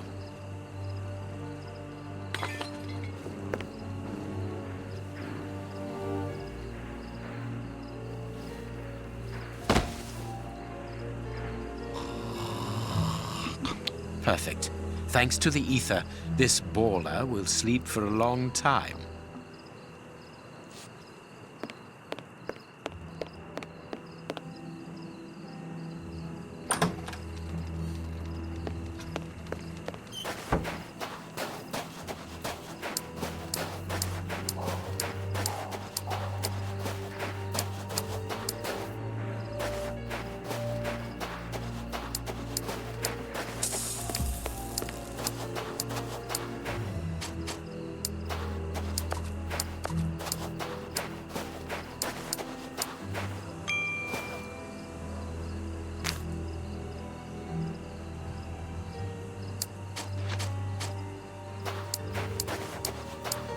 Another guard. This place is full of them. I cannot risk a confrontation. He'll see me coming, and I'll lose the element of surprise. I'll need to find a way to trap him.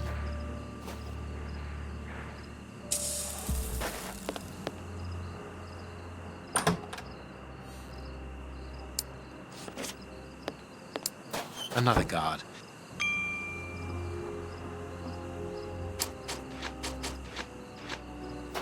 Another guard.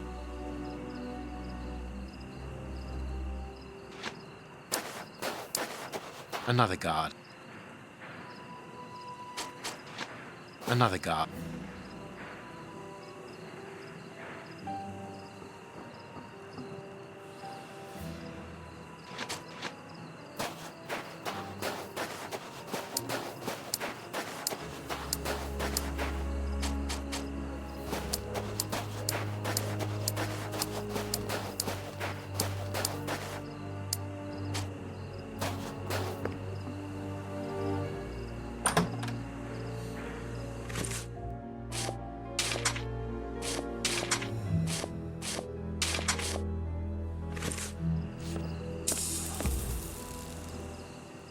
They must have exhibited those poor wretches in these cages and presented them as being dangerous.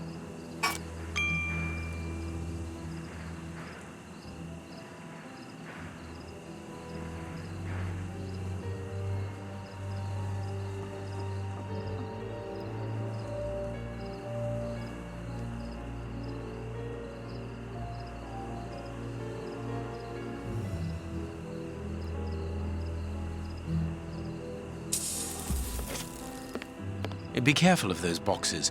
They are balanced, one on top of the other. It would take very little to knock them over.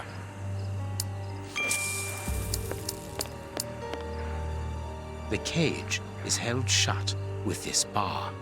It only needs to be pulled away to open it. This cage is still occupied, not by one of the monsters, but by a poor man. He's still alive, but he's barely human now. Moriarty must have tested his poison on this poor fellow.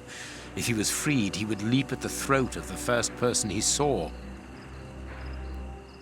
People must have been locked up in here, and they are certain to have been mistreated.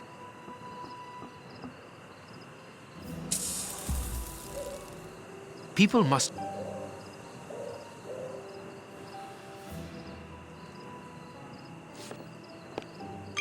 I could easily open the cage by raising the door, but that poor man would leap on me immediately.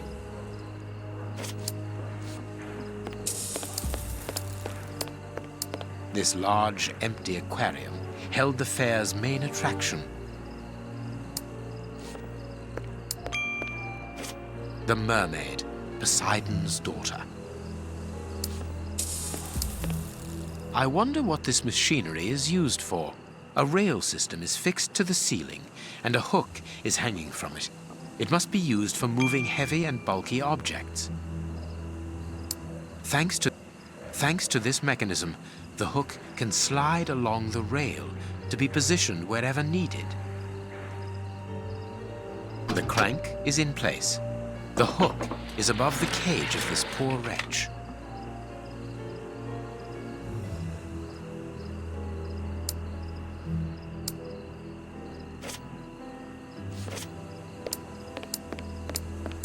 I suppose it was on this small stage that the monsters were presented to the public.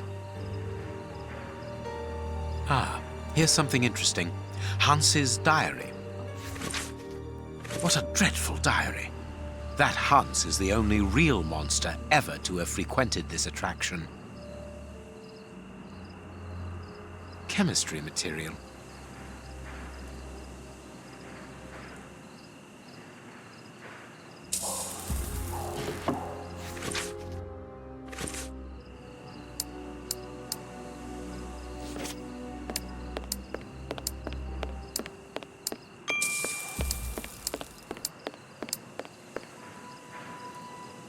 There, the rope is in place.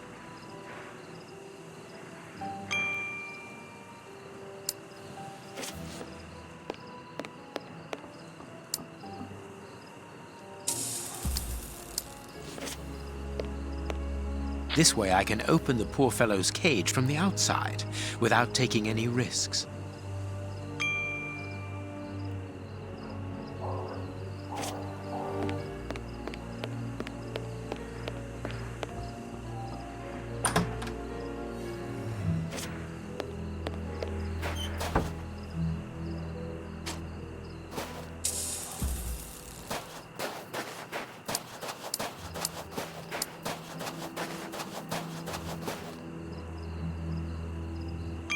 I could easily open the cage. The cage is held shut with this bar. It only needs to be pulled away to open it. The cage. The cage. The cage is. The cage. The cage. The cage is held shut with this bar.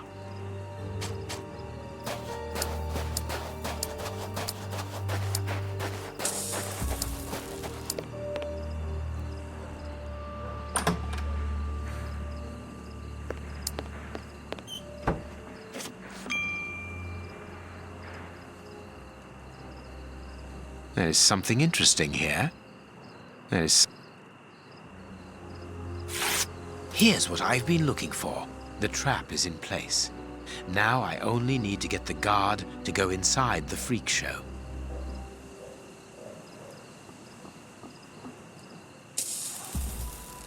The guard must have been warned. I need to get out of here. The guard is inside. I must close the door quickly. The guard is inside. The cage.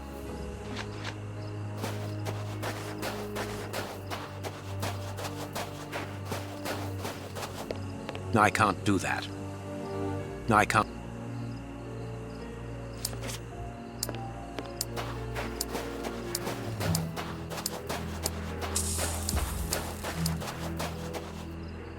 The guard is inside.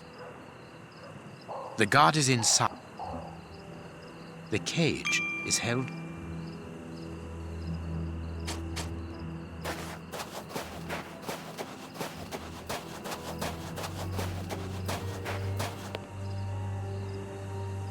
Closed. I must find a way of neutralizing the guard inside.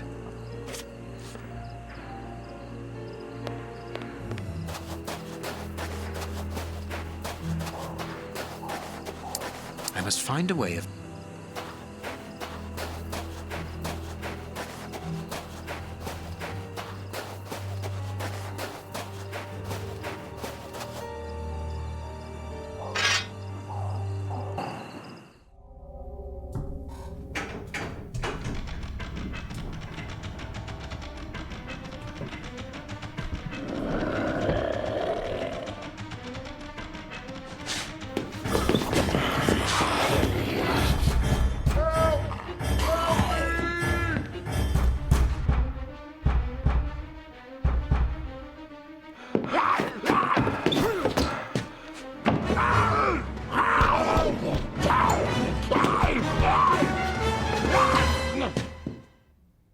Well, I'll be leaving you.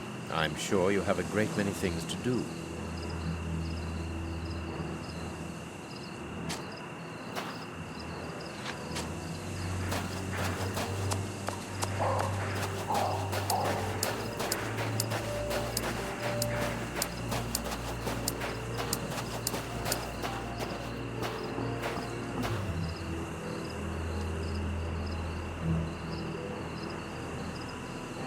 But what have we got here? Ah, there you are, Holmes.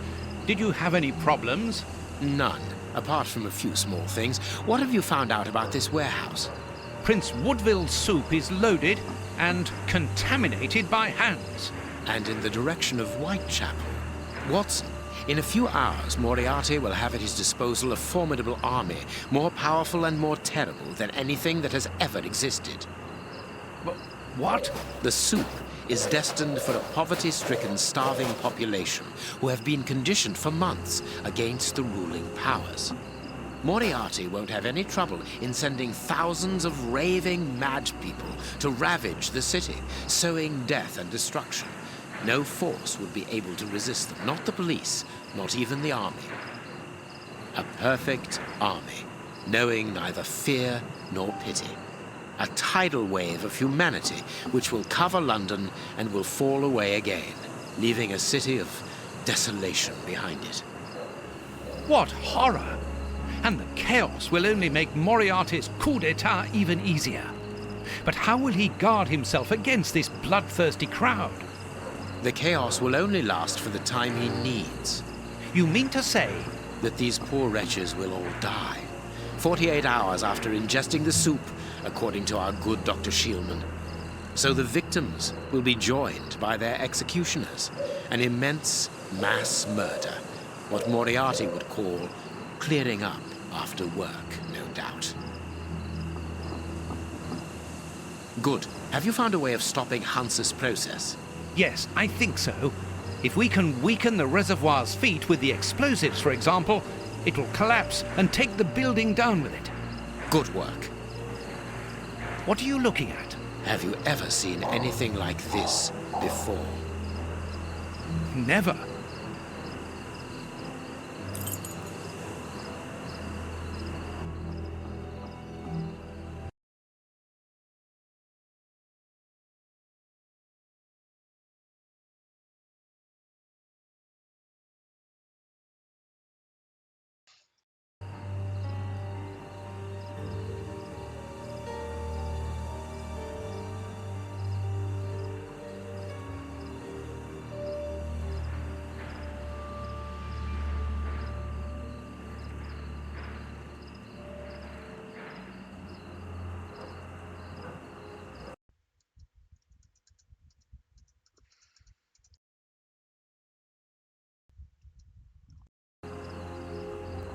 Holmes, our priority... Effectively.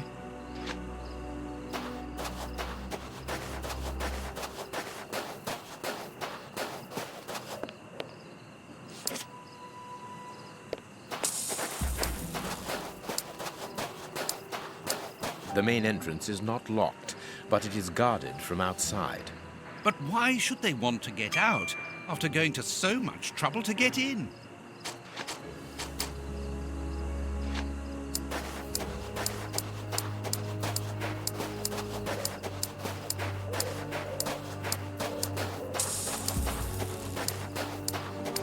These caravans must be inhabited. Look, there is smoke coming out of one of them.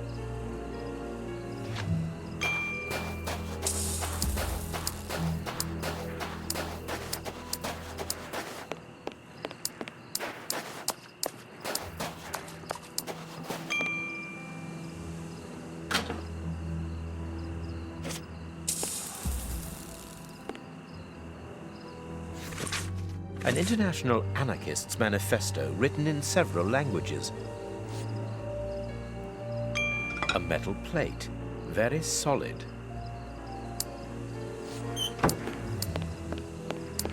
A wanted poster in Russian with the portraits of the three brothers on it.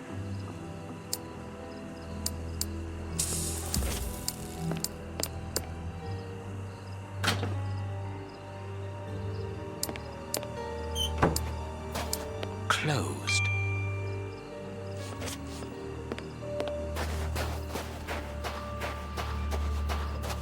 There is no one here, and nothing very interesting.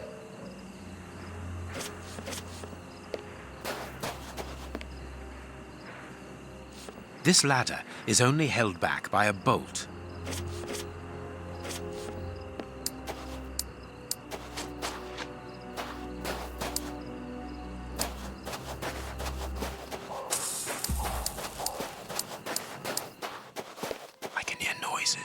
We aren't alone.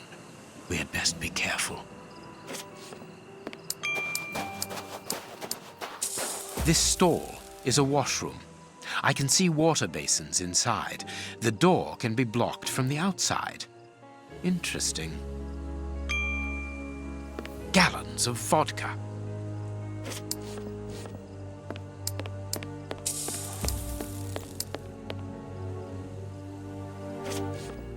Gallon. Apparently, they are more interested in games than in cleanliness.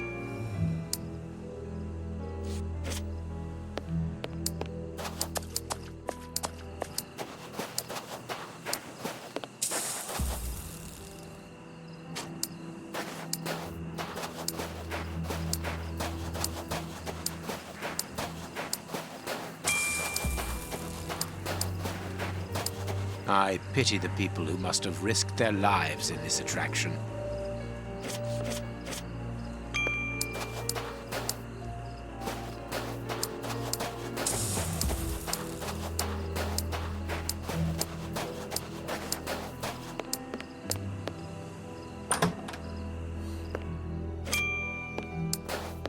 This place must have been magnificent. Shh. Watson, look, on the stage. Prince Woodville.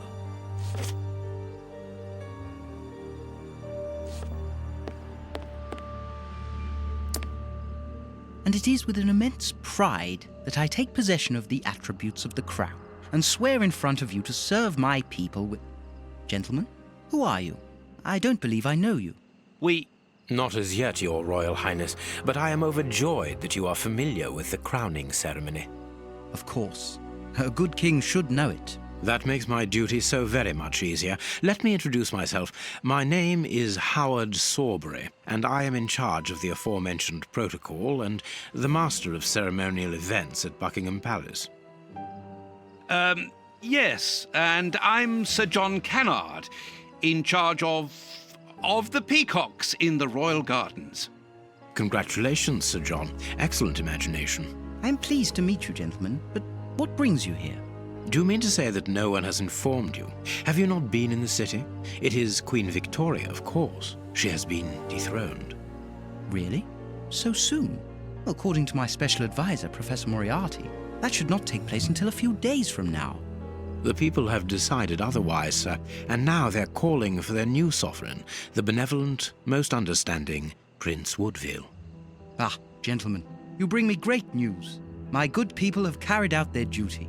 I can finally take my rightful place, and happily before the bombs detonated.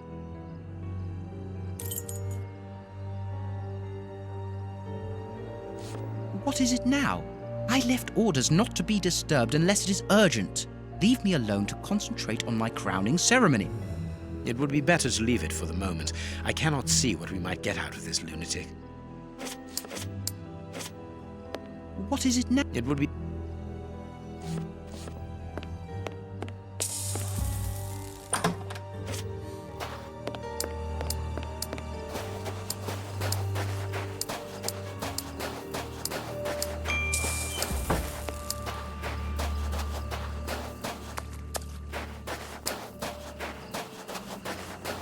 This ladder is only...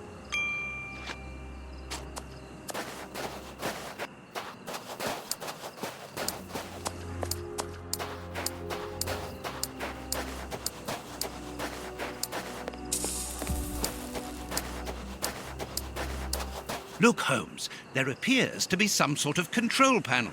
With an antenna, whatever its purpose might be.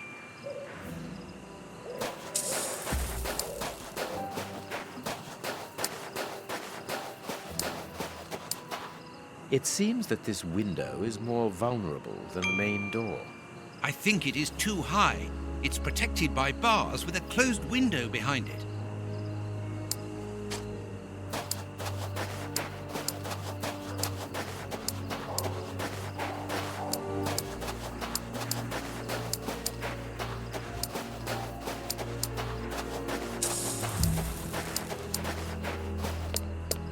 I can hear noises. We aren't alone. We had best be careful. Holmes, our priority now is to blow up the tank in the factory to stop the distribution of the soup. Of course, Watson.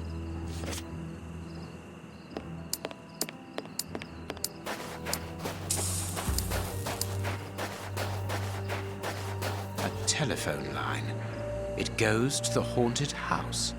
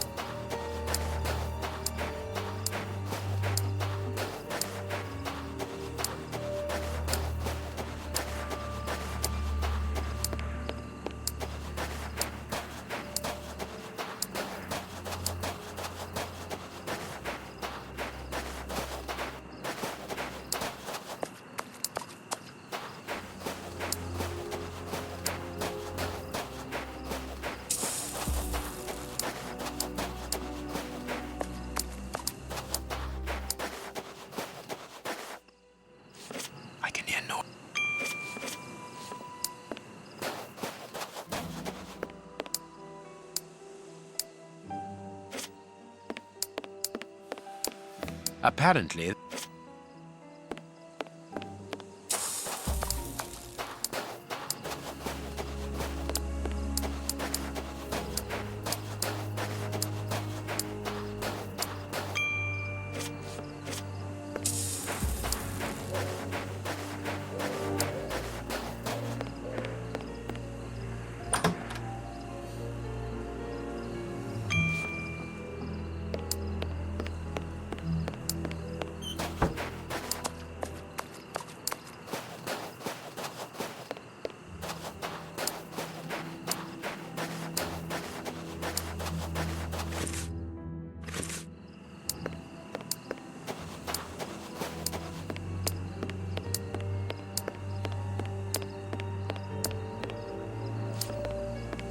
Look, Holmes.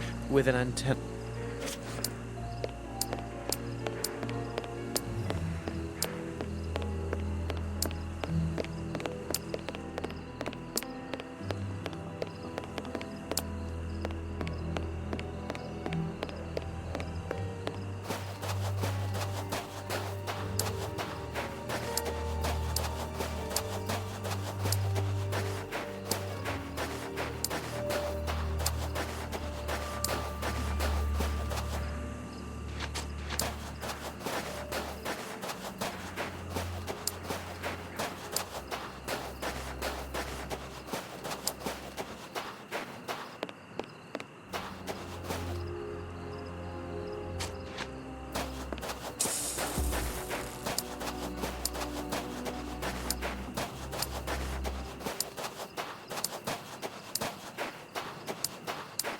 this ladder.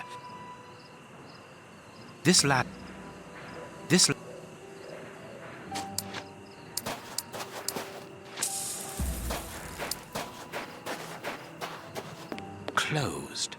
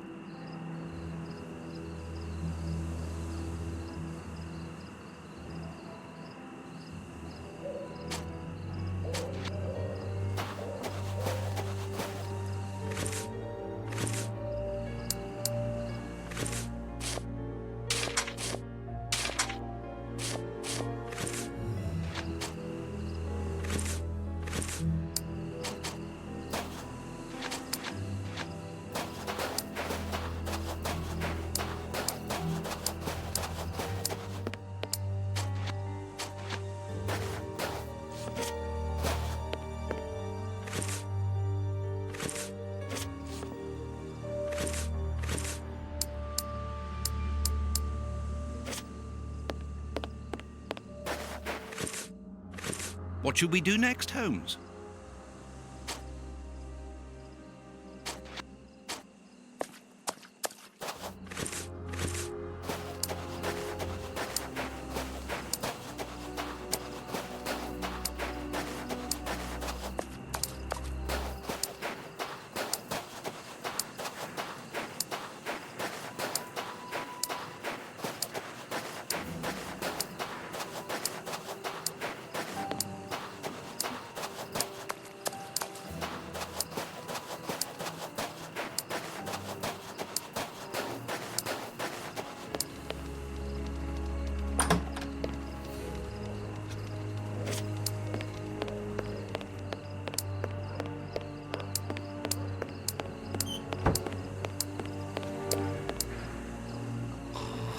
Perfect. Perfect.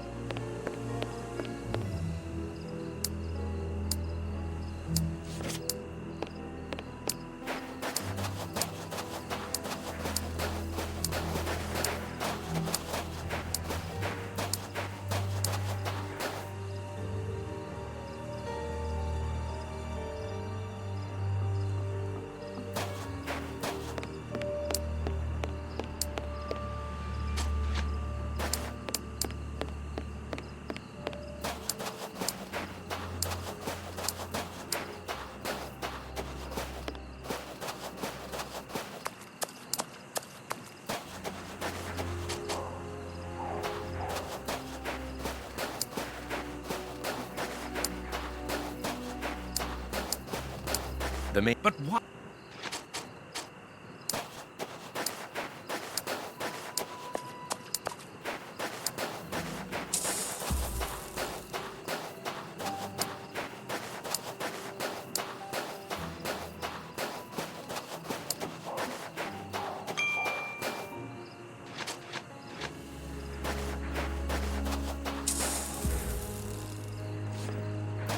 Look, Holmes, the three Russian brothers. With a coal stove and dynamite. What should we do next, Holmes?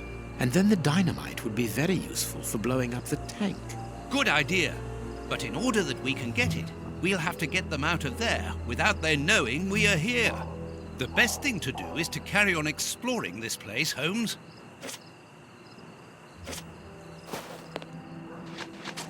I could smoke them out by blocking the pipe, but the air in the caravan would take several minutes before becoming unbreathable. The effect must be immediate and a total surprise. I could... It is the chimney pipe. It has been... It is the... I could smoke them out by blocking the pipe, but the air in the caravan would take several...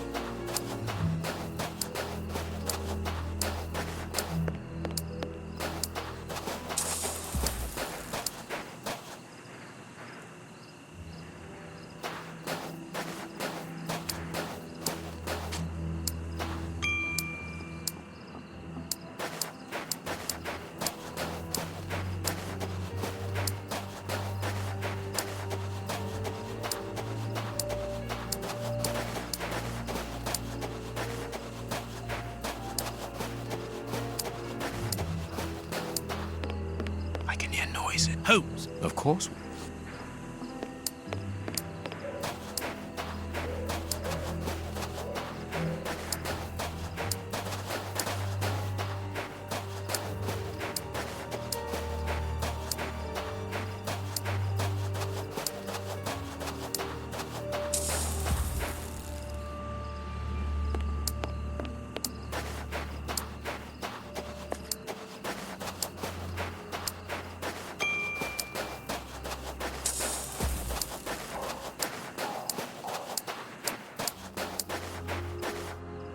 It is best not to go into the caravan. It is...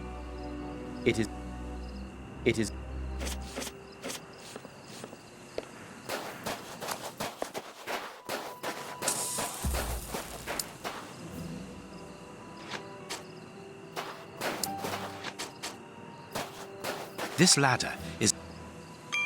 This ladder...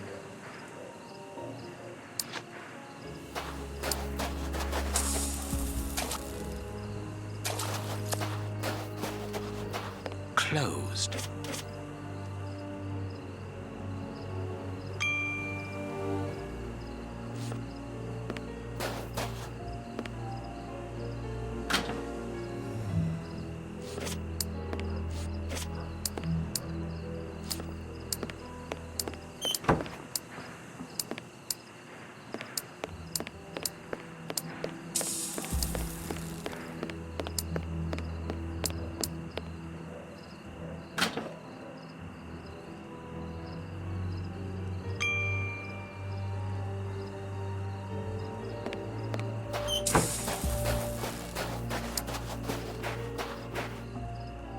I could smoke them out by blocking...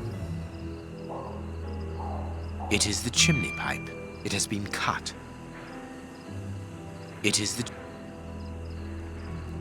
chimney.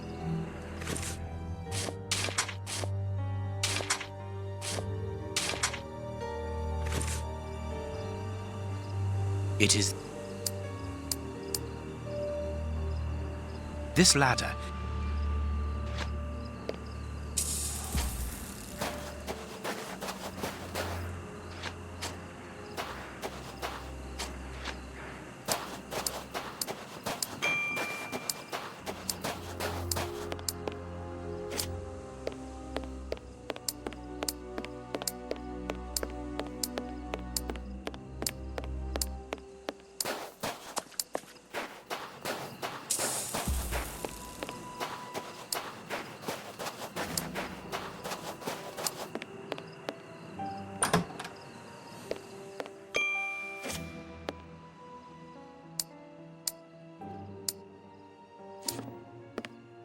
What is it? Actually, sir, we're here to warn you that you are in grave danger. What do you mean? Among your close advisors, I regret there are traitors who are already plotting against you. We have reliable information that these terrorists are part of an international anarchist network, and... Ah, gentlemen, I know who you are talking about. I'm sure you mean the strange gentleman employed by Professor Moriarty. Asians or, Russians, sir. Whatever. These men must be stopped before their bombs explode. Their bombs? Yes, Sir John. Bombs placed all over London. I was not at all fond of the idea, but Professor Moriarty was quite adamant. Do you know where these bombs are precisely? Of course not. But I do know that those anarchists created their exploding devices here. You must tell us everything that you know about the bombs, sir. Why should I? You're not a pyrotechnist, are you? I must speak urgently with Professor Moriarty.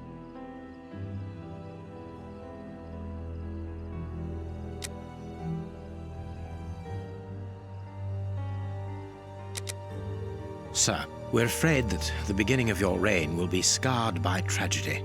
Whatever do you mean? I think, however, that it is vital we arrest these terrorists. Tell me where their workshop is, I beg of you, in the name of the British Empire.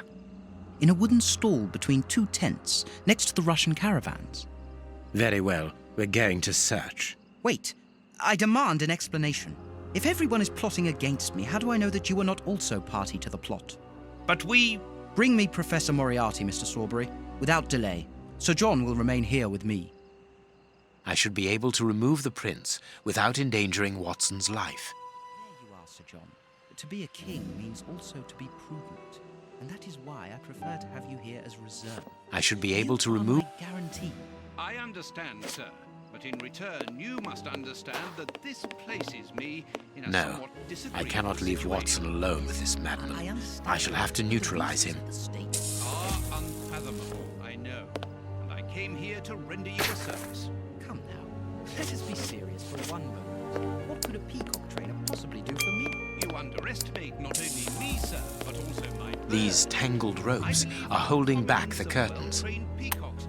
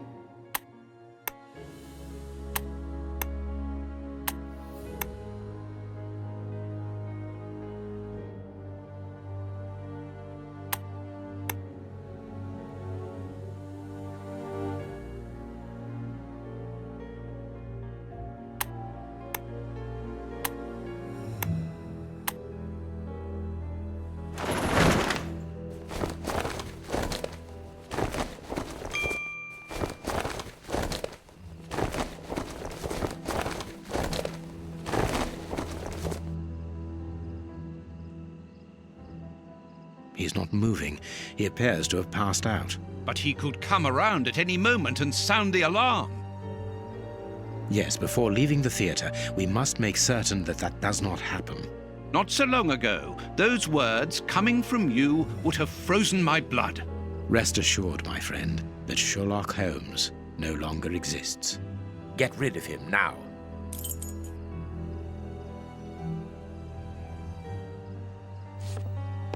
There is a label underneath this lever.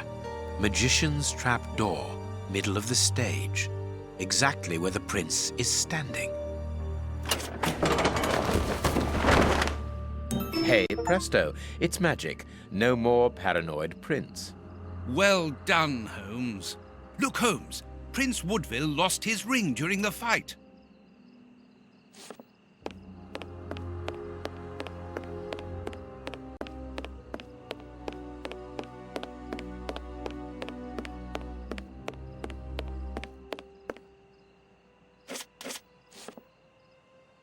What were these dummies at the front of the stage used for?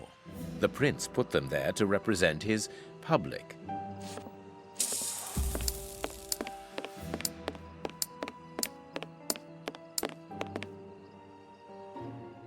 This magician has a leather belt, very solid. There is a small bag attached to it.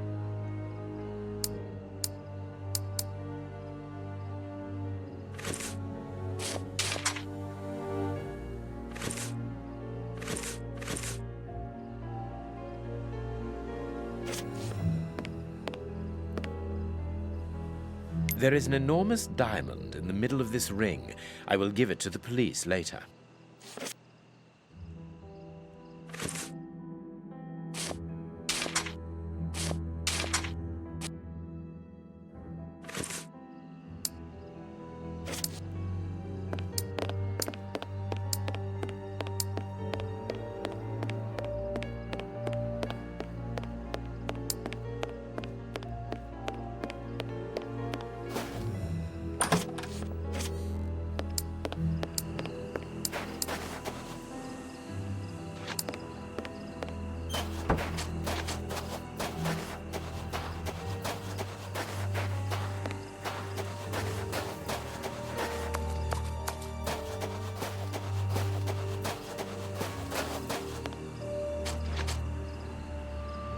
It is the chimney pipe.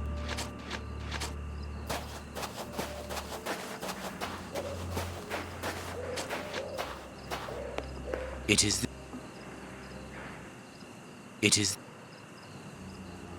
I could smoke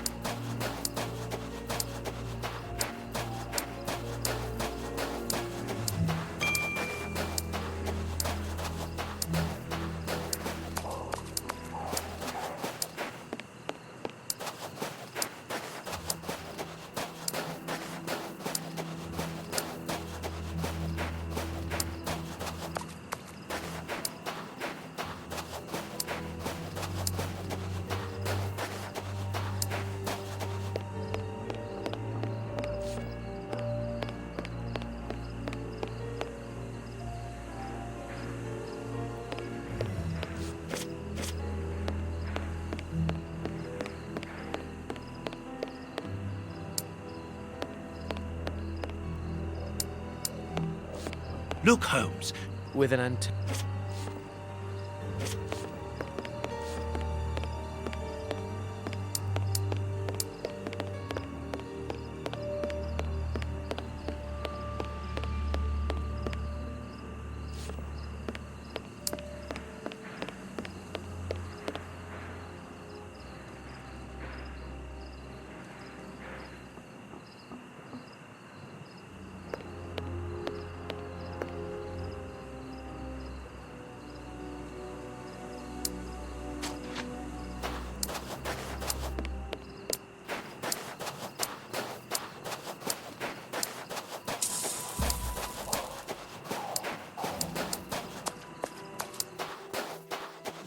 It is better.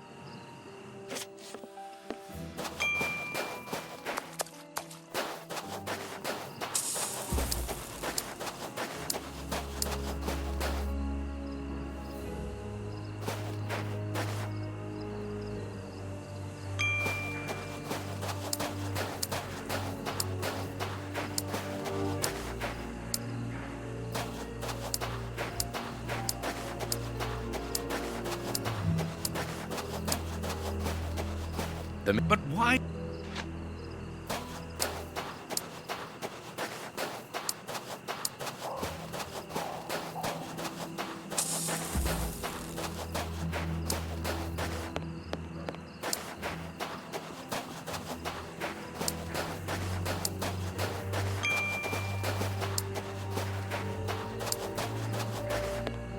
I can hear noise. Holmes, Of course.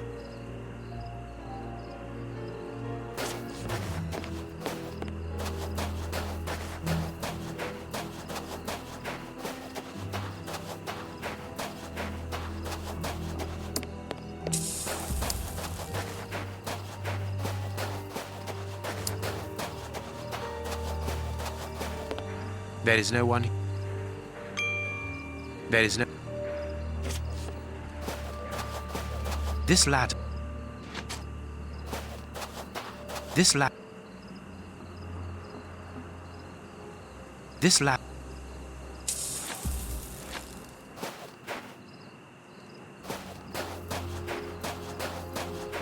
It is the chimney pipe.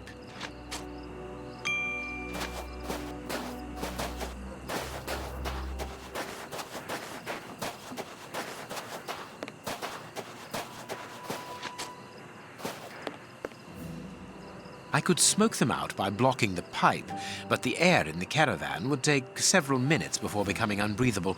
The effect must be immediate and a total surprise. I could smoke them out by... It is the chimney pipe. It is the chimney.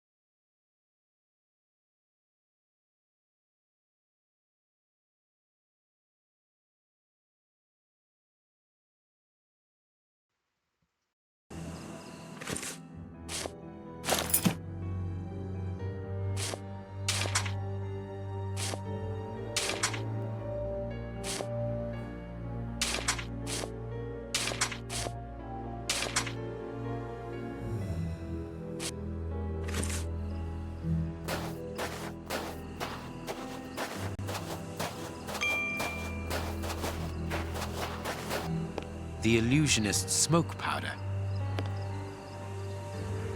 Abracadabra. I need something.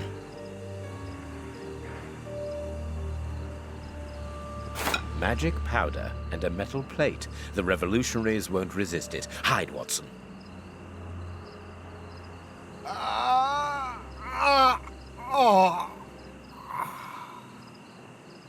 Water! Water! The way is clear.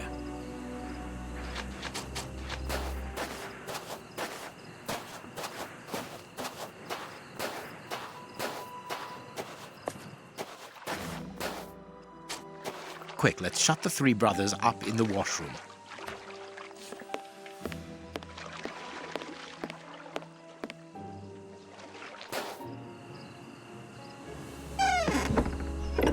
Perfect. I can hear the chinking of a bottle and talk in Russian.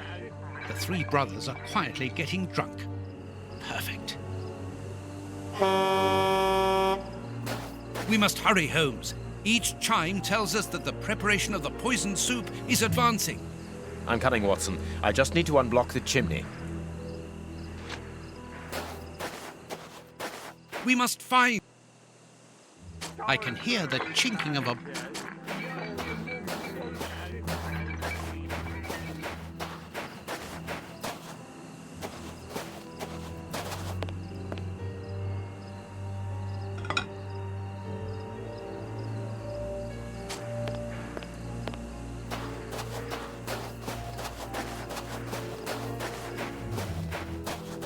This caravan is as disgusting as the first one. A Russian-English dictionary. This piece of art shows the hatred the anarchists feel towards Prince Woodville and everything he represents.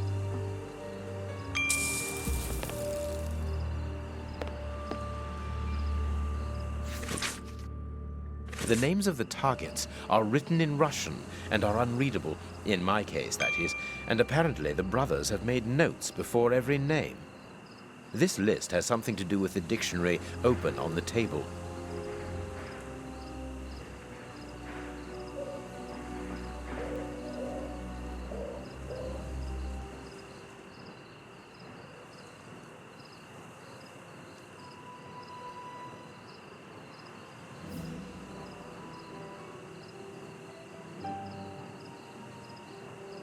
The dynamite shells are empty.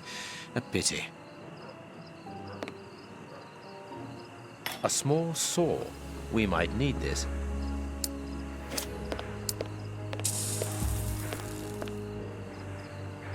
Wire.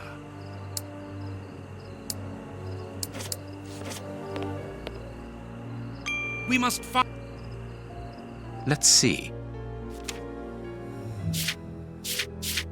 That's not right. That's not... That's not...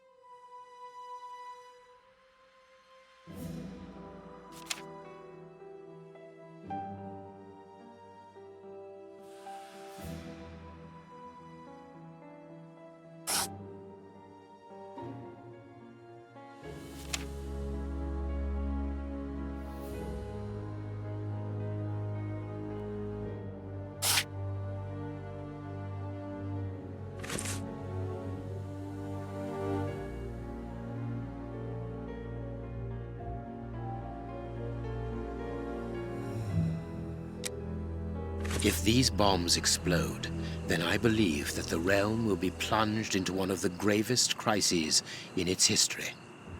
What are you going to do with this information, Holmes? Hand it across to Inspector Lestrade. How? By telephoning him. The haunted house is connected to the telephone exchange. I'm going to try to slip in there discreetly. Shall I accompany you? You can help me to get in, but while I search for the telephone, you should collect as much information as you can about the bombs. The explosive experts at Scotland Yard will need it. Understood.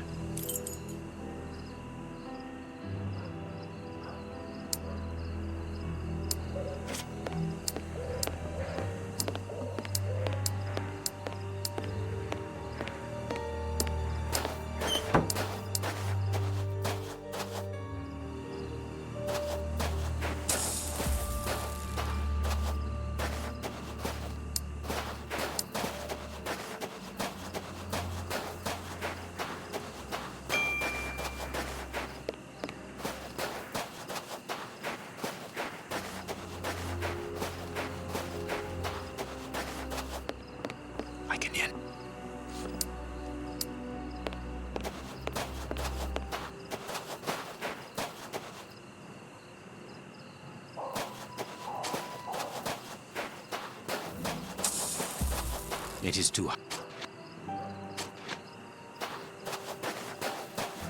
I need something. I need... I need... I need... I need... I need... I need... I need...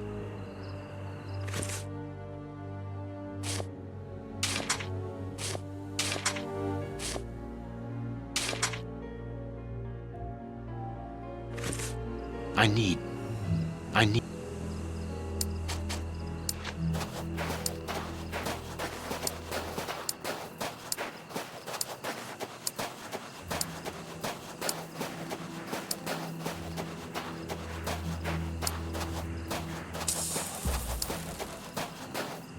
I need to get into the room where the telephone is, but not from the outside. The window must be solidly locked.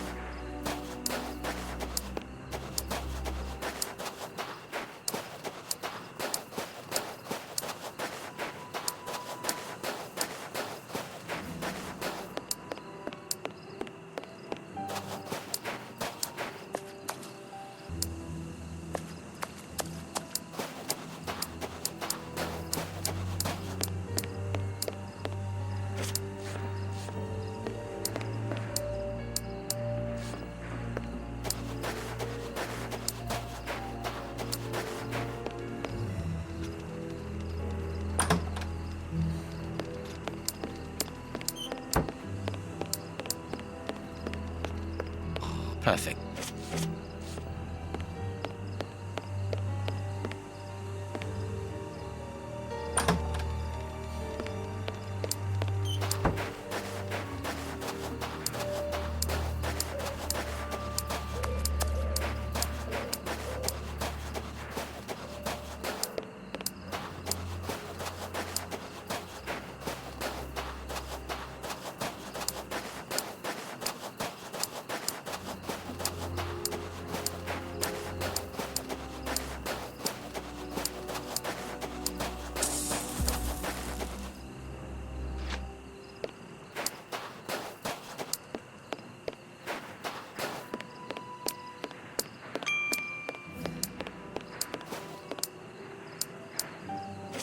Look, Holmes. With an...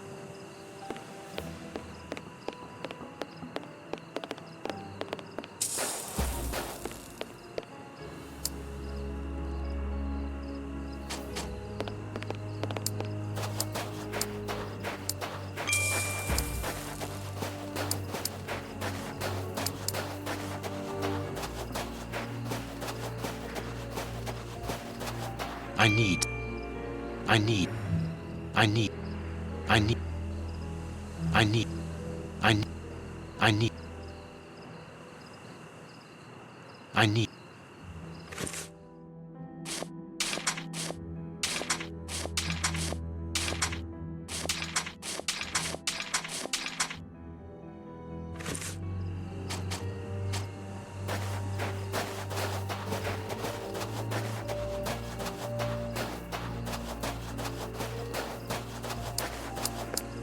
I can hear...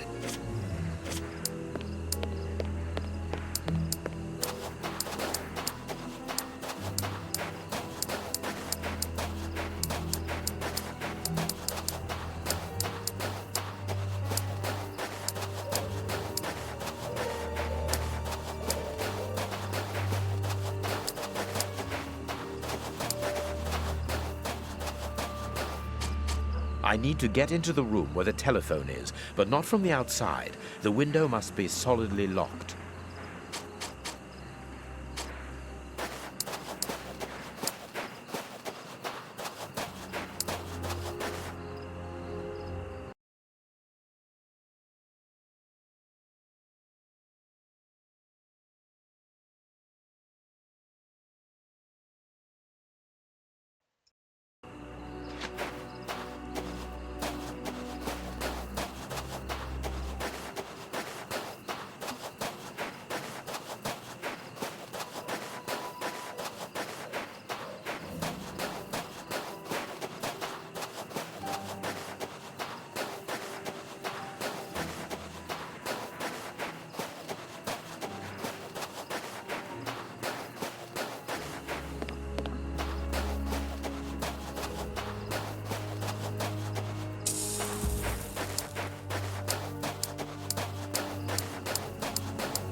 This ladder is only held back by a bolt.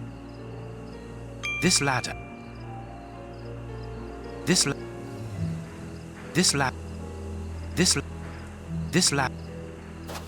ladder... This ladder is not too heavy. I can carry it.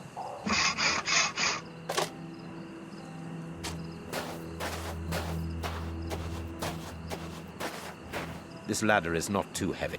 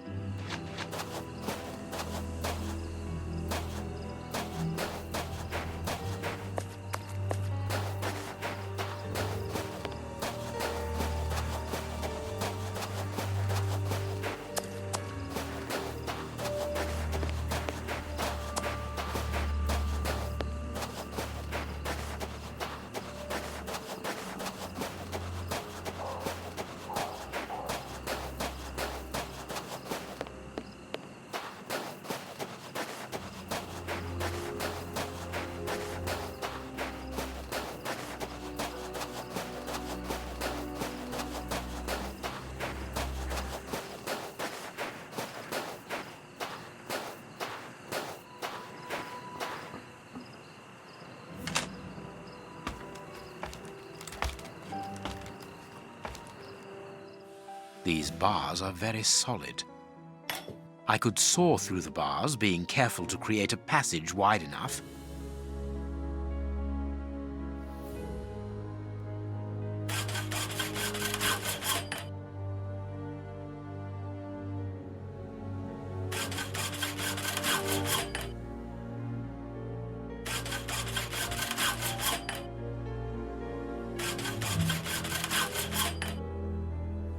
No, it would be better not to break the window.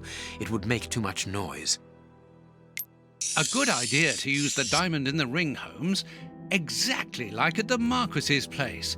I remind you of the monkey that stole the necklace, do I? Well done, Holmes. It's open. It's time for me to go into the beast's lair. Watson, I have no idea how long it will take me to locate the telephone. Use the time to try to get into the stand where the bombs were put together. I'm on my way. I'll join you later.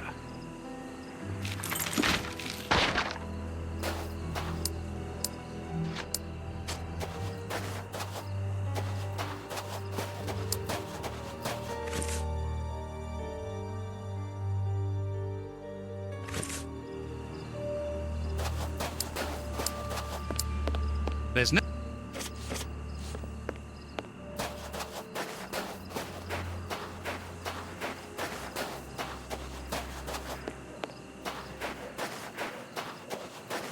The place is calm, thanks to the supply of vodka in the washroom.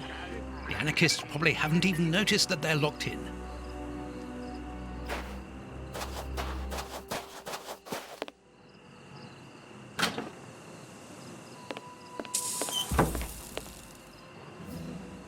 Ah, there must be water here.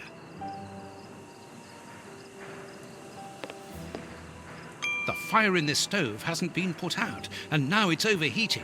It must be stopped quickly. Lard? Were they really going to eat that? A large dry cloth. It's too hot.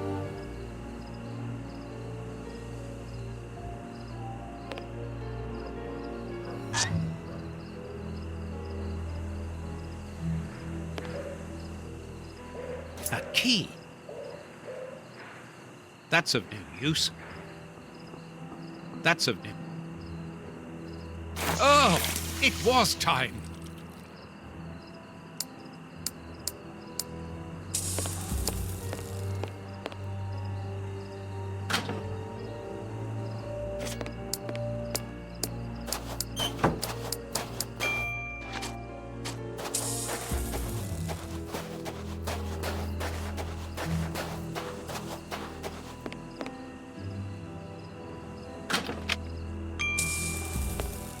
Very pretty Russian dolls. Let's see if there's something inside.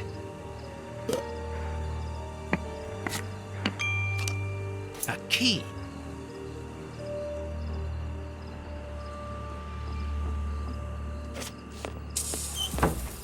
Whittling wooden objects seems to be a passion of one of the brothers. After building explosive devices, of course. It's an ornately carved toy chest. According to the name marked on it, it belongs to a certain Alexei, and it's locked by a key.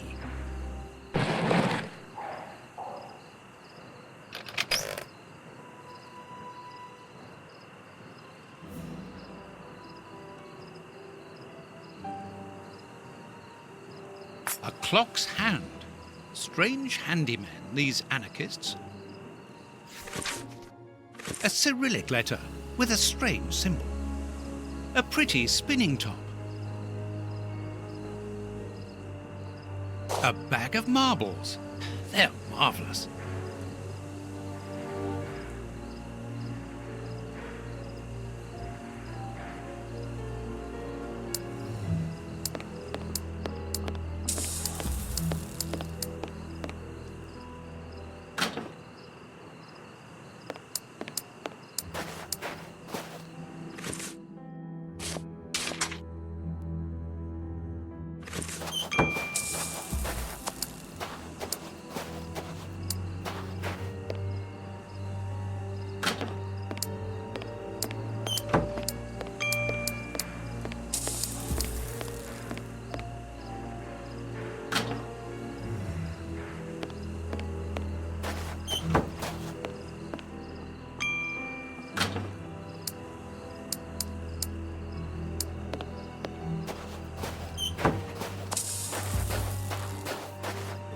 The Russian's workshop is here.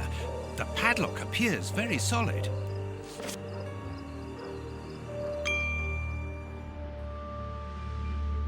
I need something. I need...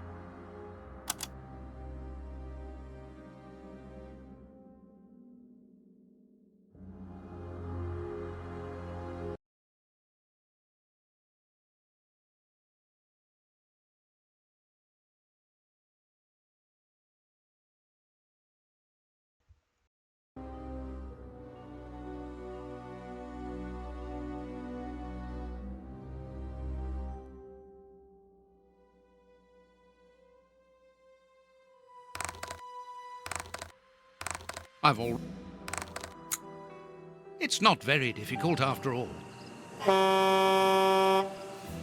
Another 3 carts full of poison soup.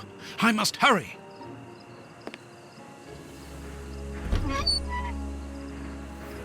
So it's here that the 3 anarchists made their bombs. But what a mess. Very well, I don't have any choice. If I want to understand how they work, I will have to build one.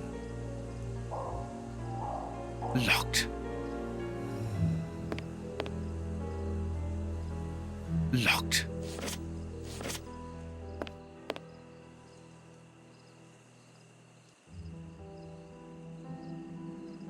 A crow.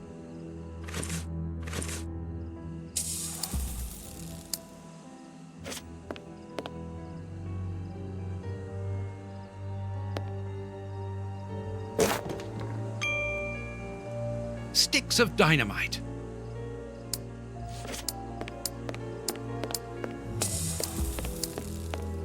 Here's the bench for assembling the explosive devices. There's something here.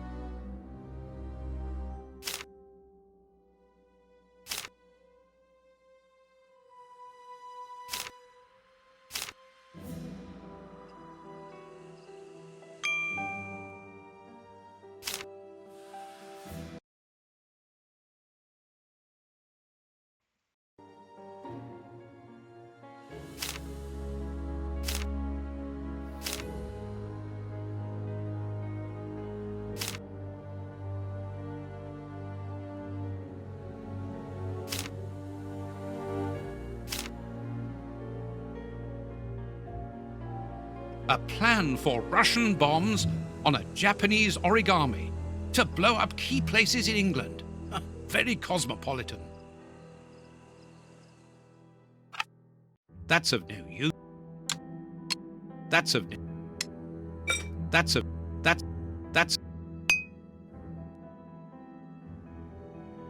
This plan shows the steps to follow for building a bomb.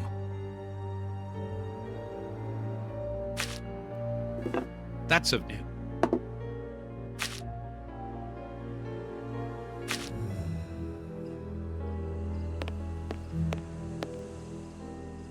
Sticks of dynamite.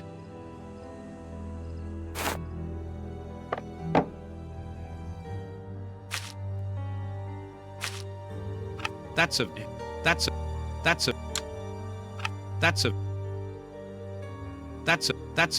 of no use.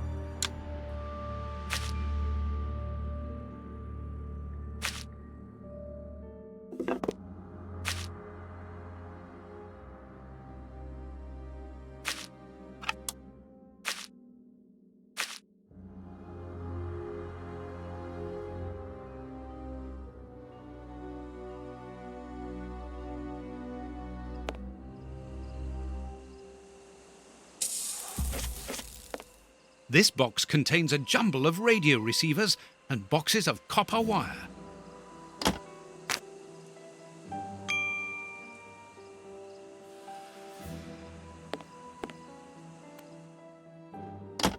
Apparently, the radio is plugged in.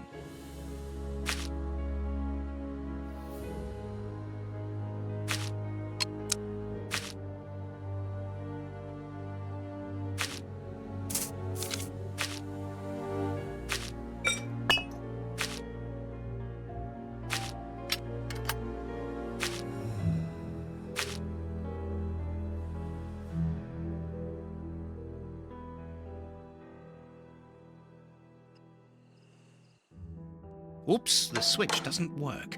Don't panic, John. All you need to do is to find another way to defuse it. Oops, the switch doesn't... The best thing will be for me to go to the merry-go-round with my bomb.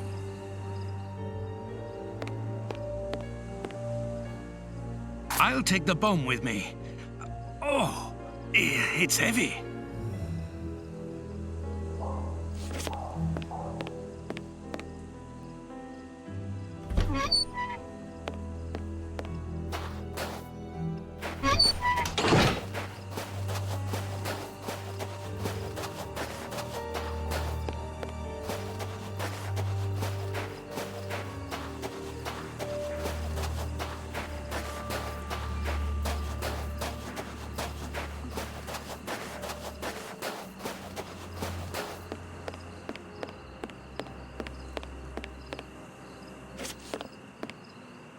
This control panel doesn't work.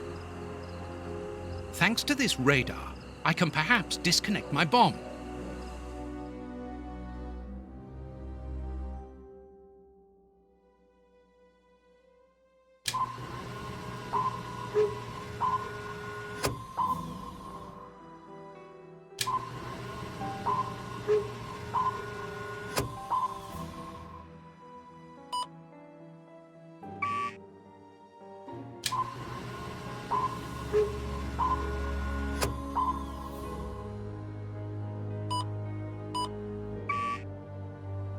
I'll have to start again. I must have done something wrong.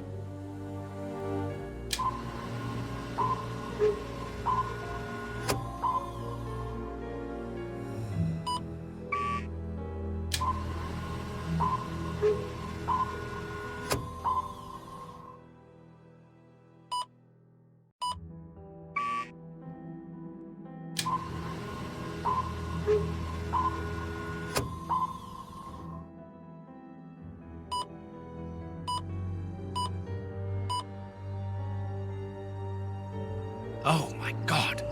Now I understand. The antenna on the merry-go-round controls all the bombs that the Russian brothers made. The control panel. It works! Thanks to this, I think we can now disconnect all the bombs that have been spread around London. And mine, too. The control panel.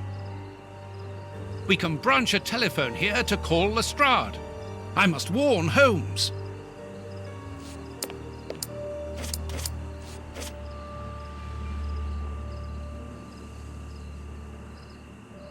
The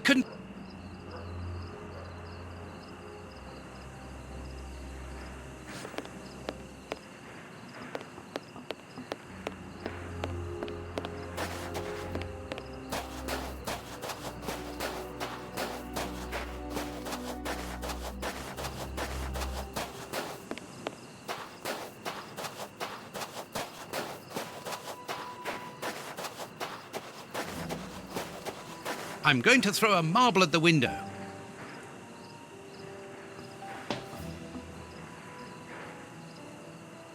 Holmes isn't there. Let's try another window.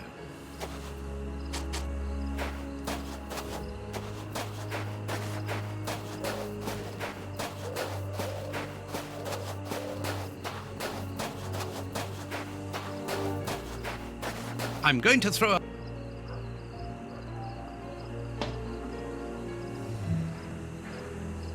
Holmes isn't answering. It would be better to wait until he reaches the room where the telephone is.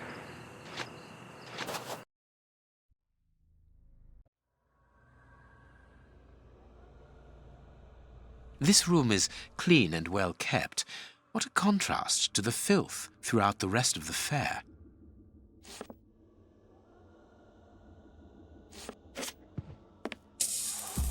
These paintings are extremely precious. They are the original works of great masters.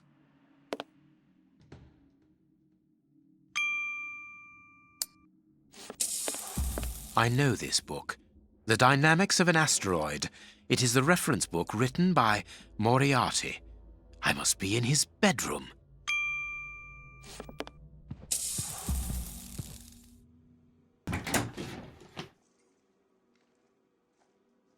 That could be useful. A magnificent hunting rifle. This glass cabinet is locked, but I should be able to force the lock. No, it... No.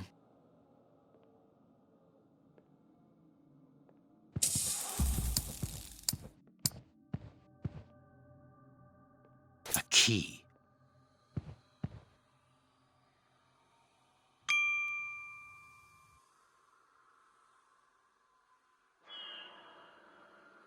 This chest is the same as Ferguson the magician's. I can't do that. A doll. It is new. It was bought recently. The Funfair's Act of Transfer, signed by that poor Ferguson. Moriarty didn't spare him, anyway. This pin could be useful. A magnificent hunting rifle.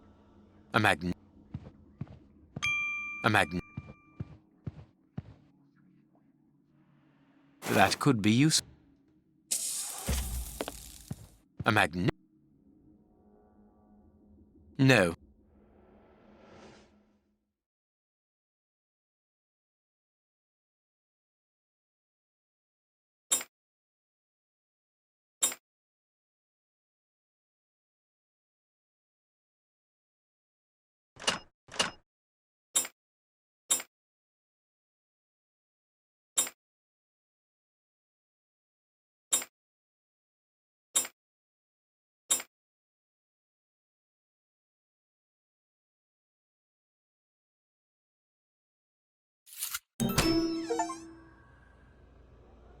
This weapon is unusable. The hammer is missing. One can never be too careful. Here is everything to take care of this magnificent rifle.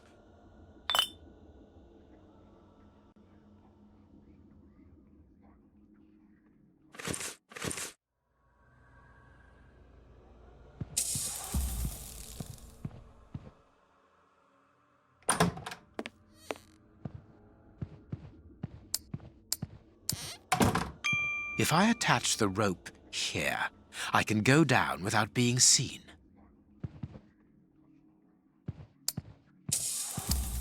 If I attach... Wooden skeleton. Nice element of decor.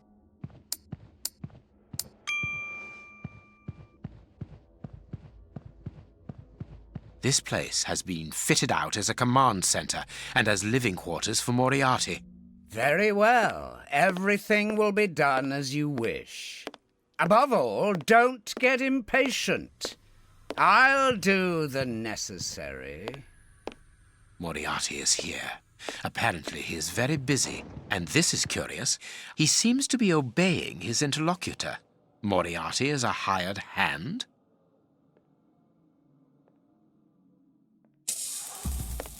These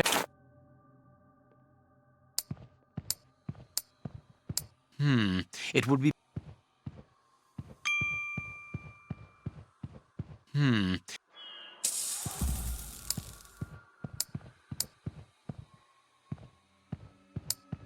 I need...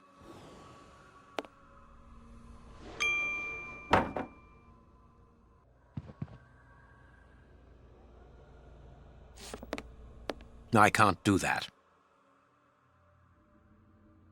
I need...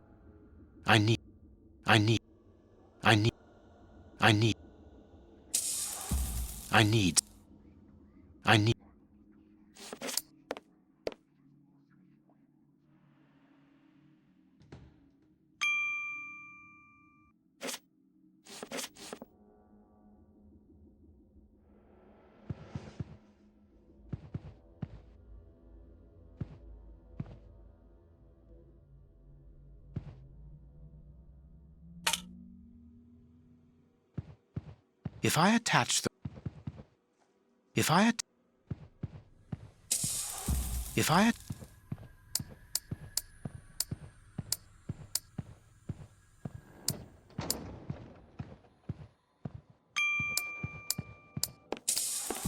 attach...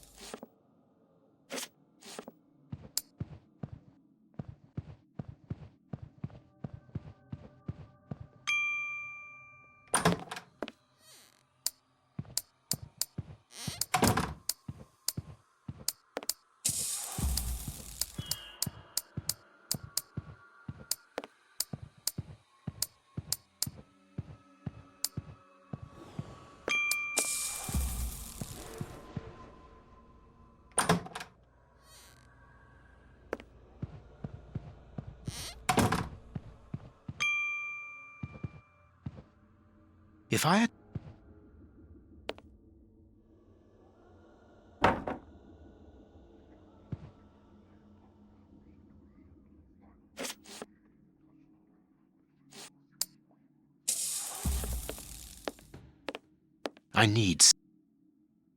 I need something. I need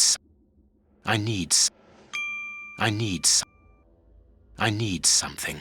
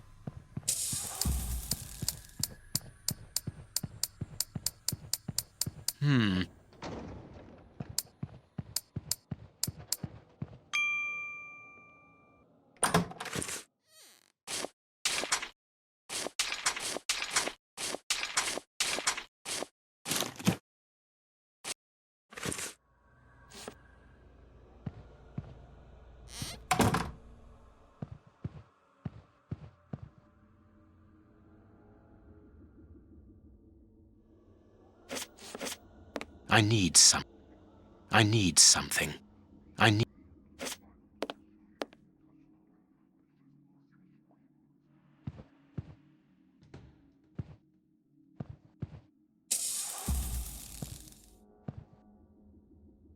Now I can go down.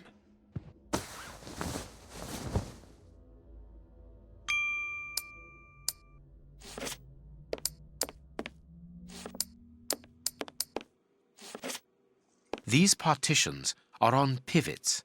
At the bottom there appears to be a set of cogs upon which a wheel is fixed. It is rusty. If I turn the wheel, it is possible that the mechanism's squeaking will alert Moriarty.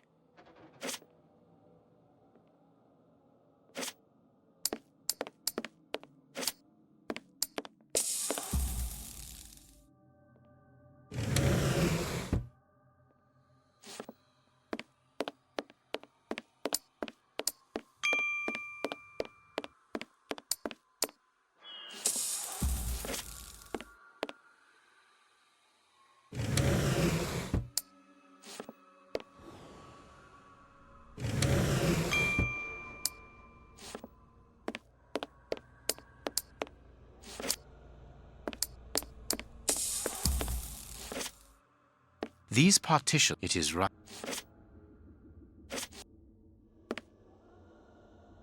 It is right. There are wooden partitions, rather thick and very...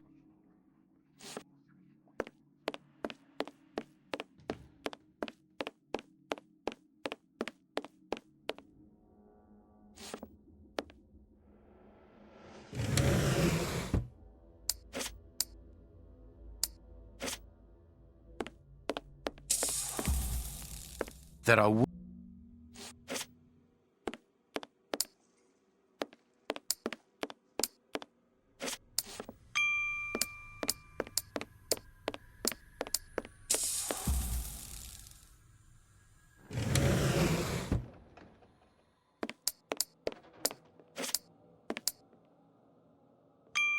wood. There are these part. It is right. These. It is right.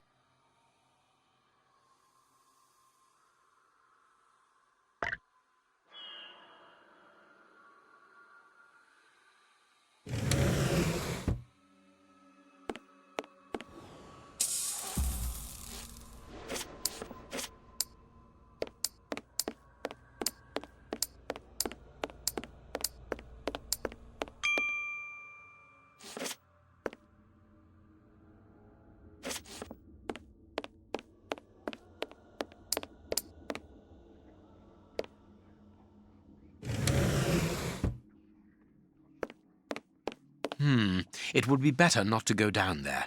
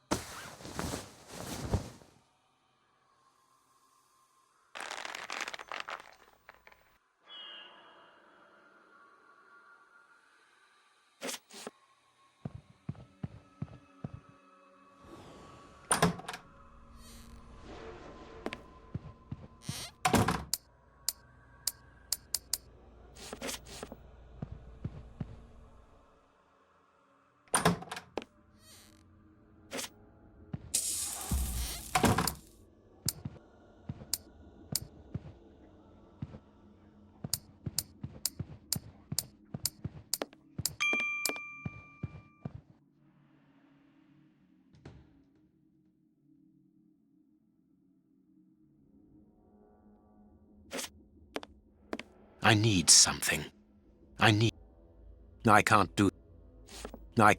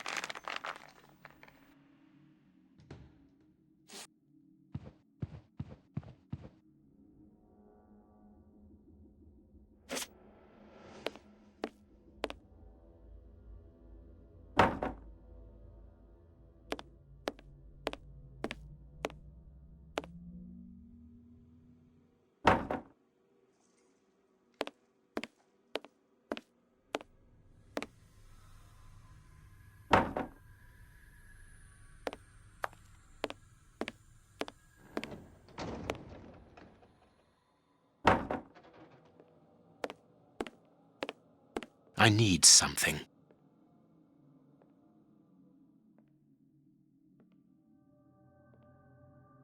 I need something. I need... I need... I need something.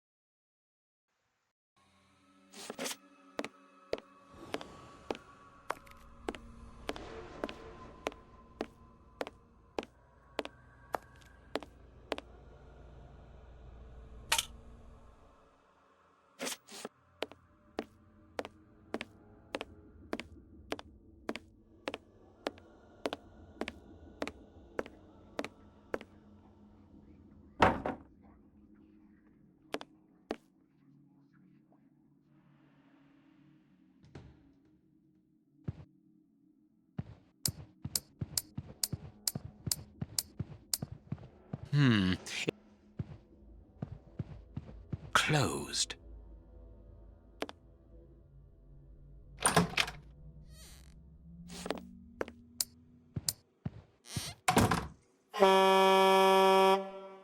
Another bell ringing in the warehouse. That is not a good sign. Let's hurry.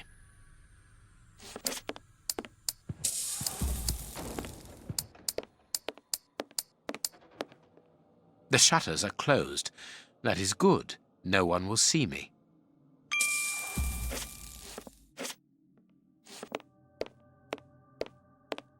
Ah, here is the famous telephone. South London Exchange. What number do you want? 1313, Scotland Yard. Please hurry. One moment. Lestrade here. It's Sherlock Holmes. Holmes, you're alive! An excellent deduction, Lestrade. Now listen to me carefully. I'll get straight to the point. Moriarty has had 4 bombs placed around London, all of which could go off at any moment. You absolutely must find them and defuse them. How can I believe what you say? You are being hunted by all the police in the kingdom. They were looking for me, yes, but not any longer. You called off the search when my death was announced. Logically, why would I call you if I was not innocent? You must begin the search for those bombs straight away. That's true enough. So where are the bombs? Buckingham Palace, the House of Commons, the Bank of England, and as for the last one, it is entirely possible that you are sitting on it. Scotland Yard? Yes.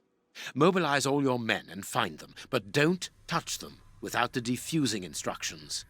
Luckily, those locations are already under heavy police guard. What are the defusing instructions? I don't have the details at present, but Watson is working on it. Stay near the telephone. I'll call you back the instant we find out. Curious. I can hear something tapping at regular intervals against the shutters.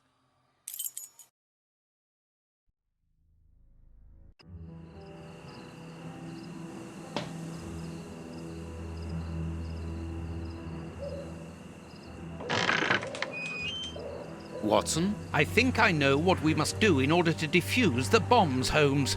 Good work, Watson.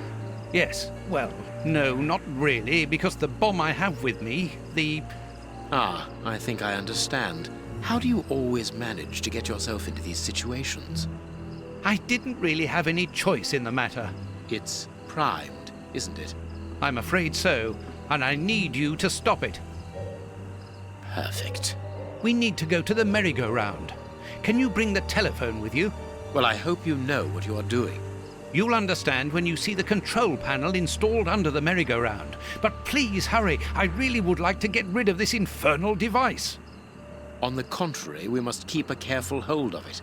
We are going to use it to destroy the warehouse where the soup is made. Step aside.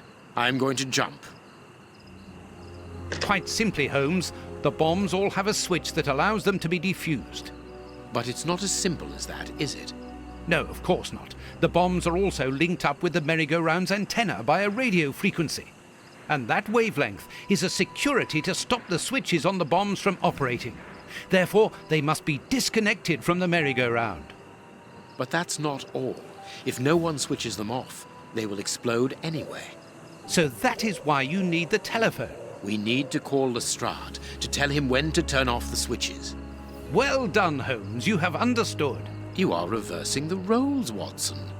Highly amusing. Well, we can laugh about it later, but now we must hurry.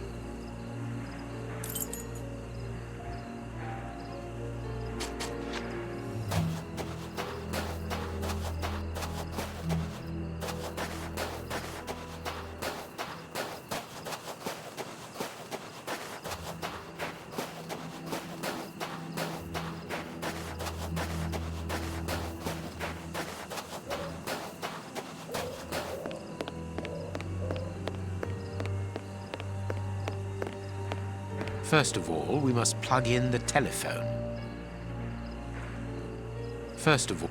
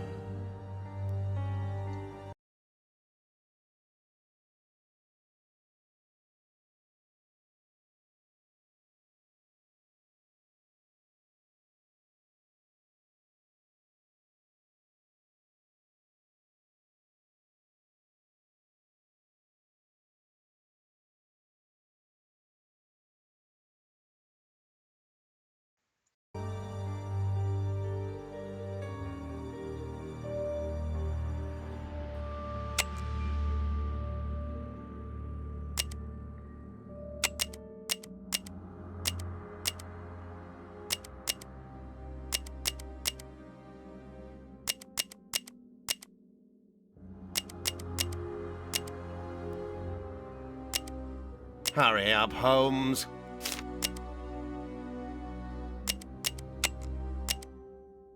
Parliament has been switched off. The Bank of England has been switched off. Buckingham has been switched off. Scotland Yard has been switched off. That's it, Holmes. The bombs are disconnected. You can use the switches now.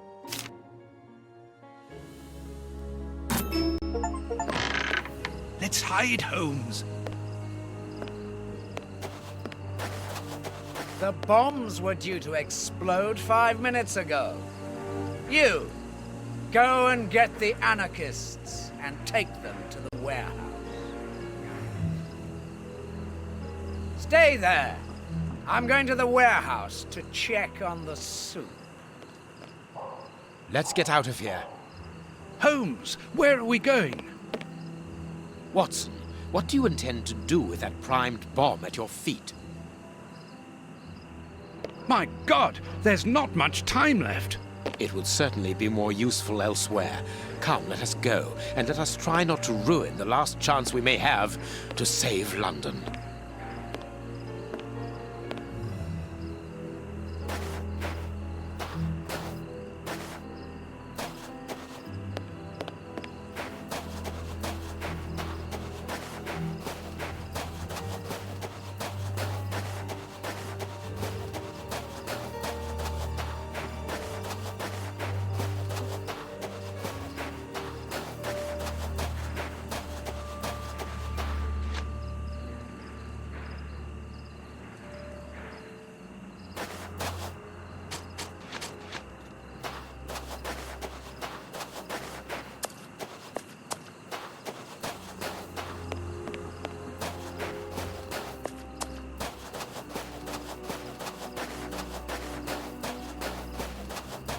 Seems the cut in the fence has disappeared.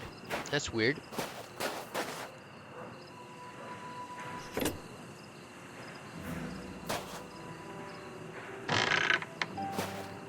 The guards have deserted the door. Now's our chance.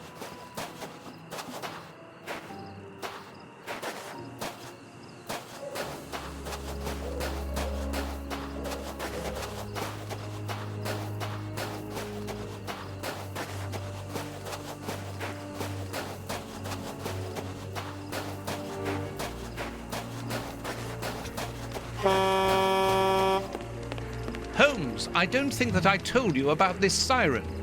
No, but I can guess that it carries some connection with the poisoned soup. Without going into too much detail, the next time that it sounds, the carts will leave to stock up Prince Woodville's network throughout London. And it will be impossible to prevent the population from being poisoned. We must hurry. Moriarty's men are looking for us. The soup production is nearly finished, and I am carrying a primed bomb in my hands. Quick, jump into the cable car.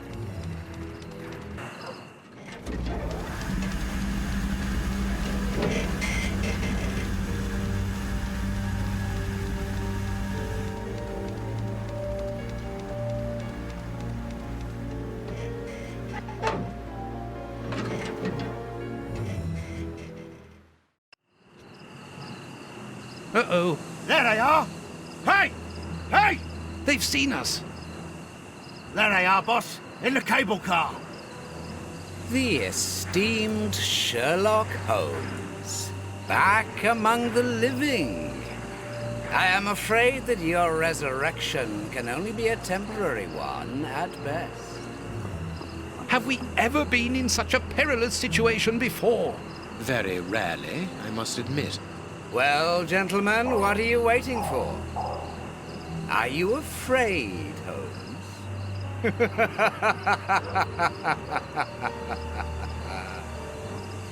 The bomb is on the point of exploding. Moriarty's men can't shoot us like rabbits or restart the cable car and catch us on the warehouse roof. We are trapped. Moriarty wants us alive. That much is evident. So let us take advantage of the few minutes we have left.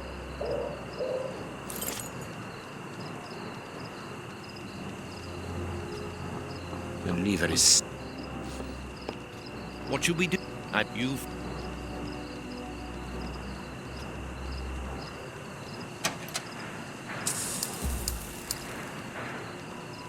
No. No, it is unnecessary. No. No, it is... No. No, it is... The lever is... The lever is stuck. The lever... The lever... The lever is stuck.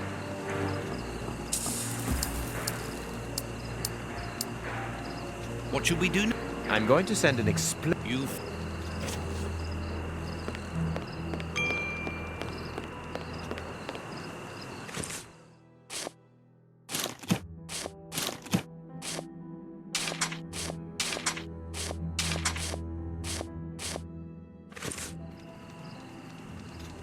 Perfect. I understand, Holmes. Fine. Leave everything.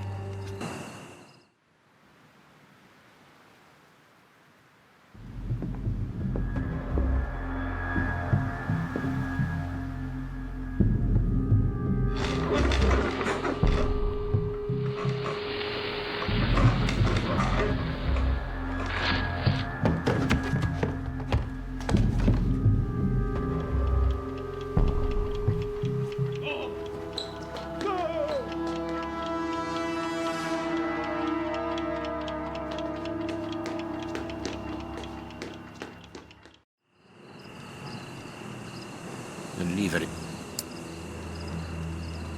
The lever is... The lever is stuck. The lever is...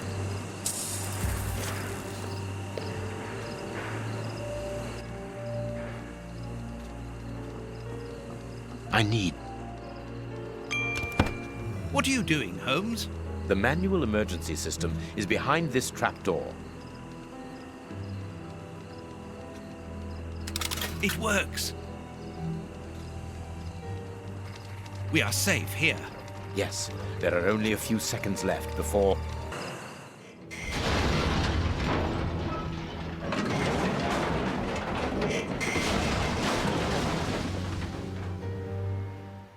My God, what a shock! Moriarty! He was in the warehouse. This time, it's over, Holmes. The mysterious person whom Moriarty appears to obey. Whoever could be powerful enough to command Moriarty?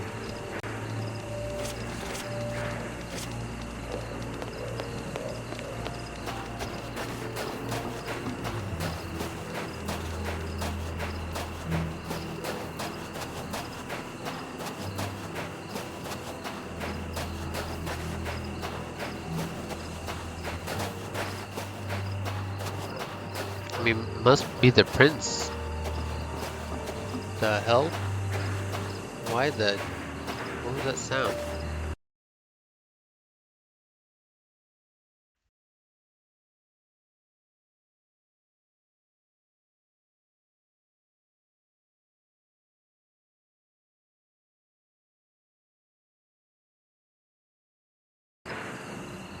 No clue, but nope, it's doing it again. Don't know why. But anyway, let's just get to the...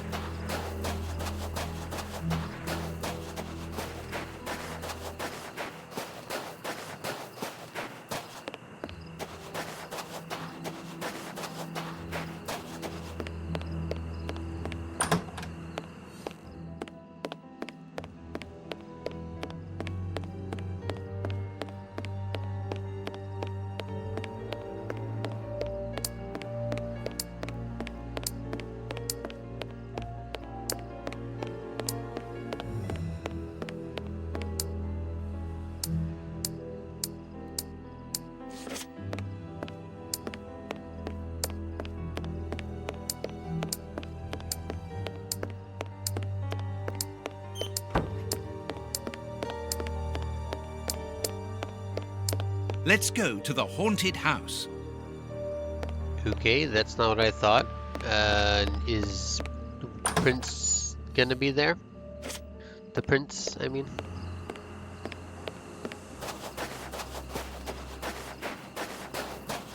I pity the people who must have risked their lives in this attraction. Oh, that's not the haunted house. Where is it?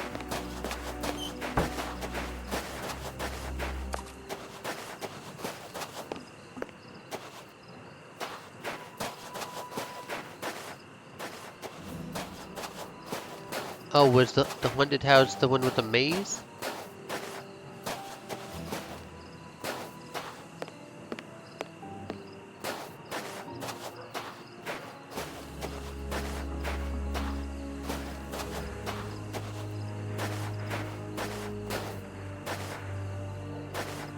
The doors are wide open.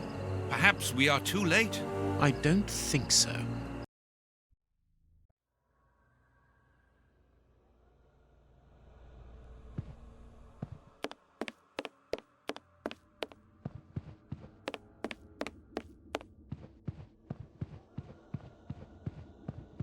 Closed.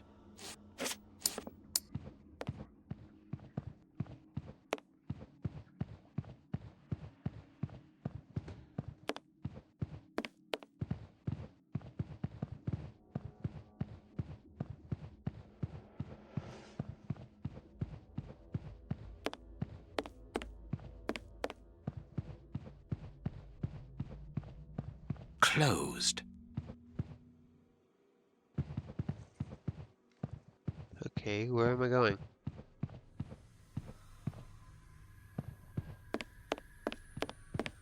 Oh, we haven't been in this room. Don't touch that door! Get back! Damn you, Holmes! Damn you! So, you survived the explosion. Professor, put down your gun. I am going to examine your wounds. Don't come any closer. I don't need a doctor. It is over, Moriarty. You have failed. Not entirely. Your death will lessen the defeat. We have failed, Holmes. You and I.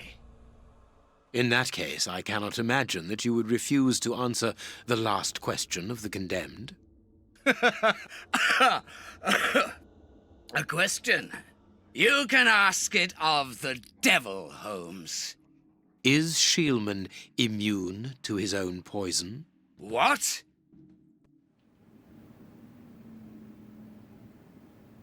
Who's Shieldman again? I forgot.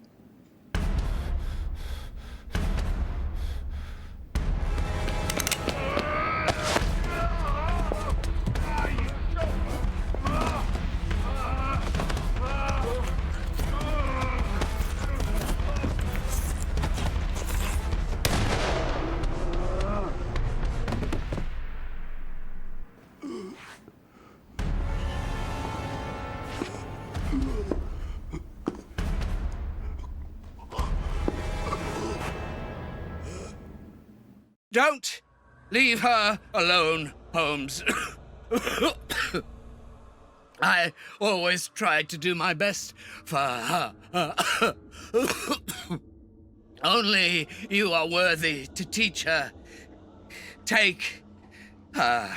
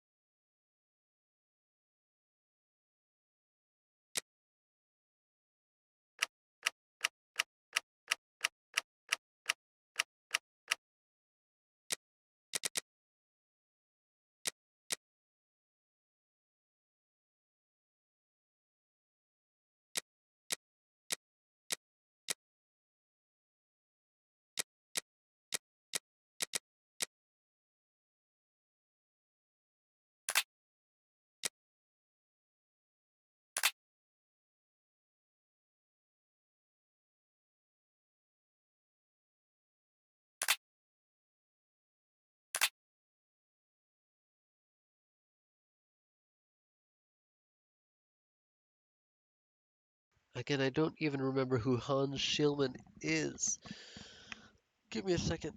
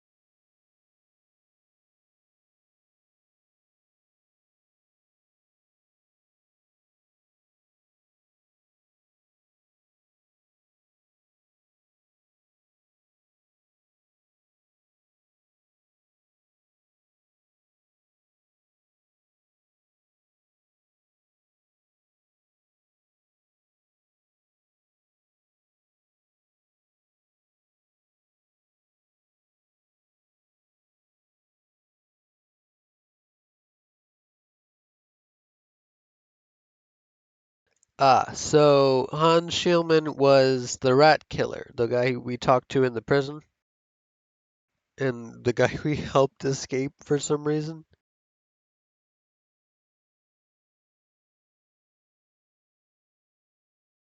I guess he was working on the outside with this guy we just killed. Forgot his name too. They're kind of forgettable names. Anyway, let's finish up the game.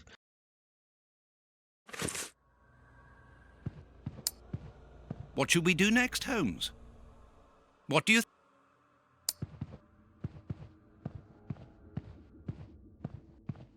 No, it is unnecessary.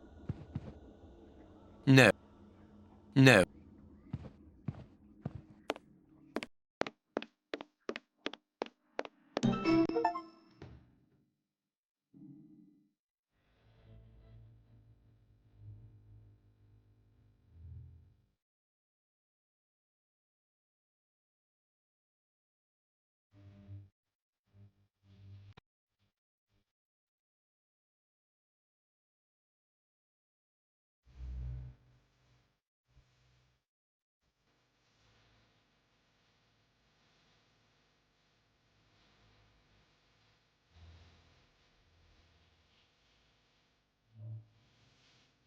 I don't know if my feelings could ever equal those of my friend. But as he walked off into the night, carrying that little girl in his arms, I confess that I had never seen him so moved. Holmes became the child's father. He gave her a gentle but exacting education.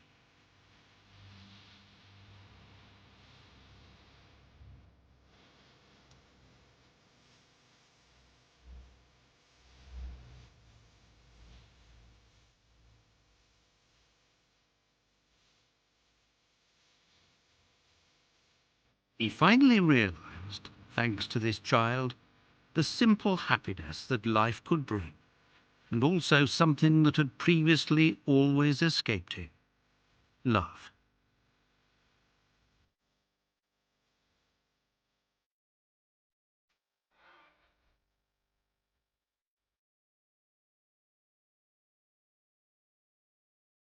Okay, lovely.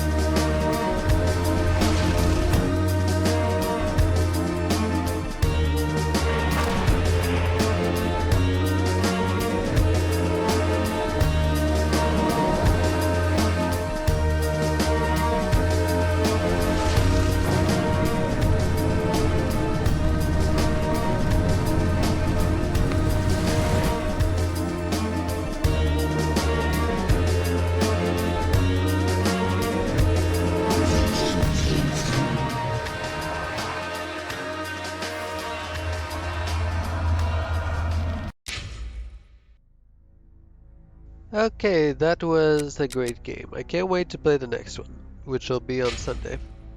But for now, let's play some Tears of the Kingdom.